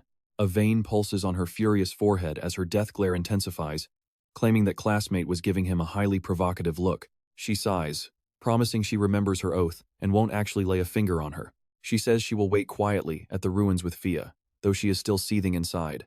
Simon just feels a terrifying chill run down his spine. He stammered, saying he is just glad she remembers her oath. Then, switching moods instantly, Zebek blushes and whispers that she is merely his devoted, humble servant. She tells him he can command her however he likes, leaving Simon to just wave his hand in total defeat. Please, just get back in the subspace before someone sees us. But you and I both know she won't go easily. Zebek just smirks, asking why she cannot simply do this instead. With a swift spin and a soft puff of smoke, her terrifying Spider Queen form completely vanishes, replaced by a gorgeous girl wearing a Kizen school uniform. Zebek beams with excitement, twirling around to ask how she looks and if she makes a perfect Kizen student. Simon sighs, noting she is wearing spider silk, but she boasts it is the highest quality anyway. She proudly tells him to summon her whenever he has chores inside or outside the Kizen campus. This whole crazy situation makes Simon panic. There is no way he can just summon her inside the academy. He warns her that Kizen is covered in heavy surveillance spells, but Zebek just wags her finger with a smile. She confidently places a hand on her chest, telling her commander not to worry. She explains that she can change her look and use a unique stealth skill to slip past any surveillance spell. Simon's eyes widen as Zebek keeps boasting. Her Spider Legion also excels at ambush attacks, meaning he can deploy them during any emergency, which absolutely delights Simon. Fia, on the other hand, is absolutely miserable, suffering inside a tiny subspace with creepy crawly spiders completely covering her. Outside, Simon smiles, contemplating Zebek's incredible potential. Recruiting her into his legion was definitely the right choice, as she will be incredibly useful in the future. Giving him a mischievous grin, Zebek asks if he would prefer a completely different look instead. With another puff of smoke, she completely transforms herself into his close classmate, Kamibares. You look exactly like Kamibares. You can mimic others too? She just clears her throat dramatically, and trust me, you won't want to miss what's next. Let's jump right in. After prepping, she mimics Cammy's voice and yells, Simon! Simon, I'm so glad you're safe. Elizabeth then leaps forward, clinging to his arm and cooing. She says she was so worried about his dangerous mission, leaving Simon totally embarrassed. It's like a scene straight out of a Magic Academy romance. He yells, It's not just the look. Your voice is a perfect match for hers. Okay, enough. I can clearly see how incredible your mimicking skills are. But Elizabeth doesn't stop. She presses even closer to Simon, saying, I'm worried you're hurt, so I must inspect you with my own hands. Simon's face turns bright red as he stammers, Stop. Just stop. Change back to your normal self right now. Elizabeth playfully refuses to transform back, continuing to tease him, asking, How do you like it? You can experience all kinds of pleasures with this skill. I really hope that day comes soon. Exasperated, Simon shouts, I told you I do not need those kinds of pleasures. While the two are busy bantering, Pierre finally loses his patience. Now pay attention, Pierre roars, telling them to stop the idle chatter and get to the ruins already. The screeching of these spiders is driving me insane. Hearing that, Simon snaps back to reality, realizing, that's right. I almost forgot about you, Pierre. Simon turns to Elizabeth and says, Let's get moving. She finally gets serious and nods. Understood. The three of them walk a bit further and arrive at the ruins. Pierre cracks his rattling joints and declares, Finally, we have arrived. Simon looks around. I guess we should do a little house cleaning, huh? He then asks Elizabeth, We currently have about 30 undead spiders, correct? She replies, Yes. At that moment, the skeletons and undead spiders start getting acquainted, while Pierre points at Simon to scold him. We only have two ways to boost our forces. Either we increase the number of spiders, or you learn necromancy immediately. Looking at his choices, it's clear he must pick one or the other, which is already giving Simon a massive headache. He turns to Elizabeth for help. How do we get more spiders? Do we have to leave the continent to find them? Elizabeth gives him a deadpan expression and replies, Not at all. I'm the spider queen, so I just lay more eggs. Hearing this, Simon is completely thrown off by her words. He quickly spins back around and asks, Wait, what did you say? Elizabeth beams and answers, I just need to lay more eggs. I know what you're thinking, but yes, she acts shy and lifts her dress, offering him a front row seat. Terrified and mortified, Simon spins away, screaming in panic, No, I absolutely do not need to see that. Elizabeth persists, still lifting her dress. But it's a rare chance. Simon shrieks, Why would anyone want to watch that? Watching the two of them bicker back and forth, Pierre clicks his teeth, commenting, Elizabeth is a bit too provocative for a kid his age, don't you think? The skeletons and spider minions nod their heads in agreement. After calming down, Simon finally sighs. Anyway, so you'll be birthing more spiders. Just saying it makes his head hurt. And what else do we need? Suddenly, a thought strikes Simon and he turns to ask, Hey, I have a question. Elizabeth replies innocently, Yes? Simon looks at her seriously and hesitates. I was wondering, could you also transform into a priest? Surprised by the question, Elizabeth asks, You mean a priest? Simon nods. Yes, it's about what just happened in this forest. Elizabeth nods in understanding. I see. So that's why you want me to disguise myself as a priest? Simon asks, Can you do it? Elizabeth thinks for a moment before answering, I can, but we should send the spiders in first. No matter how perfect my disguise is, it's useless if our opponent is a genuine priest. This confuses Simon, who asks, Why is that? Is there some kind of problem? Elizabeth explains, Those who wield holy power have special skills that can quickly detect the undead. Even if I hide my nature, using holy power would be impossible without getting caught. Simon counters, You don't need to worry about that. The priest infiltrated by carrying a core inside his body. Elizabeth is stunned, unable to believe her ears. A core? She asks again. A core? Elizabeth immediately deduces, I don't know his goal, but his determination must be immense. Pierre chimes in. Not only that, his control of dark energy is nearly on par with academy professors. A professor at this magic academy. Elizabeth considers this. With a core inside him, he won't be able to use holy power. With his detection gone, we're about to see one crazy plan unfold. Trust me, you won't want to miss it. You and I are jumping right back in as I deploy my spiders to investigate the priest. Once my undead spiders track down the priest, they will report back instantly. Excellent, Commander Simon replies. Zebed locks eyes with Simon, promising to handle everything personally. Simon smiles and nods, saying he is counting on him. Later, Simon watches his classmates chatting happily, noting they seem much more cheerful than usual. Is it because of the mission? It has been nearly a full week since they last gathered. Suddenly, Simon impulsively yells out Melon's name, startling her and making the girls around her giggle with amusement. They wish her luck, making Melon snap back and tell them to shut up. Meanwhile, Simon remains completely oblivious. As Melon walks over, he cheerfully greets her, saying it has been a while. She sighs, asking if he has any shame, which only leaves Simon blinking in complete confusion. Melon stares at his blank face, sighs, and suggests he might just be incredibly dense, making Simon stammer and ask if something is wrong. Melon clicks her tongue, shoving a cute pink box into his hands, telling him to just take the gift. Simon beams with joy, asking if it is for him, while Melon huffs and tells him not to get the wrong idea. Simon nods in agreement, but asks why she is suddenly giving him cake. He looks at her curiously, noting it is not his birthday, but Melon snaps back, asking if he knows nothing about cake gifting day. Simon looks puzzled, forcing Melon to explain, with near madness, that it is the day girls give guys cake. Simon stammers a thank you, calling her thoughtful, which instantly makes her cheeks flush a bright pink. She quickly crosses her arms, acting tough, claiming she only gave it to him out of pity. She assumed he and Dick would get nothing, but pay attention here right then. A line of smiling girls approaches him with cakes. One offers him a lemon cake, politely asking him to accept it. Another brings black tea cake, thanking him for combat class, prompting a warm smile and thank you from Simon. He says they look delicious and he will eat them later, making the girls blush happily before walking away. Once they leave, Melon glares at Simon, teasingly saying he is far more popular than she expected. She notes they are just thanking him, but then a crystal-clear voice suddenly calls out Simon's name. It is the adorable Cammy Bears, carrying a giant cake box almost as big as herself, smiling brightly at Simon. Wishing him a good morning, she struggles to place the massive box on his desk, thanking him for always caring for her. She adds that she hopes they can remain great friends for the rest of the semester. Bowing deeply, Cammy begs him to accept the gift, causing a panicked Simon to call out her name. Both he and Melon stare, completely speechless at the ridiculous size of the box Cammy brought in. Melon gasps, asking if she made it herself, but Cammy quickly waves her hands, stuttering in denial. She explains that she bought it, bowing her head as she admits she only added the top decorations. Let's pause here. You and I both know, this feels straight out of a classic manga.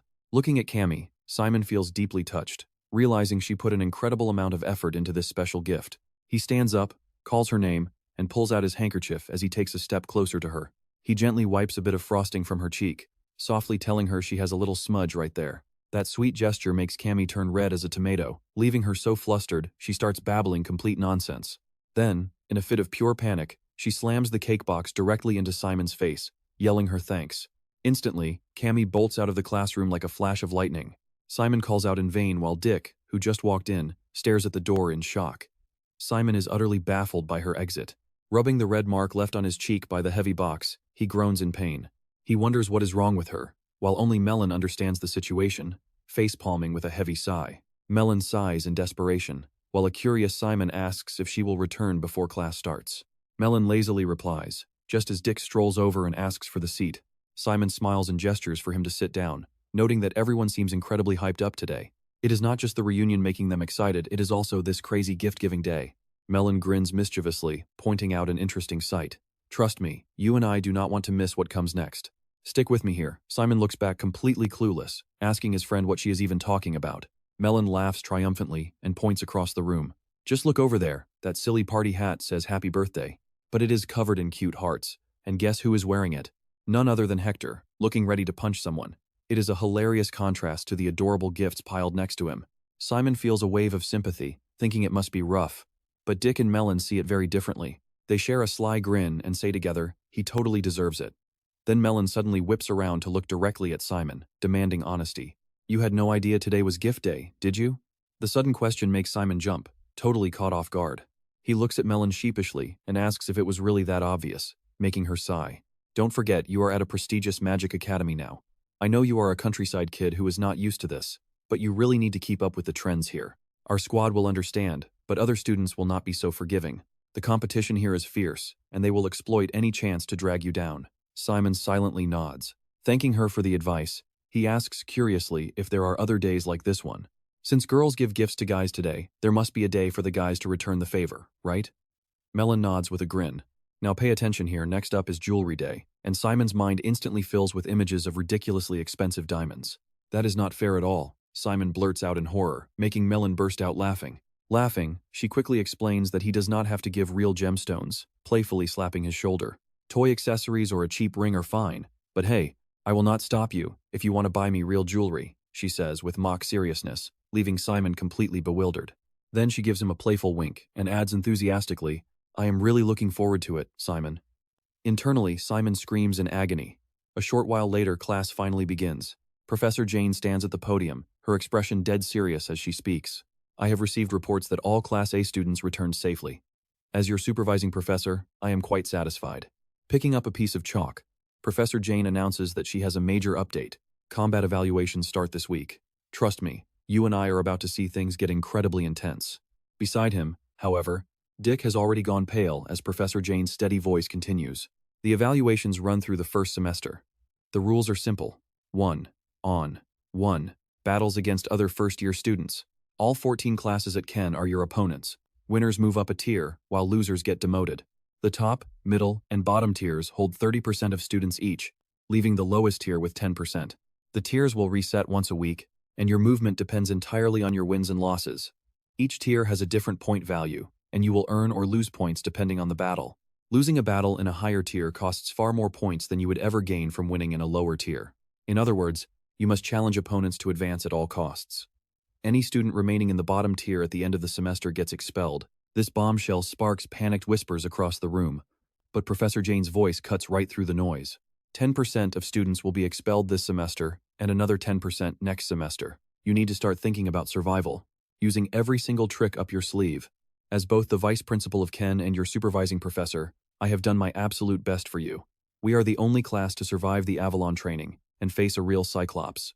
I cannot imagine a more capable class than the one I am instructing. This entire setup is the ultimate magical test of survival. Even as vice principal, I became your instructor because I have absolute faith that none of you will disappoint me. The second she finishes, Dick suddenly leaps up, stomps onto his desk, raises his fist, and shouts, "Do not worry, Professor Jane. We will do our absolute best to make you proud." Terrified, Melon quickly tries to stop him, hissing at him to get down because he is insane. But Dick does not hear a word, hyped up like he just chugged 5 energy drinks, yelling for Class A to go all out. Simon is completely stunned, and honestly, you and I can totally feel Melon's massive secondhand embarrassment right now. Let's jump in as Professor Diane sighs and calls out Rick, who instantly snaps to attention. "Yes, Professor." To which she deadpans, "You are the one I am most worried about." Those words instantly deflate all of Rick's bravado. He freezes on the spot, crying out in pure anguish. Professor Diane then stands before the students in the training hall with a serious expression, posing a tough question to the entire class. "Can anyone tell me the difference between fighting wild monsters and the one-on-one duels we are facing now?" Liam eagerly raises his hand to answer, explaining that against monsters, they just make one plan and go all out.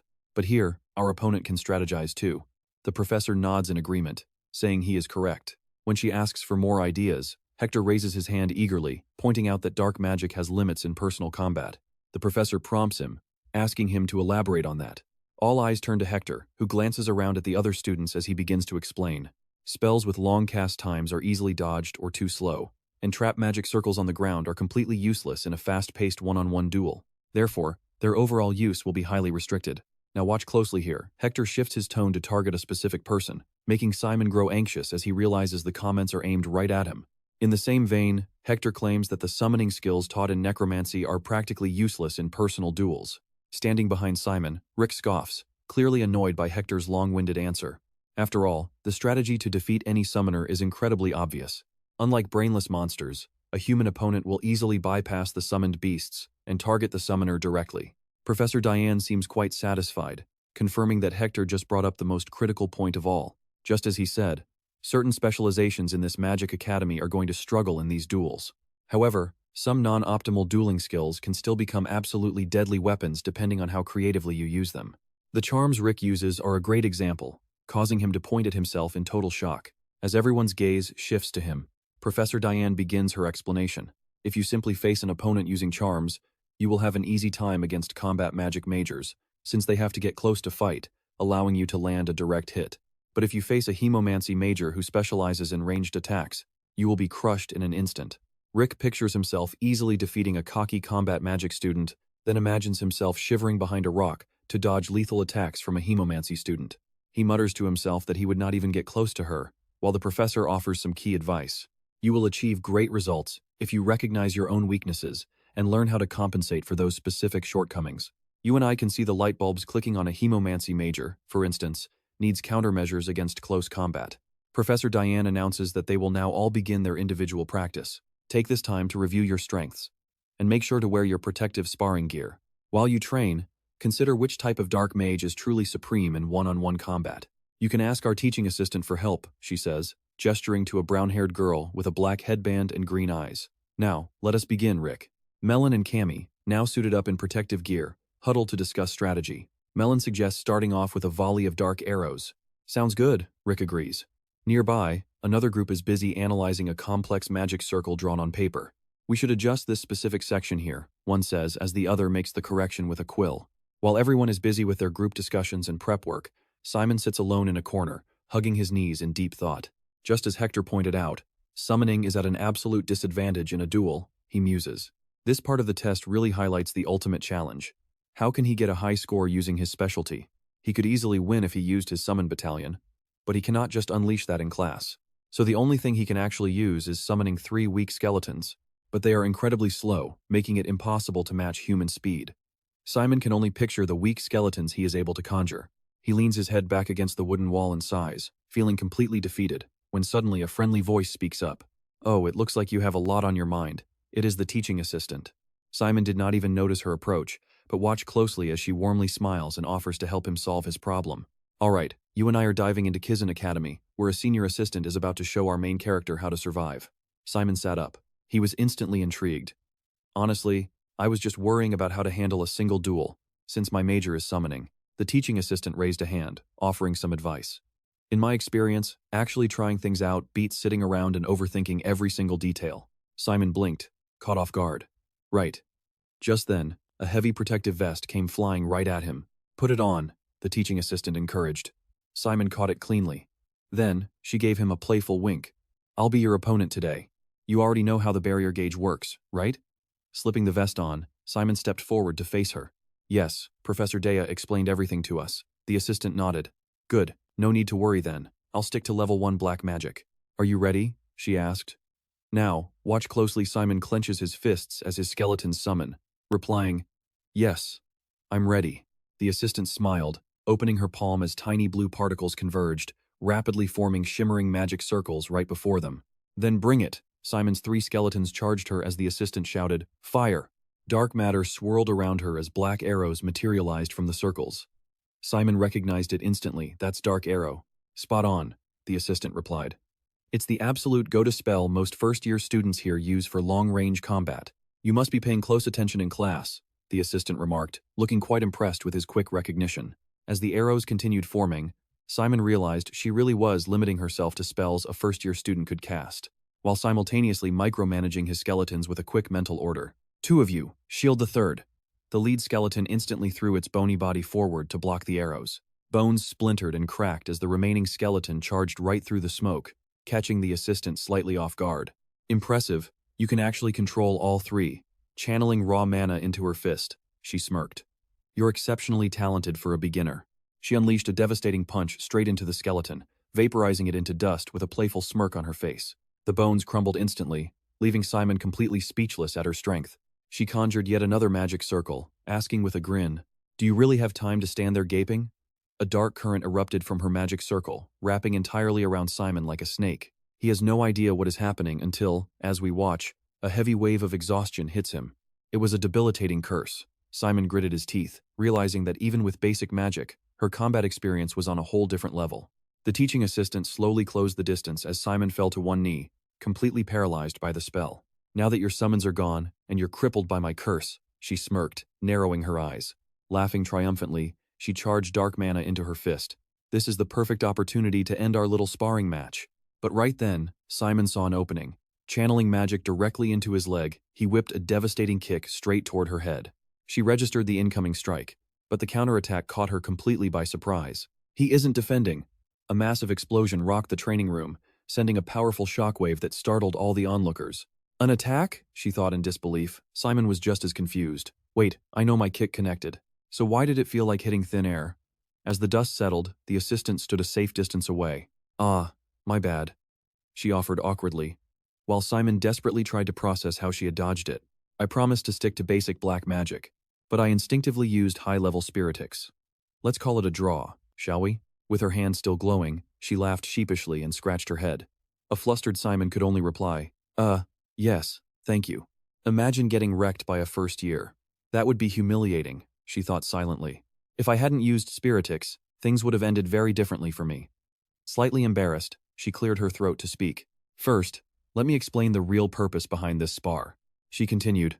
People who don't fully grasp their own potential usually find answers only when they are pushed to their absolute limits. It's about what you instinctively rely on in life or death situations. Hearing that, something finally clicked inside Simon's mind. Logically, your focus is summoning, but the split second you felt backed into a corner, you instantly switched to physical combat magic. On top of that, you even reinforced your own body for close quarters fighting while deploying your skeleton horde. Exactly, she confirmed, crossing her arms proudly. Even though you had no clue whether I would attack from a distance or close in on you, you still instinctively prepared for a brawl.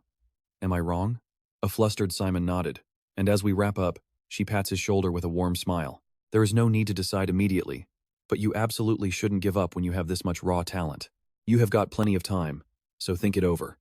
Honestly, if I were you, I would choose combat magic, she advises. Good luck.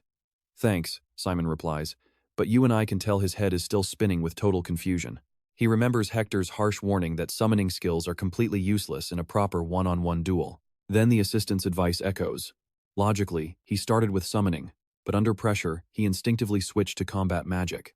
He is left wondering, is it really that hard to survive using only summoning at this academy? Suddenly, a heavy piece of protective sparring gear comes sliding across the floor right toward him. Simon Florentia, a voice barks, cutting through the noisy hall. Put it on, we are sparring. Meanwhile, Malin's sharp voice echoes from a corner. Nearby, another student watches her practice with a very anxious look. Why can't you land a single hit on me? Just so you know, I'm totally going easy on you. Malin taunts her opponent. Are you kidding me? I'm only using basic charms and you can't even move. Ditch turns away, totally embarrassed. Suddenly, a massive crash shakes the room, making Malin spin around wondering what just happened. Watch closely here through the dust. She sees Simon talking with the teaching assistant. Whoa, what was that sound? I didn't even realize he was actually dueling the assistant. Looks like they are done. Did he win? Her partner asks. No clue. I couldn't see his barrier gauge clearly. Simon bows politely to the assistant and lets out a heavy sigh. He probably lost the match. Tesk. Defeating a teaching assistant is basically impossible anyway, Malin thinks, watching him from a distance. Then, in a classic confrontation, Malin notices Hector heading right for Simon, clearly intending to challenge him to a fight. Her fists instantly clench as she turns around. Ditch watches with pure anxiety. Simon Florentia. Hector calls out Simon's name, tossing a protective jacket at him to initiate a fight. Wear it. Let's spar. Simon is speechless. But here's where it gets good. Another jacket flies right back at Hector's face. Why don't you go bother someone else? Simon turns away coldly, leaving him with a flat rejection. I'm not in the mood. Hector angrily grits his teeth, muttering insults, but Malin suddenly steps in to stop him. This has nothing to do with you, Hector snarls. That's what you think, Malin fires back. What are you doing? You are acting like a total child. Keep bullying people and I'm reporting you to the professor, Malin warns him sharply. Off to the side, Ditch and Camibaras watch her with absolute admiration. A nasty smirk spreads across Hector's face. Ah, so you're just a cheap replacement for Sun. Malin boils with rage. Her fists clench as her expression darkens. Camibaras worries for her friend, while Ditch yells, How dare you say that? Other students try to step in, yelling at Hector to cool down because he is taking things way too far. Malin stays completely silent as a blazing crimson circle of dark fire magic forms over her right hand. Waves of raw magical energy whip her hair around. She grits her teeth in fury. Malin, stop, Simon yells. Simon reaches out toward her active magic circle, desperately trying to stop her. Suddenly, a white-haired man demands to know what's happening. Ditch and Camibaras turn around, realizing the teaching assistant has arrived.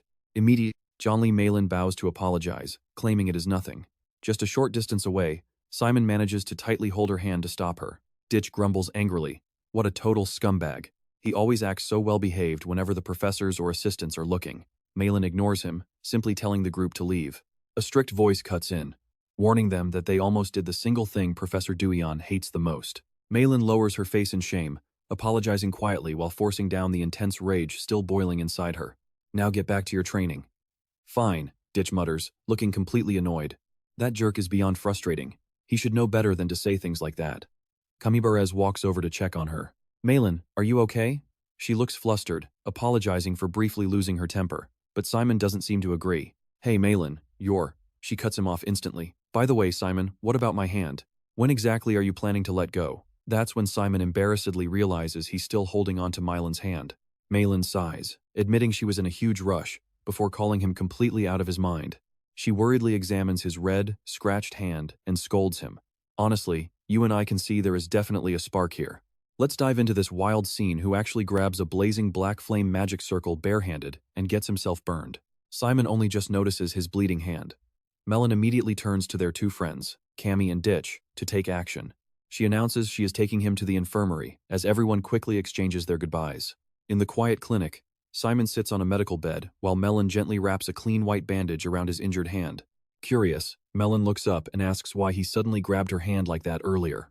Simon explains calmly that she would have been in deep trouble if the teaching assistant caught her casting magic. He adds that even though Hector had protective gear on, he was not wearing it the right way. Melon looks down silently, her hands keeping busy as she continues wrapping the dressing around his palm. She remembers Hector's insulting words, replaying her flash of pure rage when he called her a mere substitute for Simon. Simon gently adds that Hector had no right to say those things to her, leaving them in an awkward silence. Melon tries to explain herself, but Simon cuts her off with a warm smile, thanking her instead. She stares back, completely surprised and confused, but Simon instantly reads her expression. He places a hand over his heart, smiling as he mentions how she stepped in to defend him from Hector.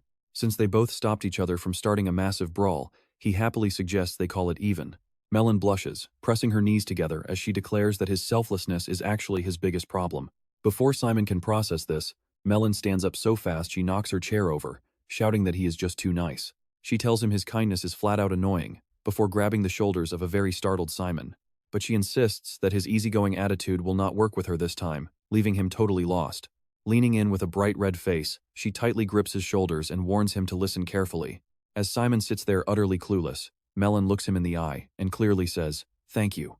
Imaginary flowers seem to bloom all around her as she radiates an almost overwhelming, dazzling glow. Immediately after, she bolts right out of the room, leaving a completely stunned Simon reaching out a hand to call her name.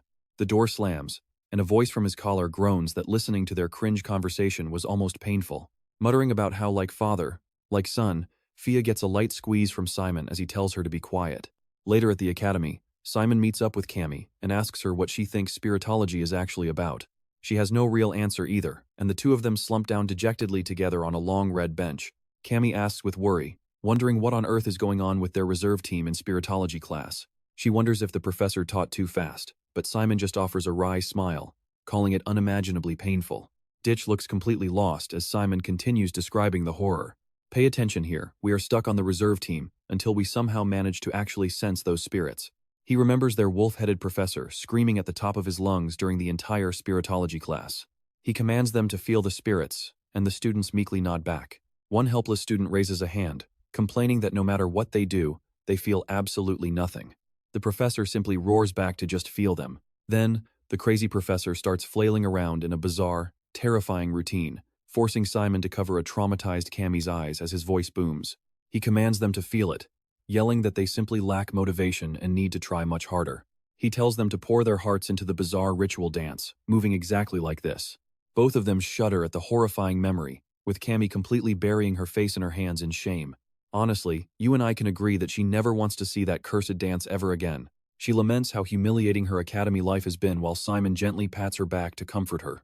As Ditch and Melon watch this dramatic breakdown, Simon turns to ask them what they actually did in training. Melon answers that they practiced combat spells, since the professors are hyper-focused on the upcoming evaluation battle.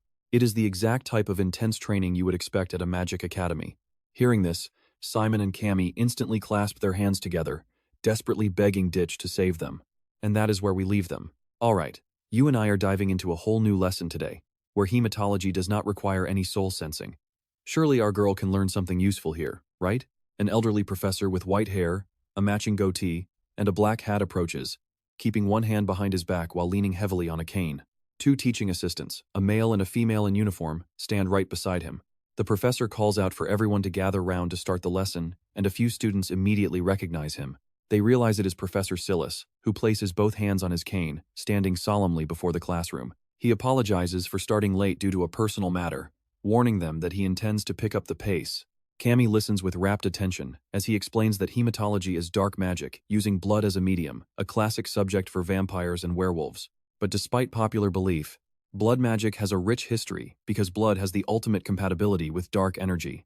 Next, he presents their main tool, a needle injected directly into the arm. It connects through a clear tube to a button in the palm, secured with straps.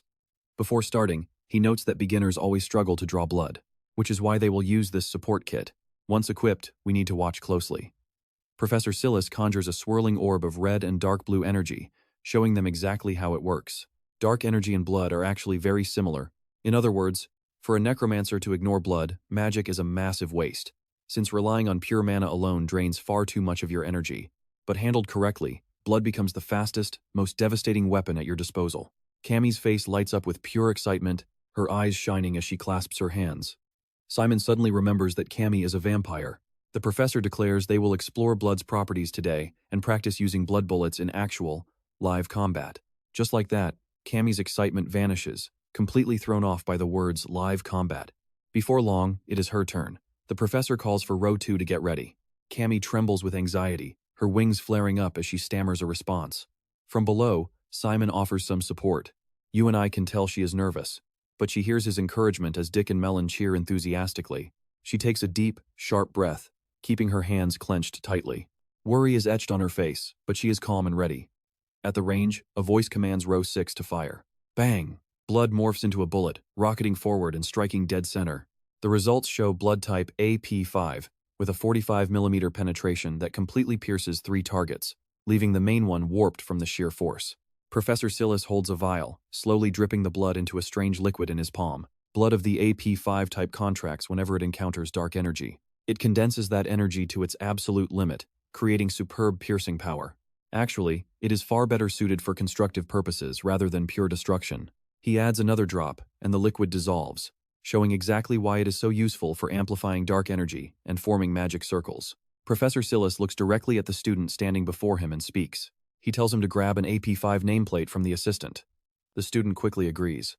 From now on, everyone must wear these nameplates before coming to class, the professor explains.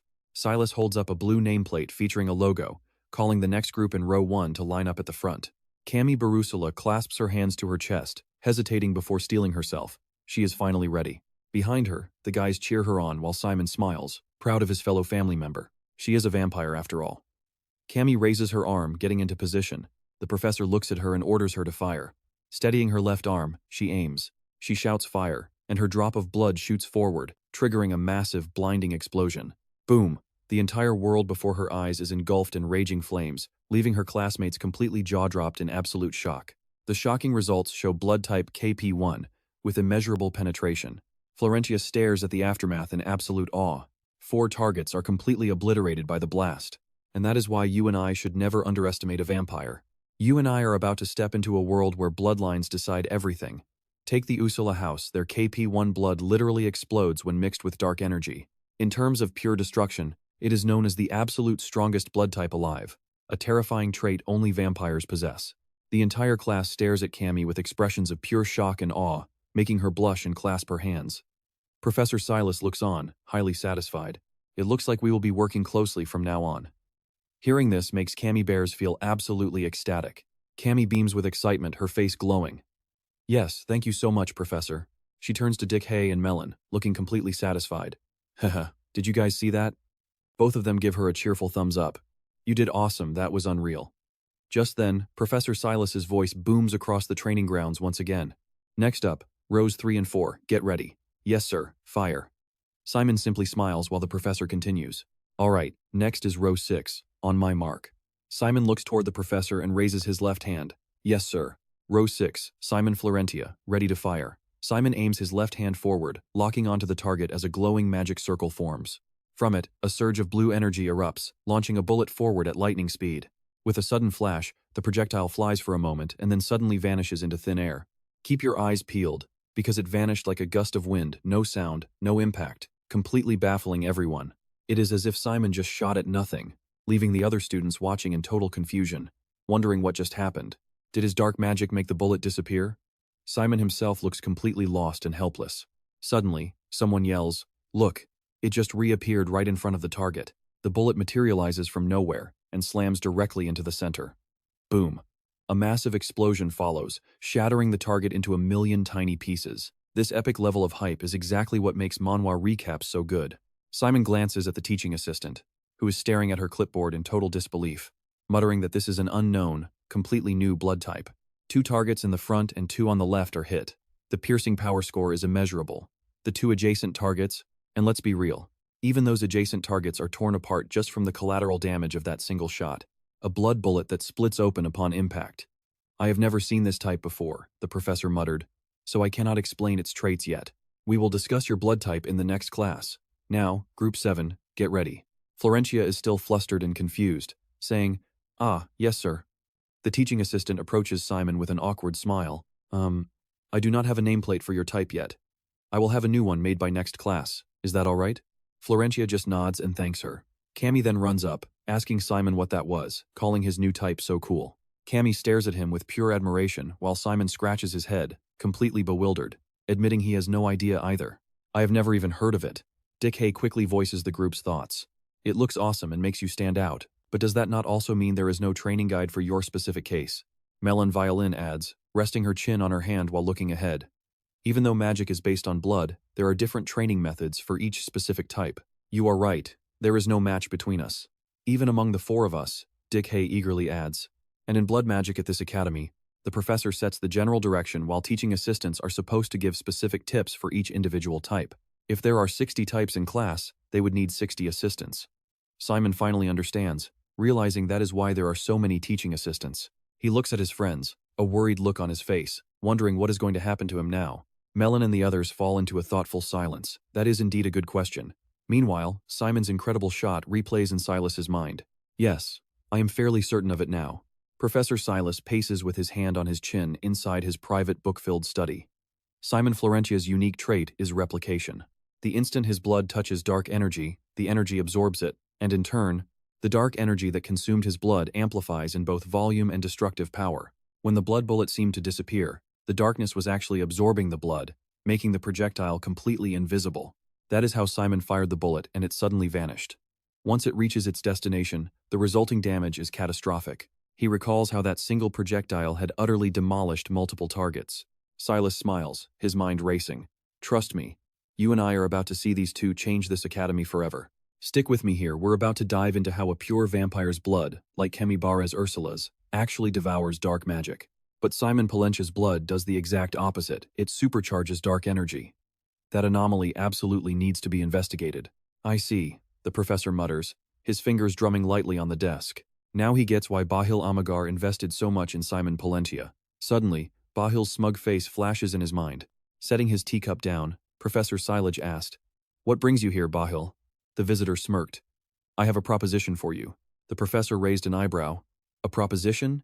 he asked. Bahil's smile turned devious. "Exactly.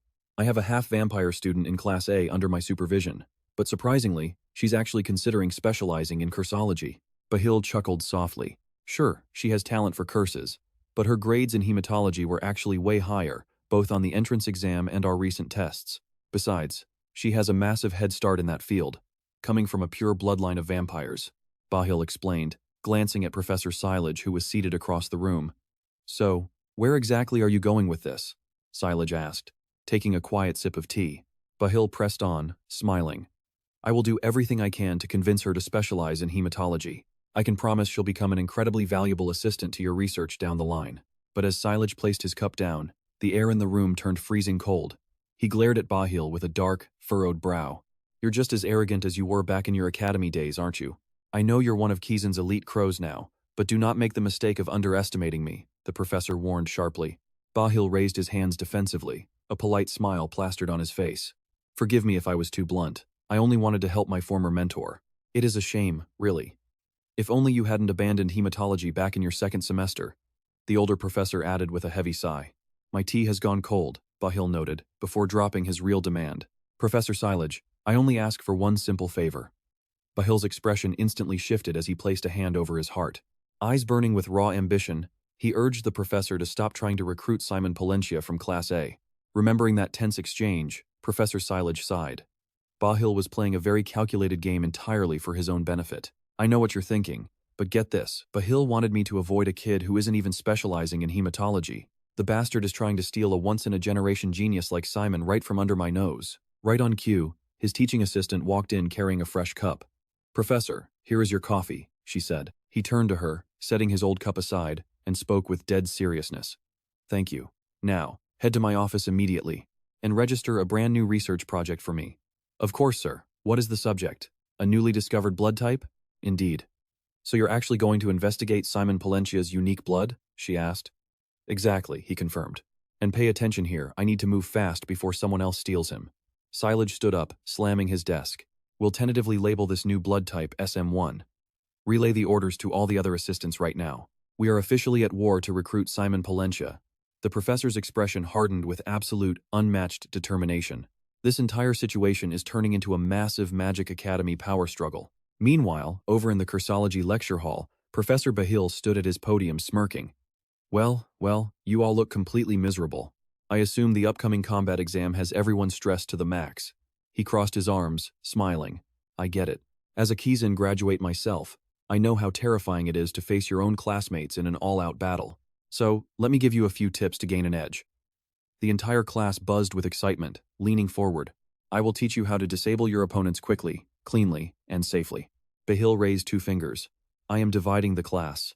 If you plan to use dark combat magic during the test, you will need a reliable support curse. Therefore, I will teach you the slowing hex. This is a curse you can activate with unbelievable speed. Now, for the dedicated curse users, and those who are still on the fence about dark combat magic, I will teach you my own custom, upgraded version of the Paralysis Jinx. Since I personally redesigned both of these, you literally cannot learn them anywhere else in the world. Hearing this, the class was completely blown away by Bahil's genius. The professor grinned and broke down the mechanics. The slowing hex instantly drains the raw strength from a targeted area of the body, like the legs. Trust me, shutting down an enemy's movement has never been this fast or easy. Let's see if it works. This new Paralysis Jinx might be weaker than the standard spell, you see, but I tweaked it for real combat, making the cast time insanely fast. Now, trust me, you do not want to miss what these students choose next. Line up and choose the skill you want to learn. But in reality, his entire focus was locked on Simon, a key player in this whole magic saga, he thought. So, Simon Fentia, for a genius of your level, which class is the most suitable? With a major choice looming over the Magic Academy, Bahin watched with an expectant look, eagerly waiting to see what the young genius would decide. Theology is absolutely the best way to control your dark energy. If you plan to use summoning in the tournament, drop that ridiculous idea right now and choose theology instead.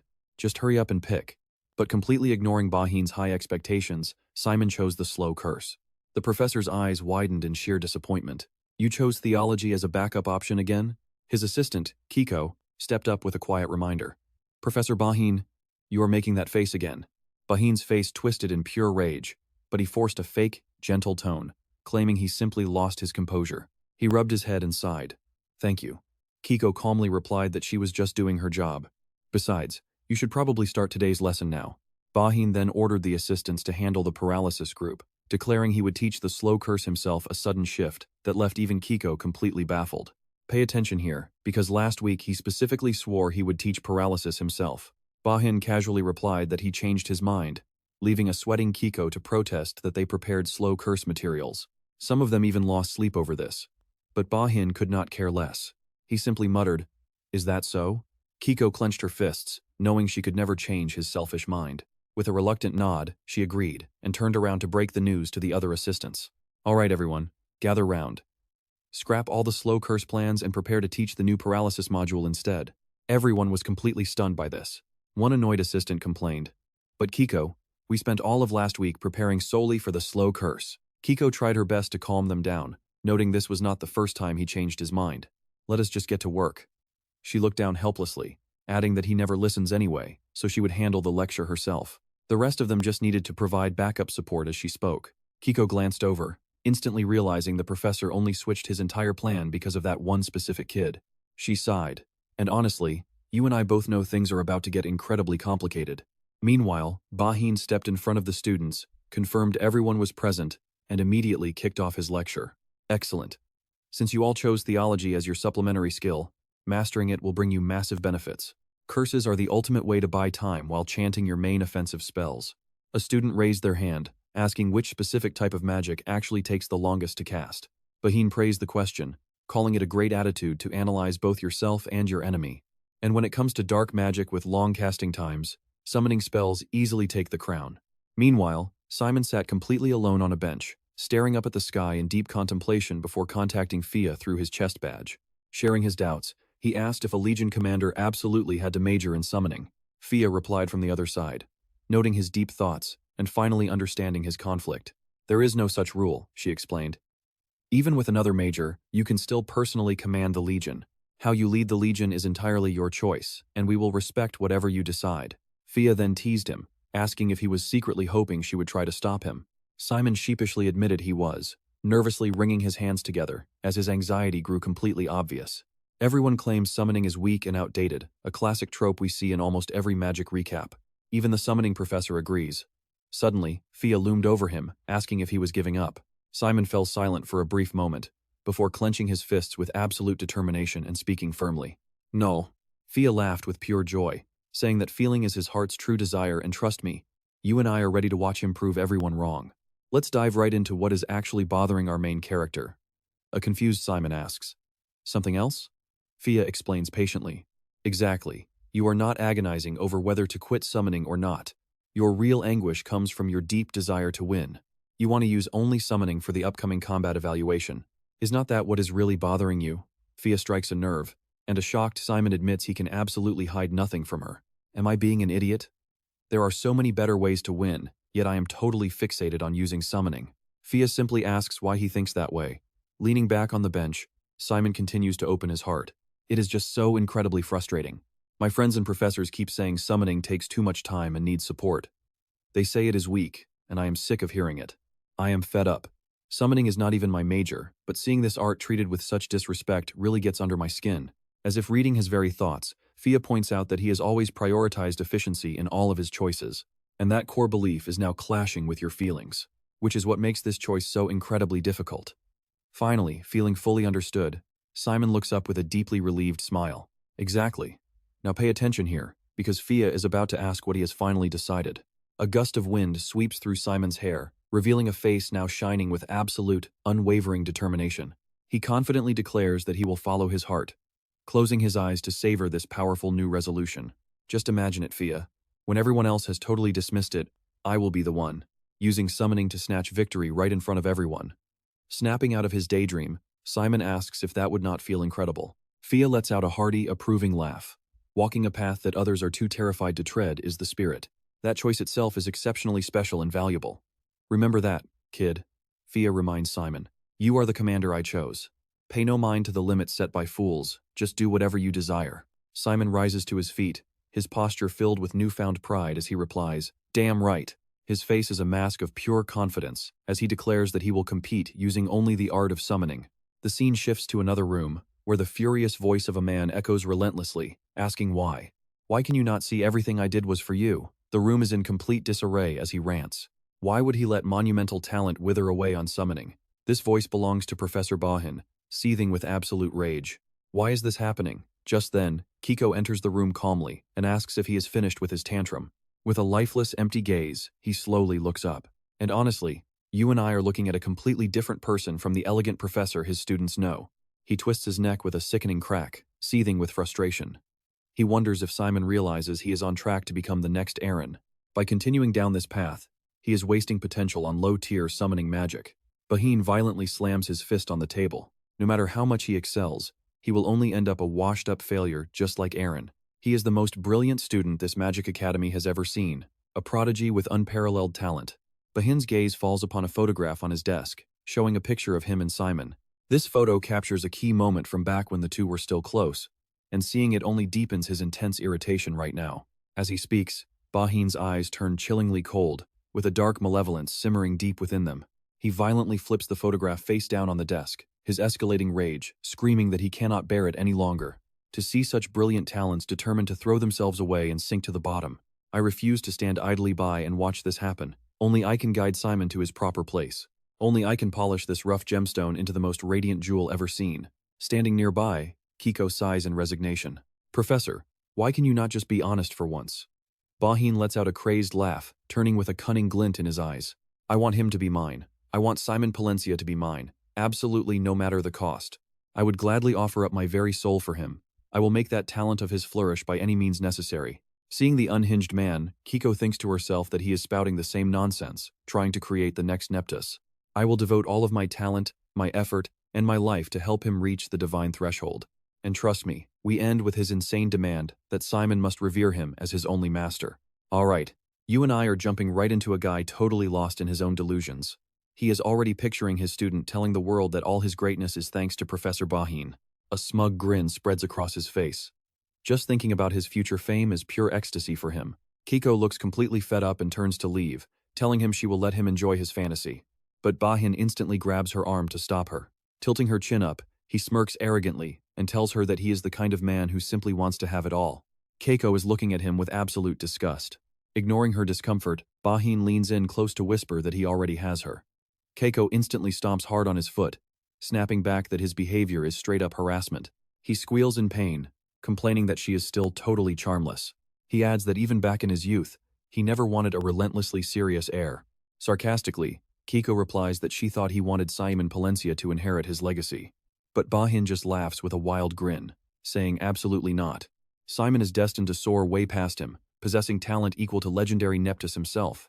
Throwing his arms wide, he pretends to be humble, saying he only wants to be his respected guide. Is it not beautiful to have such a genius student? Why does she think his desire is so vulgar? Keiko pushes up her glasses, thinking that his desperate obsession with teaching is what is actually vulgar. Calming down a bit, Bahin speaks up again. He accuses her of twisting his words, then claims he has a brilliant idea. Kiko sighs, asking what it is now. Simon is currently riding high on his summoning magic, which makes sense given his successful training runs. And that is the issue. What the kid needs to experience right now is a devastating failure. Only then will he wake up and correct his course. For once, Keiko completely agrees with him. She admits that is his smartest idea yet. So, he wants to teach a genius a lesson in defeat. Bahin grins like a villain, boasting that crushing the boy is going to be incredibly easy. The following day, Dick tells Simon that summoning classes are cancelled because Professor Aaron is suddenly out on leave.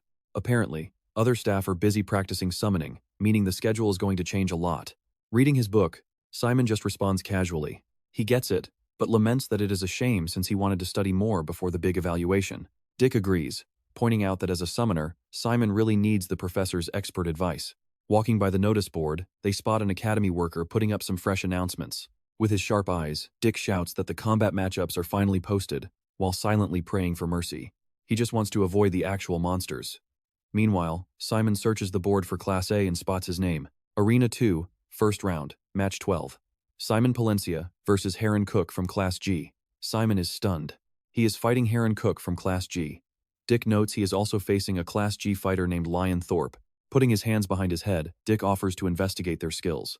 Pay attention here, because their opponents are not to be underestimated. Feeling a bit guilty, Simon apologizes for pushing the work on him, but Dick waves it off. He asks what friends are for. Smiling, Simon thanks him, feeling genuinely excited for the match. He wonders what spells Heron Cook will bring. Before they know it, the school day ends. Suddenly, Dick halts and puts up a hand, asking if Simon is really planning to head off and train by himself again. The question startles Simon, who asks how he knew. Dick replies that it is painfully obvious.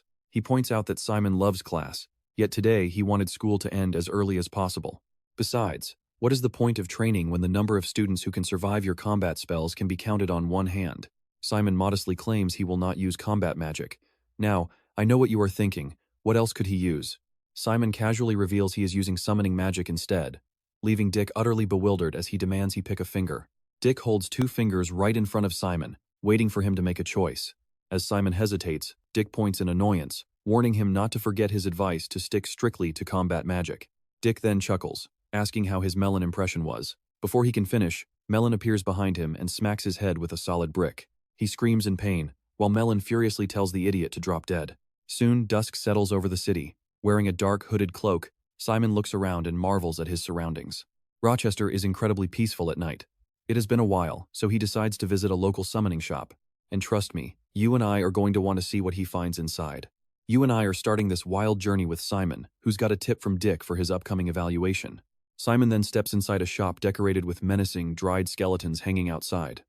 At the front desk, the shopkeeper politely welcomes him. The man asks how he can help, and Simon requests a skeleton archer. Hearing this, the shopkeeper looks completely stunned. An archer? You look like a first-year student. Have you really progressed far enough to summon one of those? They are notoriously difficult to control. Simon calmly replies that he would still like to give it a shot. Admiring his spirit, the man turns to lead him inside, noting that besides archers, there are plenty of other undead roles to choose from. Simon asks with genuine excitement, wondering if that includes mages and knights as well. The man nods, impressed by how much the kid already knows. He explains that their roles define their names, making the simplest classifications the best, before asking why Simon decided on the archer class. With a wry smile, Simon explains that his previous attempt at giving a regular skeleton a bow had ended in a complete and utter disaster. The man chuckles, explaining that each summon is specifically designed to excel only in its own designated combat role. He then presents an incredibly high-quality summon, and proudly reveals that this is a Sapphalo's skeleton. Now, pay attention here, because this is the standard starter option for anyone learning necromancy at a magic academy. He strongly recommends the famous vanilla brand, asking if the boy has ever heard of it. The bones are perfectly tempered, allowing the joints to move far smoother than other cheap brands. Plus, the magic circle is meticulously engraved by top-tier professionals, and they offer a great warranty. Simon listens closely.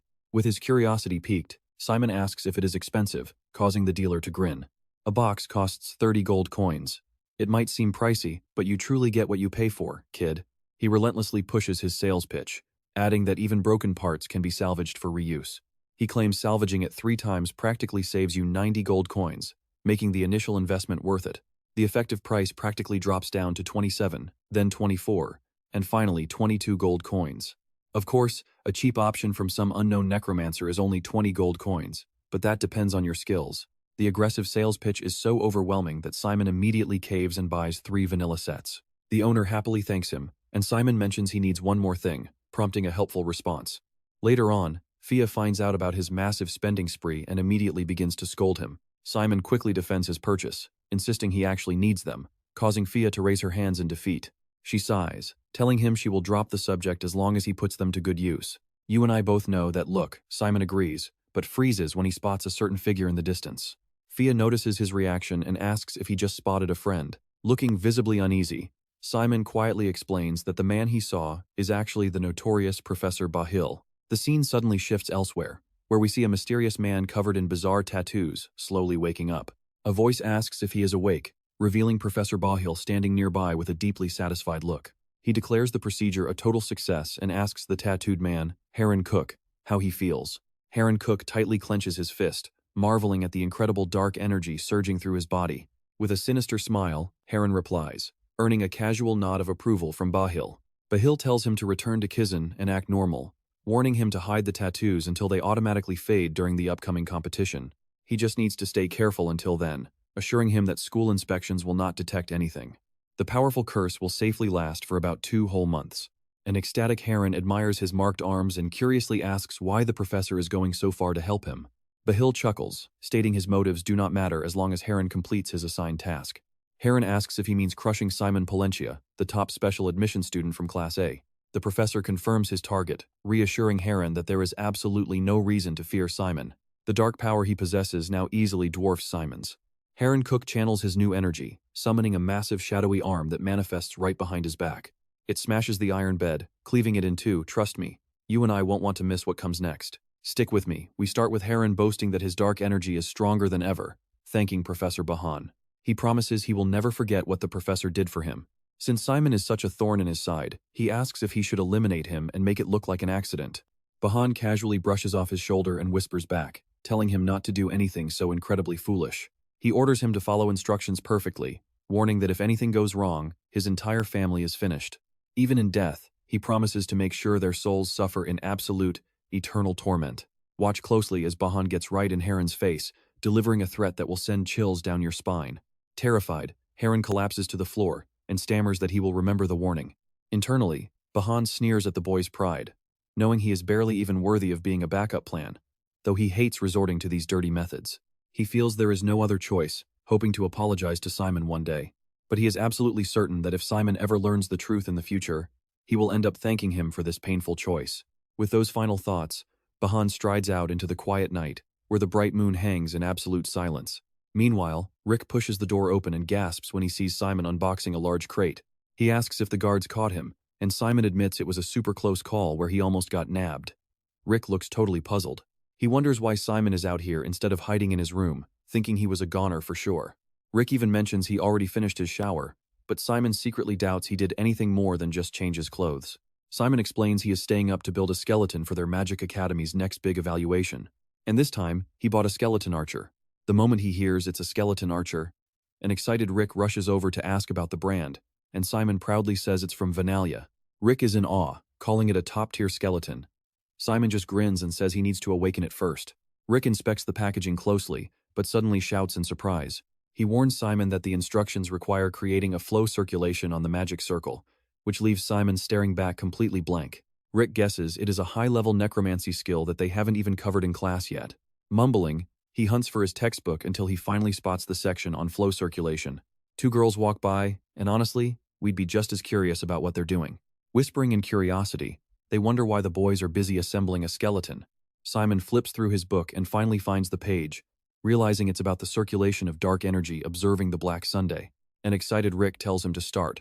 While Simon focuses deeply on studying the theory, he realizes circulation is not about transformation, but rather the natural flow, like moving an arm. By repeating this flow thousands of times, the dark energy will automatically mimic the action without any thought.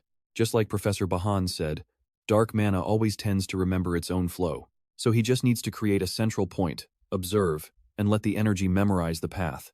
Simon begins to channel his mana, watching a faint aura drift up from his hand, knowing the energy will flow without his intervention.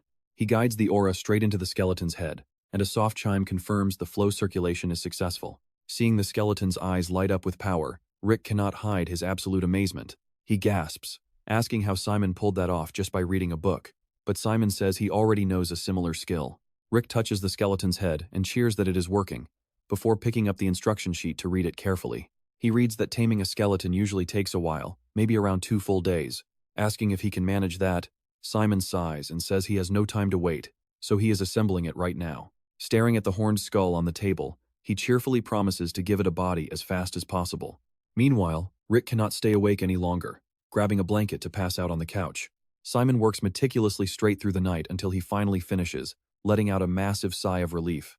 The skeleton instantly starts spinning around and dancing in circles, making Simon smile and ask how it feels. Checking if its movements are stable, he laughs and tells the excited skeleton it doesn't need to dance that much. With everything ready, he tosses over the weapon. Trust me, you'll want to see how this new skeleton performs. You and I are jumping right into the action as the skeleton grips the bow, aiming sharply while Simon yells fire. With a sharp whoosh, the arrow flies straight ahead, hitting the tree trunk dead center. Simon cheers in pure excitement. An absolute success. But dawn was already breaking, meaning it was time for class, and he had not slept a single wink. Running on empty, Simon faceplants onto his desk the second he walks in, making Cammy and Melon ask him if he is okay. He just groans, mumbling that he barely got any sleep. Right then, Rick bursts through the door, yelling in a total panic. Simon, you are in serious trouble. You are still planning to use that Skotan archer for the combat test, right? Simon slowly raises his head, whispering a weak yes. Melon watches silently, realizing he has actually managed to prepare a Skotan archer.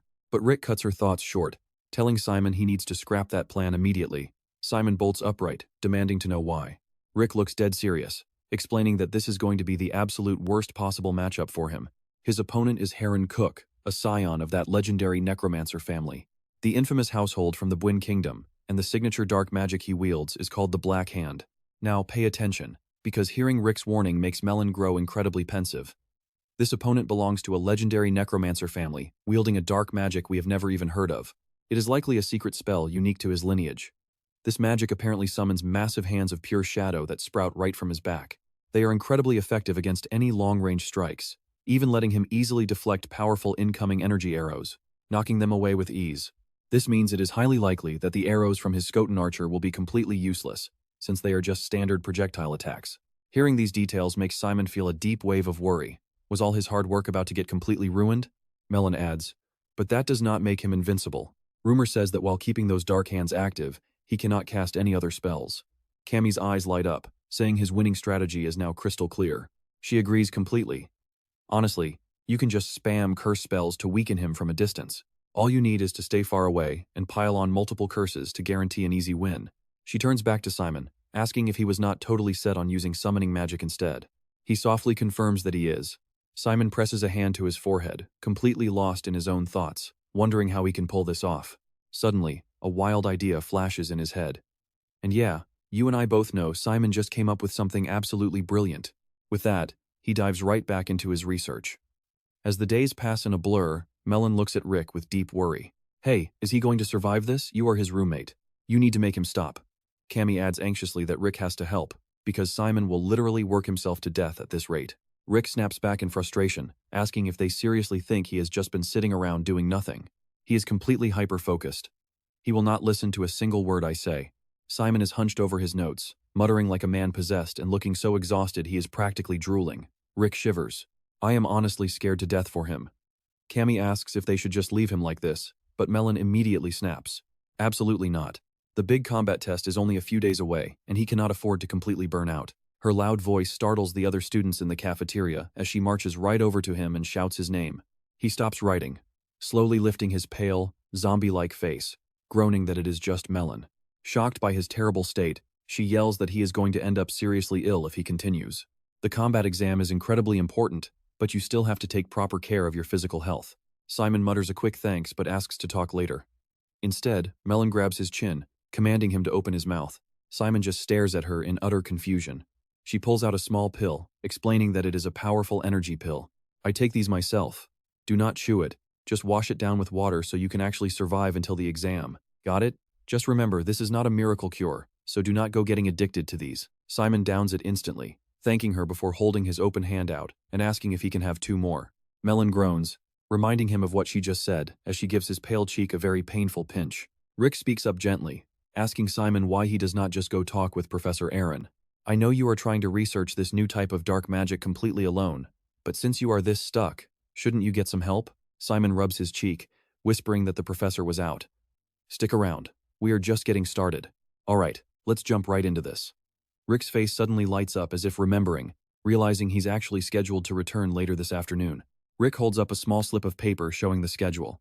Grinning with triumph, the incredibly young Professor Aaron walks down the hallway, only to find Simon Florentia waiting patiently right outside his door. Simon quickly rushes over to greet him, pleading that there is something he desperately needs to ask. But pay attention here. Aaron coldly tells him his office hours are over, leaving Simon completely frozen after waiting there for hours. Seeing the absolute shock on his student's face, the professor chuckles, letting him know he was only joking. Stepping inside, Simon is instantly blown away by the massive mountains of books piled up all over the room. Right next to them stands a massive skeleton model as Simon looks around, whispering that this is the professor's office. The professor tells him to sit anywhere, but as Simon heads for the couch, and you'll love this, he spots a zombie model sprawled right on it. The professor gets down to business, asking what it is he wanted to know. Simon gets straight to the point, asking how to win the upcoming combat evaluation, using only summoning magic. Aaron pours him a glass of water, questioning why he would ever attempt something so completely pointless. He knows Simon has insane talent in combat magic and basically every other subject at this academy. He just cannot comprehend why Simon is choosing the hardest path when there is a much easier way to succeed. To ace this test, stay with me.